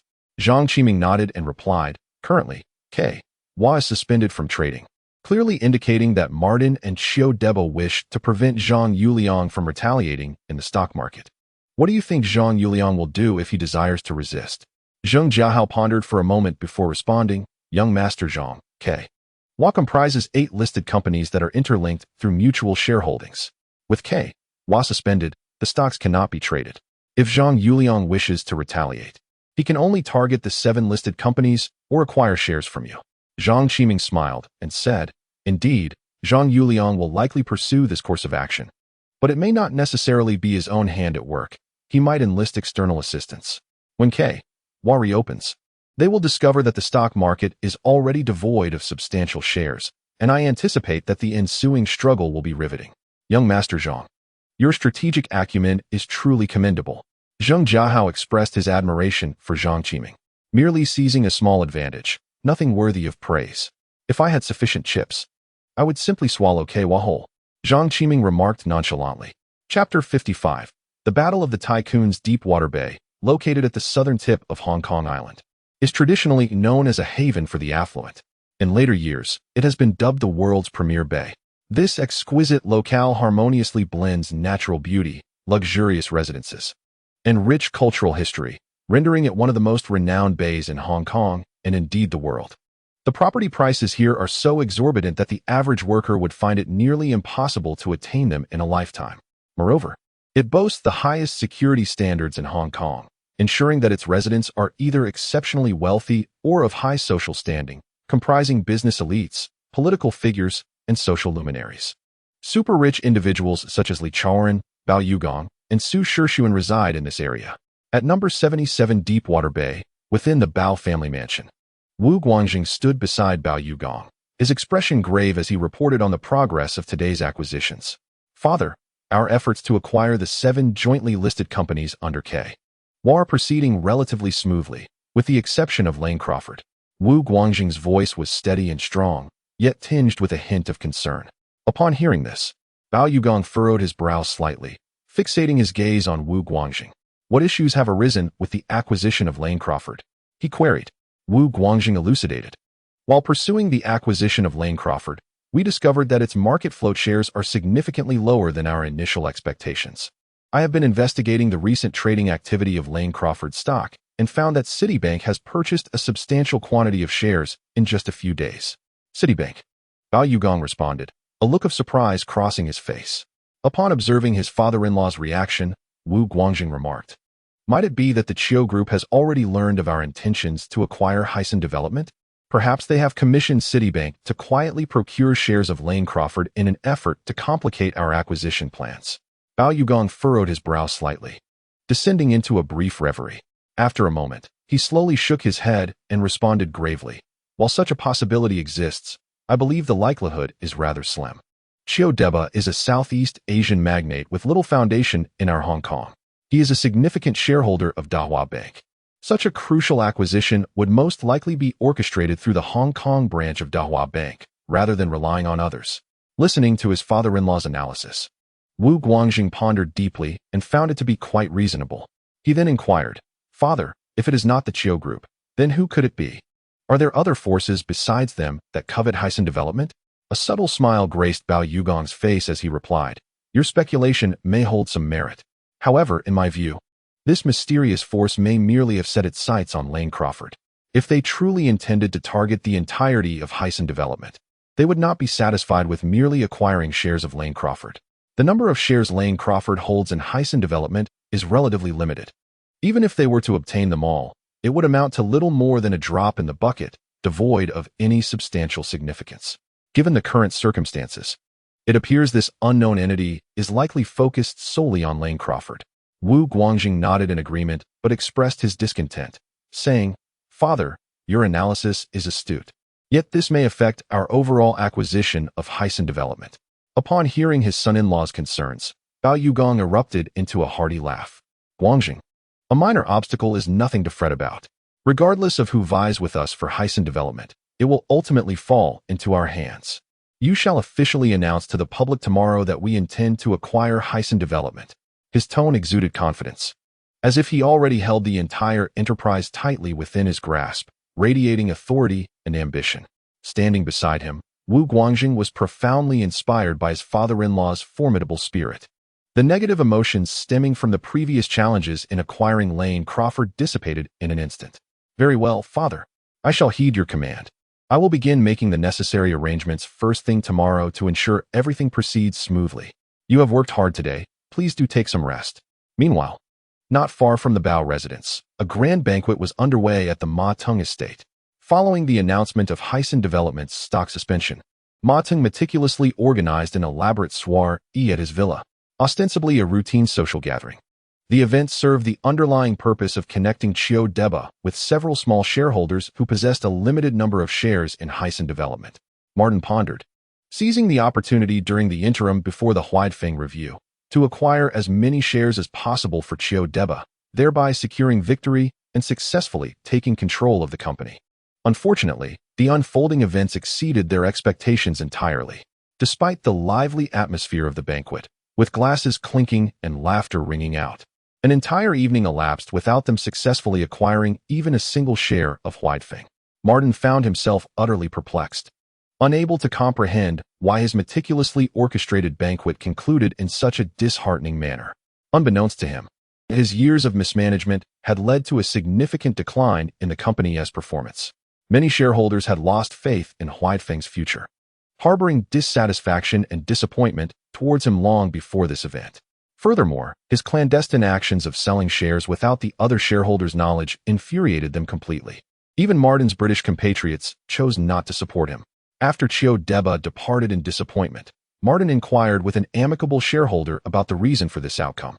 It was then that he learned Zhang Yuliang had sought assistance from Bao Yugong, not only selling all his shares to Bao, but also facilitating the acquisition of the remaining minority shareholder stakes. The realization that Bao Yugong might now possess 40 of the shares left Martin feeling utterly despondent. He seethed inwardly, thinking, Old Bao, you were once my collaborator for many years. Had you desired Huaifeng shares, you could have simply mentioned it. I would have gladly sold them to you. What he did not know was that Bao Yugong had no initial intention of acquiring a friend's company. When Zhang Yuliang first approached him, he had declined. It was only after learning that Martin had sold his shares that he agreed to the acquisition of Huaifeng under Zhang Yuliang's guidance. Xiao Deba, a banker from Southeast Asia and a hotel magnate, was now in his 70s. Born in Malaysia and a citizen of Singapore, he was the wealthiest individual in Southeast Asia, with a fortune amounting to billions of Hong Kong dollars. He was the founder of Malayan Bank, the largest bank in Malaysia, and owned 5 publicly listed companies. Zhang Qiming, upon reviewing the information about Xiao Deba, could not help but marvel at how, despite his age, he remained vigorous, not choosing to retire at home, but instead exerting energy to compete for Huaifeng in Hong Kong. Zheng Jiahao pondered, Zhang Xiao? This tycoon from Nanyang is no less wealthy than Bao. I fear Zhang Yuliang may not be his match. His opposition to the acquisition suggests he might be gauging interest from Hong Kong's wealthy elite regarding his shares. Zhang Qiming replied with a smile. Just focus on our target of interest. As for Zhang Yuliang's motives, we shall soon discover. The anticipated clash between the tycoon of Nanyang and the tycoon of Hong Kong was something he eagerly awaited. Chapter 56. Confrontation. The news of the fierce confrontation between Martin, chairman of Huaifeng, and major shareholder Zhang Yuliang at their respective press conferences spread rapidly overnight, permeating all of Hong Kong. At this moment, whether in the streets or during casual conversations, the topic of discussion among investors revolved solely around the power struggle for Huaifeng's shares. Early this morning, the bustling streets of Hong Kong were crowded with eager investors, all yearning to obtain the latest news at the earliest opportunity. Upon confirming in the newspapers that the chairman of Wheelock Co, Mr. Ma, had indeed sold his shares to the wealthy tycoon, Mr. Chiu, the largest shareholder, Mr. Zhang, expressed vehement opposition and intended to introduce a mysterious investor to rescue the company. The authoritative reports ignited a wave of elation among the investors, who felt as though they had uncovered a secret to wealth. They eagerly prepared to plunge into the stock market as soon as trading resumed. At 9 o'clock, within the grand halls of Dahua Bank, an atmosphere of tension mixed with anticipation prevailed. Mr. Chiu held a significant press conference, where he solemnly announced a comprehensive acquisition of Wheelock Co at a price of 45 Hong Kong dollars per share. This revelation struck like lightning, illuminating the room and leaving every attendee in astonishment. Shortly after the press conference concluded, the investors, now aflame with excitement, awaited further developments.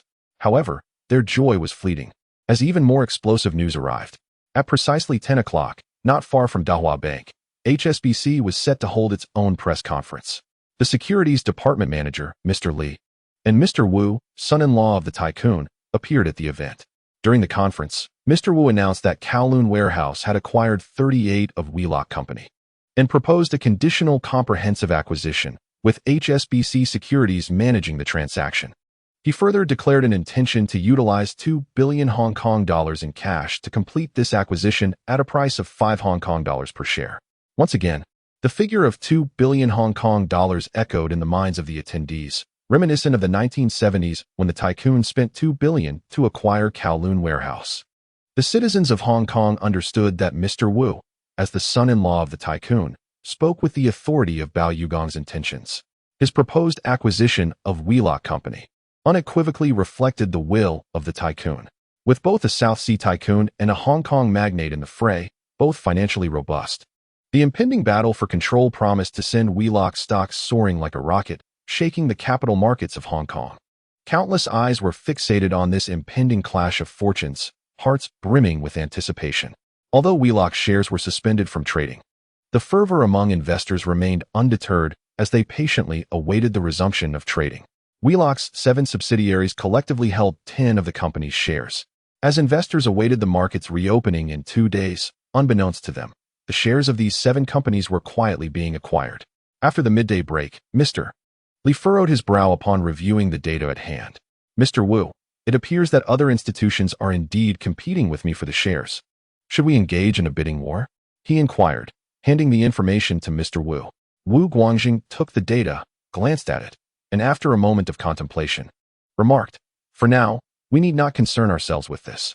Our objective in acquiring these listed companies is to secure their voting rights in Huaifeng. Given that Lane Crawford already holds a minimal stake in Huaifeng, we must not allow ourselves to suffer minor losses at this juncture. Instead, let us first acquire shares from the other 6 companies. I concur that we can momentarily set Lane Crawford aside." The other 6 companies have yet to attract the attention of investors, making this the optimal time to accumulate their stocks. Li Jiangwen agreed with a nod.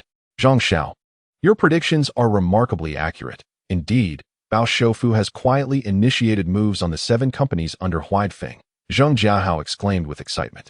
This is hardly difficult to deduce. It's merely a roundabout approach. Zhang Qiming responded with a smile. By the way, have they retracted their attempt to acquire Lane Crawford? Yes, once we launched our counterattack. They withdrew, facilitating our acquisition of Lane Crawford shares considerably, Zhang Jiahao replied, overwhelmed with exhilaration at having repelled Bao Shoufu. Calm down. There is no need for such excitement. They are simply acting cautiously to avoid alarming us, Zhang Qiming remarked, tempering Zhang Jiahao's enthusiasm. He then instructed, coordinate with Yuan Tianfan from Citibank to collaborate on acquiring Lane Crawford. Bao Shoufu's acquisition of the 7 listed companies under Huaifeng 1T remain under wraps for long. We must secure additional shares before that happens. Understood. I will communicate with Manager Yuan right away, Zhang Jiahao affirmed. His face alight with excitement as he set off to contact Yuan Tianfan. For those in finance, there is nothing quite as exhilarating as a high-stakes acquisition. Opportunities to acquire a colossal entity like Huaifeng are rare, and being part of such a momentous event is something to boast about for a lifetime. Qiu Deba and Bao Yugong, both fueled with determination, saw Dawah Bank raise the acquisition price to 55 Hong Kong dollars per share that afternoon. Wu Guangjing, not to be outdone, promptly declared an increase to 56 Hong Kong dollars. Had Huaifeng been open for trading, the stock price would undoubtedly have surged. The investors were enthralled, particularly those who had been ensnared by Huaifeng shares for years, now reveling in the prospect of a rebound for their long-stagnant investments. Zhang Qiming, observing the bidding war between the 2 tycoons, felt elated as well. The 21 shares he held had appreciated by $2 each. In the following 2 days, the fierce bidding war between the 2 magnates ceased, and instead, the stock prices of the 7 listed companies under Huaifeng began to soar rapidly. It was evident that Qiu Deba had realized the situation and commenced acquiring shares himself. The competition between the 2 titans was immediately reflected in the stock market, leading to an extraordinary surge in prices. At this moment, the investors, typically slow to react, finally grasped that the battle for the market had already commenced. How foolish of me. As Huaifeng's stock price rises, the valuations of all companies holding Huaifeng shares should increase as well. How did I not think of that? Huaifeng has 7 listed companies. Which ones are they? I must find out and purchase their stocks immediately. Goodness, United Enterprises holds the most shares in Huaifeng. After a prolonged decline, I remarked yesterday on the sudden rise of $1, prompting me to hastily sell, resulting in substantial losses. An irate investor pounded his thigh in frustration. I, too, was not exempt. I sold my shares in Lane Crawford. This stock market battle is far from over. I must swiftly reclaim my position.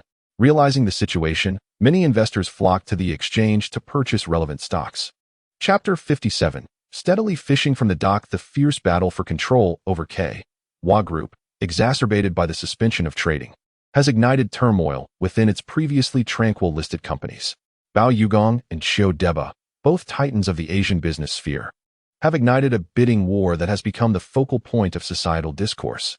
This frenzy has driven countless investors to fervently buy shares in K.Wa Group's listed companies, resulting in a significant surge in stock prices.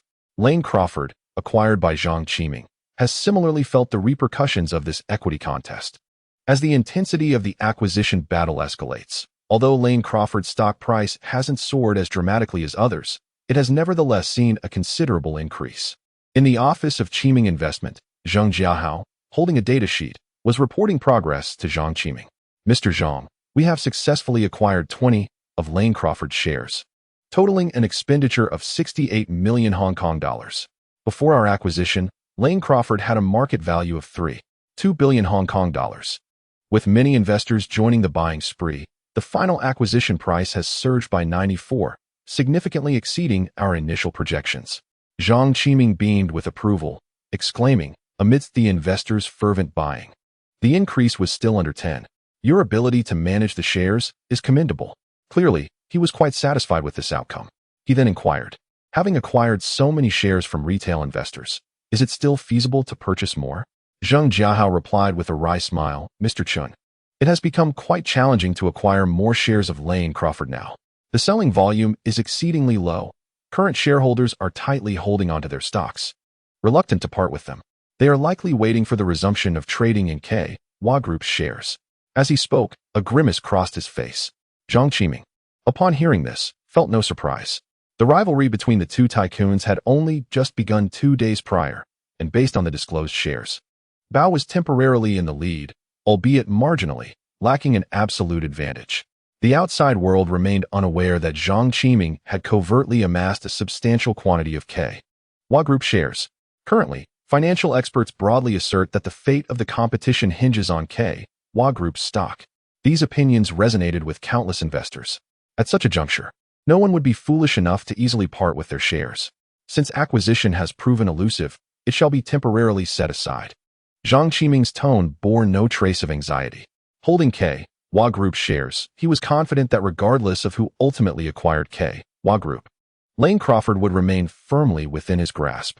Zheng Jiahao felt a great weight lift from his heart upon realizing that his boss did not blame him for the incomplete acquisition of Lane Crawford. Zhang Xiao, how shall we proceed from here? Shall we merely observe the unfolding events? Zheng Jiahao inquired cautiously. As for the matters concerning Hua, there is no need to expend much effort at this juncture. At the appropriate moment, we shall let the word out. Those who are eager will naturally come to us. Zhang Qiming advised, casting a glance at Zheng Jiahao. The purpose of Qiming Investment is to serve Qiming Technology. Our main focus does not lie with Hua. Finalizing the acquisitions of those few appliance companies should be your utmost priority. Do you understand? Yes, I understand. Zheng Jiahao nodded vigorously, as if pounding garlic, indicating his comprehension. In an office within the Central Dewan Bank, hearty laughter echoed throughout the room. Old Xiao, why did you choose Hua for your shell company?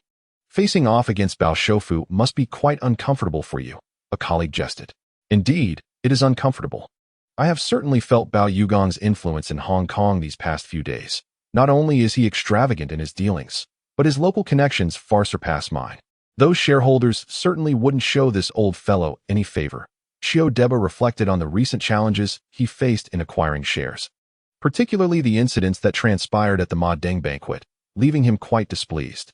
Huang Xiao chuckled. Oh, have you surrendered so quickly? That's not the style of Xiao Deba. Xiao Deba glanced at the still mirthful Huang Xiao, his expression grave enough to suggest he might weep. Humph. It is too early to concede defeat. However, with Bao Yugong backed by HSBC and an initial cash offer of 2 billion Hong Kong dollars for the acquisition, I must ensure my funding is ample if I wish to prevail. Old Huang, we are both outsiders from Nanyang. You must provide me with sufficient financial support. Upon hearing this, Huang Xiao's playful demeanor shifted to seriousness as he recalled the challenges they faced when Dewan Bank first arrived in Hong Kong, enduring considerable local opposition. No problem. For the acquisition of Hua, I will ensure the funds are plentiful, so they see we are not to be trifled with from our Lion City, Huang Xiao declared, slapping the table in determination to support Xiao Deba. Excellent. Together, with Bao Yugong and Hua, we shall still dare to compete. Xiao Deba proclaimed with robust confidence, exuding the spirit of a mighty lion, rather than that of a man over 70. At the residence of the Bao family in Deepwater Bay, Wu Guang presented Bao Yugong with a summary report on the stock acquisitions over the past 2 days. Father, over these 2 days, we have only managed to acquire 3 of Lane Crawford among the 7 listed companies. However, we successfully acquired 10 of the remaining 6 companies, making us the second largest shareholders. When Hua opens tomorrow, if we secure another 10, we will gain sufficient voting power in the boardroom to seize control, he reported. Well done. Bao Yugong nodded in satisfaction. Without any sons of his own, he regarded Wu Guang as the most promising among his several sons-in-law. The task of overseeing the acquisition of Wandafu has been entrusted to him, serving as a significant test of his capabilities. At least for now, Wu Guangjing has not disappointed him. Although he lacks a bit of audacity, he excels in maintaining stability. Currently, the wealth of the Bao family, provided the descendants do not squander it, is sufficient for several generations to enjoy a prosperous life. Wu Guangjing's cautious approach aligns perfectly with his intentions. Bao Yugong, feeling the weight of his years, considers Wandafu as the final asset he intends to acquire for the family. Zhang, acquiring only 10 of the shares is not particularly secure. Wandafu is not like Kowloon Warehouse. This company is burdened with debt. and many shareholders are eager to sell their stocks for cash. If we cannot secure an absolute advantage in shares, we must rely solely on the voting rights of the remaining shareholders for support. I know Chiu Deba well.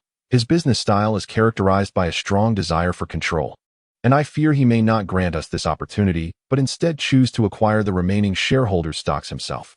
What does Dad mean? Wu Guangjing quickly inquired. Our greatest advantage lies in our substantial capital. Do not hesitate to spend.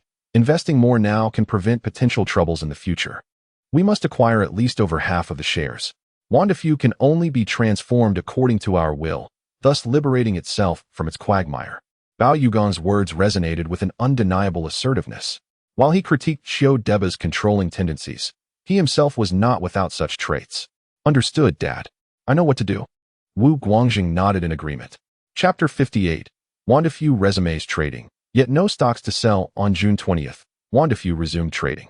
Investors in Hong Kong had been eagerly calculating the resumption date. They might forget a birthday, but they would not forget the day that could bring them fortune. Many anxious investors arrived early at the exchange, eagerly awaiting the opening of Wandafu. In an era where stock trading was still rather primitive, one could only transact in the trading hall. If it were the future, buying stocks with a mere click at home would probably mean placing orders at the stroke of midnight. As investors anxiously awaited, a gasp echoed through the crowd. The market is open. The opening price is 63 Hong Kong dollars, an increase of over 20 from the suspension. Forget everything else, just buy? Indeed. Wandafu is the next Aimigao. I firmly believe that Bao, the wealthiest, will triumph. Once I acquire the stocks, I will surely sell them to Bao. You're talking nonsense. It's Chiu, the wealthiest, who will win. Hey, what street are you from, you loser? If you don't support Bao, watch your back. I'm from Qingdao. Are you afraid of me? The confrontation escalated as a burly middle-aged man, resembling a fierce warrior, callously kicked the slim, monkey-like figure of the southern youth out of the queue, proclaiming, "What are you doing? I've waited here for ages." Unfortunately, his cries were met with a multitude of raised middle fingers. You Hong Kongers are so oppressive. The young man from the South Seas, with a mournful expression, gazed at his isolated self, reduced to scurrying to the end of the queue like a defeated rooster. At that moment, he was consumed with regret for his indiscreet remarks, wishing he could deliver a couple of stinging slaps to himself. As time ticked away, he found that the stocks he had purchased were few and far between. To his dismay, both Bao Shoufu and Chiu Shoufu had driven the stock price up to $8, yet he saw scarcely any sell orders. Could it be that the miracle of Aimigao was about to unfold with Huaidfeng? This seemed improbable, for Aimigao did not carry such heavy debts as Huaidfeng. Was it possible that someone had already amassed a substantial number of shares? This too seemed unlikely, as there had been no news prior to the suspension of Huaidfeng's trading, unless one were a fortune teller with uncanny foresight. Over an hour into trading, both sides, Bao Yugong and Chiu Deba, persistently raised their acquisition prices. Yet they had managed to secure only a minimal number of shares. A sense of unease began to envelop them. Within HSBC and Dahua Bank, the traders sensed impending trouble and hurriedly reported the situation to their superiors. Upon receiving the briefing, Li Jiangwen's face turned as pale as a blank sheet of paper, and he immediately conferred with Wu Guangjing. Wu, the situation appears abnormal. According to our intelligence, there should be at least 20 circulating shares in the market. We have raised our offers multiple times, yet how can ordinary retail investors remain passive? We have yet to acquire even 3 shares.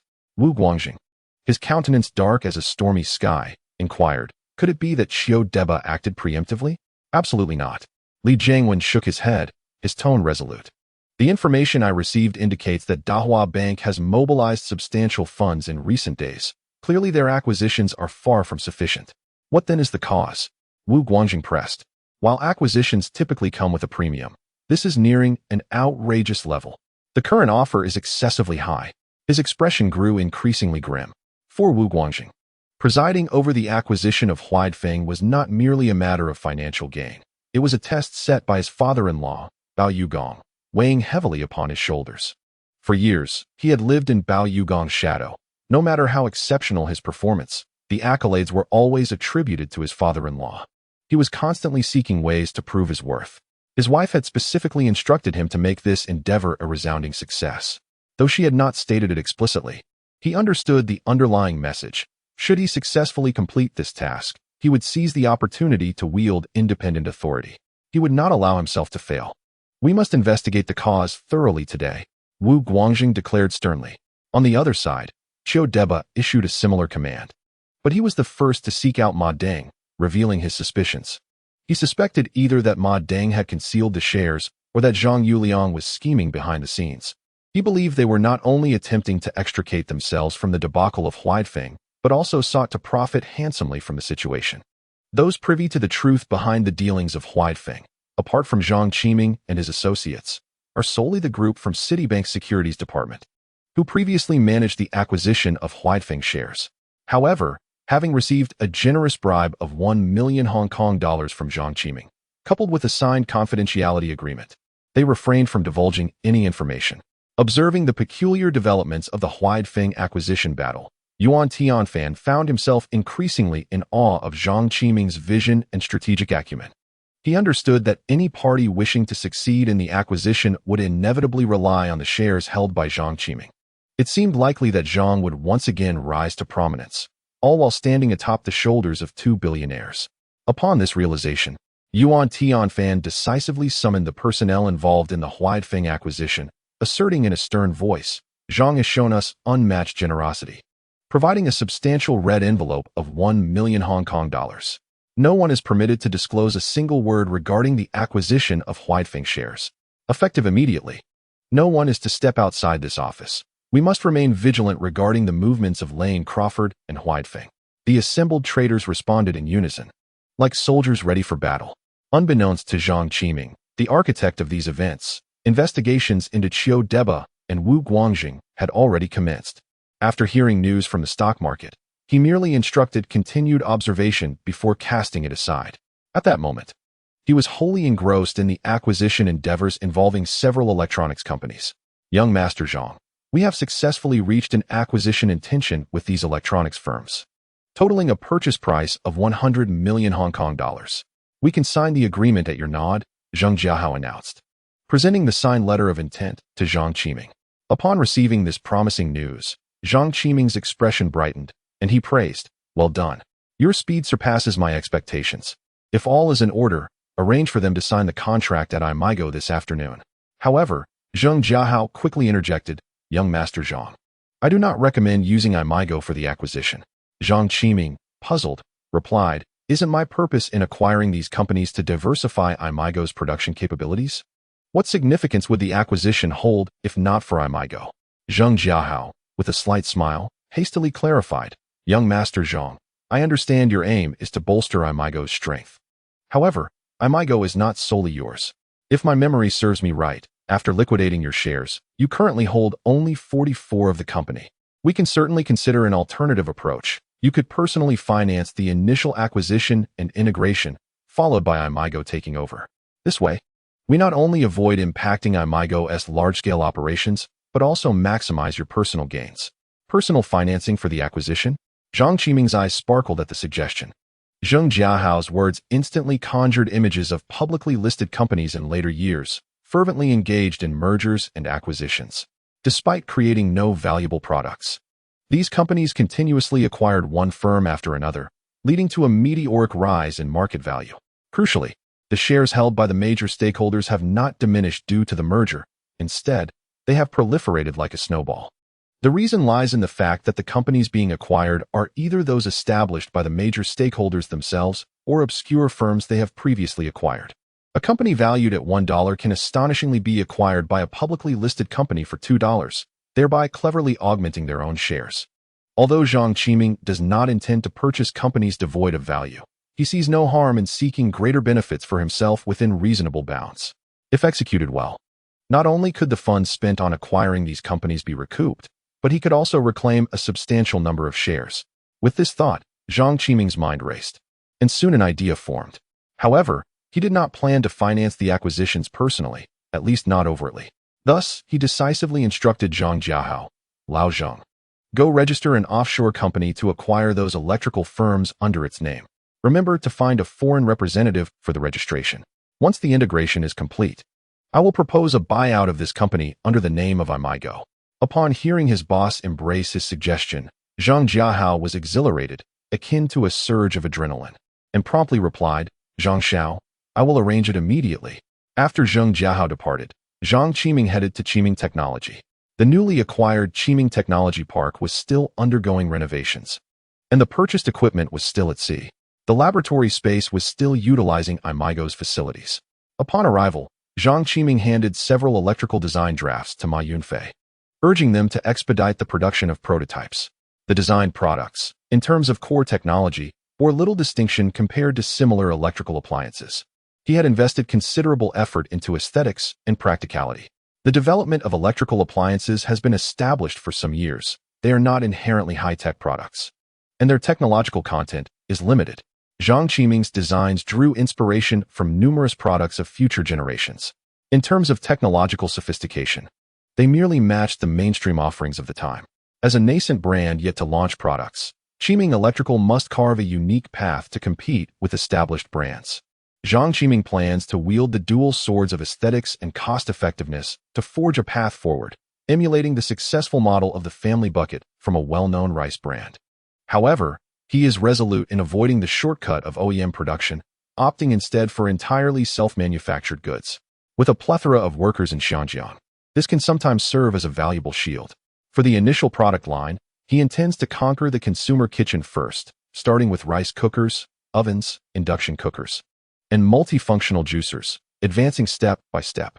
In due course, he will acquire range hoods and other appliances, gradually expanding the variety to comprehensively meet all household electronic and appliance needs. Late at night, Zhang Qiming and Zhong Chuang were engrossed in a game of creation. Meanwhile, someone else was tossing and turning, unable to find solace in sleep. At Bafu in Deepwater Bay, the lights would typically be dimmed and rest would commence by this hour. Yet, at this moment, the lights burned bright as day. Wu Guangjing sat in the living room, his hand resting on his brow, casting anxious glances at the phone beside him. The situation with Kowloon Warehouse's acquisition of K. While Holdings was already in motion and could not be halted. Borrowing 20 billion Hong Kong dollars was no trivial matter. Interest payments loomed, and each day's delay represented a significant loss for Kowloon Warehouse. Zheng, don't burden yourself with so much stress. It's nearly midnight. Finish this bowl of chicken soup and then rest. There's no rush to await the results until tomorrow, Bao Peirong said, her face etched with concern. She gently offered him a bowl of soup. It's all right, you should go rest first. I'll be with you shortly, Wu Guangjing replied, casting a tender glance at his wife as he accepted the soup and quickly consumed it in a few gulps. All right, remember to return to your room early. Bao Peirong, well aware of her husband's temperament and knowing persuasion was futile, reluctantly took the empty bowl and left. In a similar predicament was the septuagenarian Xiao Deba, who, too, anxiously awaited the results of the investigation. Suddenly, the shrill ring of a telephone startled Wu Guangjing from his light slumber. Ignoring his fatigue, he swiftly seized the phone. Hello. This is Wu Guangjing. Wu Xiong, I sincerely apologize for disturbing your rest at such a late hour, but the investigation results have come in. Came the voice of Li Jiangwen. Impatient and anxious, Wu Guangjing had no time for pleasantries and promptly inquired, Manager Li, I appreciate your hard work at this late hour. Have you discovered who is behind this? Li Jiangwen wasted no time and stated directly, the investigation reveals that as early as mid-last month, Citibank Securities desk has been steadily acquiring K while holding stock. The estimated amount of shares acquired is well over 10%. Furthermore, they have also been purchasing shares of Lane Crawford. Citibank. They began acquiring shares a month ago? Wu Guangjing was taken aback, as if struck by lightning. The thought that they might be preparing to take control of K while holding sent a wave of unease through him. After a moment's contemplation, he asked over the phone, have you determined whether this acquisition was commissioned by someone else or if Citibank is acting independently? Li Jiangwen responded with resignation, as of now, we cannot ascertain that. Citibank maintains a stringent confidentiality policy regarding its clients, making it difficult for us to uncover the truth in the short term. If you wish to expedite this inquiry, it may require your father-in-law's involvement. Upon hearing Li Jiangwen's suggestion, Wu Guangjing fell deep into thought. Citibank was a titan of the global financial sector. Even HSBC paled in comparison. He did not believe he possessed the influence to compel Citibank to disclose the identity of the individual behind the acquisitions, not due to a strict adherence to client confidentiality by these banking giants, but rather because his own standing was vastly insufficient. Wu Guangjing, being a pragmatic individual, recognized the gravity of the situation. The acquisition of Hua Holdings could not afford to fail. Understanding that this was beyond his capacity to resolve alone, he decisively prepared to enlist the assistance of his father-in-law. Manager Lee, I appreciate your efforts tonight. You should rest early. I will handle the remaining matters. After Wu Guangjing finished speaking, he hung up the phone. Not long after Wu Guangjing received the news, Qiu Deba also learned of it. Chapter 60, Magazine Premier Old Li.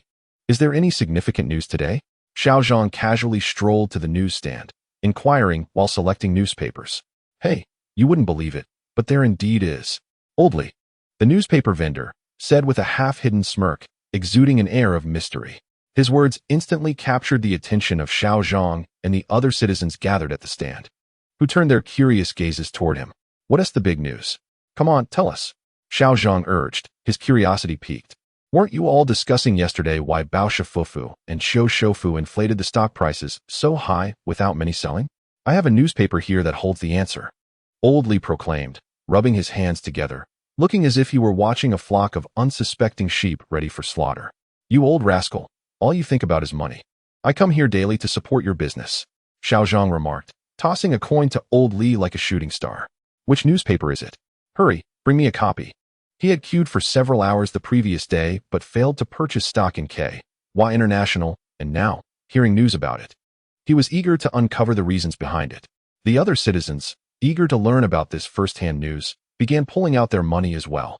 To their surprise, upon receiving the coin, Old Li shook his head. $1 Hong Kong isn't enough? You need to pay more. What? Old Li, you are raising the price on the spot.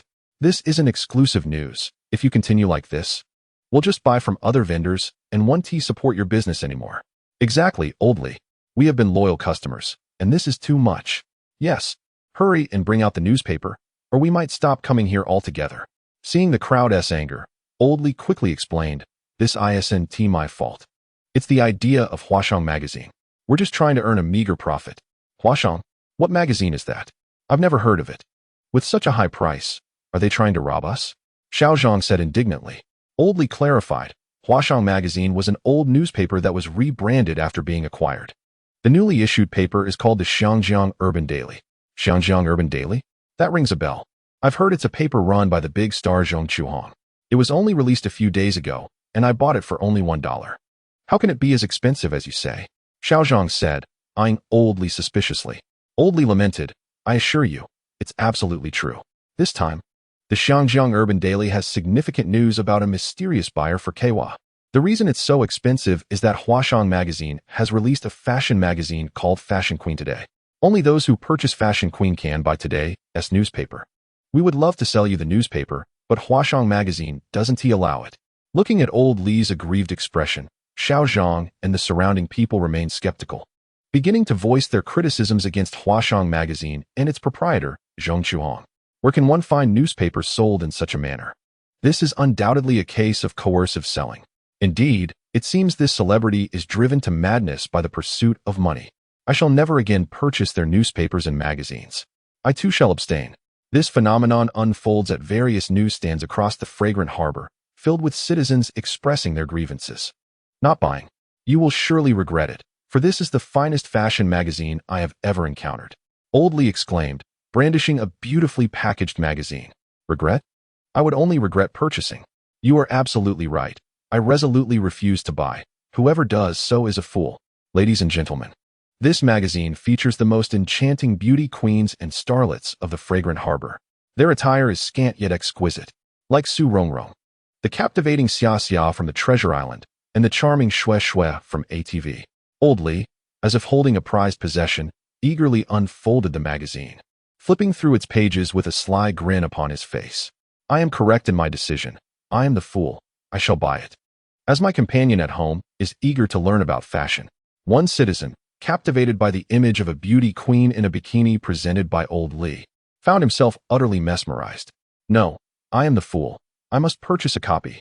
A fashion magazine is but 10 Hong Kong dollars, such exceptional value. How could I not support my goddess of elegance? Old Li, bring me a copy of the Hong Kong Urban Daily, and yes, the magazine as well. I wish to bask in the refreshing breeze of fashion. Just moments ago, those citizens who fervently declared they would never buy, now generously opened their wallets, clamoring to purchase. This scene left Xiaozhang astonished. Once he regained his composure, he feigned a desire to read the newspaper and, with a disgruntled expression, snatched a copy. Subsequently, under the scornful gazes of the crowd, he hurried home to immerse himself in the knowledge of fashion. In less than an hour, the 100 magazines oldly procured were snatched away like snowflakes. He was as restless as an ant on a hot pan. These were small sums of money, and he immediately called Huashang to expedite the delivery. Within the office of Huashang magazine, she had recently taken over the magazine and, under Zhang Qiming's guidance, had revamped the Hong Kong Urban Daily. Following the reformatting, the daily circulation soared from over 10,000 copies to approximately 30,000. However, in recent days, the growth rate of circulation had begun to taper off. Coupled with the impending release of Fashion Queen Weekly, she felt uncertain and sought out Zhang Qiming, having already paid a heavy price for his advice. Qiming, will this method of selling magazines attract criticism? Zhang Chuhong pondered Zhang Qiming's suggestion, feeling somewhat skeptical. In truth, Zhang Qiming harbored his own doubts. He was not particularly concerned about the magazine sales performance, with the sensational news from Wheelock Properties as a hook. Even if this bundling sales strategy seemed somewhat unscrupulous, he believed investors would still choose to purchase. This, in turn, would undoubtedly stimulate the magazine's sales. The majority of investors hailed from the affluent class of the fragrant harbor, and for them, a magazine priced at $10 was hardly more than the cost of a breakfast. A new magazine lacking brand imagination would find it challenging to entice consumers to buy. Leveraging Wheelock's news would facilitate the swiftest market penetration. With the magazine's exceptional quality, he firmly believes that if it sells well on the first day, subsequent sales are bound to follow suit. The launch of the fashion magazine aims to cater to luxury brands, targeting the affluent upper middle class in Hong Kong, among whom stock investors constitute a significant portion. However, he remains uncertain whether the bundled sales approach will attract criticism. Observing Zhang Chuhong's worried expression, Zhang Qiming reassured her. "Trust me, our magazine is outstanding. It will undoubtedly sell well and face no backlash." "Yes, I believe you," Zhang Chuhong replied, nodding vigorously as if to bolster her own confidence. Knock, knock, knock. "Come in." Chapter 61, The Financial Leader of Hong Kong. Knock, knock, knock. "Boss, boss. Our magazine is on fire." Shun Wenli burst through the door like a gust of wind, rushing to Zhang Qiming and Zhang Chuhong, her face alight with excitement. Upon hearing this, Zhang Chuhong felt a surge of joy, though she quickly reined in her emotions. "Why the excitement? Have you tallied the number of pre-orders?" "Boss lady, I've compiled the statistics. We have a total of 30,000 copies ordered, perfectly matching our daily newspaper sales. Perhaps the newsstands ordered based on their usual newspaper sales," Shun Wenli explained, handing over a meticulously organized data sheet to Zhang Chuhong. Zhang Chuhong took the data sheet, scrutinizing it before looking up at Zhang Qiming, her eyes brimming with admiration and affection. Clearing his throat, Zhang Qiming instructed Shun Wenli, immediately deliver 30,000 copies of the magazine to each newsstand. Additionally, contact our printing partner and increase the magazine order to 100,000 copies. Given the magazine's lengthy cycle and its exceptional quality, I anticipate that selling 100,000 copies in the first issue is entirely feasible. Understood. Shun Wenli nodded and promptly set about arranging the printing orders.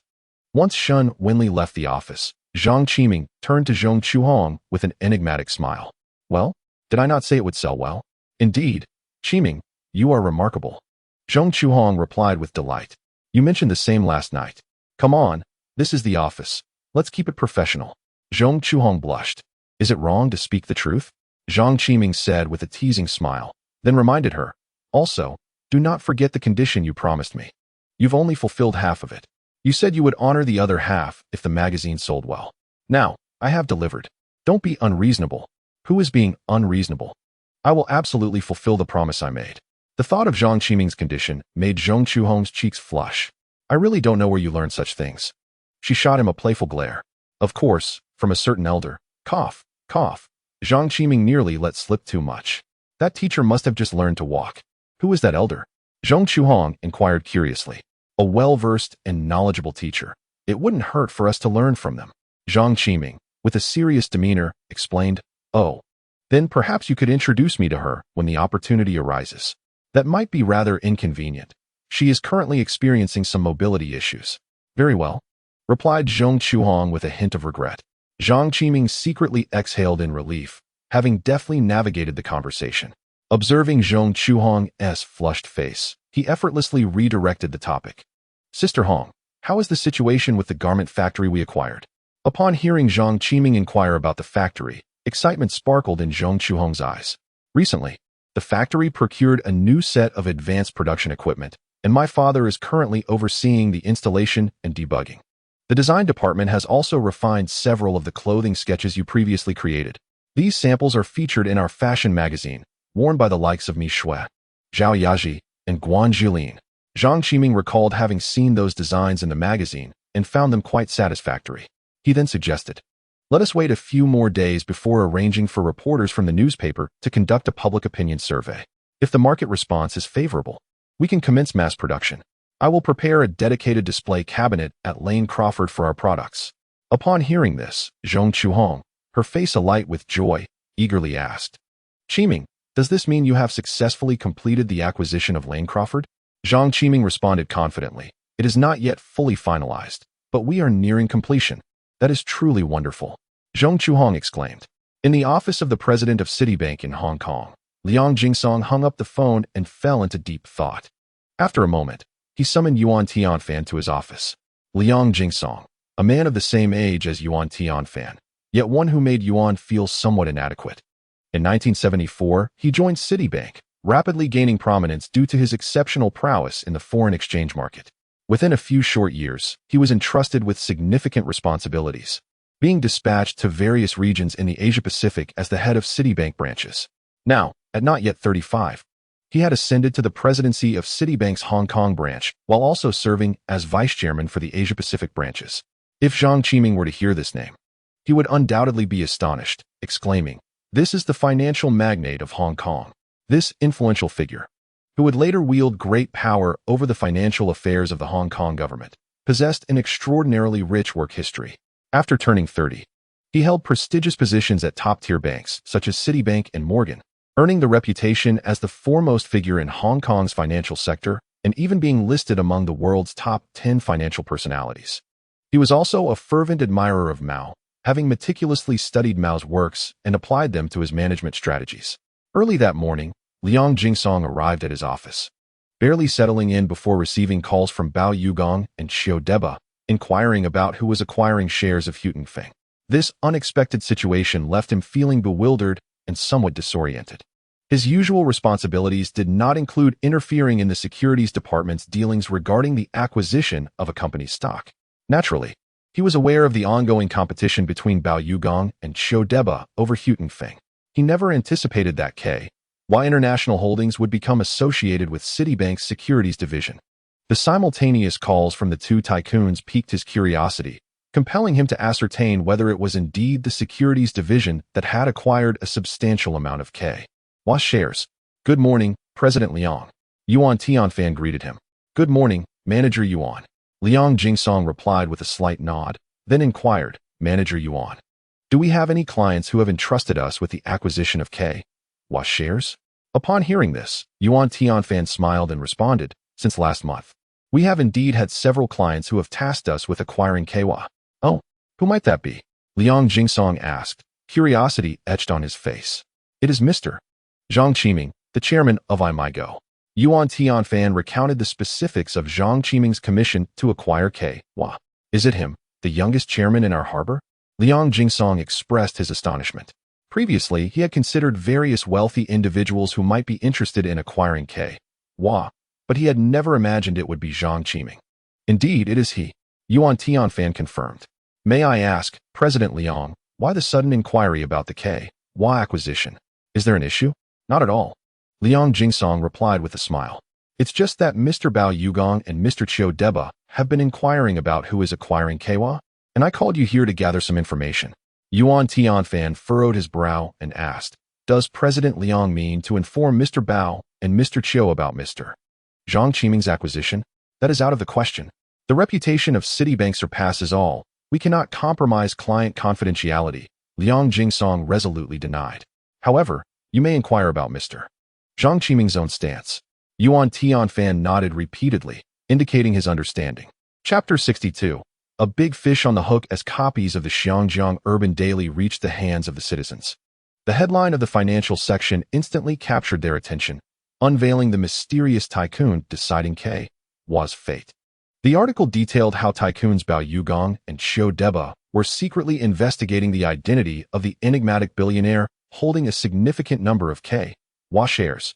This shocking news reverberated through the financial sector like a bombshell, awakening countless investors to the reason behind the scarcity of sell orders in K.'s stock transactions the previous day. A larger mystery now loomed. Who was this mysterious billionaire, and how had he managed to amass such a vast quantity of K.'s shares? Speculations and discussions erupted in a flurry.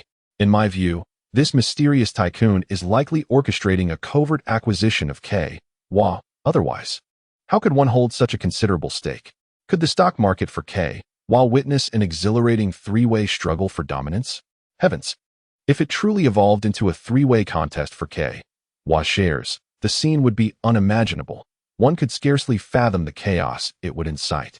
Investors currently holding K.'s shares would undoubtedly stand to profit immensely. Yet, it is also possible that the mysterious tycoon may decide to sell his shares first, thereby bringing this contest to a swift conclusion. Regardless of how this tumult may unfold, there exists a universal consensus that the enigmatic billionaire has become the pivotal figure in determining the outcome between the two tycoons, Bao Yugong and Xiu Deba. It can be asserted that the individual whom this mysterious magnate supports will ultimately secure the coveted Huitong Group. Naturally, beyond the discussions surrounding the enigmatic billionaire, the magazine Fashion Queen and its founder, the illustrious actress Zhang Qiming, have also become the focal point of countless conversations among both men and women. Manager Yuan, are you saying that Mr. Bao Yugong and Mr. Xiu Deba wish to meet with me? Zhang Qiming inquired softly, a subtle smile gracing his lips as he spoke into the phone.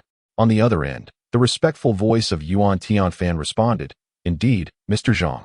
This morning, both gentlemen personally reached out to our President Liang, seeking to ascertain who has commissioned Citibank for the acquisition of Huitong Group shares.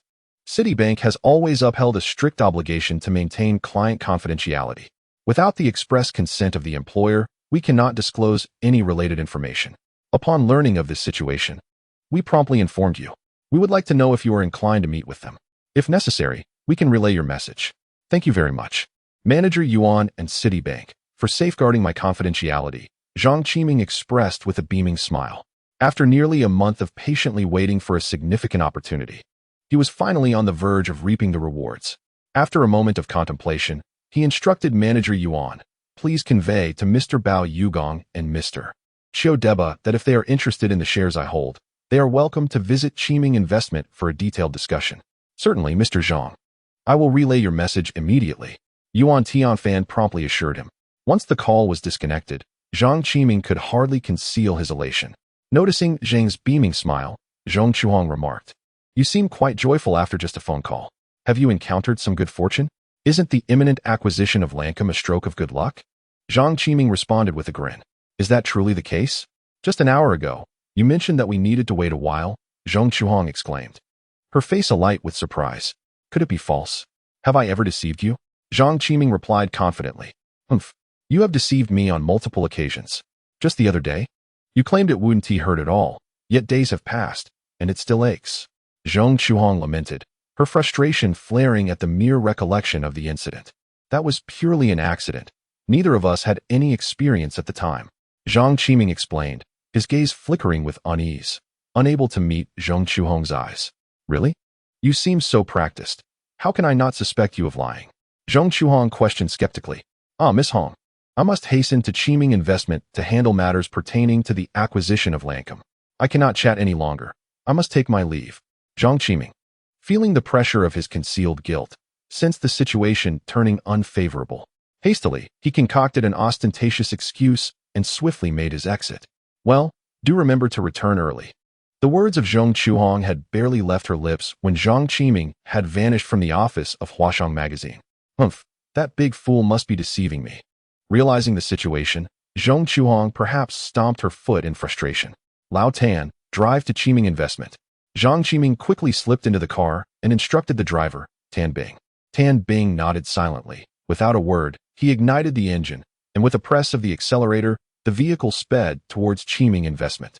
At the foot of the Jinmen building, a sleek black luxury car came to a gradual halt. The door swung open, and Zhang Qiming, clad in a sharply tailored suit, emerged from the vehicle. Zhang Jiahao paced anxiously, occasionally glancing at his watch, visibly agitated. Upon spotting Zhang Qiming, his face instantly lit up with joy as he hurriedly approached. "Young Master Zhang, you finally arrived. I tried calling you, but you didn't answer." Zhang Jiahao panted, his urgency palpable. "I had matters to attend to," Zhang Qiming replied. Observing Zhang Jiahao's anxious demeanor, he inquired curiously, "You seem quite flustered. Is there something of great importance you wish to discuss?" Zhang Jiahao took a deep breath to steady himself, then lowered his voice, saying, "Young Master Zhang, Baosheng has arrived at our company." "Baosheng? Which Baosheng?" Zhang Qiming, momentarily perplexed, responded with a look of confusion. "It's Beiyang Baosheng." Zhang Jiahao quickly clarified, his tone imbued with reverence and tension. That was remarkably swift. News must have reached him no more than an hour ago, yet he has already arrived at the company. The news of Beiyang's arrival astonished Zhang Qiming. He couldn't help but admire Beiyang's decisiveness. Zhang Jiahao, unable to contain his curiosity, ventured, "Young Master Zhang, do you think Baosheng's hurried visit to our company is related to the Catafeng stocks?" Zhang Qiming smiled. Aside from the Catafeng stocks, what else could possibly draw his attention? An hour earlier, he had specifically instructed Yuan Tianfan from Citibank to discreetly inform Beiyang and Xiu Deba that the acquisition of Catafeng was commissioned by Qiming Investment. Upon hearing this, Zhang Jiahao eagerly pressed, "So, young Master Zhang, what should we do next?" "What to do? We have been strategizing for so long. Isn't this the day we've been waiting for? Our next step is to meticulously select the assets that suit us," Zhang Qiming stated with unwavering confidence. "Understood," Zhang Jiahao exclaimed joyfully. "Now, enough chit-chat. Let us hurry. We mustn't keep Baosheng waiting." With that, Zhang Qiming strode towards the exit, followed closely by Zhang Jiahao. Chapter 63. My indifference to wealth. Upon entering Qiming Investment, Zhang Qiming and Zhang Jiahao wasted no time and proceeded directly to the reception room. As they entered, Zhang Jiahao stepped forward, offering a brief introduction, and the atmosphere soon transformed into a more relaxed one. Zhang Qiming wore a slight expression of apology and took the initiative to speak. "Old Bao, Wu Sheng, I sincerely apologize for making you wait here for so long." Upon hearing this, Bao Yugong, seated on the sofa, let out a hearty laugh. "Chairman Zhang, you have become quite the busy person lately, a fact that is well known throughout Xinjiang. It is we who have come unexpectedly. One could say we have intruded upon your time." Zhang Qiming quickly waved his hand, his face adorned with a broad smile as he replied, "Old Bao, please do not say such things. In your presence, I am but a junior. You may simply call me Qiming." Haha. Zhang Qiming's humble and modest demeanor greatly pleased Bao Yugong, who nodded in response. "Very well, since that is the case. I shall indulge in my seniority today and address you as Qiming." Bao Yugong was always known for his generous and straightforward nature, disliking excessive formalities and trivialities. After exchanging a few pleasantries with Zhang Qiming, he developed a profound fondness for this young man. Following further courteous exchanges, Bao Yugong straightforwardly transitioned to the main topic. He directly inquired, "Qiming, I tend to be rather forthright in my dealings. To be frank, the primary reason for my unexpected visit is to discuss the acquisition of your shares in Wharf Holdings. May I inquire how many shares you currently possess?" "I intend to purchase them all." The sheer decisiveness with which Bao Yugong expressed his desire to acquire the shares, without even broaching the subject of price, left Zhang Qiming momentarily taken aback.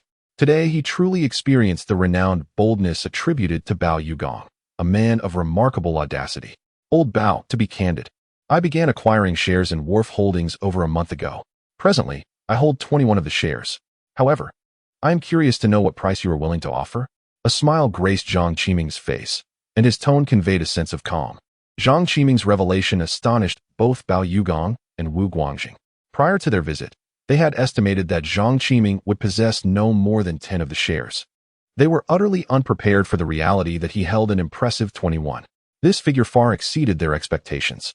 Should they succeed in acquiring these shares, they would gain absolute control over Wharf Holdings, effectively sidelining Xiu Deba. For Wu Guangjing, this acquisition held immense significance. He was merely a step away from success and eagerly opened his mouth as if to speak, only to be silenced by a glance from Bao Yugong, compelling him to swallow his words. Bao Yugong contemplated silently, realizing that Zhang Qiming's clandestine accumulation of such a substantial stake likely indicated his intent to acquire Wharf Holdings.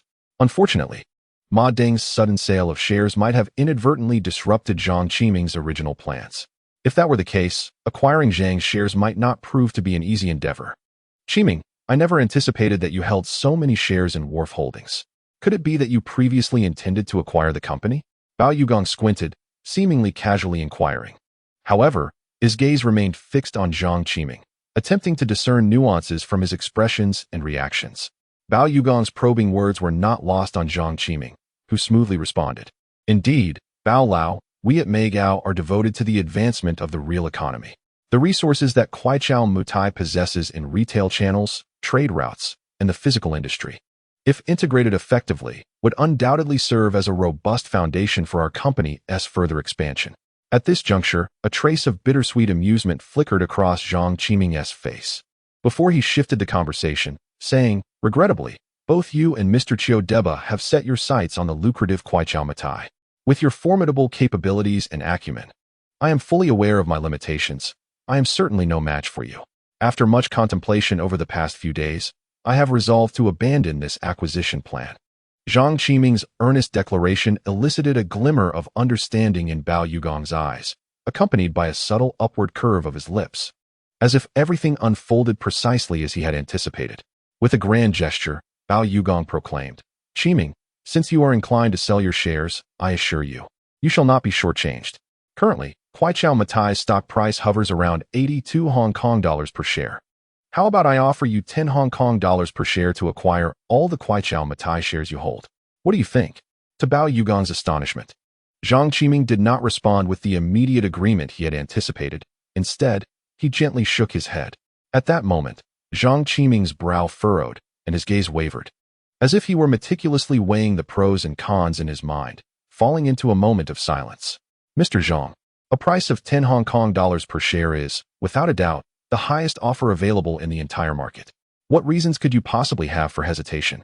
Wu Guangjing's rigid tone caused Zhang Qiming to frown. He refrained from an immediate response, instead choosing to remain silent for a moment before slowly articulating, Mr. Wu, Bao Lao, I must concede that the price you have proposed is indeed quite tempting. If my sole intention were to liquidate my holdings, I would have no hesitation in transferring my shares to you. However, I am not motivated by financial gain. I currently have no shortage of cash. At this revelation, Bao Yugong could no longer restrain his furrowed brow, fixating his gaze intently on Zhang Qiming, and directly inquired, Qiming, what conditions would persuade you to part with your shares? Please, do share your thoughts. Zhang Qiming inwardly rejoiced. This was precisely the question he had been anticipating. Bao Lao, Kuaichao Matai operates across an extensive array of industries. Upon your successful acquisition, I presume you would undertake a thorough restructuring of the company? To this inquiry, Bao Yugong did not shy away, affirmatively nodding in response, indeed. You are correct. Kuaichao Matai has exhibited reckless expansion in recent years, venturing into numerous fields without focus, resulting in a disparate overall development. Therefore, after the acquisition, a comprehensive reorganization of its internal structure and business segments will be imperative. Industries that do not align with future strategic directions or demonstrate poor operational efficiency will certainly need to be divested. Zhang Qiming nodded with a smile and said, Old Bao, Zhulong Warehouse primarily engages in real estate development, warehousing, dock operations, and shipping services. In my opinion, even if you successfully acquire Wheelock, its core operational direction is unlikely to differ significantly. Bao Yugong, upon hearing Zhang Qiming's insightful analysis of their plans post-acquisition, felt an increasing admiration for him. After a brief silence, Bao Yugong surmised Zhang Qiming's intentions and inquired, Qiming, what exactly are your plans? Please feel free to share. Chapter 64, Equity Swap. Upon hearing this, a subtle smile graced Zhang Qiming's face as he responded, Old Bao, the Wheelock shares I currently hold, when valued at the 10 Hong Kong dollars per share you previously mentioned, amount to approximately 14.7 billion Hong Kong dollars. My intention is to exchange these Wheelock shares for equity in other companies that I have in mind. I wonder how you feel about this proposal? At that moment, Wu Guang, seated nearby, could no longer refrain from interjecting, Mr. Zhang, Your request seems rather excessive. Are you suggesting that any company you favor must be unconditionally exchanged at your discretion? If that is the case, what is the purpose of our acquisition of Wheelock? We might as well sell it directly to you. Wu Guang's tone clearly revealed a hint of dissatisfaction and skepticism. Zhang Qiming cast a glance at Wu Guang, sensing the latter's underlying discontent, as his remarks had been pointedly critical on 2 occasions. Unbeknownst to Zhang Qiming, Wu Guang's emotional turmoil was largely influenced by him. On one hand, the pressure from the Wheelock acquisition weighed heavily on Wu Guang, who yearned for success to prove himself to the world. On the other hand, prior to their meeting, Bao Yugong had lauded Zhang Qiming for acquiring Wheelock shares, calling him the foremost individual of the younger generation in Hong Kong. This praise left Wu Guang, who had always considered himself equally capable, feeling somewhat resentful. The more admiration Bao Yugong expressed for Zhang Qiming, the more jealousy bubbled within Wu Guang. Bao Yugong furrowed his brow tightly, casting a sharp glare at Wu Guang. He sensed that his son-in-law was behaving unusually today, diverging from his typically composed demeanor. Feeling the invisible pressure emanating from his father-in-law, Wu Guang's heart quivered, and he promptly fell silent, refraining from further interruptions. Noticing Wu Guang's realization, Bao Yugong turned to Zhang Qiming and said, "Qiming, please elaborate on which companies have captured your interest. As long as they fall within an acceptable range for us, we can accommodate your request." Zhang Qiming, with a serious expression, replied, "Old Bao, rest assured. I am fully aware of my boundaries. I would never entertain the notion of encroaching upon your core company shares, as I understand that such a proposal would be untenable. Wheelock encompasses a total of 7 publicly traded companies, including 1 department store, 2 trading firms, 2 shipping companies, and 2 real estate companies. My aim is to acquire a portion of the shares in Lane Crawford Department Store and one of the trading firms. The combined market value of the 2 companies currently hovers around 500 million Hong Kong dollars. The 30 stake held by Wheelock is valued at approximately 1.5 billion Hong Kong dollars. Furthermore, Wheelock possesses shares in over 200 affiliated companies, which are dispersed across the globe, a management endeavor I believe to be quite intricate. Numerous entities within this portfolio belong to the tangible industry and carry little value. However, for us at Aimigao, they serve as a commendable supplement. I aspire to meticulously select a portion of suitable industries for acquisition." After Zhang Qiming concluded his remarks, both Bao Yugong and Wu Guangjing fell silent, each lost in contemplation. Among the assets mentioned by Zhang Qiming, many are of considerable interest to them, particularly the trade and retail companies, which are rare quality assets under Wheelock. Agreeing to Zhang Qiming's proposed conditions would, in the short term, allow Kowloon Warehouse to save a significant sum while also facilitating the disposal of certain non-essential assets, which could even be deemed burdensome. Yet, the thought of relinquishing the retail and trade companies stirred a sense of reluctance within them. After a moment of reflection, Bao Yugong finally broke the silence. He turned to Zhang Qiming and spoke slowly. "Very well, I accept your terms. However, we must immediately proceed to sign the share transfer agreement." Bao Yugong's urgency stemmed from the watchful presence of Chiu Deba nearby. In such a situation, any delay or indecision could lead to unforeseen complications. The paramount objective was to swiftly secure Wheelock shares to ensure absolute certainty. Upon hearing Bao Yugong's affirmative response, Zhang Qiming smiled and remarked, "Old Bao, since you have agreed to my conditions, we can formalize the contract at any time." Witnessing Zhang Qiming's decisiveness, Bao Yugong grew increasingly appreciative and laughed heartily. "Excellent, Qiming, you truly are a formidable young talent. In comparison, I feel quite aged." In response to Bao Yugong's praise, Zhang Qiming humbly replied, "You are too kind, Old Bao. I am merely a fledgling, still with much to learn and improve upon. I shall rely heavily on the guidance of esteemed and experienced mentors like yourself." He then slightly turned his head, directing his gaze towards He Juanhao, and instructed, "Old He, could you please go and fetch lawyer Zheng Jiahao?" Without hesitation, He Juanhao nodded and responded, "Certainly, young Master Zhang, I will take care of it right away." Before he finished speaking, he turned and swiftly exited the room. Zhang Qiming and Bao Yugong did not have to wait long before their respective lawyers arrived at Qiming Investment. After several hours of discussions, the contracts were meticulously drafted. The 21 shares of Wheelock held by Zhang Qiming were priced at 10 Hong Kong dollars each, amounting to a total transfer value of 1.47 billion Hong Kong dollars to Kowloon Warehouse. In addition to the share transfer agreement, A somewhat intricate share swap agreement was included. After negotiations, both parties initially conducted a swap of shares in the trading company and Lane Crawford, valuing them at 500 million Hong Kong dollars. Wheelock had originally held 30 shares in each of these companies.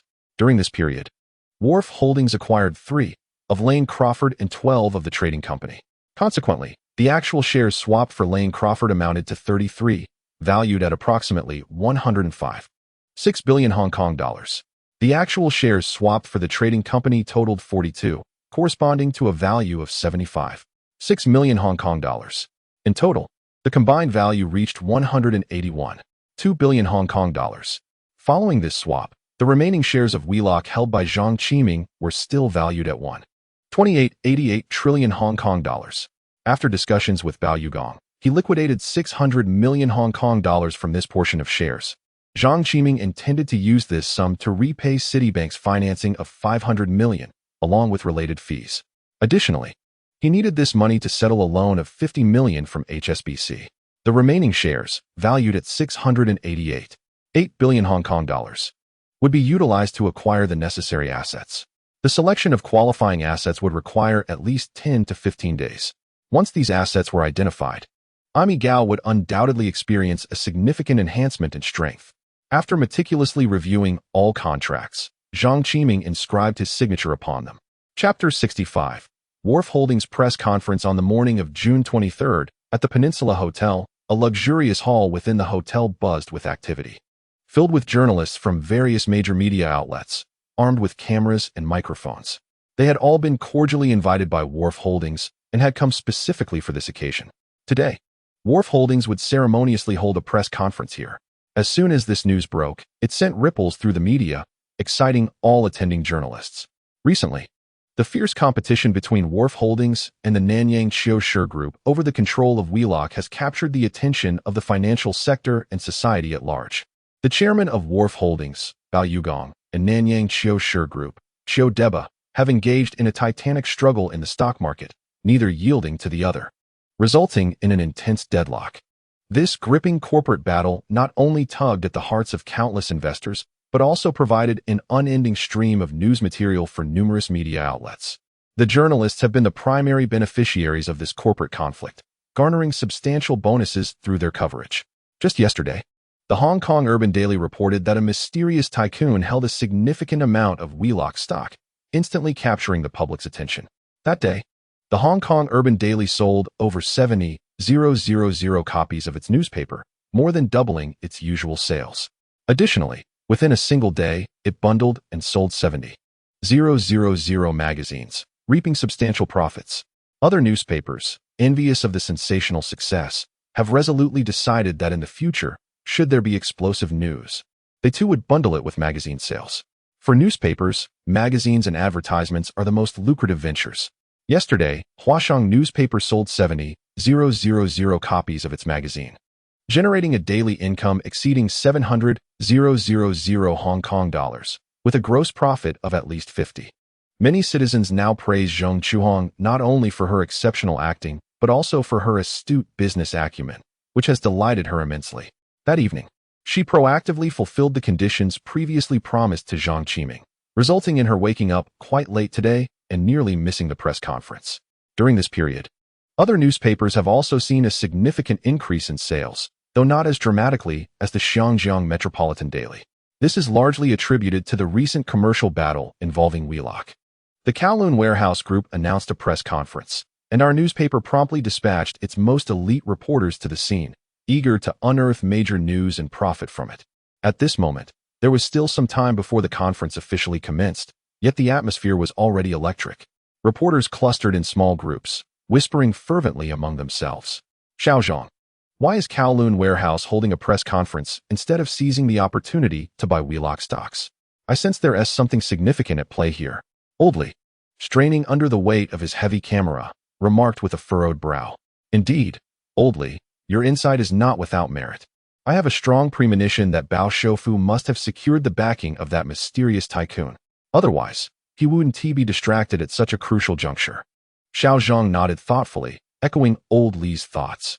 At this moment, the gathered reporters were all engaged in hushed discussions. fervently speculating about the astonishing revelations that the press conference would unveil. Amidst the collective anticipation and curiosity, Zhang Qiming and Bao Yugong, flanked by a cadre of robust, well-trained bodyguards, gradually entered the conference hall. They walked along the red carpet laid out by the hotel towards the elevated platform ahead.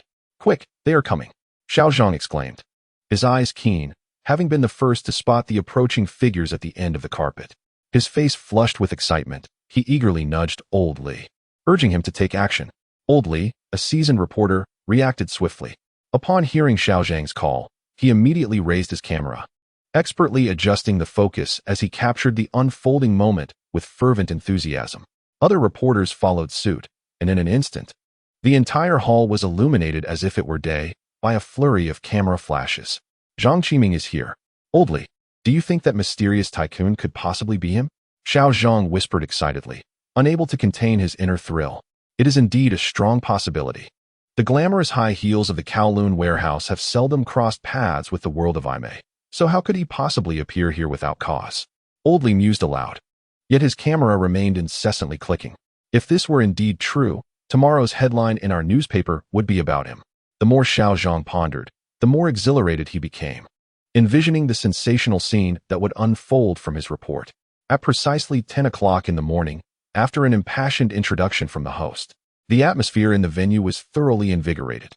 The host then solemnly announced, "I am honored to declare the commencement of this Kowloon warehouse press conference." As the organizer of the event, Bao Yugong adjusted the microphone before beaming. "I sincerely thank all the journalist friends for taking time out of their busy schedules to attend today's Kowloon warehouse press conference."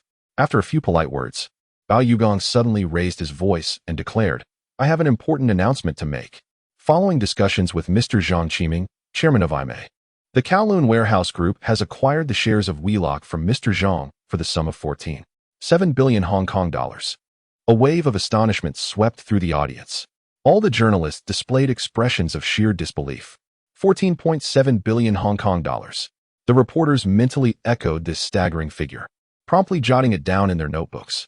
Many had already resolved to feature this number as tomorrow's headline. What quantity of shares can be procured with 14.7 billion Hong Kong dollars? When did Zhang Qiming make his purchase? These were the answers the journalists yearned to unearth. The news value contained within was undoubtedly what the public craved to know. Had it not been for the fact that the press conference had yet to enter the question and answer segment, they would have likely been unable to restrain their inquiries. Once Bao Yugong elaborated on the grand vision for Wheelock's future, he gradually concluded his address. The signing ceremony commenced. A female MC retrieved 2 copies of the contract from a tray and placed them before Bao Yugong and Zhang Qiming. The sole purpose of these copies was for display, as the legally binding original had already been signed by both parties beforehand.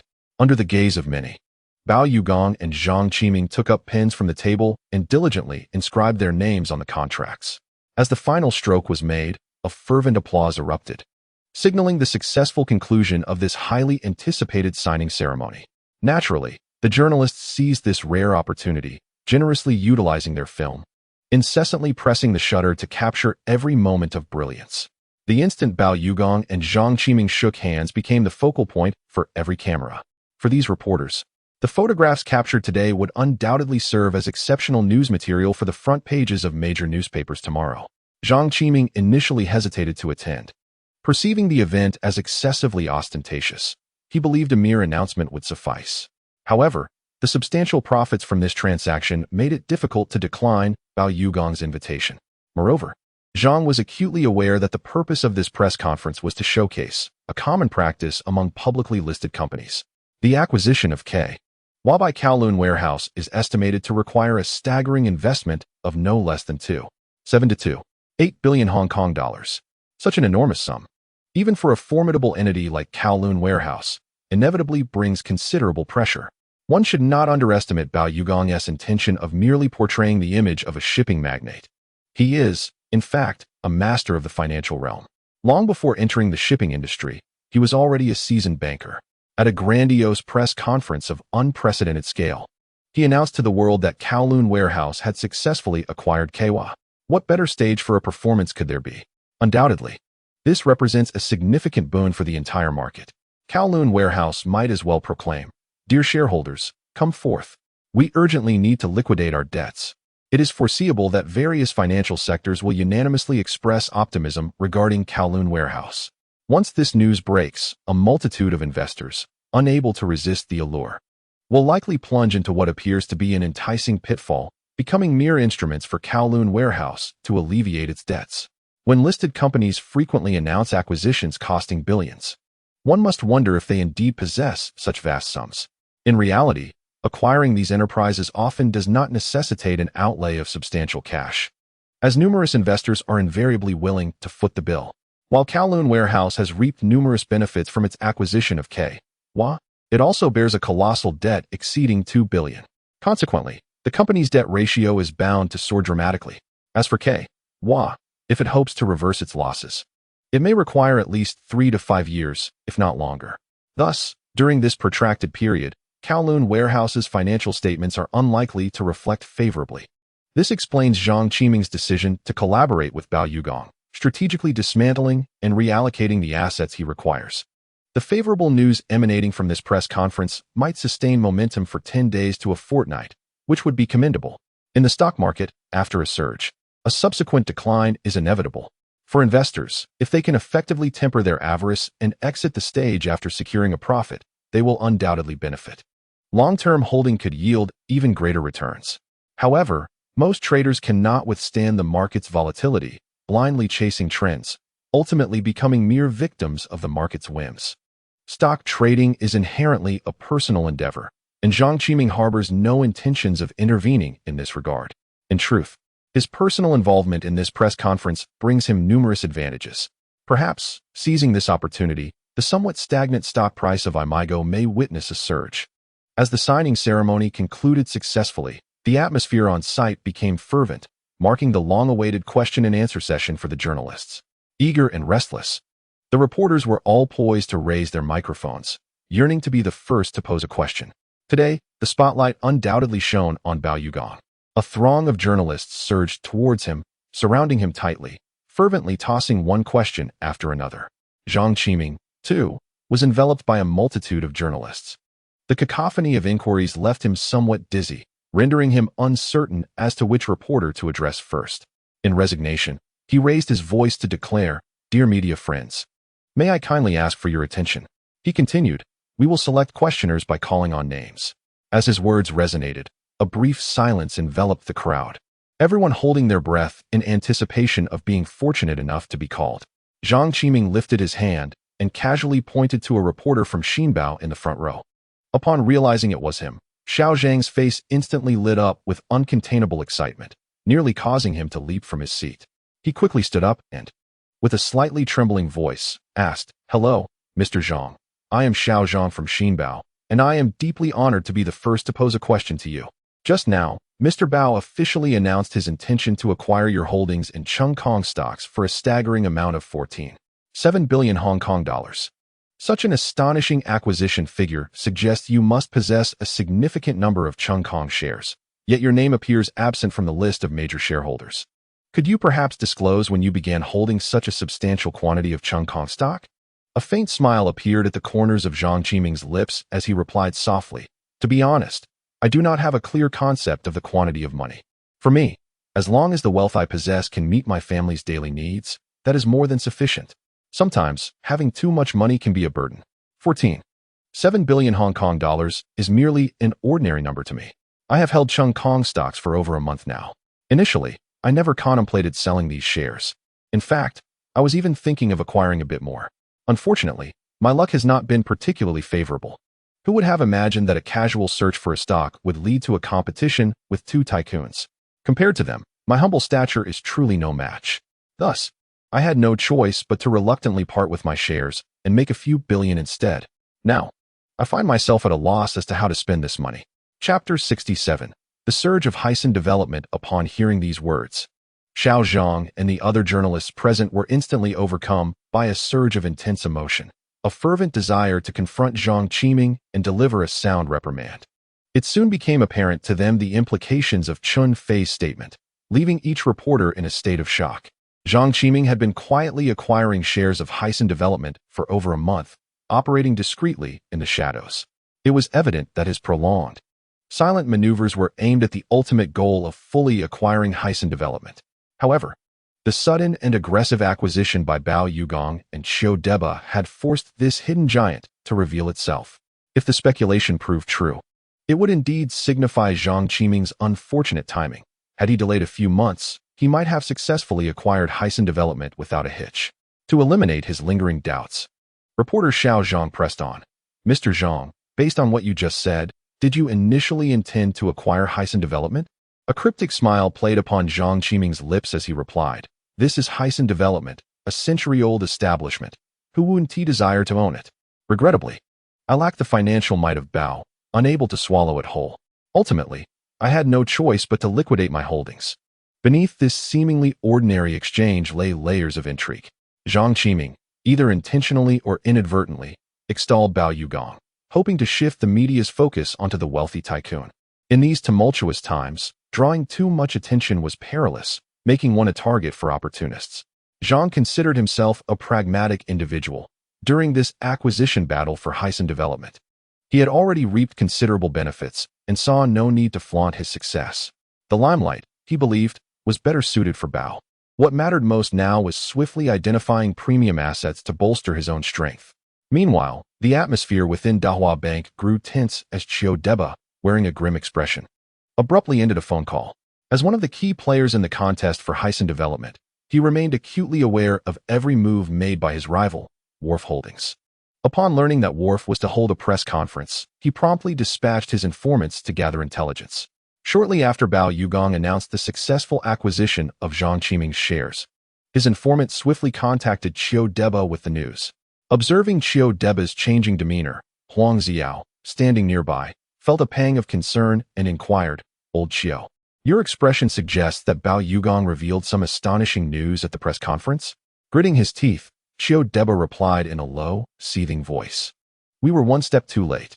Bao Yugong has preemptively acquired those shares from Zhang Qiming for 14.7 billion Hong Kong dollars.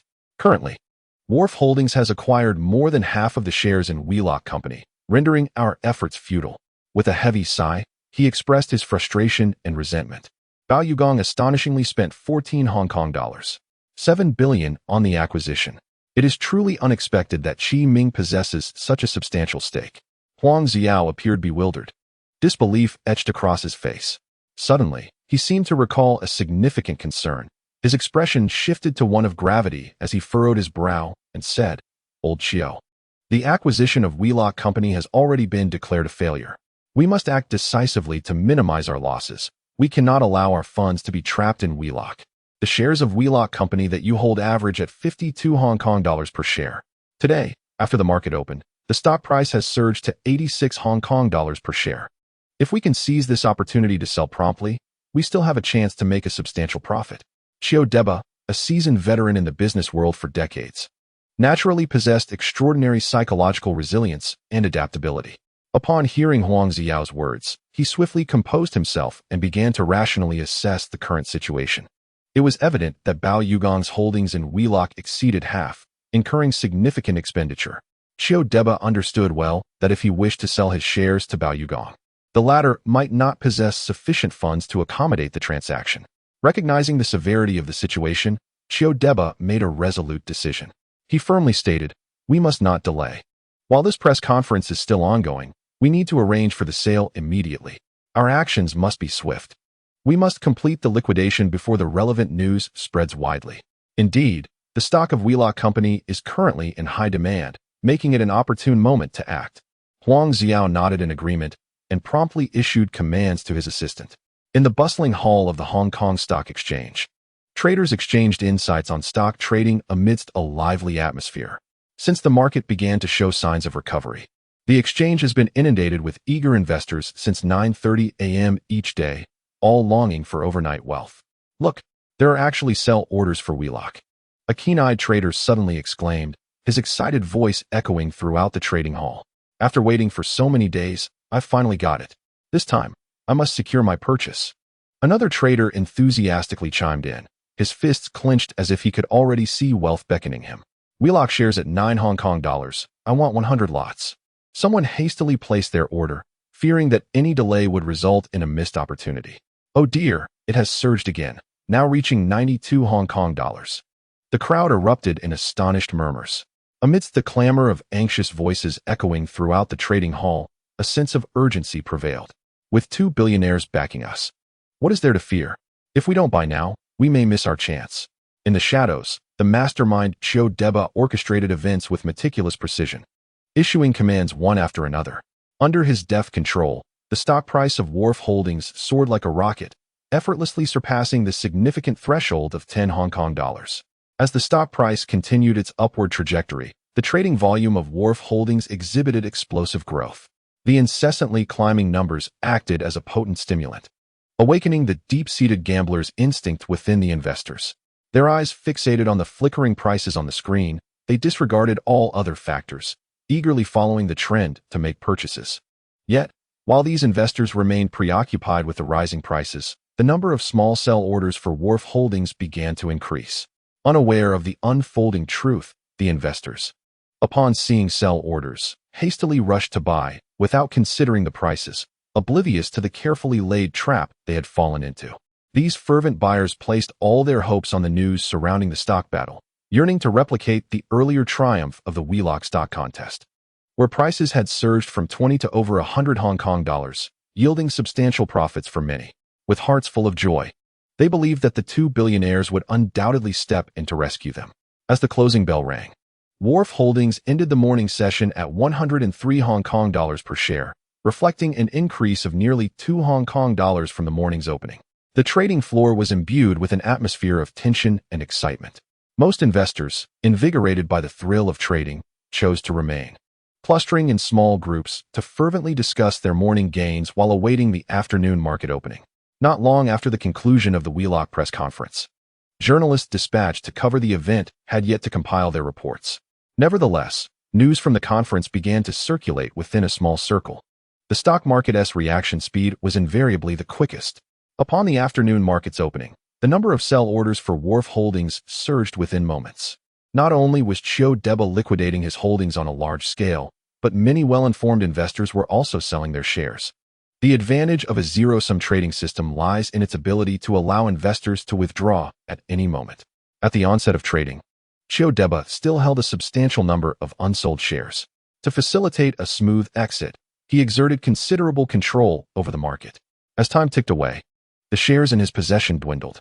However, as the final hour of trading approached, the situation underwent a dramatic transformation. As Chiu Deba observed the dwindling shares in his possession, he resolutely commanded the cessation of support for the stock price, initiating a large-scale, decentralized sell-off of his remaining stocks. With the absence of substantial capital controlling the market, the stock price plummeted at a visibly alarming rate. Within mere minutes, the price tumbled from 1020 HKD to 1,000 Hong Kong dollars per share, with figures fluctuating around 983 Hong Kong dollars and plunging to 800 Hong Kong dollars. This sudden and drastic decline left the recently invested shareholders in a state of bewilderment, as panic began to spread, engulfing the market in chaos. How could such a catastrophic drop occur? Was it not previously claimed to be an intense rivalry between two tycoons? Could it be a cleansing of the market? Indeed, it must be an extensive market cleansing. Surely, perseverance would lead to a rebound. Had the 2 billionaires already determined a victor, with one now orchestrating the sell-off? Within the trading arena, shareholders holding diverse opinions engaged in heated debates. Yet all wore expressions of terror. Their discussions could not halt the relentless descent of the stock price. As the stock market closed, the price of Widefeng stabilized at 67 Hong Kong dollars per share, a staggering decline from the afternoon's opening price, leaving the investors in despair, questioning their choices. The entire stock market was shrouded in a pall of gloom, as the dreams of countless individuals were shattered in that moment. Inside the offices of Dahua Bank, Huang Xiao entered with a data report, only to find his old friend Chiu Deba seated with a furrowed brow. He could surmise the reason for Chiu's distress and donned a cheerful smile, saying, "Old Chiu, do not frown. The data has finally been compiled. The average price per share is 73 Hong Kong dollars, compared to the cost of 52 Hong Kong dollars. Despite not acquiring Widefeng, this maneuver has still yielded a profit of 36.7 billion Hong Kong dollars. Take a look." He extended the report to Chiu Deba. Chiu glanced at the densely packed numbers on the sheet, but casually set it aside. Despite the astonishing profit, no trace of joy crossed his face. For someone of his immense wealth, such a sum was but a trifling amount. The fortune he had amassed over a lifetime was already sufficient to sustain generations, rendering money for him often a mere meaningless figure. Qiu Deba's struggle for control of Widefang culminated in failure, a setback far more significant than a mere few billion could compensate. As he contemplated these thoughts, a wave of indescribable despondency and frustration surged within him. Turning to his longtime friend Huang Xiao, he revealed a glimmer of resignation and fatigue in his eyes. Old Huang. After all this turmoil, I've come to realize that perhaps Hong Kong is truly not suited for me. I have resolved to entrust the family business to my children. As for myself, I plan to return to my old home in Nanyang and peacefully enjoy retirement.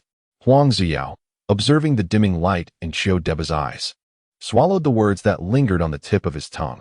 Originally, he intended to offer a few more words of consolation, but at that moment, he felt that any utterance would be utterly feeble.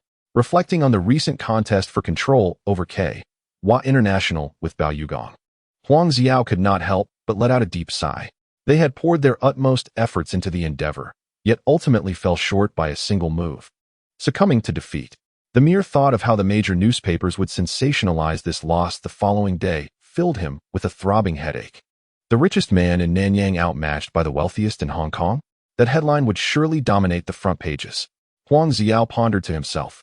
Having spent many years in Hong Kong, he was well aware of the media's modus operandi. Journalists were always eager to stir chaos.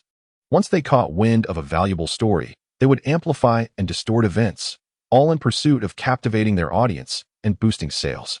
As the vanquished contender in this rivalry, Qiu Deba would undoubtedly become the target of public scrutiny. Huang Xiao could not bear to see his friend remain in such a contentious environment, subjected to the scornful jibes of unscrupulous media. Perhaps returning to Nanyang would be the wisest choice for Qiu Deba, allowing him to temporarily evade this tempest of public opinion and escape unnecessary indignities. Upon learning of Hua International's volatile stock performance today, Zhang Qiming could only lament. There will always be an abundance of naive investors, an endless harvest. Casting a glance at Zheng Jiahao, he remarked, tomorrow, the stock prices of Hua International will undoubtedly plummet. This presents us with the optimal opportunity to acquire Lane Crawford and Hua Trading Company. I grant you 1 week. I expect to see both companies firmly in our grasp.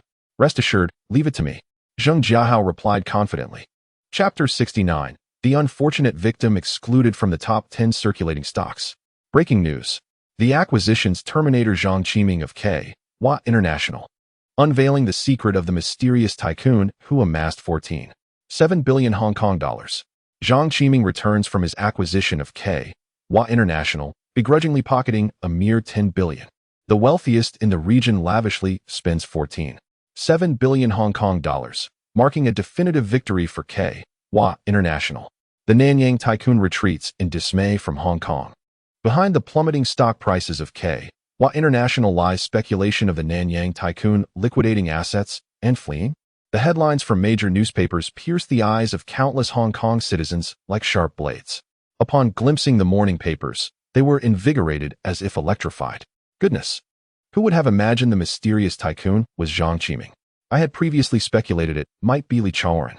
I thought it was Li Chaoran as well.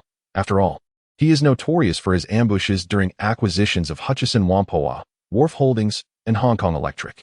Who could have anticipated it was Zhang Qiming? Surely, no one expected it to be Zhang Qiming. Had fortune truly smiled upon him? Just recently, he had profited over $100 million from a technology giant in America, and now effortlessly amassed over 10 billion HKD. How lamentable it was for his contemporaries, one of whom was still toiling away in obscurity. Could it be that the one who triggered yesterday's market crash was indeed the Nanyang tycoon Qiu Deba? It seemed highly plausible. How could the esteemed Nanyang tycoon resign himself to retaining shares for Bao Yugong after such a defeat? Hey, where are you running off to? Where could he possibly flee? It is likely that those unfortunate souls who invested in the stock of Wharf Holdings are now hastily rushing to the exchange to cut their losses. As the newspaper vendors' words hung in the air, the crowd gathered around the stall scattered like startled birds, with a significant portion fleeing the scene. I shall remember your treachery, my neighbor. How could you not warn me? Such a lack of camaraderie shall not be forgotten, and I shall refrain from inviting you to future gatherings. As the newspapers continued to circulate, the harsh truth of Wharf Holdings' plummet became increasingly known. The citizens of Shanjiang, astounded by the wealth displayed by Baosha Fufu in acquiring Wharf Holdings, could not help but discuss Zhang Qiming's remarkable ability to amass wealth. Due to his youth, he has ascended to the status of a role model for many parents, who now aspire for their children to emulate him. Yet, there are also many envious youths who regard him with disdain. Meanwhile, the shareholders of Wharf Holdings, anxious for their financial fates, yearn for the ability to sprout wings and flock to the exchange, fearing that any delay would result in their stocks plummeting further. Within the office of the chairman of Aimigao High-Rise, Zhang Qiming, still unaware of his newfound status as a focal point of public discourse, listened intently to his assistant, Tao Wenzhong, as he reported on the company's recent progress. Chairman, we have successfully completed 70% of that substantial order worth $1.4 billion, with 60% of the goods already dispatched. Additionally, we have commenced production for the $70 million orders from several computer manufacturers. Now that our new production line is operational, Tao Wenzhong said, presenting a document with the reverence one might afford a treasured artifact. Zhang Qiming nodded in acknowledgement and inquired, "Are there any new orders to report?" Upon hearing this, a flicker of concern crossed Tao Wenzhong's face, as if a shadow had fallen over him. Chairman, the newly added orders total $40 million, which is less than we had previously anticipated. Zhang Qiming felt no trepidation regarding the decline in orders. It was all within his expectations.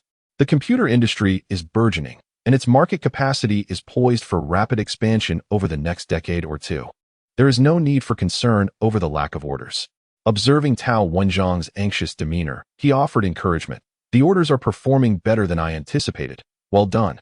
Relieved that his superior bore no ill will, Tao Wenzhong quickly praised, "It is entirely thanks to your astute leadership, Chairman. Without your successful acquisition of that major order, securing subsequent contracts would have been exceedingly challenging." Zhang Qiming merely smiled at the flattery, not taking it to heart. He then shifted the conversation. "As we have now entered summer, what is the status of our household fan orders?" Tao Wenzhong brightened, replying, "Chairman, thanks to your guidance in encouraging the sales department to explore emerging markets, we have successfully secured $1.2 billion Hong Kong dollars in orders for household fans. Quite commendable." Zhang Qiming nodded slightly, displaying little surprise. While the figure of $1.2 billion appears substantial at first glance, the technology involved in household fans is not particularly sophisticated, placing it in the realm of a declining industry. Achieving a gross profit margin of 30% is something to be grateful for. At least the net profit can be maintained around 10%. In reality, the gross profit margins within the fan industry predominantly fall below 30%. Those that hover around 30% are primarily established brands, which inherently carry a premium due to their branding.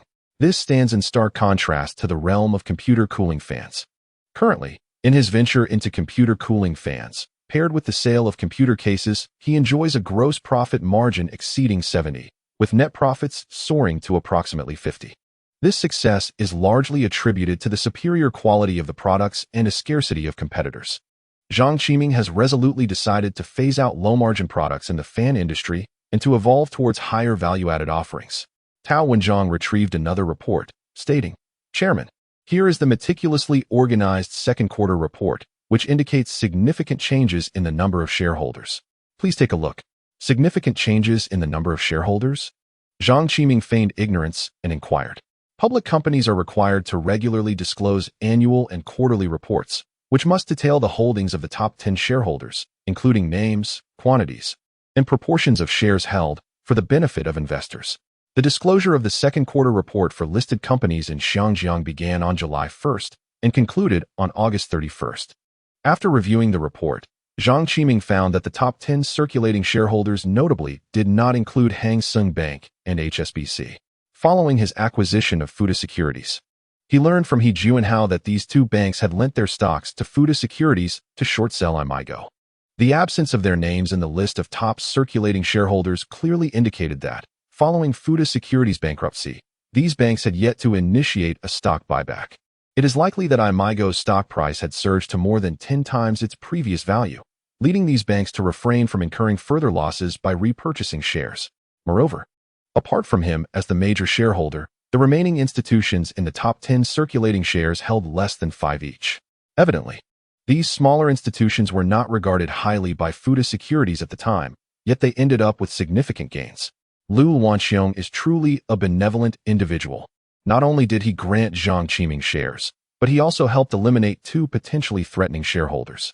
Contemplating this, Zhang Qiming silently awarded Lau a good person card.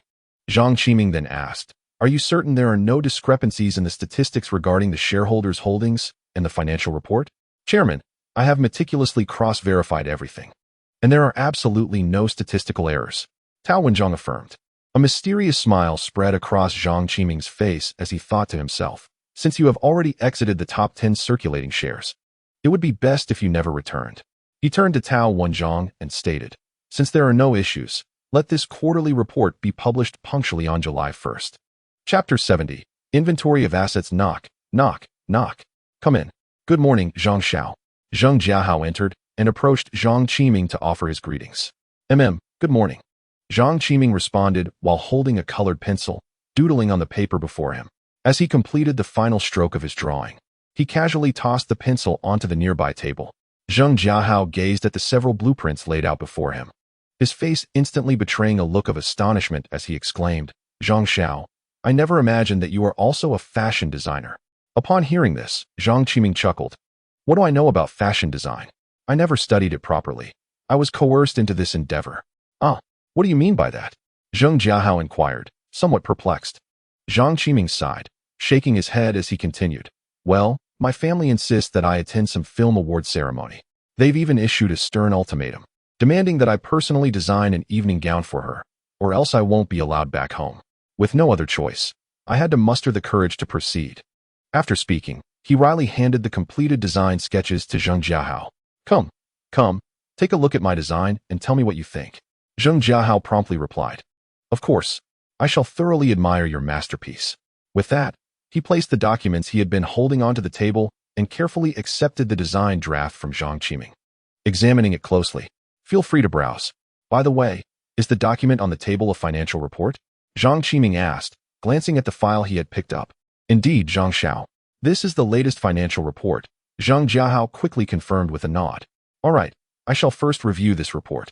You take your time to appreciate the design, and remember to provide me with your invaluable feedback afterward." Zhang Qiming smiled. "Zhang Xiao, you truly flatter me. I know little of such matters. How could I offer you any valuable insights?" Zhang Jiahao scratched his head, feeling somewhat overwhelmed. He could grasp the intricacies of finance, but delving into the artistic realm of fashion design was beyond his comprehension. At this, Zhang Qiming merely smiled gently, choosing not to elaborate further, and instead lowered his head to scrutinize the financial report in his hands. The report indicated that, through a series of operations, he had successfully liquidated a total of 11.8 billion Hong Kong dollars from Fukda Electric, Aimigao, and K. Hua Holdings during this period. Among this, 600 million Hong Kong dollars obtained from K. Hua Holdings was allocated to repay a 500 million financing loan from Citibank, along with the associated fees. Additionally, he had borrowed 50 million Hong Kong dollars from HSBC. After these transactions, less than 20 million Hong Kong dollars remained in his account. Furthermore, the 5.6 billion Hong Kong dollars acquired from Fukda Electric and Aimigao had clear allocations as well. Of this, 100 million Hong Kong dollars was used to acquire several electrical companies, while another 15 million was spent on acquiring a newspaper and a garment factory. The most substantial expenditure was for the acquisition of a research facility for Qiming technology, alongside the purchase of various cutting-edge equipment, which cost a staggering 1.56 billion Hong Kong dollars. The equipment he procured was of the highest caliber and correspondingly expensive. Various miscellaneous expenses amounted to 6.8 million Hong Kong dollars. The total cost aggregated to an astonishing 2.8 billion Hong Kong dollars. Additionally, the acquisitions of Lane Crawford and Wharf Holdings also required a considerable sum. Currently, a 75 stake in Lane Crawford and a 56 stake in Wharf Holdings are held. Due to the significant decline in Wharf's stock price, the listed companies under its umbrella have also experienced a sharp downturn, making Zhang Qiming's acquisition efforts considerably smoother. To his surprise, he found that his account still retained a balance of 2.3 billion Hong Kong dollars. He could only marvel at the superficiality of money in this era, noting its formidable purchasing power. With the completion of various acquisitions, there were few substantial expenditures remaining. Just yesterday, upon checking the Aimigao account, he discovered there were already over 100 million US dollars languishing there, a remnant after settling bank debts. After deducting payments owed to suppliers, a substantial sum in the hundreds of millions of Hong Kong dollars remained as the company's own funds. Spending money is indeed an art. It would be imprudent to let this capital stagnate in the account. A worthwhile investment must be sought. Just as Zhang Qiming contemplated how to allocate these funds, he noticed Zheng Jiahao had set aside his design drafts. With a smile, he inquired, "So, what do you think of my latest design?"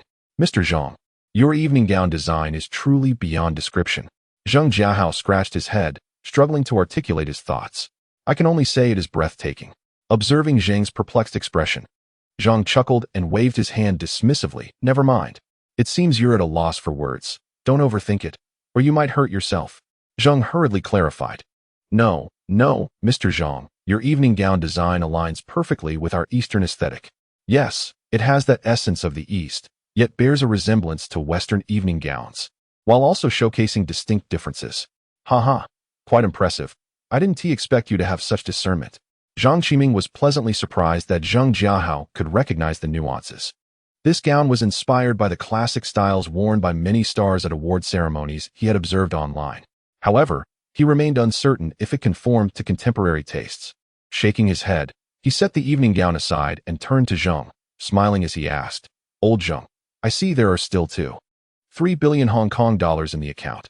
Will that be sufficient to acquire the remaining shares of those two companies?" After a moment's contemplation, Zheng replied, "Mr. Zhang, a maximum of 100 million Hong Kong dollars will suffice for the remaining shares."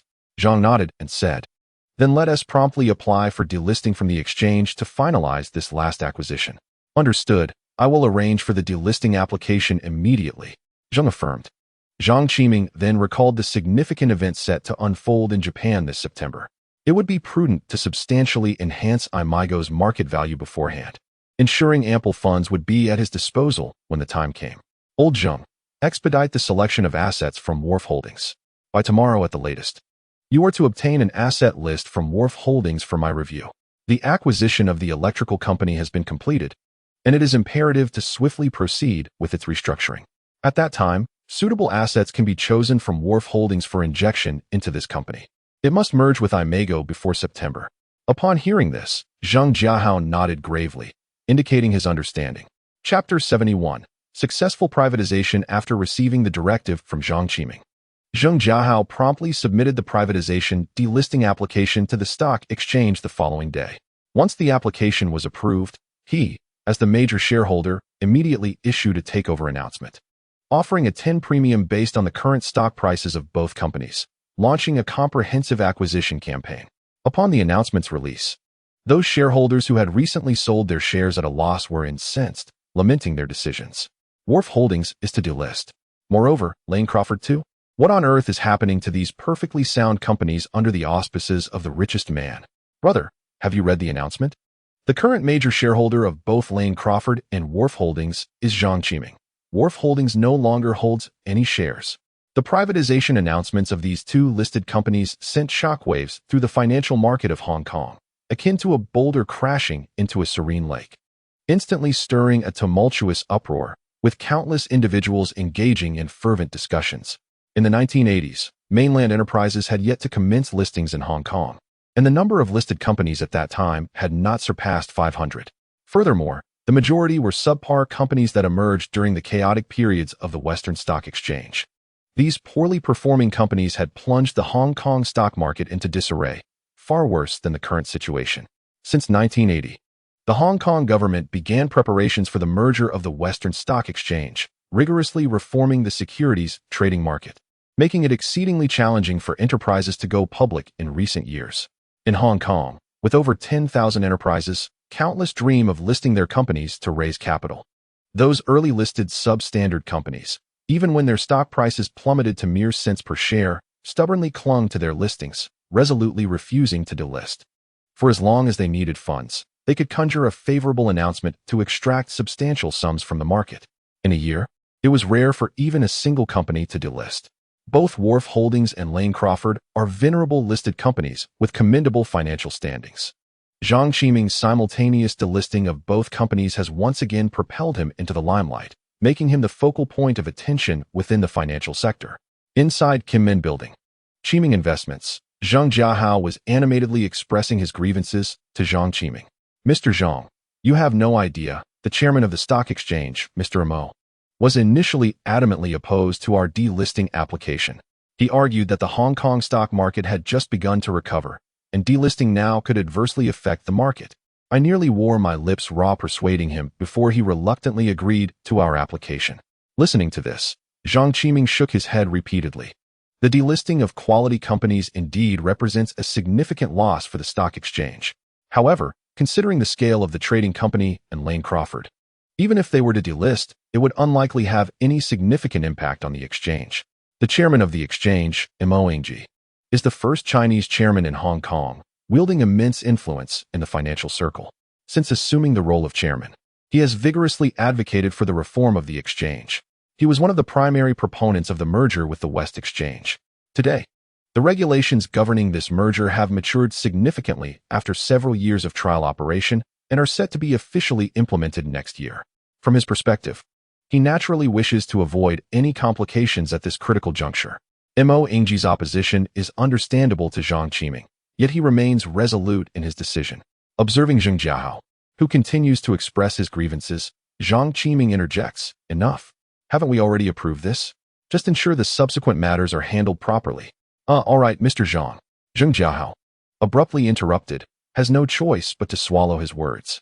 Zhang Qiming retrieves a document from his desk drawer and tosses it in front of Zhang Jiahao, stating, "I have reviewed the asset directory from Wharf Real Estate that was provided to me a few days ago. I have marked the assets I require. Please take a close look and then negotiate with the Kowloon warehouse to appropriately partition these assets." "Understood, Mr. Zhang," Zhang Jiahao replies, receiving the document and examining it intently. After a moment, he puts down the document and, somewhat perplexed, asks, "Mr. Zhang, among these assets, I understand the need to acquire those related to electrical, electronic, and even apparel businesses. However, why acquire shares in TVB? Do you intend to take over the television station?" Zhang Qiming responds, "Acquiring TVB is not a simple task. My interest in these shares is for a deeper purpose. You need only arrange for the acquisition." He indeed aspires to acquire the television station, but regrettably, he has realized this ambition too late. The two television stations in Hong Kong, TVB and ATV, are not publicly listed companies, and their respective tycoons are not in want of money. The possibility of acquisition at this juncture is exceedingly slim. Understood, Zhang Jiahao nods in acknowledgement. Following Lane Crawford and the trading company's entry into the delisting process, shareholders, tempted by a 10 premium, flocked to the exchange to settle their stocks. Ultimately, after 3 days and an expenditure of over 90 million Hong Kong dollars, Zhang Qiming successfully absorbed the remaining shares of both companies into his portfolio. When these companies were listed, their market capitalization was merely over 500 million Hong Kong dollars. In Zhang Qiming's eyes, their market value was grossly undervalued. Such high-quality enterprises, with net assets far exceeding their market value, abound in Hong Kong. Throughout Li Chaoren's rise to prominence, he had acquired many such companies. Qingzhouingni, Huang, and Hong Kong Electric are prime examples. Even the Kowloon warehouse, acquired by the affluent Bao, is no exception. The land and properties under these companies are akin to treasures buried deep underground, their value significantly underestimated. Zhang Qiming's acquisition of these two enterprises, although lacking the extensive land reserves characteristic of the acquisitions made by Li Chaoren and Bao Shoufu, possesses its own selection of prime properties. Among them is the renowned K11 building, completed in 1966 in Hong Kong. This edifice is not only the first modernist structure in the region, but also the first landmark to surpass 100 meters in height. Nestled in the heart of Hong Kong's Central District, it boasts 24 stories, with the first 6 floors dedicated to retail space, while the remaining levels serve as commercial offices, encompassing a total floor area of 21,000 square meters. Over the years, due to its unparalleled geographical advantage, the building has generated substantial rental income, yielding hundreds of millions of Hong Kong dollars annually. Most notably, its property rights extend to a rare 999-year lease, a treasure that is virtually unheard of in Hong Kong's real estate market. While the trading company does not possess a skyscraper, it has established 2 expansive warehouses, each spanning 30,000 square meters, near container terminals in Kuaitsing and Tsuanwan. Furthermore, this trading entity enjoys the privilege of free trade throughout the Commonwealth and among developed Western nations, even maintaining partnerships in Eastern Europe. To describe its global trade channels as extensive would not be an exaggeration. Zhang Qiming acquired it for 500 million Hong Kong dollars, a remarkable bargain indeed. With the trading company in possession, both the procurement of goods and the global promotion of their products have become significantly more manageable. Chapter 72. The first meeting at K11 on the top floor of K11. The headquarters of the K11 Group is located. It has since been renamed Qiming Retail Group. Following the acquisition, Zhang Qiming instructed the renaming of both companies. Mr. Zhang, Miss Zhang, our conference room is just ahead. The senior management team has already gathered. A middle-aged woman, elegantly attired and exuding an air of a formidable CEO, gracefully gestured down the corridor. Understood, Zhang Qiming replied with a slight nod. This woman, named Li Siki, is 38 years old and graduated from Milan. Before joining K11, she was an exceptional fashion designer, having worked at K11 for 7 years. She has held the position of general manager for the past 6 years. Prior to arriving at K11, Zhang Qiming had requested Zheng Jiahao to meticulously compile information about the senior management team. As they entered the conference room, Li Siki introduced Zhang Qiming and Zheng Chuhong, subsequently presenting each member of the senior management team. Once seated, Zhang Qiming's gaze swept across the room with intensity, a smile gracing his lips as he spoke. I am truly delighted at the prospect of collaborating with all of you. K11 is a century-old establishment, renowned not only in Hong Kong but throughout Asia, cherished and trusted by consumers alike. This achievement, of course, is a testament to the diligent efforts of everyone present. After a moment of reflection, Zhang Qiming continued with a solemn tone. Regrettably, it appears to me that K11 has yet to regain its former glory. At its peak in the last century, K11 had outlets across Asia, yet now we are left with but one store in Hong Kong. As members of the K11 family, we must aspire to surpass the illustrious heights of K11's past. In my vision for the future of Lane Crawford, I aspire to establish no fewer than 50 stores across Asia within the next 3 years. Furthermore, within a decade, we aim to have our exclusive boutiques in all major developed cities worldwide. I wonder if everyone present feels confident in achieving this goal. As soon as Zhang Qiming's words fell, the senior executives in attendance displayed unmistakable excitement on their faces. As members of the upper echelons of the company, none would deny their fondness for a leader with grand ambitions. The larger the company grows, the greater their rewards. However, Li Siki's thoughts drifted back to the challenges faced during the wharf days, and her initial excitement swiftly waned. After a moment's hesitation, she spoke up. Mr. Chun, we are confident in our ability to succeed, but we also have conditions. What conditions? Please, enlighten me. Zhang Qiming replied with a smile. With newfound courage, Li Siki articulated. Mr. Zhang, our Lane Crawford malls are primarily located in properties we own, and our standards for both size and location are exceptionally high. This translates to a substantial demand for capital. After a century of development, Lane Crawford has established a mature model, but we are in dire need of financial support.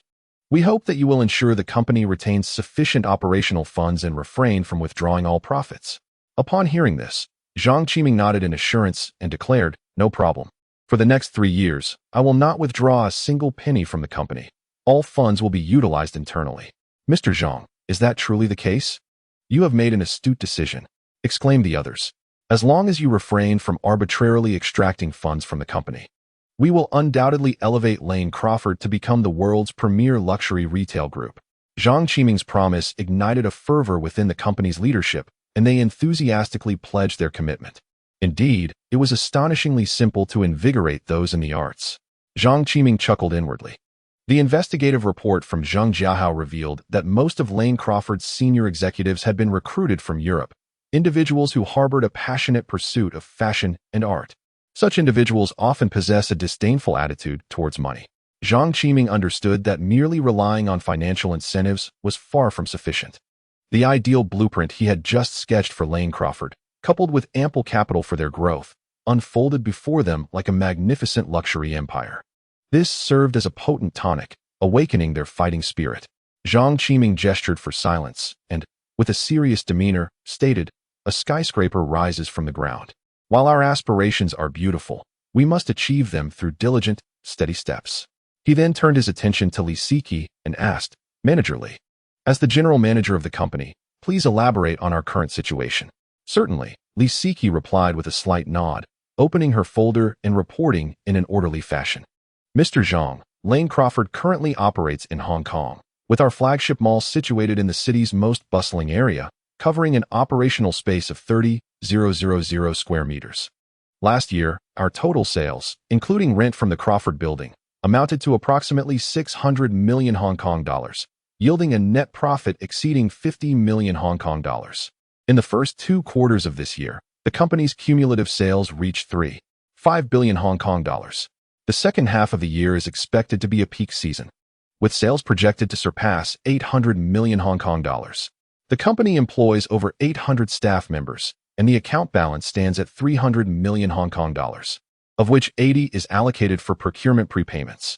Operating a shopping mall typically yields modest profits. However, a significant advantage lies in ample cash flow.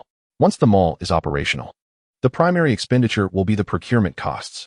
Fortunately, owing to the brand prestige of Lane Crawford, most transactions are based on a model of receiving goods before payment. Zhang Qiming remarked, Lane Crawford is firmly positioned in the high-end market. Given the size of Hong Kong, our existing West Side stores are sufficient, though we might consider opening another in Macau. Subsequently, we can explore overseas expansion. He continued, moreover, I have decided to establish a separate Lane Crawford supermarket as a subsidiary brand under West Side, which will primarily adopt a membership-based operational model. Li Siki furrowed her brows slightly and responded, Mr. Zhang, opening a Lane Crawford mall in Macau is certainly feasible. However, managing a supermarket is not our forte. If it weren't for Mr. Martin from Wharf Holdings' previous request, we likely wouldn't have ventured into this area. Furthermore, the membership store model has no precedent in Hong Kong. Could you elaborate on your vision? For those like her, who are ardently devoted to high-end fashion trends, there is a certain disdain for venturing into the supermarket industry, perceived as a more modest endeavor. Zhang Qiming was well aware of this sentiment, as evidenced by the disarray of the supermarkets managed under Lane Crawford, which served as a testament to the challenges involved. Otherwise, he would not have contemplated separating the West Side supermarket. However, he had no intention of elaborating on this matter. If we are unfamiliar, we shall learn. Surely you have heard of Costco in the United States? Zhang Qiming observed the varying responses from the crowd. Some nodded, while others shook their heads, indicating that the concept of membership stores had yet to gain global popularity. In a tone that brooked no contradiction, he asserted, regardless of your prior knowledge, we must select a group of elite talents to visit this supermarket and study its operational model. In 3 months, I expect to witness a transformative evolution in our supermarket operations. Manager Li, I entrust this matter entirely to you, and I expect results. Understood. Li Siki replied with a nod. Once Zhang Qiming had delegated the task, he pointed to Zhong Chuhong and addressed the assembly, effective immediately. Miss Zhong Chuhong will assume the role of company president while concurrently serving as the finance director. Additionally, Manager Li Siki will be promoted to vice president and general manager, responsible for the execution of company affairs. The positions of all other staff members will remain unchanged. As soon as Zhang Qiming finished speaking, the conference room erupted in enthusiastic applause. Chapter 73, Expanding Trade with China. The Wharf Tower, located in the heart of Hong Kong, is a newly constructed Grade A office building that was completed last year, soaring to 24 stories high. It is not far from the Lane Crawford Tower. This building not only serves as the headquarters of the Wharf Group, but also houses numerous companies under its umbrella. Qiming Trade, formerly known as K.Wa Trade Company, has its office on the 7th floor of this building. This trading firm, once adorned with the prestigious K.Wa emblem, has long been revered within the global trade industry. It possesses extensive and stable channel resources in all aspects of procurement, sales, and transportation. This illustrious brand holds immense appeal for Zhang Qiming. Recognizing this, Zhang Qiming negotiated with Bao Shoufu and secured the right for Qiming Trade to utilize the K.Wa name for the next 5 years. However, the stipulation was that the name Qiming Trade must precede it. The reason Bao Yugong readily acquiesced to Zhang Qiming's request is quite straightforward. As the world-renowned king of shipping, his trading company, bolstered by its formidable strength and exceptional reputation, does not require the K.Wa brand to enhance its visibility.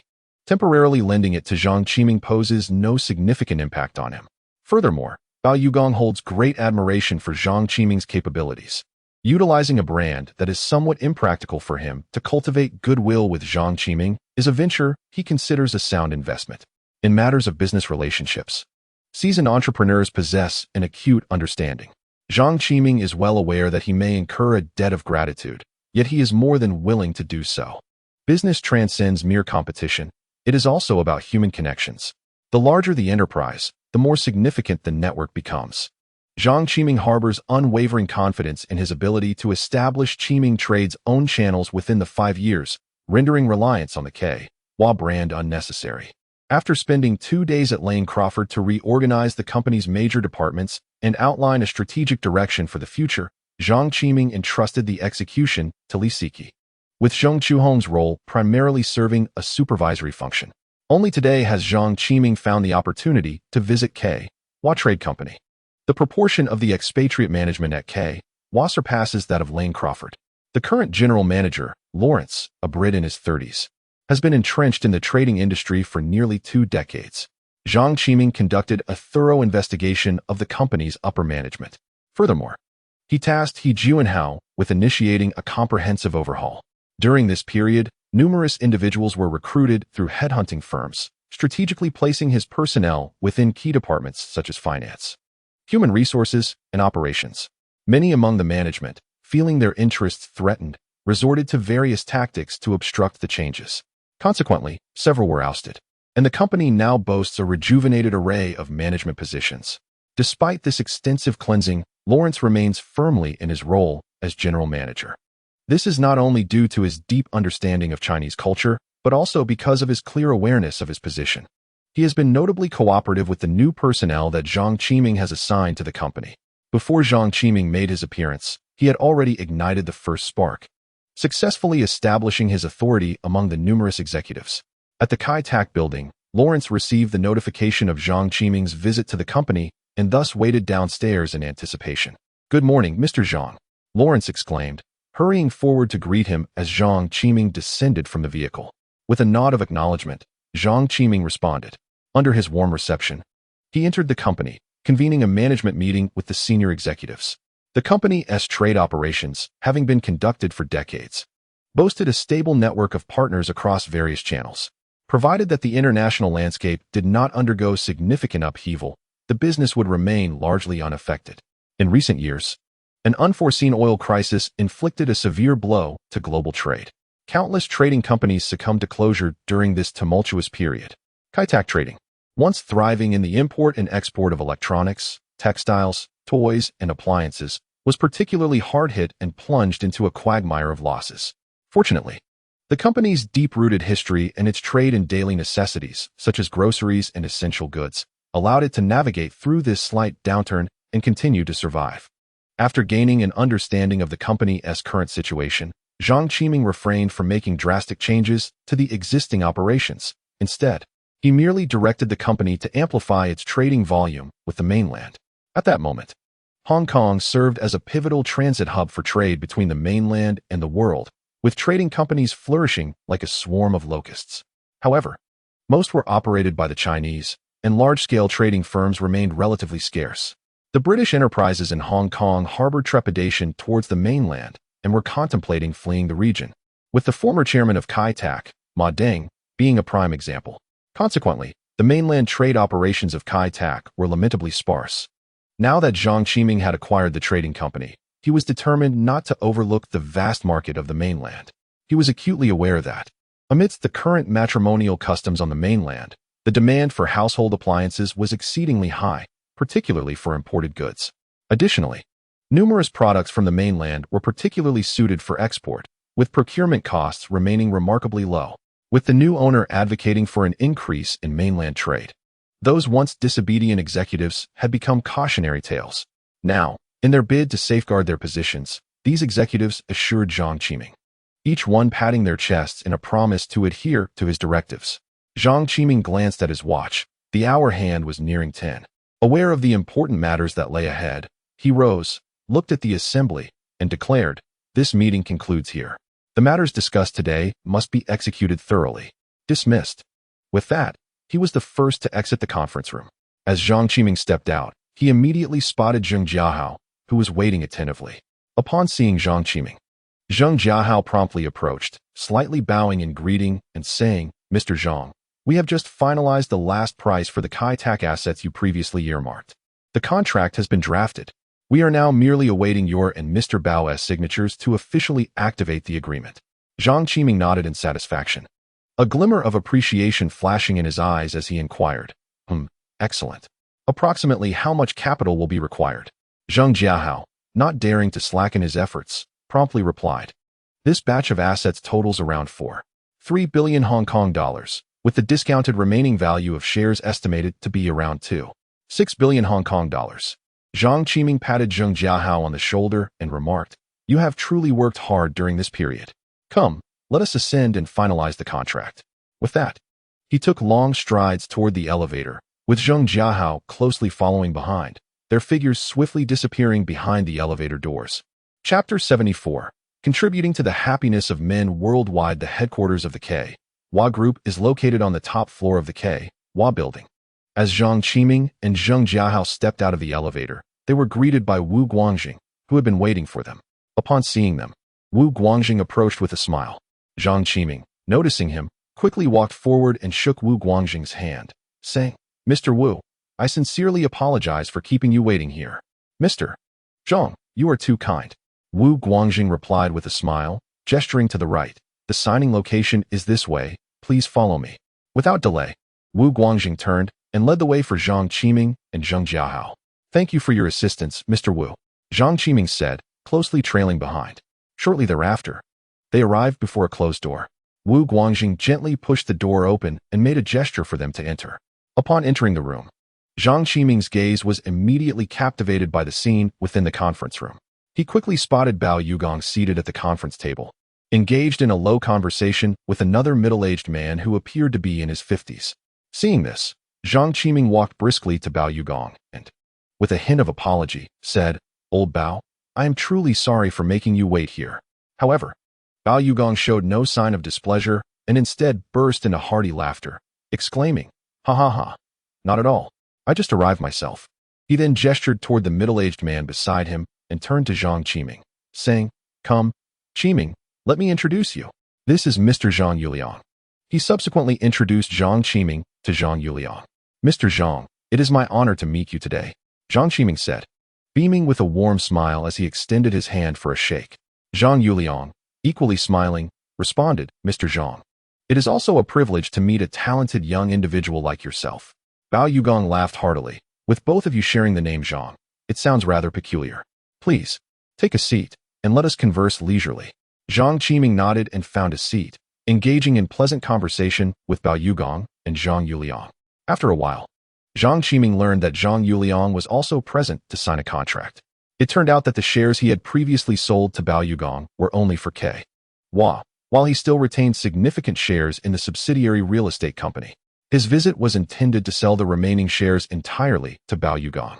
Aware that Zhang Yuliang is currently liquidating his assets in Hong Kong, Zhang Qiming curiously inquired, "Uncle Zhang, are you planning to emigrate abroad?" Zhang Yuliang nodded and candidly responded, "Our family has been acquiring assets in the land down under for several years now, preparing for overseas development." Zhang Qiming, however, felt a twinge of confusion. Given the current favorable situation in Hong Kong and the Zhang family's esteemed reputation as one of the prominent clans there, it was hard to believe they were unaware of the region's promising prospects. For ordinary individuals, immigration might present an opportunity for considerable wealth. Yet, for a distinguished family like the Zhangs, the situation was far more complex. The establishment of such a family required extensive resources and years of accumulation in one place, fostering relationships with various powers. Once they leave their stronghold for a new locale, external forces may intrude, leading to a competitive scramble for resources. The path to growth would not be straightforward. Zhang Yuliang must surely be cognizant of these intricacies, yet he still chose to emigrate. There must be a compelling reason behind this decision. Though Zhang Qiming hesitated to pry, yet he seized the opportunity to see if he could benefit in some way. "Uncle, I recall that the Zhang family originated in the pharmaceutical industry. Do you happen to know of anyone who is looking to sell a pharmaceutical company?" Zhang Yuliang was taken aback, intrigued by the inquiry. Qiming, are you looking to acquire a pharmaceutical company? Zhang Qiming nodded affirmatively. Indeed. I am currently pursuing a doctorate in medicine and require a pharmaceutical company for research purposes. I previously sought assistance from HSBC for an acquisition, but it seems we have yet to find a suitable candidate. Zhang Yuliang, Bao Yugong, and the others in the conference room displayed expressions of astonishment, gazing at Zhang Qiming as if he were an anomaly. The media had portrayed him as a dual-degree doctoral scholar, and now he was pursuing a medical doctorate as well. Such an extraordinary capacity for learning was indeed remarkable. Qiming, if only my younger generations possessed half your brilliance. Bao Yugong expressed enviously. Old Bao, my learning ability is merely adequate. Everything else is quite average. Zhang Qiming humbly replied. Average. The others, upon hearing this, were disinclined to continue the conversation, lest they feel disheartened. After a moment of contemplation, Zhang Yuliang remarked, Qiming, our family indeed began in the pharmaceutical sector, primarily as agents for Western medicine, alongside our establishment of over 50 pharmacies in Hong Kong and Macau. As for a manufacturing plant, Uncle Zhang, if there's none, it's no matter. I shall seek out other suitable companies. Zhang Qiming interjected, his countenance slightly disappointed. Zhang Yuliang continued. I invested in a traditional Chinese medicine factory that specializes in muscle relaxation and injury recovery, as well as health supplements. It's not large, but would you be interested? The previously disappointed Zhang Qiming's eyes brightened instantly, and he exclaimed excitedly, I am indeed interested, Uncle Zhang. Please name your price. Zhang Yuliang chuckled, very well. Let us arrange a time for you to visit and assess it before discussing the price. Great. I am free this afternoon. I wonder if they would be available then. Zhang Qiming inquired eagerly. He was keen to contribute to the happiness of men worldwide, but had yet to find a suitable company. Establishing a new pharmaceutical enterprise would be too cumbersome, hence he had not yet taken action. Now, however, an opportunity had finally presented itself. As Zhang Qiming and his companions engaged in lively conversation, the lawyers from both parties entered, carrying the contract. Eager to inspect the pharmaceutical factory, Zhang Qiming hastily grabbed the contract and began to read. Moments later, without hesitation, he swiftly signed his name in bold strokes. Observing Zhang Qiming's urgency, Bao Yugong also wasted no time and quickly affixed his signature. Gazing at the signed contract, Zhang Qiming felt a sense of fulfillment as the investment with K. Y had finally reached a successful conclusion after over a month of negotiations. This venture proved immensely profitable, yielding over 200 million Hong Kong dollars in cash, along with corporate assets valued at no less than 1 billion. Initially, Zhang Qiming's investment was a mere 50 million borrowed from HSBC. This experience deeply impressed upon him the enchantment of capital operations. Before departing, Zhang Qiming arranged to visit the pharmaceutical factory with Zhang Yuliang at 2 o'clock that afternoon. Upon descending to the car, he instructed Zheng Jiahao, Old He, ensure that all electronic and electrical assets acquired in this acquisition are consolidated under the name of First Industrial. Understood, young Master Zhang. Zheng Jiahao nodded in agreement. First Industrial had been formed from the merger of several previously acquired electrical factories, with an American named Pfister designated as the legal representative. Chapter 75. Seal Pills. The pharmaceutical factory mentioned by Zhang Yuliang is located within an industrial park on Sui Wa Road in Fo Tan, Shatin. Although their appointment was set for 2 o'clock, Zhang Qiming and He Juanhao arrived well before the scheduled time. As Zheng Jiahao stepped out of the car, his attention was immediately drawn to the massive sign above the factory's entrance. When he discerned the prominent characters spelling Hong Kong Health Hall Pharmaceutical Factory, a peculiar expression crossed his face. Leaning closer to Zhang Qiming, he lowered his voice conspiratorially. Young Master Zhang, I've heard of this pharmaceutical factory.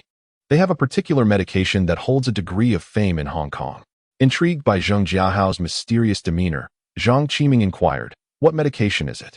Most medications are often characterized by complex chemical names or specialized terminology, rendering their names somewhat difficult to remember.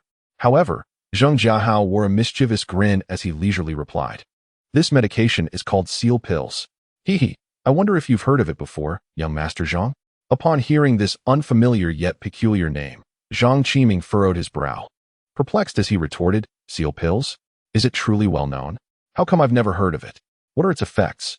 Having suffered from headaches since childhood, Zhang Qiming had encountered various medications throughout his life. If seal pills were indeed famous, he should have some recollection of them. Noticing Zhang Qiming's inquiry about the effects of seal pills, Zhang Jiahao felt a flush of embarrassment. This medication's effects were rather unique, making it challenging to explain. With a hint of awkwardness, Zhang Jiahao elaborated, "Young Master Zhang, seal pills could be considered a sacred object in the eyes of many middle-aged men." Upon hearing this, Zhang Qiming was momentarily taken aback, but soon enlightenment dawned upon him. He cast his gaze upon the pharmaceutical factory, increasingly satisfied with it in his heart. This establishment shared his lofty ideals, both dedicated to the welfare of their fellow men. The very thought of Zhang Jiahao's profound understanding of the so-called seal pills brought an unusual smile to Zhang Qiming's face. He gently patted Zhang Jiahao on the shoulder and, with a serious yet earnest expression, advised, "Old Zhang, you must pay attention to balancing work and rest. Strive to avoid overtime whenever possible. Once one enters middle age, it is essential to take good care of one's health." Upon hearing this, Zhang Jiahao immediately realized that Zhang Qiming had misinterpreted the situation. He hastily waved his hands in protest, saying, "It's not like that, young Master Zhang. My health is excellent. Every morning I can effortlessly run a full 5 kilometers. There's no need for explanations. I fully comprehend your unspoken concerns. Rest assured, I shall keep your secret. After all, you are quite different from us youngsters. A bit of morning exercise is indeed beneficial," Zhang Qiming remarked, his expression suggesting he was privy to Zhang Jiahao's secret. Zhang Jiahao felt on the verge of despair and quickly interjected, "Young Master Zhang, you are greatly mistaken. I truly have no issues." However, he was cut off by Zhang Qiming. With a grand gesture, Zhang Qiming reassured him, "Old Zhang, do not be embarrassed to admit it. Fear not, for I possess a unique remedy, one that guarantees no side effects." "What, young Master Zhang, you genuinely have such a treasure?" Zhang Jiahao's eyes sparkled with excitement, his face alight with disbelief as if he had stumbled upon a new world. Observing Zhang Jiahao's astonished and eager demeanor, Zhang Qiming's lips curled into a slight smile as he exclaimed, "Of course. Once I successfully acquire this pharmaceutical factory and transform the remedy into a product, you shall have as much as you desire, free of charge." Just as Zhang Jiahao was about to further explain that he truly had no need for it, he caught a glimpse of Zhang Yuliang and his entourage emerging from within. Alarmed, he thought to himself that if the boss continued speaking, it would be utterly embarrassing if Zhang Yuliang overheard them. Promptly, he redirected the conversation, saying, "Young Master Zhang, look, Mr. Zhang Yuliang and his group are coming over." Upon hearing this, Zhang Qiming swiftly turned to follow Zhang Jiahao's gaze. Indeed, he saw Zhang Yuliang leading a group of people towards them. "Uncle Zhang, good afternoon." Zhang Qiming greeted with a smile, hastening to meet them. "Haha, Qiming, what an early arrival. It's not even 2 o'clock yet." Zhang Yuliang laughed heartily, his eyes brimming with delight. As they spoke, Zhang Yuliang casually raised his hand to point at a middle-aged man beside him, appearing to be in his 50s, and introduced him to Zhang Qiming, saying, "Come, Qiming, let me introduce you properly. This is Mr. He Qingkuai. Mr. He possesses extraordinary expertise in the field of medicine, not only mastering the principles of traditional Chinese medicine, but also having considerable knowledge of Western medicine. He is truly a distinguished scholar who embodies the synthesis of Eastern and Western medical traditions.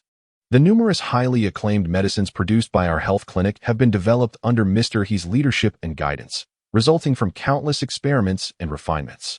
Upon hearing this, Zhang Qiming could not help but feel a deep respect for the esteemed Mr. He Qingkuai. The medical profession is distinct from many others, demanding an exceptionally high level of specialized knowledge. Those who excel in the medical field are indeed a rare breed globally. Zhang Qiming promptly stepped forward, extending his right hand with warmth and enthusiasm to shake Mr. He's hand, sincerely greeting him. "Mr. He, greetings. I have long admired your esteemed name, and it is truly an honor to meet you today." Mr. He Qingkuai responded with a smile, "Hello, Zhang Xiao. It is indeed my privilege to receive your recognition." At that moment, Zhang Yuliang waved his hand exuberantly and said, "Qiming, come, let me take you on a tour of our pharmaceutical factory. I want you to personally experience the intricacies involved." With that, he strode towards the factory. Zhang Qiming nodded and closely followed in Zhang Yuliang's footsteps. Along the way, Zhang Yuliang enthusiastically introduced Zhang Qiming to various aspects of the pharmaceutical factory. He explained everything in detail, from production processes and equipment to personnel management and quality control. The factory spans 2,000 square meters of production space and includes a 500 square meter research and development laboratory with a workforce of 330 pharmaceutical researchers. It primarily manufactures products such as purple flower oil, safflower oil, shuangfiran, baoxinan oil, wanhuayu, loquat syrup, and shujinhuoyuol oil, along with the traditional Chinese medicine seal pills. Previously mentioned by He Juanhao, each of these medicines has its unique formula, generating annual sales exceeding 80 million Hong Kong dollars. However, as Zhang Qiming stepped through the factory's entrance, his initial excitement was swiftly quelled by the stark reality before him. The sight of the factory's outdated production equipment was disheartening. He noticed that the manufacturing dates on the machinery indicated they had been purchased at least 5 years ago, if not earlier.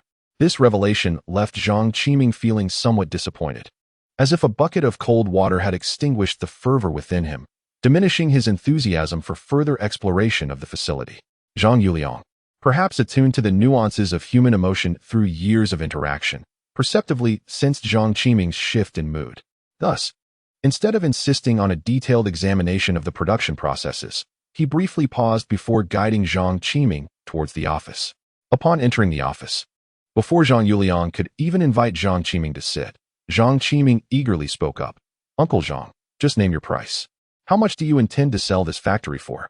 Zhang Yuliang was momentarily taken aback, then pondered for a moment before slowly responding.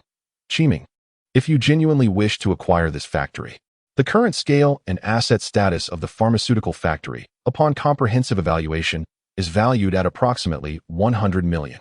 Provided the price is suitable, I would be willing to transfer it to you." However, Zhang Qiming shook his head repeatedly, indicating his refusal to accept this offer. He pointed out the old equipment outside the window and bluntly remarked, "Uncle Zhang, the equipment at the factory is far too outdated. Given these hardware conditions, I must candidly say that even with all your assets, including the health-preserving recipes, I would only offer a maximum of 50 million Hong Kong dollars. If you can accept this price, we can discuss the transaction immediately. If not, I fear I shall have to seek collaboration with a more suitable pharmaceutical factory." After making this statement, Zhang Qiming quietly watched Zhang Yuliang, awaiting his response. A hint of indecision flickered across Zhang Yuliang's face. After a considerable pause, he finally nodded vigorously and replied, "Qiming, I must say, you are quite the negotiator. Very well, from now on, this pharmaceutical factory shall belong to you." Upon hearing this, a smile crept onto Zhang Qiming's lips. He thought to himself, it was not negotiation skills. He simply wished to avoid wasting time on the acquisition. "Thank you, Uncle Zhang, for your understanding. I will bring my lawyer to sign the contract tomorrow." "No problem," Zhang Yuliang responded readily, then inquired, "Qiming, since you have chosen to acquire the pharmaceutical factory, do you have any interest in my chain pharmacy?" Upon hearing this, a glimmer of curiosity sparkled in Zhang Qiming's eyes as he pressed on, "Uncle Zhang, are you selling the Baixing pharmacy as well?" Zhang Yuliang nodded with a smile and explained, "Indeed, Baixing Pharmacy is a well-established chain in our region, representing numerous renowned pharmaceutical companies worldwide. We currently operate a total of 68 branches in both Xiangjiang and Haogang. As you know, I plan to move abroad with my family, so this chain pharmacy must also be dealt with. If you have a need, I would be willing to sell it to you." Zhang Qiming then asked, "Uncle Zhang, are those branches of Baixing Pharmacy rented or purchased?" Zhang Yuliang replied, "That goes without saying. These are all long-established stores with decades of history, and they have all been purchased, constituting the assets of the chain pharmacy." Zhang Qiming felt somewhat tempted and offered a price. "Uncle Zhang, the Baixing Pharmacy seems to align with my interests. How about this? I would seriously consider acquiring it for within 10 million Hong Kong dollars." When Zhang Yuliang heard this offer, his lips quivered slightly. With decades of experience in the business world, he nearly suffered an internal injury upon hearing such a low bid. This young man certainly had audacity. Taking a deep breath, Zhang Yuliang slowly replied, "Qiming, it's not that I don't appreciate your offer, but I cannot agree to part with my ancestral property for just 10 million Hong Kong dollars. Pharmaceuticals are a necessity for all ages. No one can live without them, making them absolutely premium assets." Zhang Qiming gradually shook his head. It is true that this chain pharmacy represents a quality asset. However, the profits may not be as substantial as one might imagine. Being from a future era, he possesses a certain understanding of the disparities in pharmaceutical policies between Hong Kong and the mainland. In the Hong Kong region, physicians enjoy relatively high income levels, and do not rely on the model of medicating through pharmaceuticals to sustain their livelihoods. The prices of medications are minimally influenced by individual physicians. Moreover, there exists another significant reason: the tax exemption policy on pharmaceuticals implemented in Hong Kong. The operational model of pharmacies in Hong Kong bears a striking resemblance to that of the United States. Each pharmacy must employ rigorously certified pharmacists who precisely dispense medications based on the specific conditions of patients. There is a hesitance to dispense excessive quantities of medications, inadvertently reducing sales volume. These licensed pharmacists working in pharmacies are regarded as a moderately high-income group within Hong Kong's working class. According to relevant regulations, any pharmacy must hire at least 2 such pharmacists to operate normally, which elevates the cost of establishing a pharmacy. The medications themselves are relatively inexpensive, and coupled with the high salaries required for pharmacists, the profit margins for intermediaries in Hong Kong's pharmacies are considerably lower than those on the mainland. In the entire pharmaceutical industry, the true entities reaping exorbitant profits are not these intermediaries, but rather the pharmaceutical giants with formidable research and development capabilities. The barriers to entry in the pharmaceutical sector are quite high, necessitating substantial investment in the research and development phase, which effectively reduces the number of competitors. However, once a product that is well received in the market is successfully launched, it has the potential to remain popular for decades, continuously generating substantial profits for the enterprise. Most Chinese families in Hong Kong are not inclined towards industries requiring heavy investments in research and development. This is precisely why Zhang Yuliang, upon becoming the head of the Zhang family, sought to pivot towards real estate.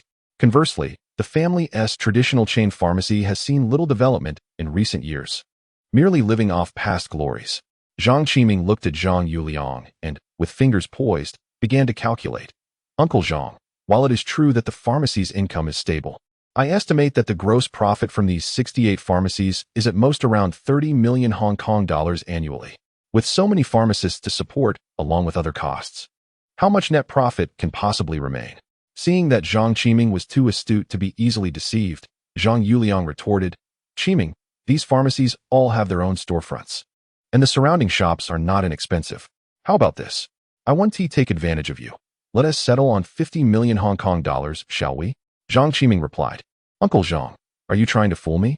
Your old shops are quite dilapidated. 20 million Hong Kong dollars sounds about right. Too low, 40 million. 22 million. 38 million.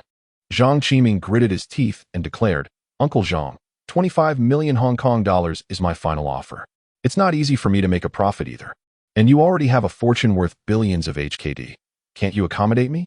Hearing this, Zhang Yuliang was left seething with frustration. Who doesn't know that you, Zhang Qiming, are the most adept at making money in Hong Kong? A fixed price of 30 million Hong Kong dollars. Take it or leave it.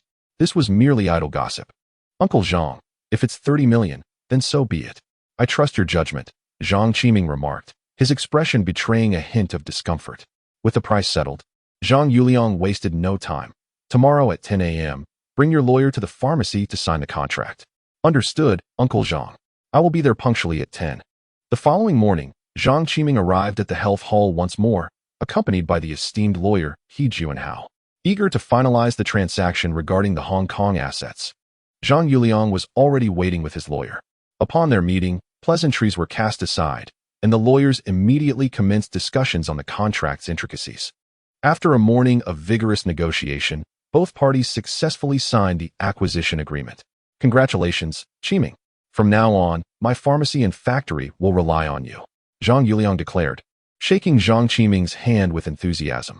This success is all thanks to you, Uncle Zhang. Zhang Qiming replied, his face aglow with joy. Chapter 77. Pharmacies across the globe following the acquisition of the health hall and the Biexine pharmacy. Zhang Qiming wasted no time and promptly initiated comprehensive restructuring of both companies. The former general manager of Biexine Pharmacy was a longtime veteran of the Zhang family, having been with them since childhood. With the family's decision to emigrate, he too planned to depart. After successfully completing the transition process, he would leave the pharmacy. Fortunately, under He Qingkui's mentorship, the health hall had cultivated a wealth of talent. Zhang Qiming carefully selected one individual from the health hall to temporarily assume the role of general manager at Biexine Pharmacy, ensuring a smooth transition for the company. The headquarters of Baixian Pharmacy was situated on the 9th floor of the Central Federal Building, a structure originally constructed by the Zhang family in the 1960s, but now owned by Li Chaoren. Early in the morning, Zhang Qiming arrived at the location. Upon entering the company, without hesitation, he dialed the internal phone to summon the current pharmacy general manager, Zhao Weijia, to his office for an in-person update on recent developments. Receiving the summons, Zhao Weijia, not daring to delay, promptly set aside his current tasks. Grabbing a prepared work report, he hurriedly made his way to Zhang Qiming's office. Moments later, he stood breathlessly before Zhang Qiming. "Good morning, young Master Zhang," Zhao Weijia greeted, placing the report on Zhang Qiming's desk. "Indeed," Zhang Qiming replied, his gaze fixed on the thick stack of documents before him. Instead of immediately reviewing the report, he looked up and locked eyes with Zhao Weijia, inquiring, "Manager Zhao, in your opinion, what operational issues does Baixian Pharmacy face?" Zhang Qiming held significant plans for the future of the pharmacy following its acquisition, placing great importance on the capabilities of its leadership. Zhao Weijia was temporarily appointed to the position of general manager, and his capabilities were not particularly well understood. Upon hearing this, Zhao felt a sudden jolt of anxiety. After a brief moment of contemplation, he organized his thoughts and replied, "Mr. Zhang, our Baixing Pharmacy is a time-honored establishment in Xiangang, having been in operation for over 10 years. Our strengths lie in the stability of our annual revenue and profits, which have shown little fluctuation. However, this is also our greatest shortcoming. The excessive stability has led our staff to gradually lose their spirit of initiative and innovation. Over the years, it can almost be said that we have been stagnant, with little substantial progress to speak of." Upon hearing Zhao Weijia's analysis, a subtle smile appeared on Zhang Qiming's face, clearly indicating his satisfaction with the response. Zhang nodded in approval, stating, "Your analysis is quite astute. It seems that promoting you to the position of general manager of Baixing Pharmacy was indeed a wise choice. Thank you very much for this invaluable opportunity, Mr. Zhang." Zhao Weijia expressed his gratitude wholeheartedly. "I have granted you this opportunity, but whether you can maintain your position will depend on your future performance," Zhang Qiming replied calmly, his tone steady yet imbued with an invisible pressure. He then shifted the conversation to elaborate on his long-term vision for Baixing Pharmacy. "My aspiration is for our Baixing Pharmacy to be established in every corner of the globe, becoming a truly international chain pharmacy, providing high-quality and effective medications to millions of patients." He fixed his penetrating gaze upon Zhao Weijia, adding, "As the general manager, I aim to open over 10,000 pharmacies within the next decade. What are your plans moving forward?" Zhao Weijia was momentarily taken aback by the ambition of Zhang Qiming's vision. He had not anticipated such grand aspirations from his employer. The prospect of potentially leading a pharmacy chain with thousands of stores worldwide ignited a fervor within him. However, considering that Baixing Pharmacy currently only had 68 locations, his initial excitement quickly tempered into a sense of realism. After thorough contemplation, Zhao Weijia spoke slowly, "Mr. Zhang, based on my understanding of our pharmacy's financial status, each of our stores currently averages a monthly revenue of approximately 100,000 HKD. The payment cycle for the various pharmaceuticals we distribute typically spans 3 months. If we opt to lease storefronts for new locations, 100,000 HKD is sufficient to sustain the normal operations of a small pharmacy. We are fully capable of achieving rapid expansion through a sustainable strategy of utilizing existing stores to support new ones." Upon hearing Zhao Weijia's thoughts, Zhang Qiming gained further recognition of his capabilities. "Your planning and vision are commendable. Please submit a comprehensive and meticulous project report. If there are no issues, I shall grant you the approval to proceed. Over the next 3 years, our pharmacy count must surpass 3,000 establishments, with no fewer than 1,000 located in the land of the rising sun. This region is renowned worldwide as a powerhouse of industry, with a vibrant culture surrounding sexuality. However, due to ethnic stereotypes, it has struggled to shed the stigma associated with its image.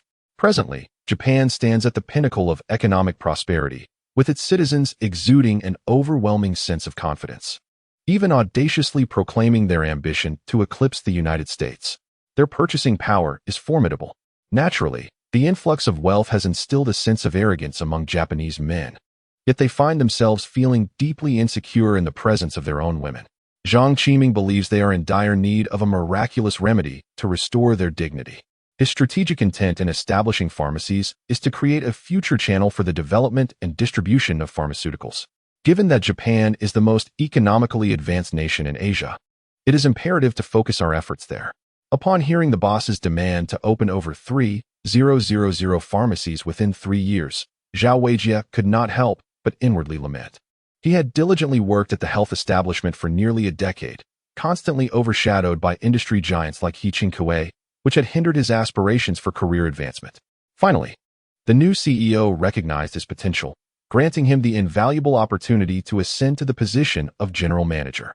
For Zhao Weijia, this marked a pivotal moment in his life.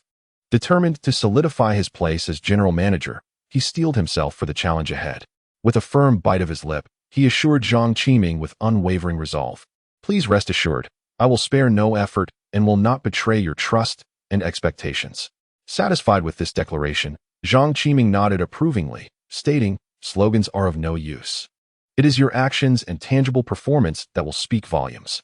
If you accomplish the task exceptionally, generous rewards will undoubtedly follow." He then added, "Additionally, do not forget to relocate the company to the Carver building for normal operations within the next couple of days. Now, I have other pressing matters to attend to, so I shall take my leave." With that, Zhang Qiming rose and exited the company premises. "Very well, Zhang Xiao. Allow me to see you off." After leaving the federal building, Zhang Qiming requested Tan Bing to escort him to the Shatin Health Establishment pharmaceutical factory. The miraculous remedy must swiftly enter the research and development phase, as this male enhancement product is destined to be one of his primary cash flow sources for decades to come. The sooner it is developed, the sooner it can be launched. Chapter 78. The Pain of Traditional Medicine. Director You require me to inject an additional 50 million Hong Kong dollars? Indeed, Zhang Xiao. That is the amount after my careful reduction. In the office of the Shatin Health Establishment pharmaceutical factory, upon seeing Zhang Qiming, He Qingkui handed him a funding application report. Zhang Qiming, taken aback by He Qingkui's audacity, could not help but inquire, "I acquired this pharmaceutical factory for 50 million. At present, not a single penny has been earned. Yet you are asking me to inject another 50 million. There must be a compelling reason for this." Zhang Qiming does not oppose expenditures. However, he refuses to be a fool.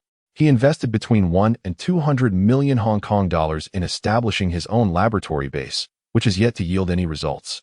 And he feels no regret. He Qingkui spoke with a serious tone. "Young Master Zhang, please examine my application report closely. I assure you, I have not squandered funds recklessly. The pharmaceutical factory possesses a batch of outdated equipment that requires modernization. Additionally, the projects in the laboratory necessitate financial backing for the purchase of advanced apparatus. Medical equipment is exorbitantly priced. My estimate of 50 million Hong Kong dollars is indeed conservative. I have meticulously itemized all expenses, devoid of any personal ulterior motives." Upon hearing He Qingkui's earnest defense, Zhang Qiming, with an expression of skepticism, picked up the application report from the table and began to read. After a brief moment, having finished the report, he showed no hesitation as he retrieved a checkbook from his pocket and signed a check for 50 million Hong Kong dollars. He handed it to He Qingkui, saying, "Director He, I approve your request. Take this check and procure the necessary equipment with utmost urgency." He Qingkui, upon glancing at the check, was instantly taken aback, gazing at Zhang Qiming with newfound respect for his boldness. Unable to contain his curiosity, he inquired, "Young Master Zhang, are you not concerned that I might be deceiving you? Especially regarding the research projects, investing money does not guarantee outcomes."